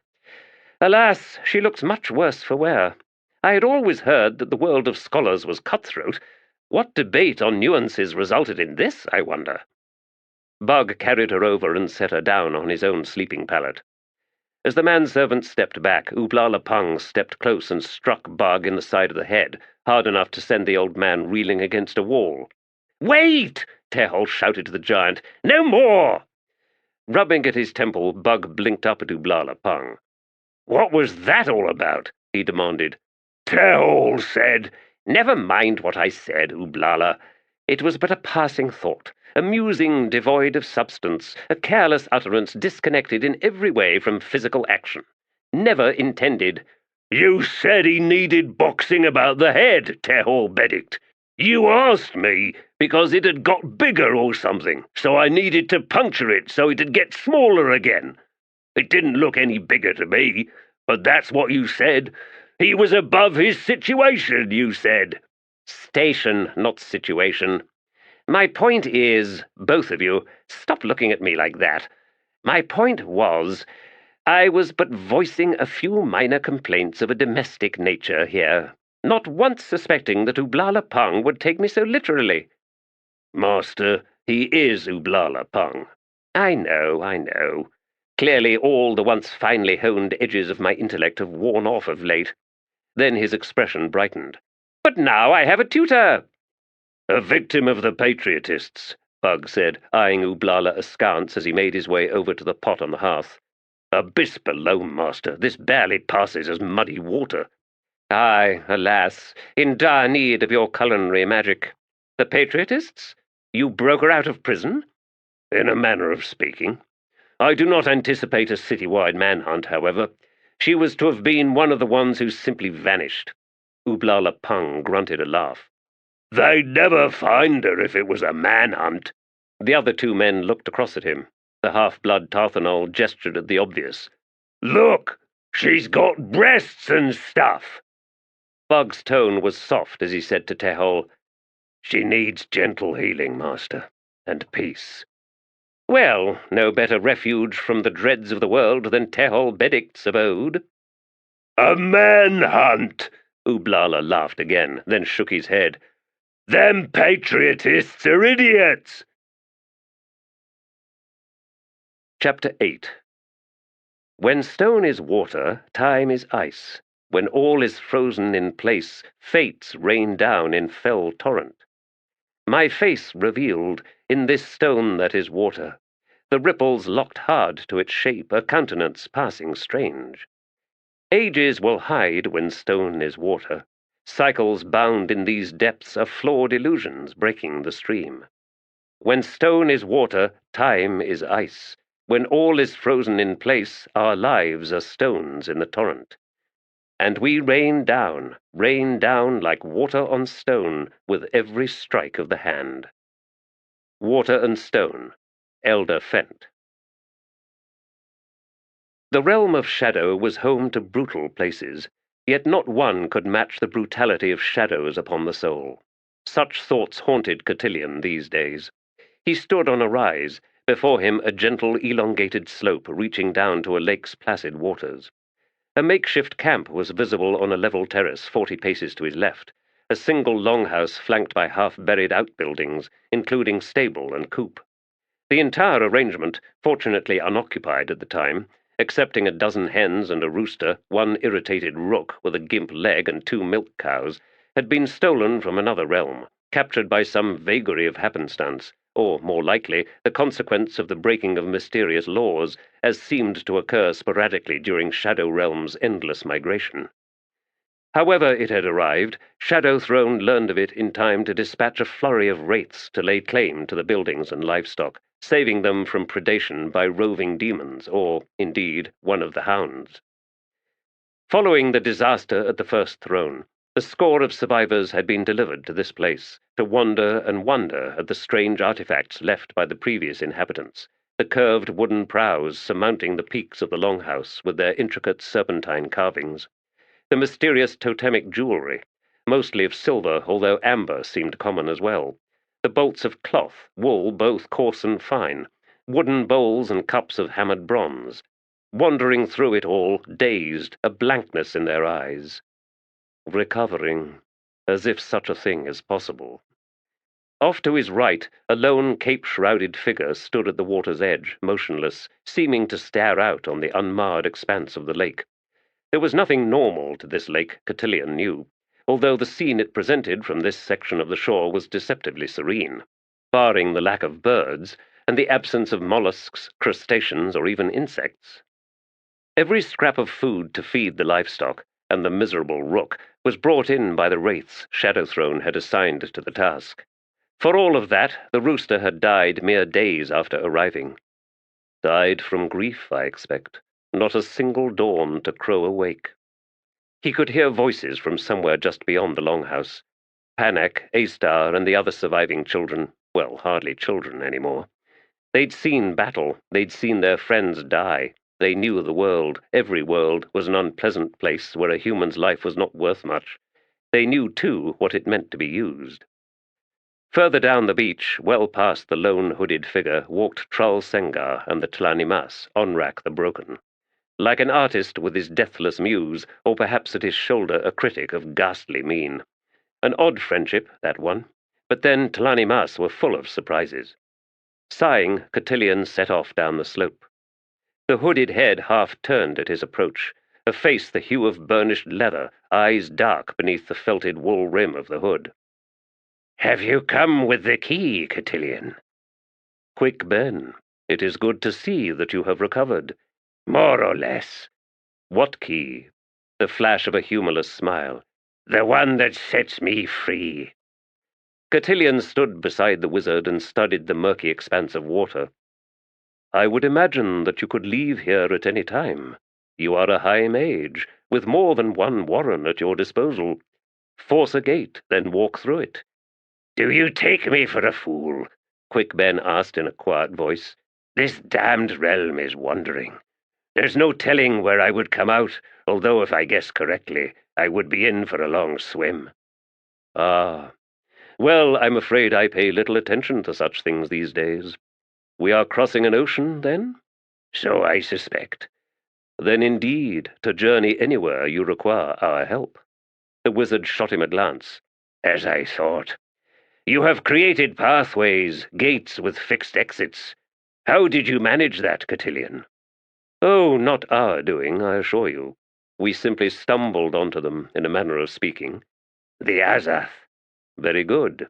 You always were sharp, Ben Delat." A grunt. "I've not used that version of my name in a long time."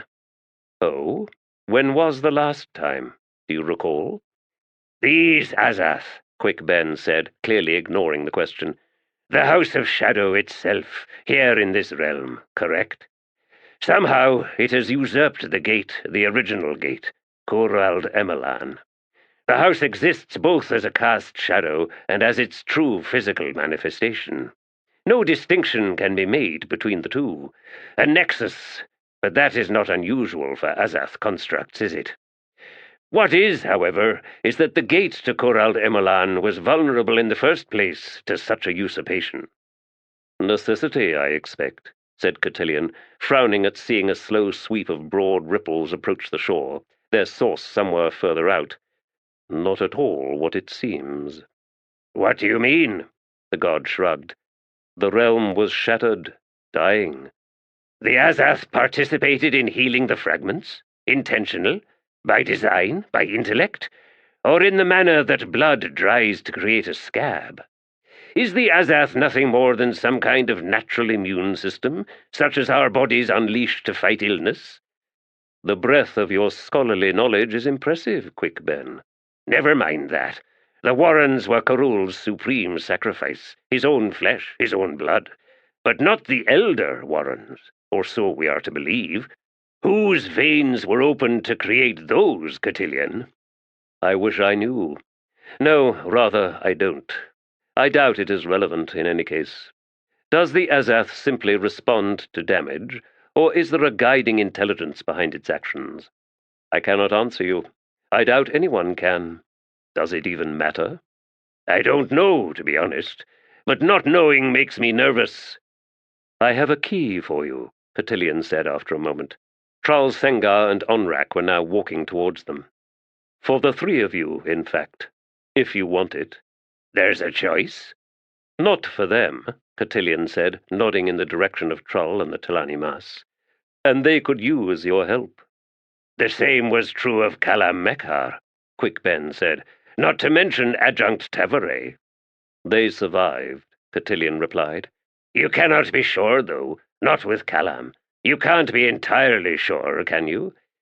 "He was alive when the dead house took him." "So Shadow Throne claims." "He would not lie." The wizard barked a bitter laugh. "Kalam still lives, Quick Ben. The dead house has him, beyond the reach of time itself.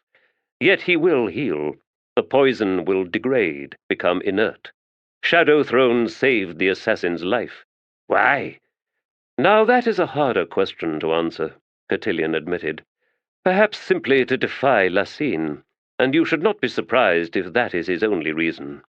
Believe me, for Shadow Throne it suffices. Be glad, Ben Edifon Delat, that I do not tell you his real reason." Trull Sengar and Onrak drew close, then halted. The Tiste Edur's new stone-tipped spear was strapped to his back. He was wearing a long cape against the chill, the wool dyed deep burgundy, one of the more useful treasures found in the Longhouse. It was held in place by an exquisite silver brooch depicting some sort of stylized hammer.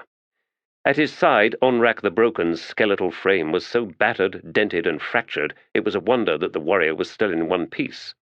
The Tlanimas spoke. "This lake, God. The shore opposite." "What of it?" "It does not exist." Cotillion nodded. Trull Sengar asked, "How can that be? Onrak says it's not a gate on the other side. It's not anything at all." Cotillion ran a hand through his hair, then scratched his chin, realizing he needed to shave, and squinted out on the water. "The other side is unresolved." "What does that mean?" Quick Ben demanded. "To fully understand, you will have to go there, wizard. The three of you, that is the path of your journey. And you must leave soon."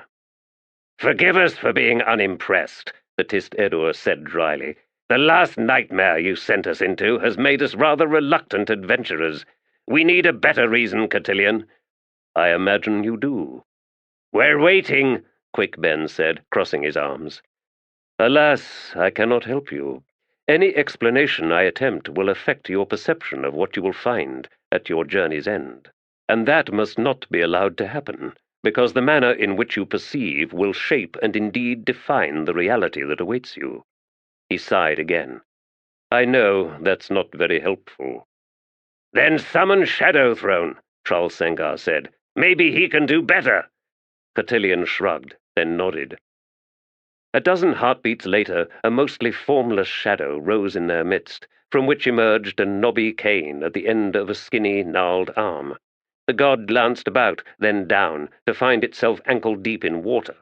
Hissing, Shadow Throne picked up the tattered ends of his cloak, then pranced onto dry land. "Oh, wasn't that amusing?" he sang. "Wretches, all of you! What do you want? I'm busy. Do you understand? Busy." Onrak pointed one skeletal arm out towards the lake.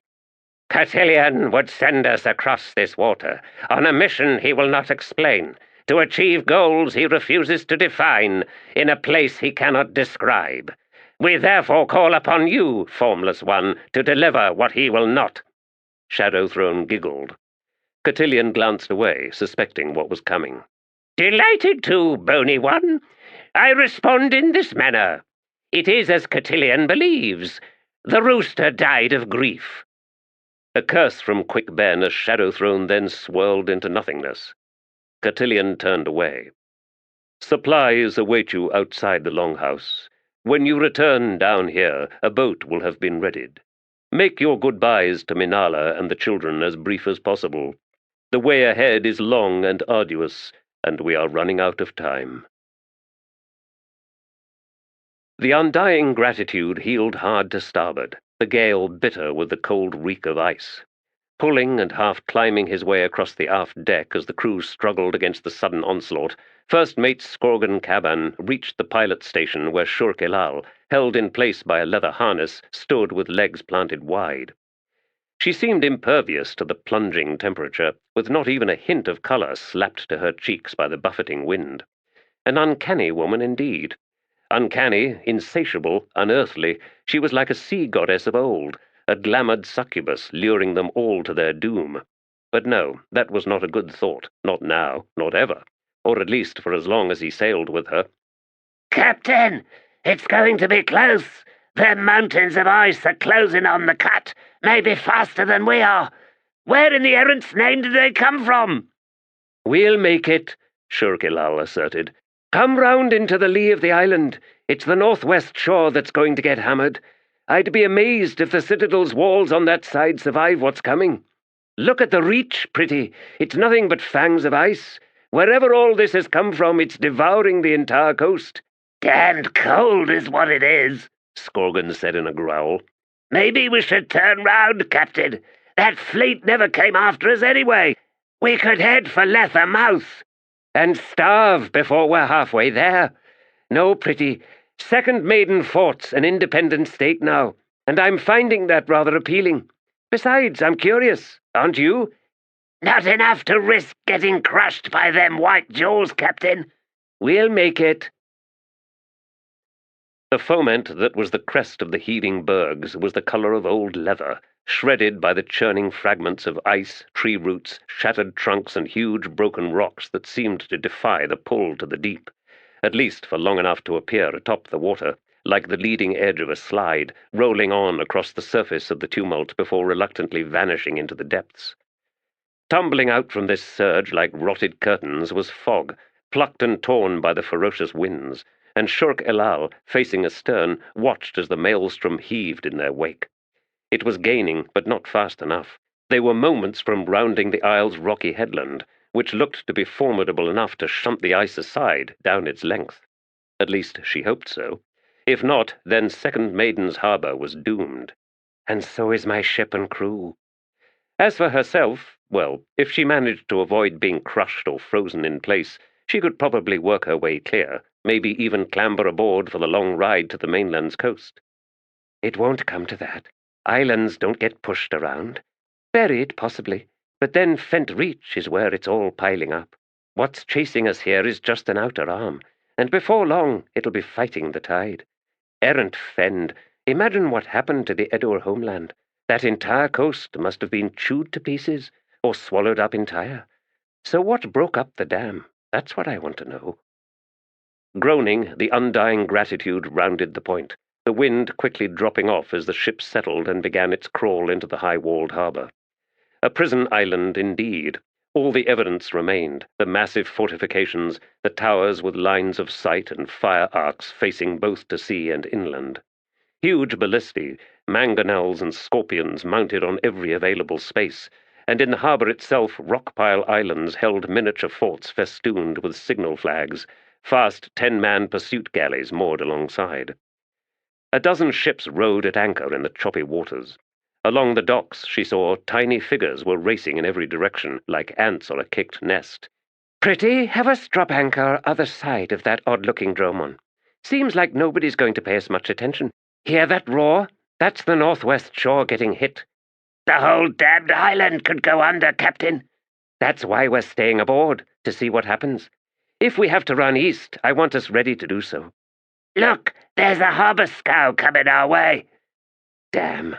Typical. World's falling in, but that don't stop the fee-takers. All right, prepare to receive them. The anchor had rattled down by the time the scow fought its way alongside. 2 officious-looking women climbed aboard, one tall, the other short. The latter spoke first. Who's the captain here, and where do you hail from?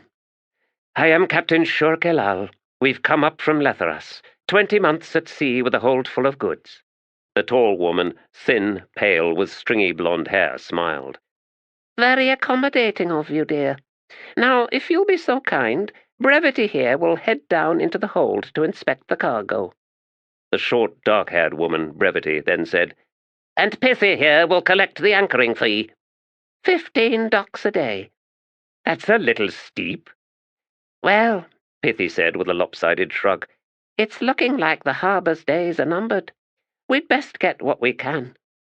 Brevity was frowning at Shurk's first mate. You wouldn't be Skorgan Caban the Pretty, would you? Aye, that's me. I happen to have your lost eye, Skorgan, in a jar. The man scowled across at Shurk Elal, then said, You and about 50 other people. What? But I paid good money for that. How many people lose an eye sneezing? By the errant, you're famous. Sneeze, is it? That's what you heard? And you believed it? Spirits of the deep, lass, and you paid the crook how much? Shurk said to Pithy, You and your friend here are welcome to inspect the cargo, but if we're not offloading, that's as far as it goes, and whether we offload or not depends on the kinds of prices your buyers are prepared to offer. I'll prove it to you, Brevity said, advancing on Skorgan Caban. It's a match, all right. I can tell from here. Can't be a match, the first mate replied. The eye I lost was a different colour from this one. You had different coloured eyes? That's right. That's a curse among sailors. Maybe that's why it ain't there no more. Skorgan nodded towards the nearby dromon. Where's that hailing from? I never seen lines like those before. Looks like it's seen a scrap or two asides. Brevity shrugged. Foreigners, we get a few. No more of that, Pithy cut in. Check the cargo, dearie. Time's a-wasting. Shurkelal turned and examined the foreign ship with more intensity after that peculiar exchange. The dromon looked damned weather-beaten, she decided, but her first mate's lone eye had been sharp. The ship had been in a battle, one involving sorcery. Black, charred streaks latticed the hull like a painted web. A whole lot of sorcery. That ship should be kindling.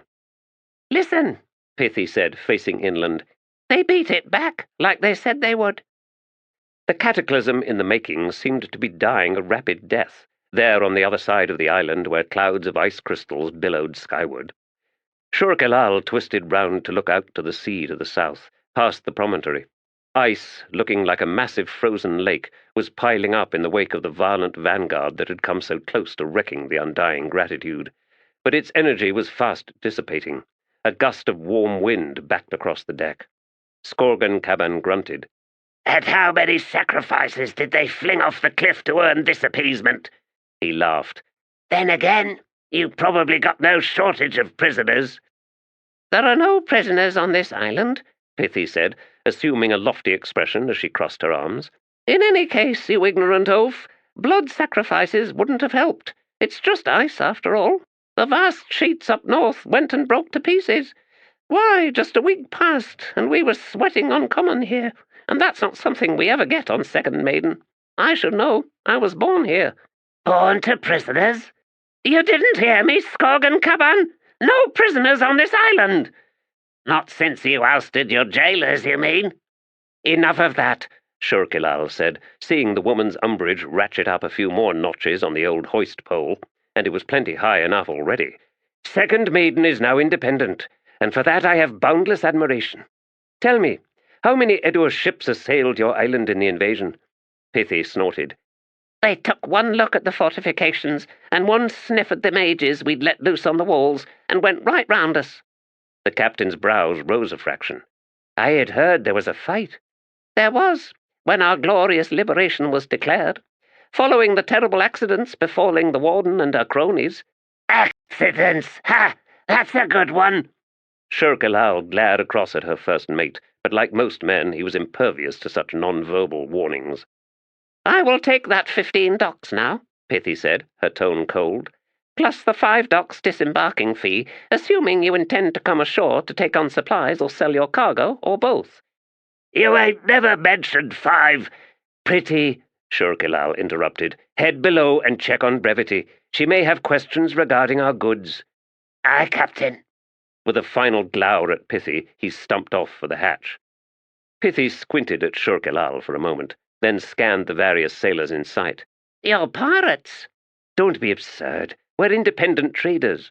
You have no prisoners on your island. I have no pirates on my ship. What are you suggesting by that statement? Clearly, if I had been suggesting anything, it was lost on you. I take it you are not the harbour master, just a toll-taker. She turned as first Skorgan, then Brevity emerged onto the deck. The short woman's eyes were bright. Pithy, they got stuff. Now there's a succinct report, Shurkelal said. Brevity, be sure to inform the harbour master that we wish a berth at one of the stone piers to better effect unloading our cargo. A messenger out to potential buyers might also prove rewarding. She glanced at Pithy, then away, as she added, As for mooring and landing fees, I will settle up with the harbour master directly, once I have negotiated the master's commission. You think you're smart, Pithy snapped. I should have brought a squad with me. How would you have liked that, Captain? Poking in here and there, giving things a real look. How would you like that? Brevity, who rules Second Maiden? Shurkelal asked. Sheikh Brullig, Captain. He's Grand Master of the Putative Assembly. The Putative Assembly? Are you sure you have the right word there, lass? Putative? That's what I said. That's right, isn't it, Pithy? The captain thinks she's smart, but she's not so smart, is she? Wait until she meets Sheikh Brullig. Then won't she be surprised? Not really, Shurk said. I happen to know Sheikh Brulig. I even know the crime for which he was sent away. The only surprise is that he's still alive." "Nobody kills Sheikh Brulig easily," Pithy said. One of the crew burst into a laugh that he quickly converted into a cough. "We'll await the harbour master's response," Shurkilal said. Pithy and Brevity returned to their scow, the former taking the oars. "Strange women," Skorgan Kaban muttered as they watched the wallowing craft pull away. "An island full of inbred prisoners," Shurk replied in a murmur. "Are you at all surprised, Britty? And if that's not enough, a full-blooded sheikh, who just happens to be completely mad, is ruling the roost. I tell you this, our stay should be interesting." "I hate interesting." "And probably profitable." "Oh, good. I like profitable. I can swallow interesting so long as it's profitable." "Get the hands ready to ship the anchor. I doubt we'll have to wait over long for the harbour master's signal flag." "Aye, Captain." Udinas sat watching her clean and oil her sword, an Edur sword set into her hands by a Tiste Edur warrior. All she needed now was a house so she could bury the damned thing. Oh yes, and the future husband's fateful return. Now maybe nothing was meant by it, just a helpful gesture by one of Fear's brothers, the only Sengar brother Udinas actually respected.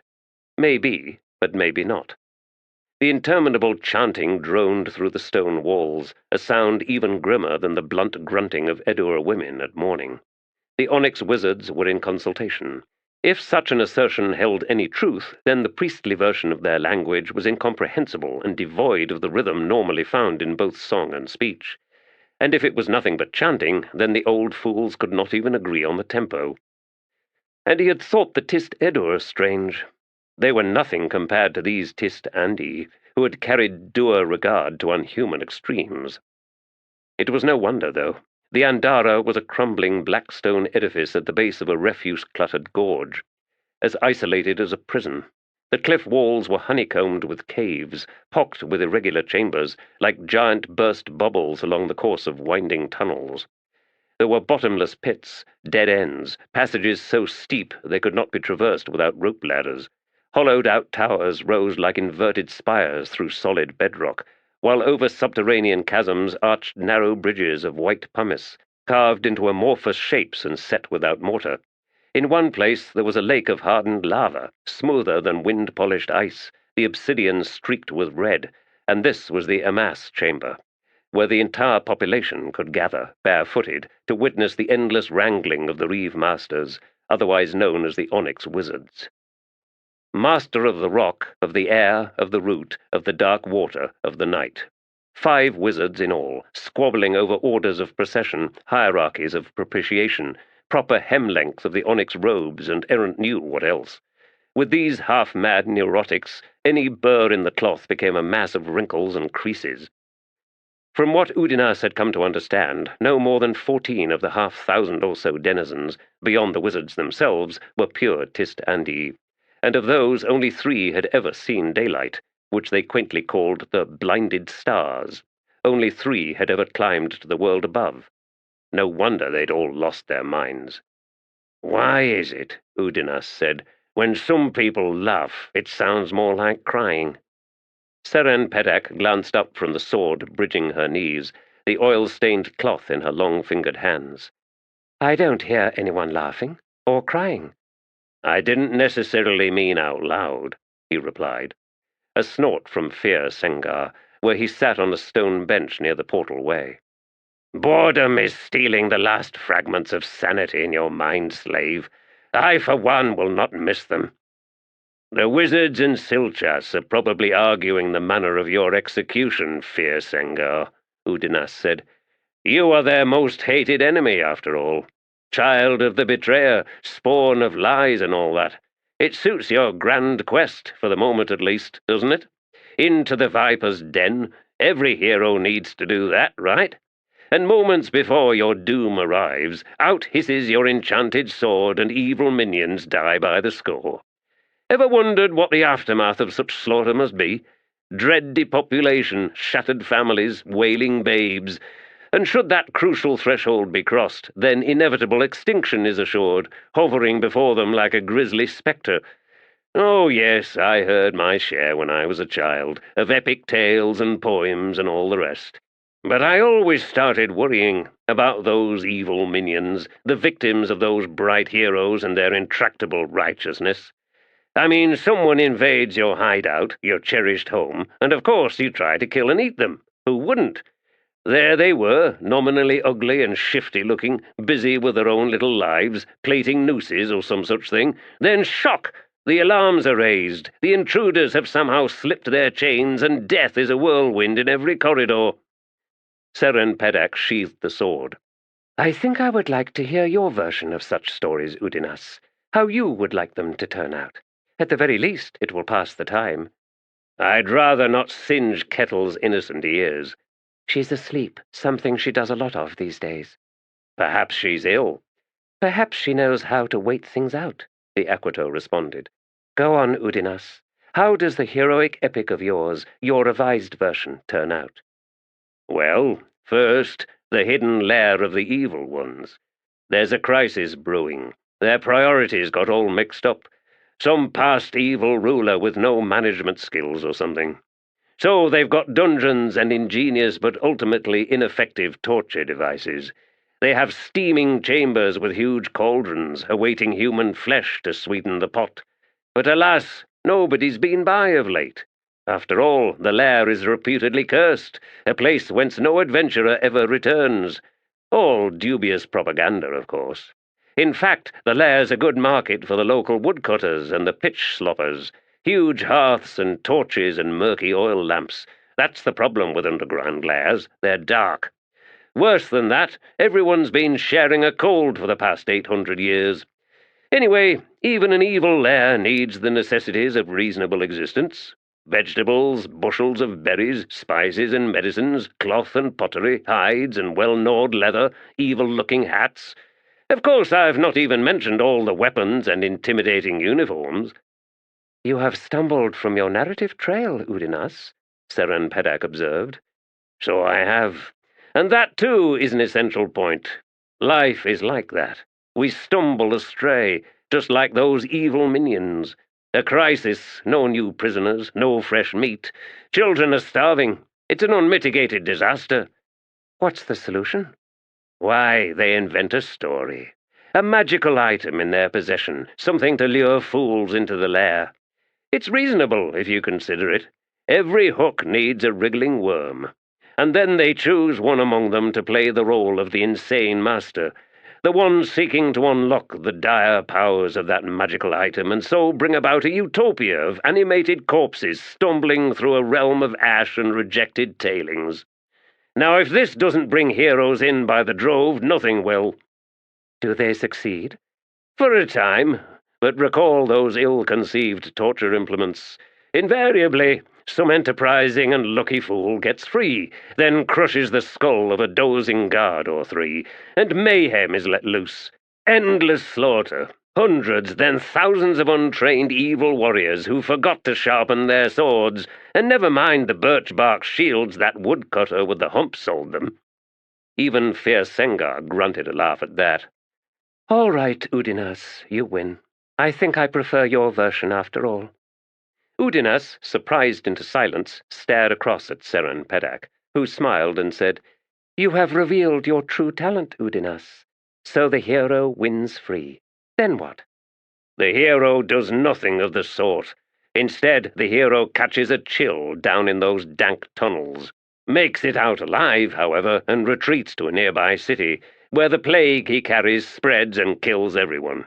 And for thousands of years thereafter, that hero's name is a curse to both people living above ground and those below. After a moment, Fear spoke. Ah, even your version has an implicit warning, slave. And this is what you would have me heed. But that leads me to wonder, what do you care for my fate? You call me your enemy, your lifelong foe, for all the injustices my people have delivered upon you. Do you truly wish me to take note of your message? As you like, Edur, Udinas replied, but my faith runs deeper than you imagine, and on an entirely different course from what you clearly think. I said the hero wins clear, at least momentarily. But I mentioned nothing of his hapless followers, his brave companions, all of whom died in the lair. Not at all. In the aftermath, there was dire need for new blood. They were one and all adopted by the evil ones, who were only evil in a relative sense, being sickly and miserable and hungry and not too bright.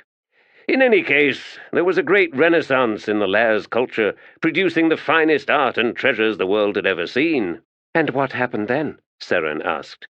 It lasted until a new hero arrived, but that's another tale for another time. I have talked myself hoarse. Among the women of the Tiste Edur, Sengar said then, is told the tale that Father Shadow, Skabandari Blood-Eye, chose of his own free will to die, freeing his soul to journey down the grey road, a journey in search of absolution, for such was the guilt of what he had done on the plains of the Ketchra. Now that is a convenient version. Now it is you who lack subtlety, Udinas. This alternative interpretation is itself allegorical, for what it truly represents is our guilt, for Skabandari's crime. We cannot take back the deeds of Father Shadow, nor were we in any position ever to gainsay him. He led, the Edur followed. Could we have defied him? Possibly, but not likely. As such, we are left with a guilt that cannot be appeased, except in an allegorical sense, and so we hold to legends of redemption. Seren Peddak rose and walked over to set her scabbarded sword down beside the food pack. Yet this was a tale held in private by the women of your tribe's fear. Setting aside for the moment the curious fact that you know of it, how is it the promise of redemption belongs only to the women? The warriors follow another path, Fear replied. That I know of the story, and the truth of Skabandari, is due to my mother, who rejected the tradition of secrecy. Oroth does not flee knowledge, and she would her sons do not either. Then how do you explain Rhulad? Udinas asked. Do not bait him, Seren Peddak said to the slave. Rhulad is accursed, by the sword in his hand, by the god who made that sword. Rhulad was young, Fear said, unconsciously wringing his hands as he stared at the chamber's worn floor. There was so much still to teach him. He sought to become a great warrior, a heroic warrior. He was discomfited in the shadows of his 3 older brothers, and this made him precipitate. I think the god chose him over Hanan Mosag, said Udinas. Rhulad had no choice. Fear studied Udinas for a long moment, then he nodded. If that is your belief, then you are far more generous towards Rhulad than any Tiste Edur. Again and again, Udinas, you leave me unbalanced. Udinas closed his eyes as he leaned back against the rough wall. He spoke to me, Fear, because I listened. Something the rest of you never bothered doing. Which isn't that surprising, since your vaunted family order had just been shattered. Your precious hierarchy was in disarray. Shocking, terrible. So, while he could not speak to you, you in turn were unwilling to hear him. He was silent, and you were deaf to that silence.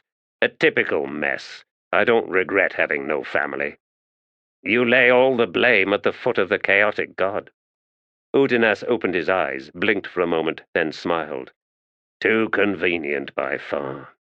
Now if I was seeking redemption, I'd leap on the back of that one and ride the beast all the way to the cliff's edge, then right over, amen. Then what? What to blame?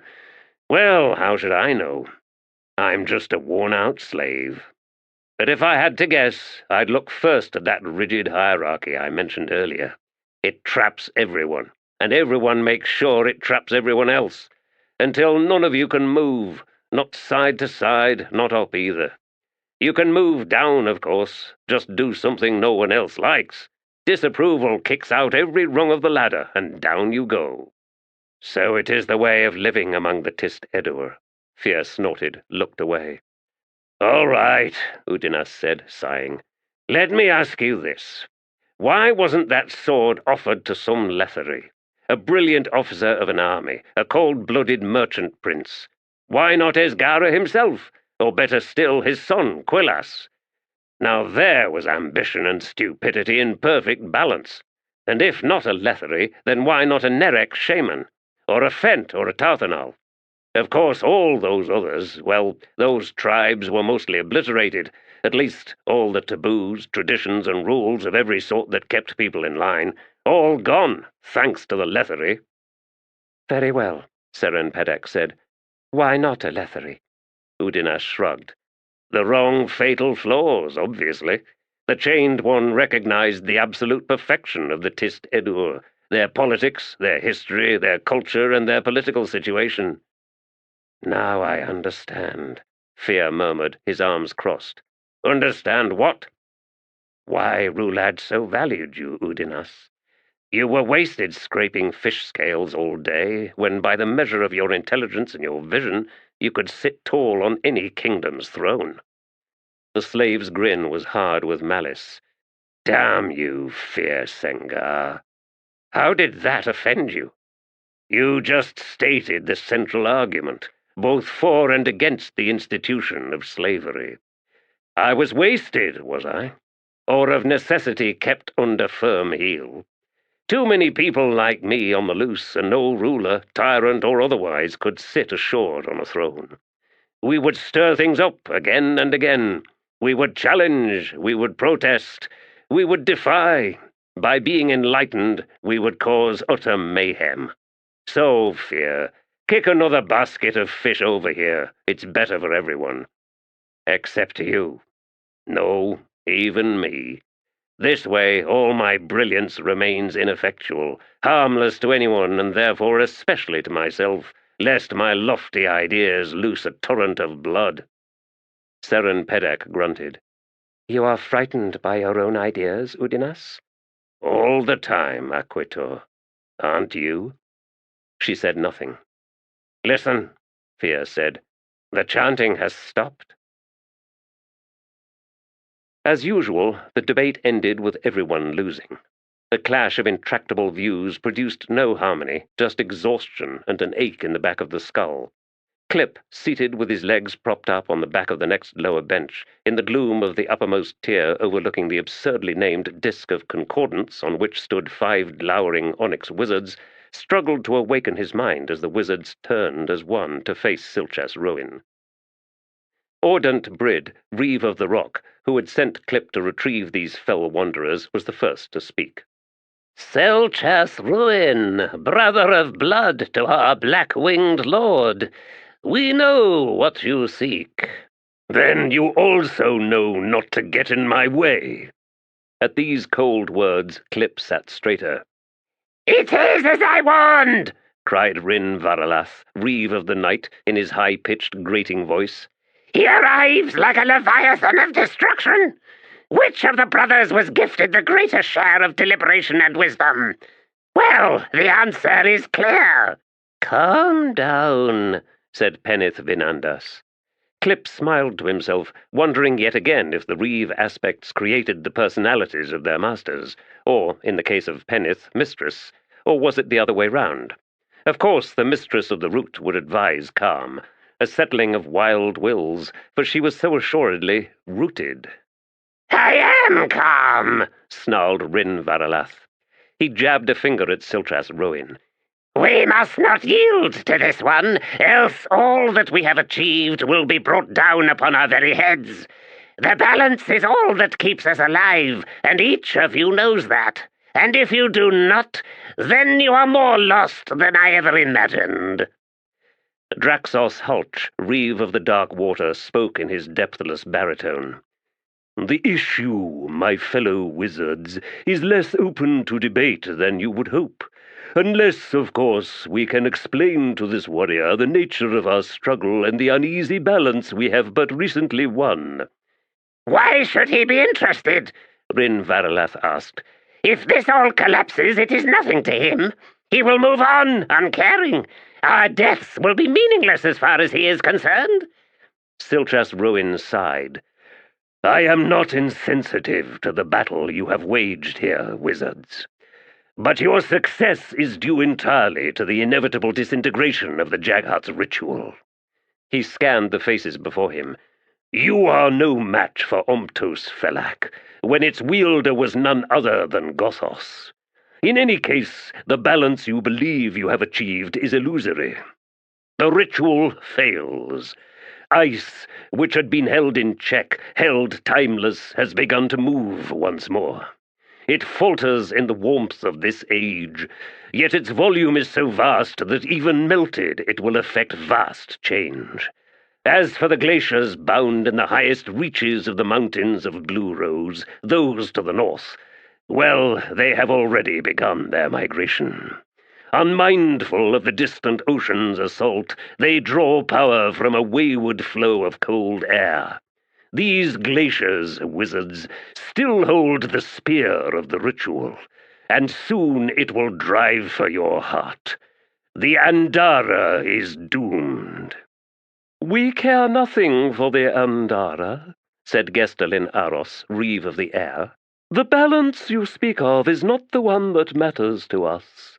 Silchas ruin, the Jaghut's ritual was of ice only in the manner that fire is of wood. It was the means of achieving a specific goal, and that goal was the freezing in place of time, of life and of death. Clip's gaze narrowed on Silchas ruin, as the albino Andy slowly cocked his head, then said, You speak of a different failing, yet the two are linked. We are aware of that, cut in Ordant Brid. Then, with a faint smile, perhaps more so than you. You speak of a spear of ice, of Omtos Felak's very core, still living, still powerful. That spear, Silchas ruin, casts a shadow, and it is within that shadow that you will find what you seek, although not, I think, in the way you desire. Explain. We will not, snapped Rin Varalas. If you wish to understand, then look to your kin. My kin? Are you then able to summon Anomander? Not him, replied Ordant Brid. He hesitated, then continued. We were visited not so long ago by an ascendant, Menandor, Sister Dawn. If anything, Ruin's voice grew even colder as he demanded, What has she to do with this? Balance, you ignorant fool! Rin Varalas' shriek echoed in the chamber. Where is she now? Silchas Ruin asked. Alas, replied Draxos Hulch, we do not know, but she is close for reasons that are entirely her own. She will, I fear, oppose you, should you decide to force your way past us. I seek the soul of Scabandari Blood-Eye. I do not understand that you would object to such a goal. We see the truth of that, said Ordant Brid. A long moment of silence. The 5 onyx wizards faced a nonplussed Silchas Ruin, who seemed at a loss for words. It is, said Penith Vinandas, a question of compassion. We are not fools, said Ordant Brid. We cannot oppose you. Perhaps, however, we can guide you. The journey to the place you seek is arduous. The path is not straight. Silchas Ruin, it is with some astonishment that I tell you that we have reached something of a consensus on this. You have no idea how rare such a thing is. Granted, I speak of a compromise, one which sits uneasier with some of us than with others. Nonetheless, we have agreed to offer you a guide. A guide? To lead me on this crooked path or tug me ever astray from it? Such deceit would not work for very long. True, nor would I be merciful upon its discovery. Of course. Silchas Ruin crossed his arms. You will provide us with a guide. Very well. Which of you has volunteered? Why, none of us, said Ordant Brid. The need for us here prevents such a thing. As you said, a spear of ice is directed at us, and while we cannot shatter it, perhaps we can redirect it. Silchas Ruin, your guide shall be the mortal sword of the black-winged lord. At that the wizard gestured. Clip rose to his feet, then began his descent to the disk of concordance. The chain and its rings appeared in his hand, whirring, then snapping, then whirring out again. He is Anomander's mortal sword? Silchas Ruin asked in obvious disbelief as he stared up at this meeting's audience of 1. Clip smiled. Do you think he would be displeased?" After a moment, the brother of Rake grimaced, then shook his head. "Probably not." "Come the morrow," Ordant Brid said.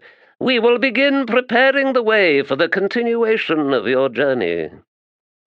Reaching the edge of the lowest tier, Clip dropped lightly onto the polished stone of the disc, then approached Silchas Ruin, the chain in his hand spinning and clacking. "Must you always do that?" Silchas Ruin demanded. "Do what?"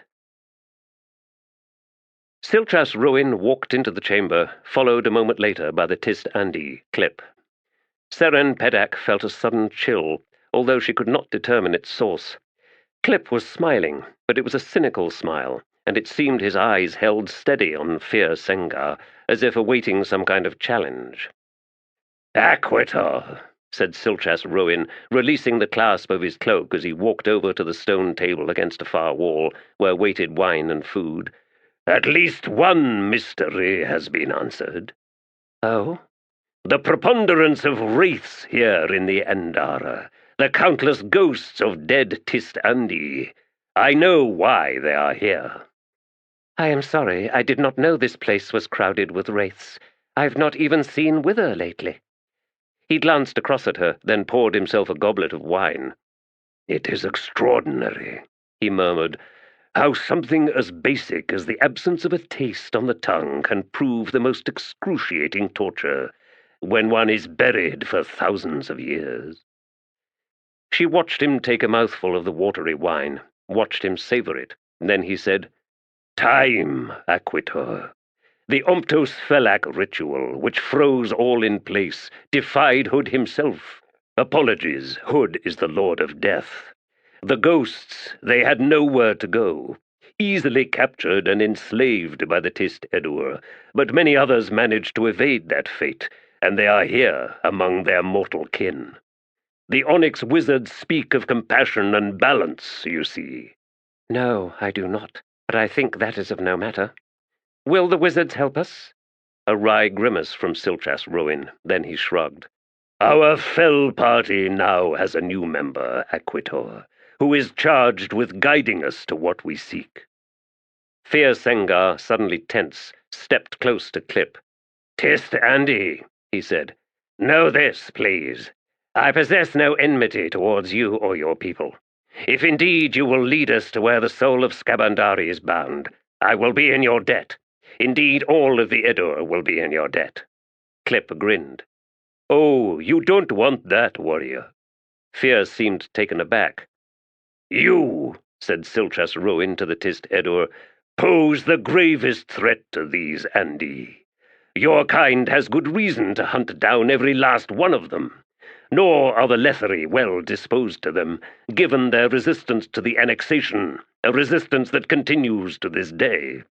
Blue Rose does not appreciate being occupied, nor do the humans who lived in peace alongside those possessing Andi blood in their veins hold any loyalty to the Letherii conquerors.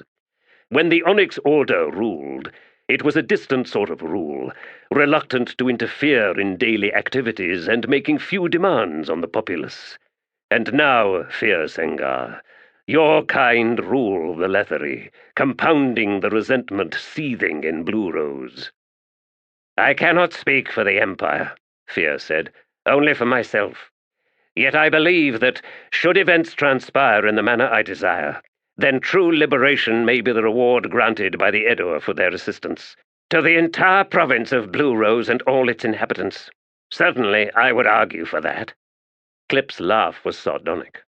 The chains spun to wrap tight around his right hand, yet that served as his only comment to these grave pronouncements and bold promises.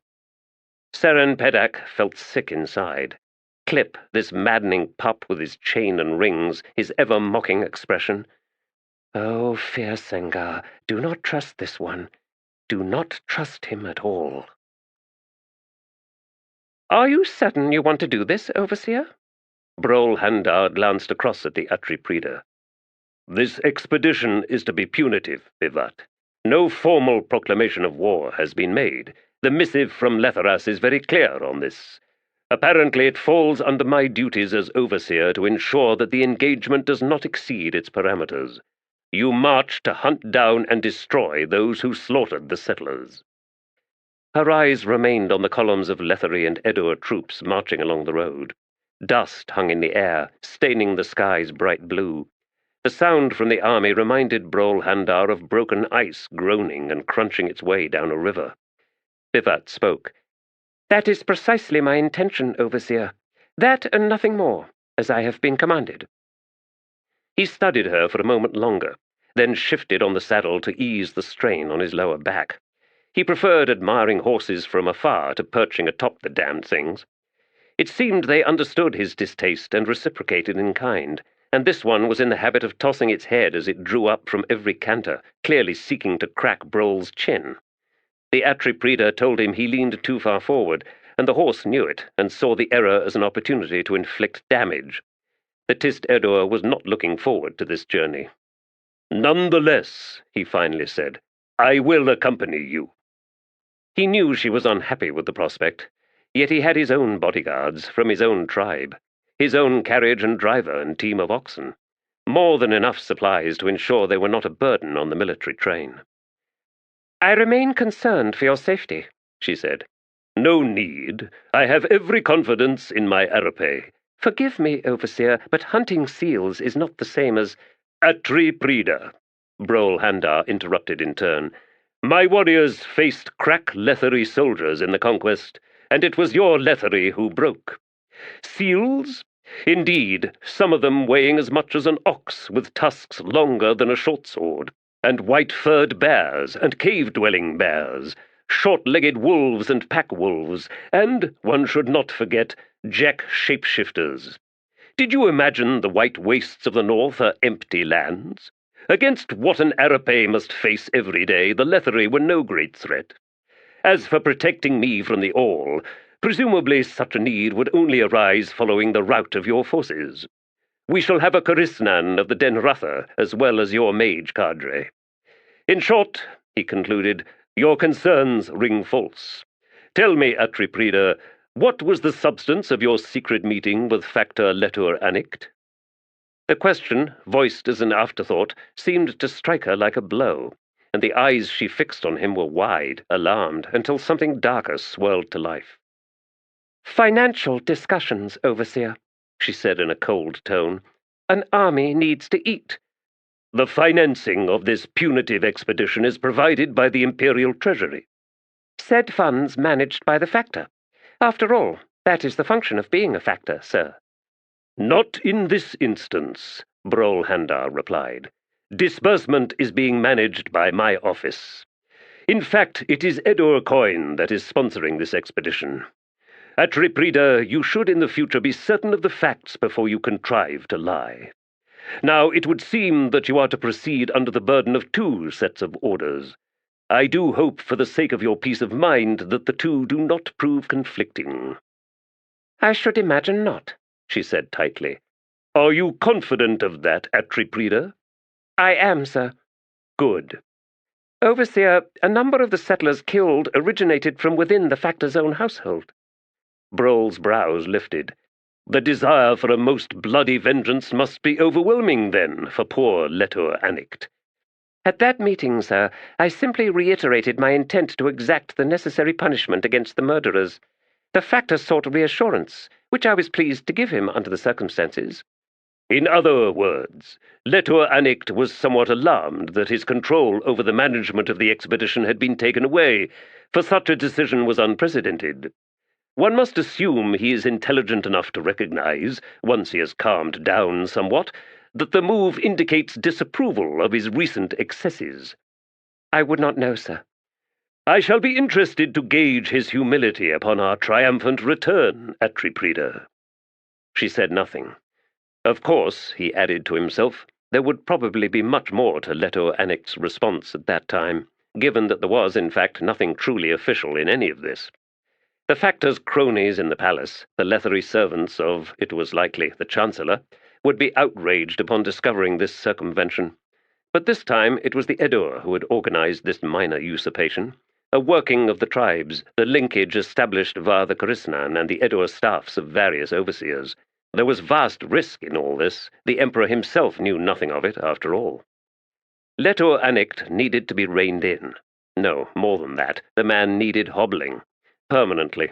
If Brol had his way, there would be a new factor of Dreen within a year, and as for Letor Anict's holdings, well, the crime for high treason and corruption at the scale he had managed would without doubt result in their confiscation, with all familial rights stripped away, and restitution at such high level that the Anict line would be indebted for generations to come. He is corrupt, and he has spun a deadly web here, from Dreen out into every bordering nation. He seeks war with all of our neighbors, unnecessary war, pointless beyond the covetous greed of one man. Such corruption needed excision, for there were plenty of Letor Anicts in this empire, thriving under the protection of the Liberty Consign, and quite possibly the Patriotists. This man here would be the example and the warning. You Letherii think us fools. You laugh behind our backs, mock us in our ignorance of your sophisticated deceptions. Well, there is more than one kind of sophistication, as you shall discover. Finally, Brol Handar no longer felt helpless. Atriprida Bivat fumed in silence. The damned fool at her side was going to get himself killed, and she would be made responsible for that failure to protect him. Karisnan and Arape bodyguards would achieve nothing. The Factor's agents infected every Letherii legion on this march, and among those agents, errant damned assassins, masters of the poison. She liked this warrior at her side, dour as he was, which seemed a trait of the Tiste Edur in any case, and though clearly intelligent, he was also naive. It was clear that Letor Anict had penetrated the pathetic unofficial efforts of Brol Handar and a half-dozen other overseers, and the Factor intended to eliminate this nascent threat here and now, on this very expedition. "We have a problem with Brol Handar," the Factor had said, his pale round face looking like dusty stone in the habitual gloom of his inner sanctum. "Sir, unsanctioned, he seeks to exceed his responsibilities, and in so doing undermine the traditional functions of a Factor in a border province. His ambitions have drawn others into his web, which could, alas, have fatal repercussions." "Fatal? How?" "Atriprida, I must tell you. No longer are the Patriotists focusing exclusively on the Letherii in the Empire. There has come to light evidence of an emerging conspiracy among the Tiste Edur, against the state, possibly against the Emperor himself." "Absurd. Do you truly take me for such a fool, Anict? Against the state and against the Emperor are two different things.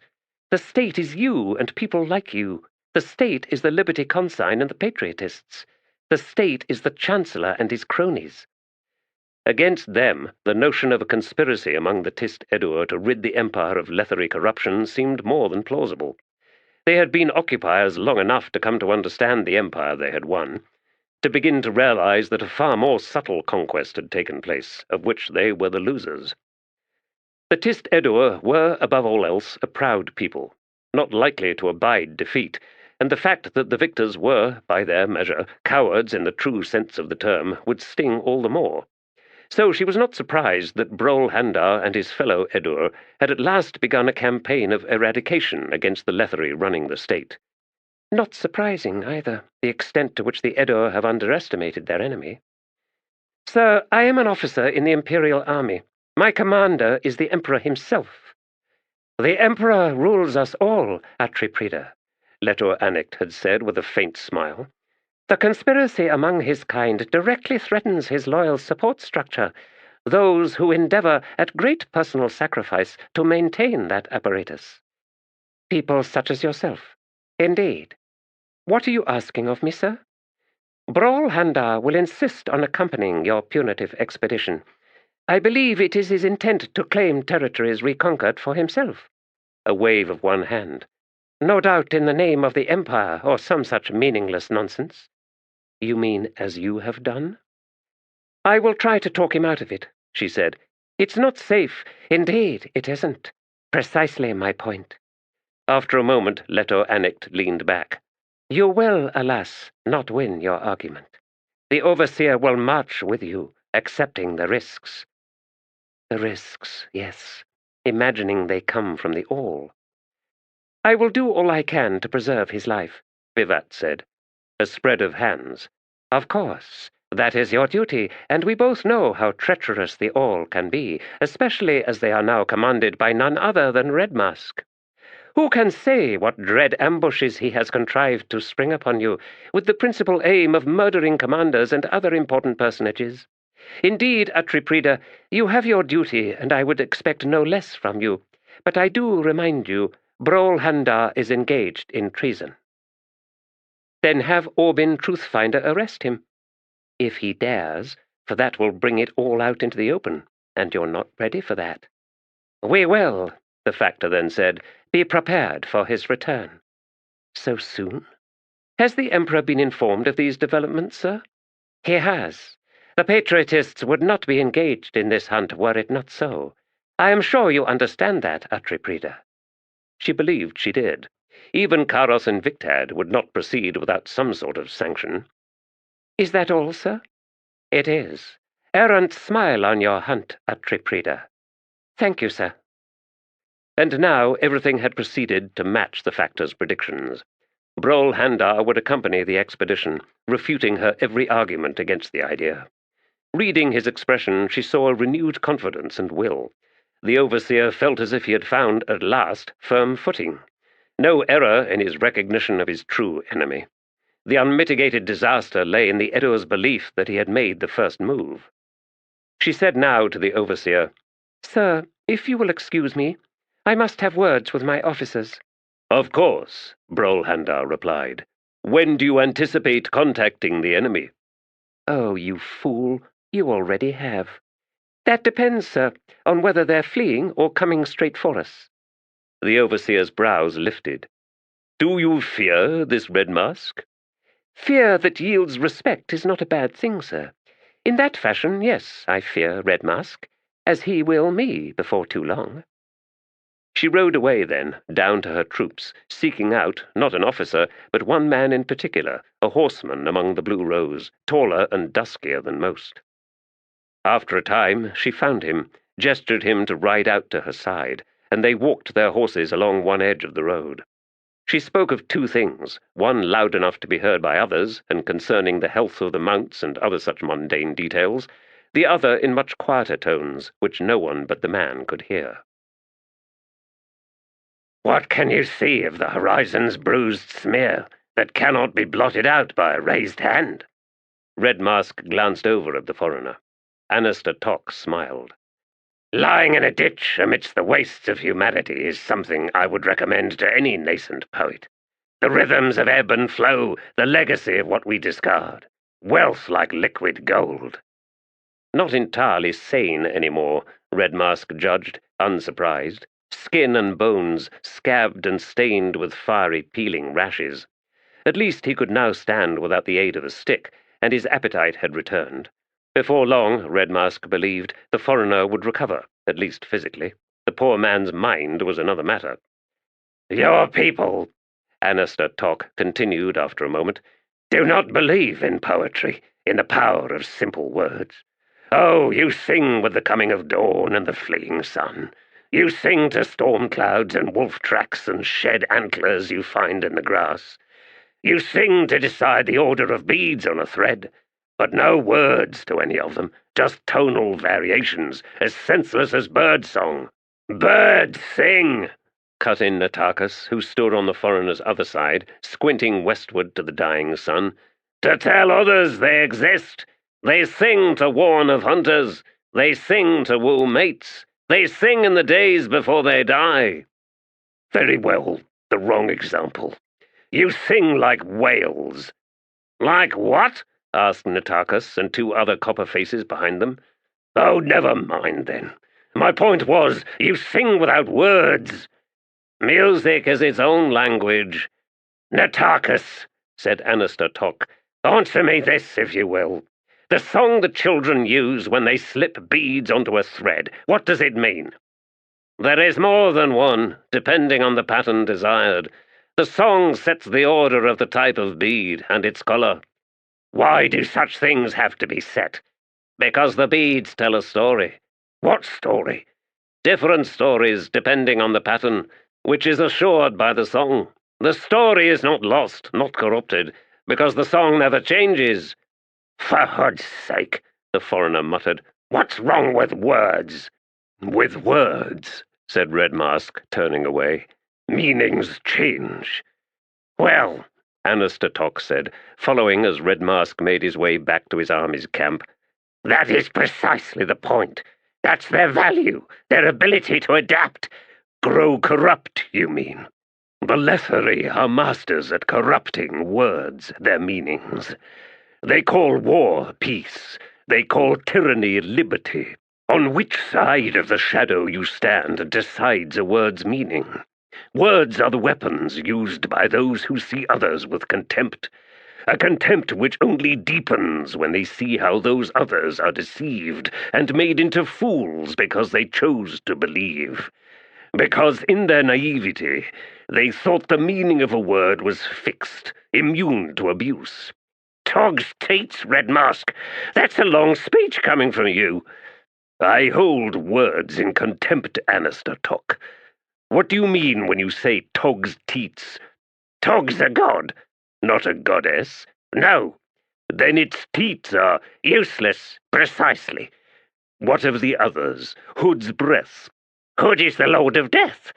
Thus, no breath. Correct. Beru's mercy. She has no mercy. Maori fend. The Lady of the Poor fends off nothing. Red Mask regarded the foreigner.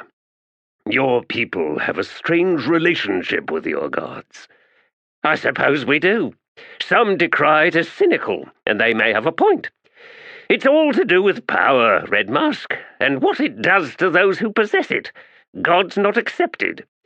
If they are so unhelpful, why do you worship them? Imagine how much more unhelpful they'd be if we didn't. At whatever Anastatok saw in Red Mask's eyes, he then laughed. Annoyed, Red Mask said, You fought as an army devoted to the Lord and Lady of the Wolves. And see where it got us. The reason your force was slaughtered is because my people betrayed you. Such betrayal did not come from your wolf gods. True, I suppose. We accepted the contract. We assumed we shared the meaning of the words we had exchanged with our employers. At that he offered Red Mask a wry smile. We marched to war believing in honor. So, Tog and Fanderay are not responsible, especially for the stupidity of their followers. Are you now godless, Anastatok? Oh, I heard their sorrowful howls every now and then, or at least I imagined I did. Wolves came to the place of slaughter and took the hearts of the fallen. What? What do you mean? They broke open the chests of your comrades and ate their hearts, leaving everything else. Well, I didn't know that. Why did you not die with them? Red Mask asked. Did you flee? I was the best rider among the grey swords. Accordingly, I was acting to maintain contact between our forces. I was, unfortunately, with the all when the decision was made to flee. They dragged me down from my horse and beat me senseless. I don't know why they didn't kill me there and then, or just leave me for the Letherii. There are levels to betrayal, Anastatok, limits to what even the all can stomach. They could run from the battle, but they could not draw a blade across your throat. Well, that's a comforting relief. Apologies. I have always been prone to facetious commentary. I suppose I should be thankful, but I'm not.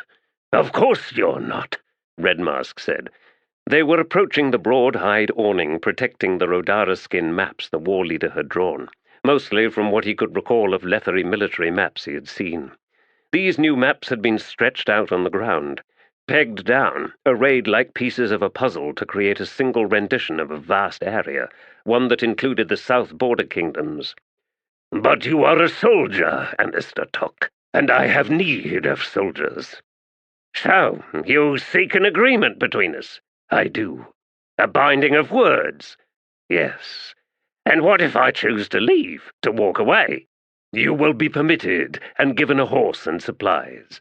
You may ride east or southeast or indeed north. although there is nothing to be found to the north, but not west, not southwest.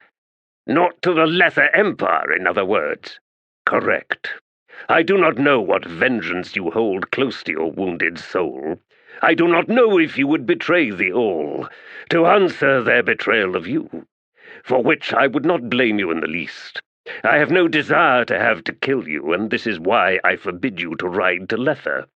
I see. Red Mask studied the map in the crepuscular light. The black lines seemed to be fading into oblivion before him.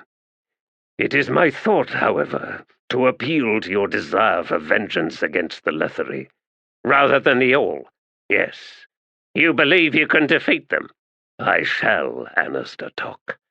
By preparing fields of battle well in advance. Well, as a tactic, I would not gainsay it, assuming the Letherii are foolish enough to position themselves precisely where you want them. They are arrogant, Red Mask said. Besides, they have no choice. They wish to avenge the slaughter of settlements and the theft of herds they call their property, even though they stole them from us. They wish to punish us, and so will be eager to cross blades. Using cavalry, infantry, archers, and mages? Yes. How do you intend to negate those mages, Red Mask? I will not tell you yet. In case I leave, circle round, and somehow elude you and your hunters. The chance of that is remote. At the foreigner's smile, Red Mask continued. I understand you are a skilled rider, but I would not send all after you. I would send my Kachin Chemal. Anastatok had turned, and he seemed to be studying the encampment, the rows upon rows of tents, the wreathed dung smoke of the fires. You have fielded, what, 10, 12,000 warriors? Closer to 15. Yet you have broken up the clans. I have. In the manner needed to field something resembling a professional army. You must shift their loyalty from the old blood ties. I've seen you badgering your troop commanders, ensuring that they will follow your commands in battle. I've seen them in turn badgering their squad leaders, and the squad leaders their squads. You are a soldier, Anastatok, and I hated every moment of it, Red Mask. That matters not. Tell me of your grey swords, the tactics they employed. That won't be much help. I could, however, tell you of the army I originally belonged to before the grey swords. He glanced over with his one glittering eye, and Red Mask saw amusement there, a kind of mad hilarity that left him uneasy. I could tell you of the Malazans. I have not heard of that tribe. Anastatok laughed again. Not a tribe, an empire. An empire 3-4 times the size of Lether. You will stay, then? Anastatok shrugged. For now. There was nothing simple to this man, Red Mask realized. Mad indeed, but it could prove a useful madness. Then how, he asked, do the Malazans win their wars? The foreigner's twisted smile gleamed in the dusk like the flash of a knife. This could take a while, Red Mask. I will send for food. And oil lamps. I can't make out a damned thing on your map. Do you approve of my intent, Anastatok? To create a professional army? Yes, it's essential. But it will change everything. Your people, your culture, everything. He paused, then added in a dry, mocking tone, You'll need a new song. Then you must create it, Red Mask replied. Choose one from among the Malazans, something appropriate. Aye, the man muttered, a dirge. The white knife flashed again, and Red Mask would rather it had remained sheathed. Chapter 9. Everywhere I looked, I saw the signs of war upon the landscape. There the trees had crested the rise, dispatching skirmishers down the slope to challenge the upstart low growth in the riverbed, which had been dry as bone until the breaking of the ice dams high in the mountains, where the savage sun had struck in unexpected ambush, a siege that breached the ancient barricades and unleashed torrents of water upon the lowlands. And here, on this tuck and fold of bedrock, the old scars of glaciers were vanishing beneath advancing mosses, creeping and devouring colonies of lichen which were themselves locked in feuds with kin. Ants flung bridges across cracks in the stone, the air above swirling with winged termites, dying in silence in the serrated jaws of Rinazan that swung and ducked as they evaded yet fiercer predators of the sky. All these wars proclaim the truth of life, of existence itself. Now we must ask ourselves, are we to excuse all we do by citing such ancient and ubiquitous laws? Or can we proclaim our freedom of will by defying our natural urge to violence, domination, and slaughter? Such were my thoughts, puerile and cynical, as I stood triumphant over the last man I had slain, his lifeblood a dwindling stream down the length of my sword blade, whilst in my soul there surged such pleasure as to leave me trembling. King Kilanbas in the Valley of Slate, third Letheras tide, the wars of conquest. The ruins of a low wall encircled the glade, the battered, rough-cut basalt dividing swaths of green grasses. Just beyond rose a thin copse of young birch and aspen, spring leaves bright and fluttering. Behind this stand the forest thickened, darkened, grey-skinned boles of pine crowding out all else. Whatever the wall had enclosed had vanished beneath the soft loam of the glade, although depressions were visible here and there to mark out cellar pits and the like.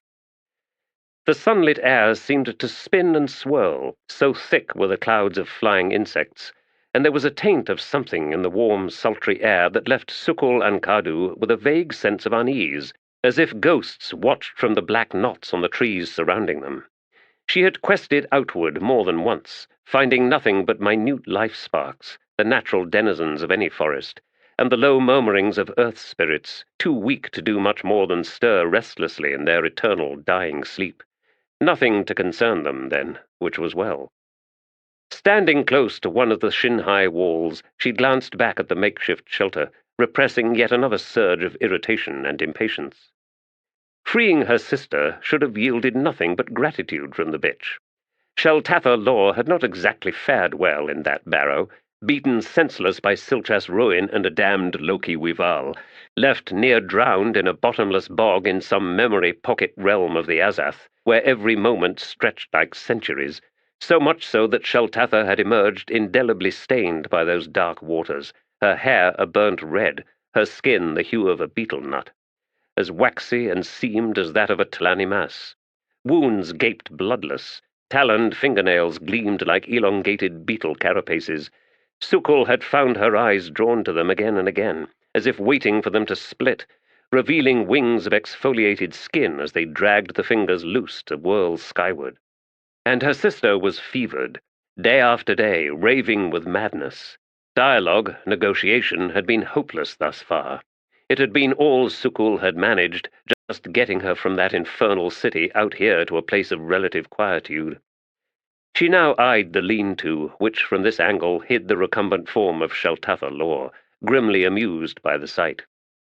Hardly palatial, as far as residences were concerned, and especially given their royal blood, if the fiery draconian torrent in their veins could justify the appellation, and why wouldn't it? Worthy ascendants were few and far between in this realm, after all, barring a handful of dour elder gods, and these nameless spirits of stone and tree, spring and stream. No doubt Menandor has fashioned for herself a more stately abode, ripe for appropriation. Some mountain fastness, sparred and impregnable, so high as to be forever wreathed in clouds. I want to walk those airy halls and call them my own, our own, unless I have no choice but to lock Sheltatha in some crypt, where she can rave and shriek, disturbing no one. I should tear your throat out. The croak, coming from beneath the bowed shelter, triggered a sigh from Sukul. She approached until she came round to the front and could look within. Her sister had sat up, although her head was bowed, that long crimson hair obscuring her face. Her long nails at the end of her dangling hands glistened as if leaking oil. Your fever has broken. That is well. Sheltatha Law did not look up. Is it? I called for you when Ruin was clawing loose, when he turned upon me. That self-serving, heartless bastard turned on me. I called on you. I heard, sister. Alas, too far away to do much about it. that fight of yours. But I came at last, didn't I? Came and freed you." Silence for a long moment, then her voice dark and brutal. "Where is she, then?" Menandor? "It was her, wasn't it?" Lore looked up suddenly, revealing amber eyes, the white stained like rust. A ghastly gaze, yet wide and searching. "Striking me from behind. I suspected nothing.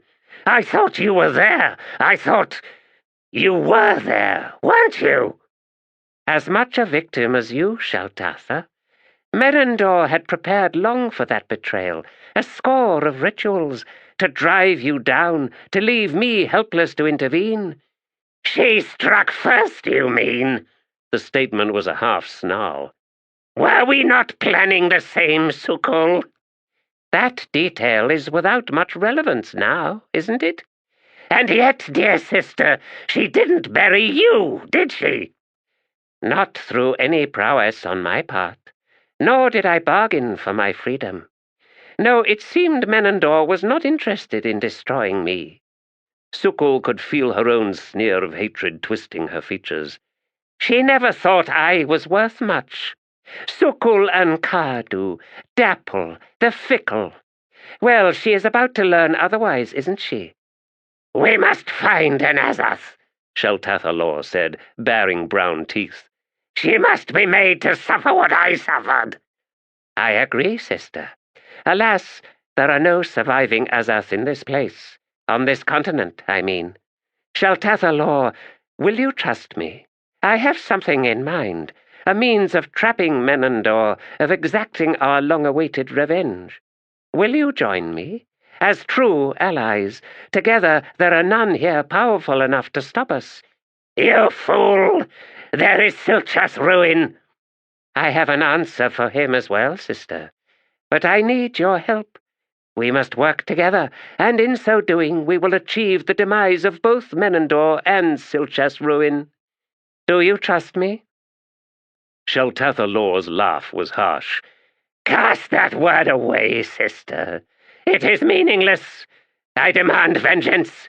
You have something to prove to us all. Very well. We shall work together and see what comes of it. Tell me your grand plan, then. Tell me how we shall crush Silchas' ruin, who is without equal in this realm."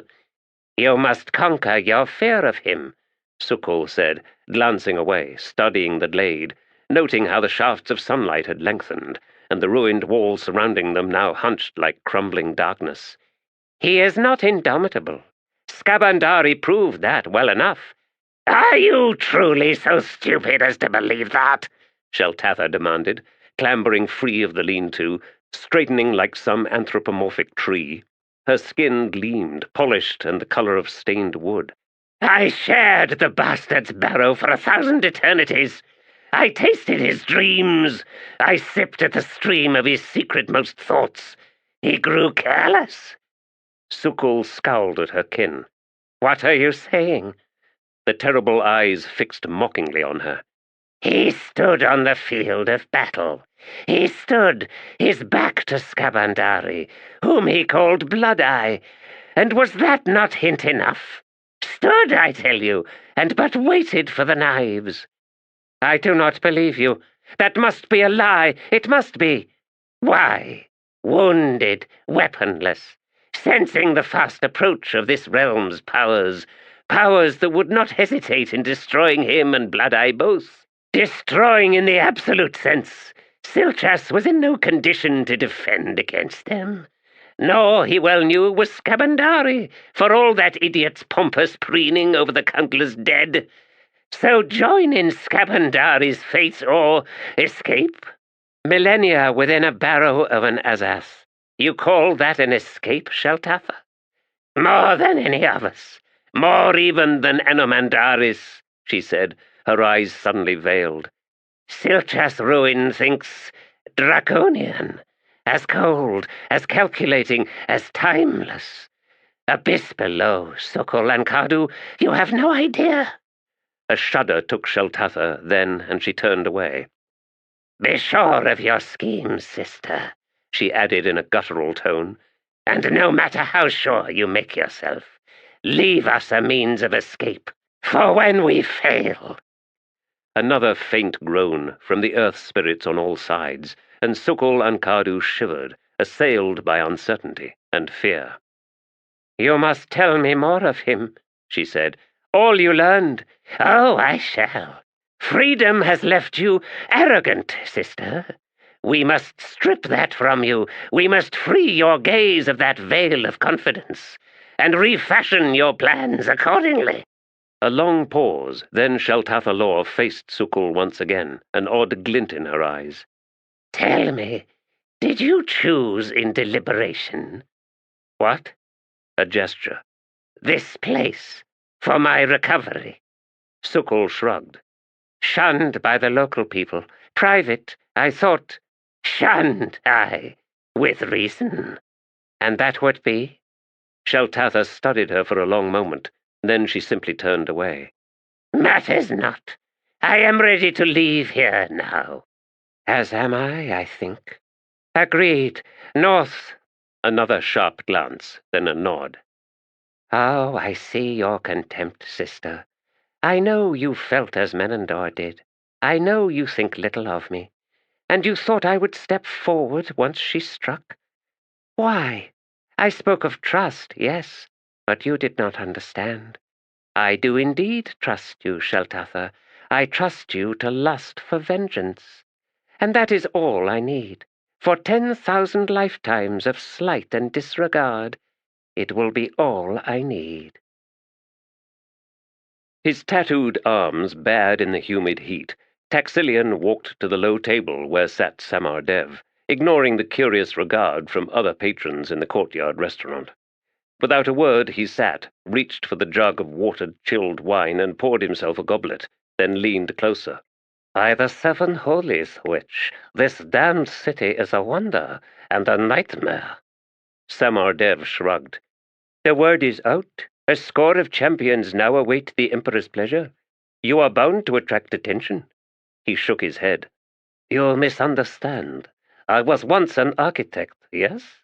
It is one thing," he waved carelessly, "to stand agape at the extraordinary causeways and spans, the bridges, and that dubious conceit that is the eternal domicile, even the canals with their locks, inflows and outflows, the aqueduct courses and the huge blockhouses with their massive pumps and the like."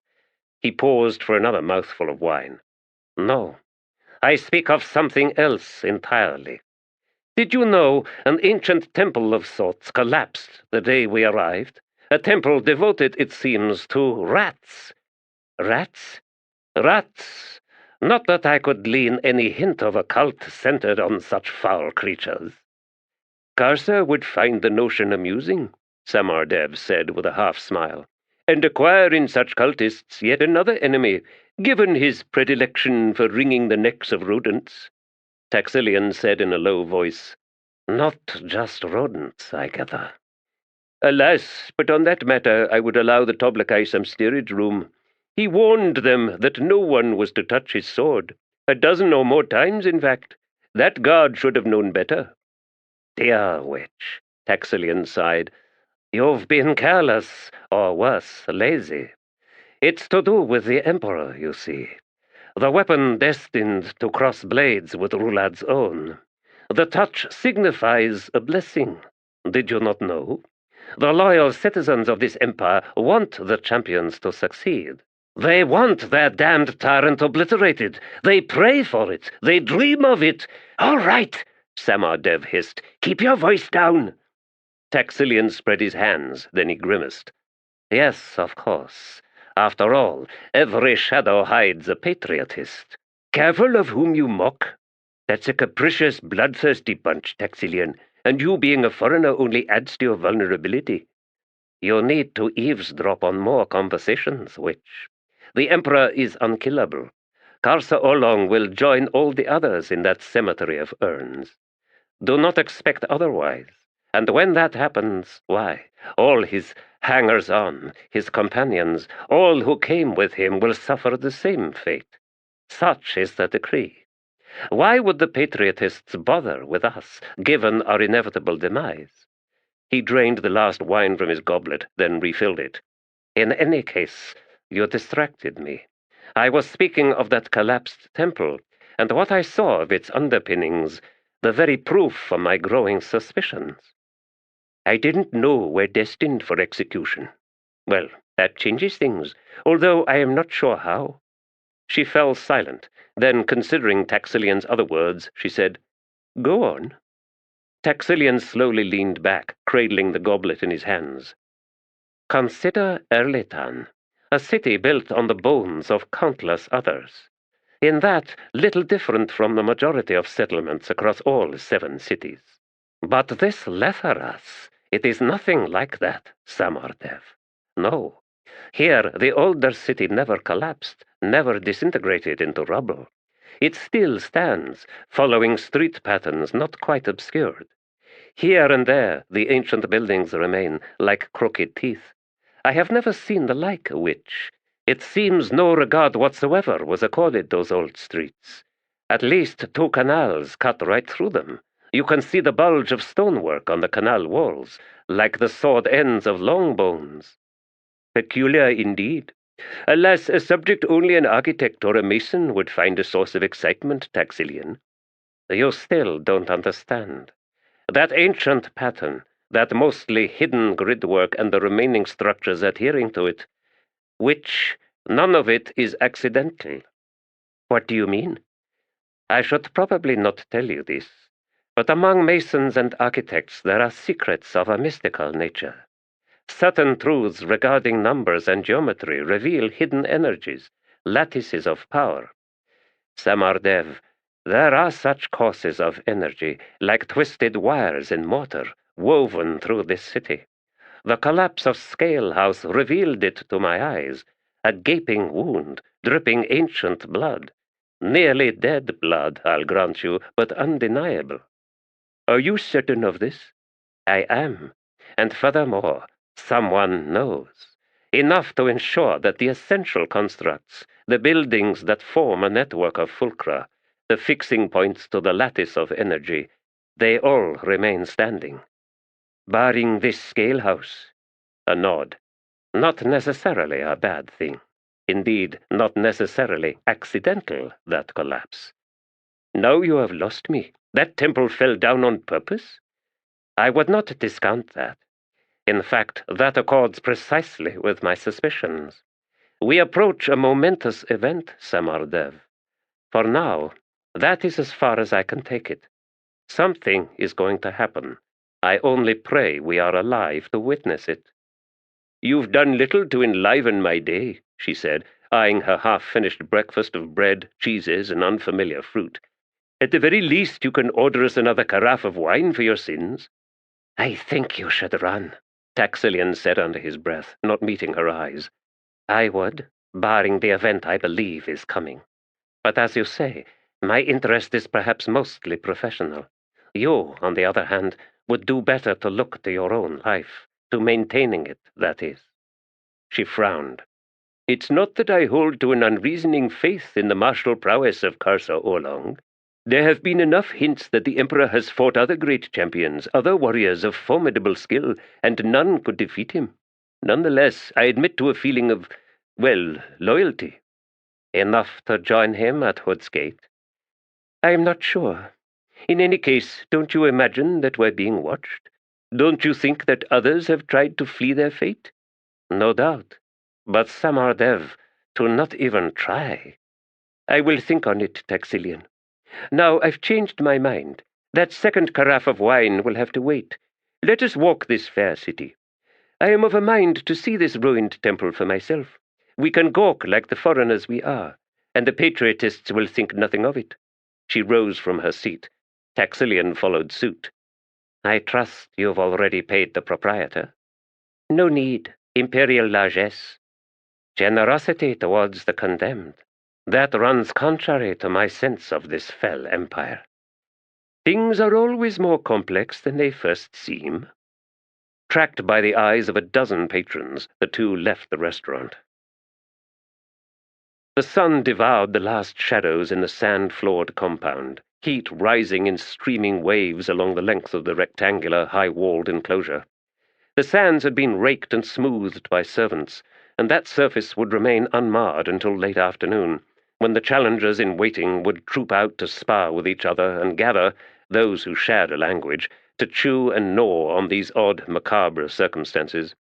Yet, leaning against a wall just within the inner entranceway, Taralak Veed watched Icarium move slowly alongside the compound's outer wall, one hand out to brush with fingertips the bleached, dusty stone and its faded frieze.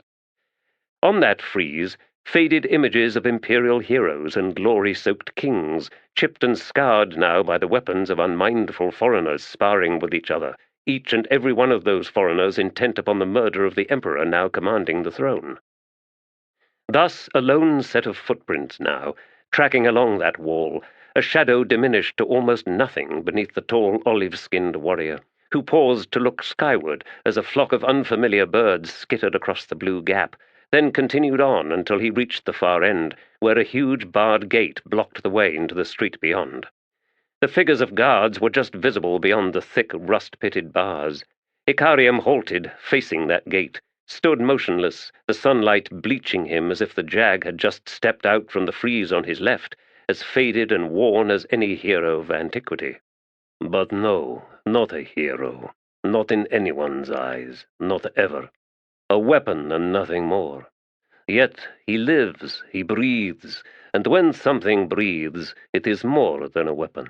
Hot blood in the veins, the grace of motion, a cavort of thoughts and feelings in that skull, awareness like flames in the eyes.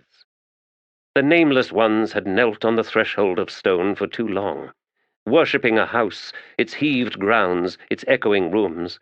Why not the living, breathing ones who might dwell within that house? Why not the immortal builders? A temple was hallowed ground, not to its own existence, but to the god it would honor. But the nameless ones did not see it that way. Worship taken to its absurd extreme. Yet perhaps, in truth, as primitive as leaving an offering in a fold of rock, of blood paint on that worn surface. Oh, I am not the one for this, for thoughts that chill the marrow of my soul. A Graal, cut and scarred by the betrayals, the ones that wait in every man's shadow, for we are both house and dweller, stone and earth, blood and flesh. And so we will haunt the old rooms, walk the familiar corridors, until, turning a corner, we find ourselves facing a stranger, who can be none other than our most evil reflection. And then the knives are drawn, and a life's battle is waged, year after year, deed after deed, courage and vile treachery, cowardice and bright malice. The stranger has driven me back, step by step, until I no longer know myself. What sane man would dare recognize his own infamy? Who would draw pleasure from the sensation of evil, satisfaction from its all-too-bitter rewards? No. Instead, we run with our own lies. Do I not utter my vows of vengeance each dawn? Do I not whisper my curses against all those who wronged me? And now I dare judge the nameless ones who would wield one evil against another. And what of my place in this dread scheme? He stared across at Icarium, who still faced the gate, who stood like a statue, blurred behind ripples of heat. My stranger, yet which one of us is the evil one? His predecessor, Mappo, the Trull, had long ago left such struggles behind, Taralak suspected, choosing to betray the nameless ones rather than this warrior before the gate. An evil choice? The Graal was no longer so sure of his answer. Hissing under his breath, he pushed himself from the wall and walked the length of the compound, through waves of heat, to stand at the jag's side. If you leave your weapons, Taralak said, you are free to wander the city. Free to change my mind? Icarium asked with a faint smile. That would achieve little, except perhaps our immediate execution. There might be mercy in that. You do not believe your own words, Icarium. Instead, you speak to mock me. That may be true, Taralak Veed. As for this city, he shook his head, I am not yet ready. The Emperor could decide at any moment. He will not. There is time. The Graal scowled up at the jag. How are you certain? Because, Taralak Veed, Icarium said, quiet and measured as he turned to walk back, he is afraid. Staring after him, the Graal was silent. Of you? What does he know? 7 holies, who would know of this land's history, its legends? Are they forewarned of Icarium and all that waits within him? Icarium vanished in the shadow beneath the building entranceway. After a dozen rapid heartbeats, Taralak followed, not to reclaim the Jag's Dur companionship, but to find one who might give him the answers to the host of questions now assailing him. Varat Torn, once second in command to Atriprida Jan Tovis, huddled in a corner of the unfurnished room. His only reaction to Jan Tovis's arrival was a flinch. Curling yet tighter in that corner, he did not lift his head to look upon her. This man had, alone, led Taralak Veed and Icarium back through the warrens, a tunnel torn open by unknown magic, through every realm the expedition had traversed on their outward journey. The Atriprida herself had seen the blistering wound that had been the exit gate. She had heard its shrieking howl, a voice that seemed to reach into her chest and grip her heart. She had stared in disbelieving wonder at the 3 figures emerging from it, one dragged between 2. No other survivors, not one, neither Edur nor Letherii. Varat Torn's mind had already snapped.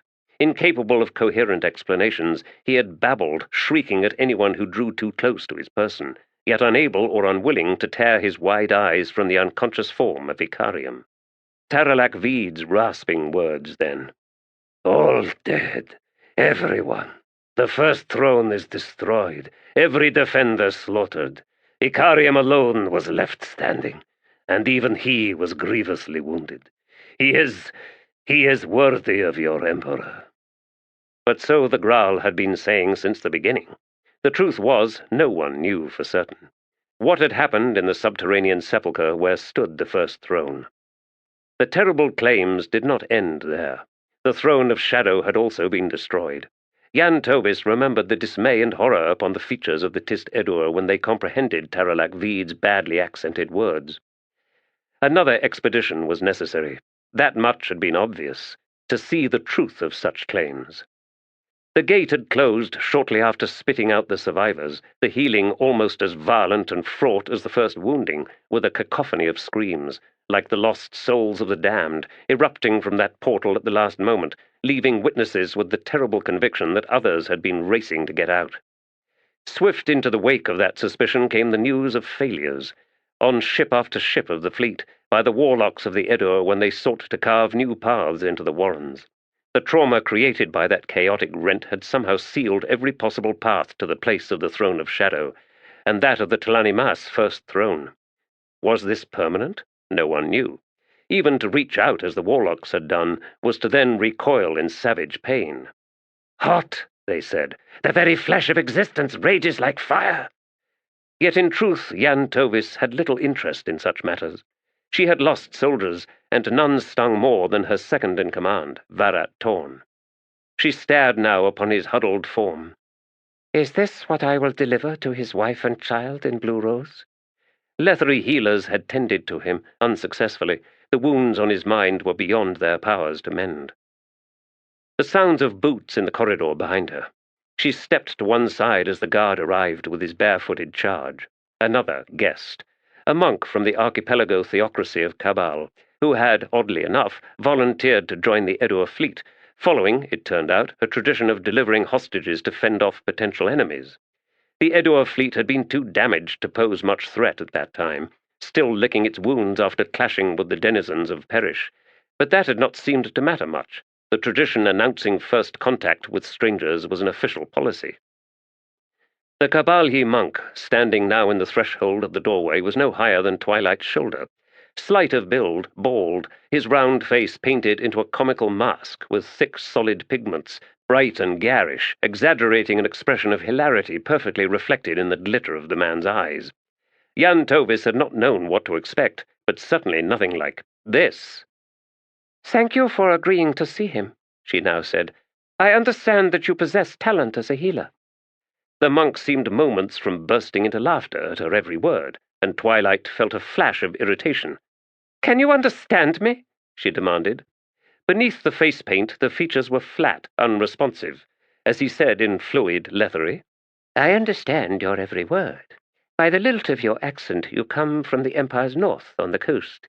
You have also learned the necessary intonation that is part of the military's own lexicon, which does not entirely amend the residue of your low birth, yet is of sufficient mediation to leave most of your comrades uncertain of your familial station." The eyes, a soft brown, were brimming with silent mirth with each statement.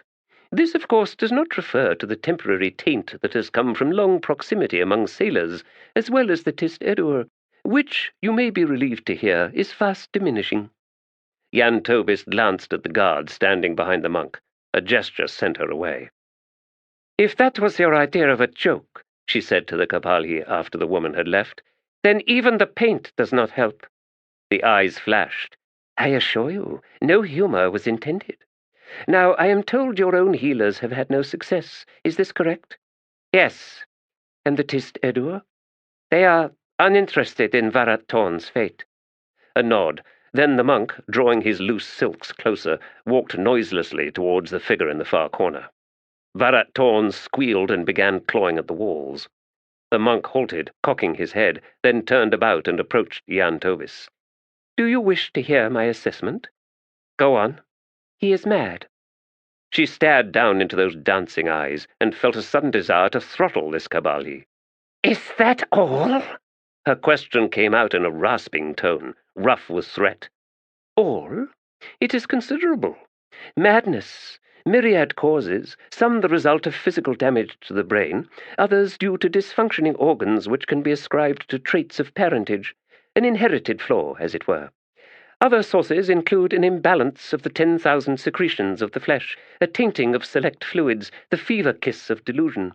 Such imbalances can be the result of aforementioned damage or dysfunction." "Can you heal him?"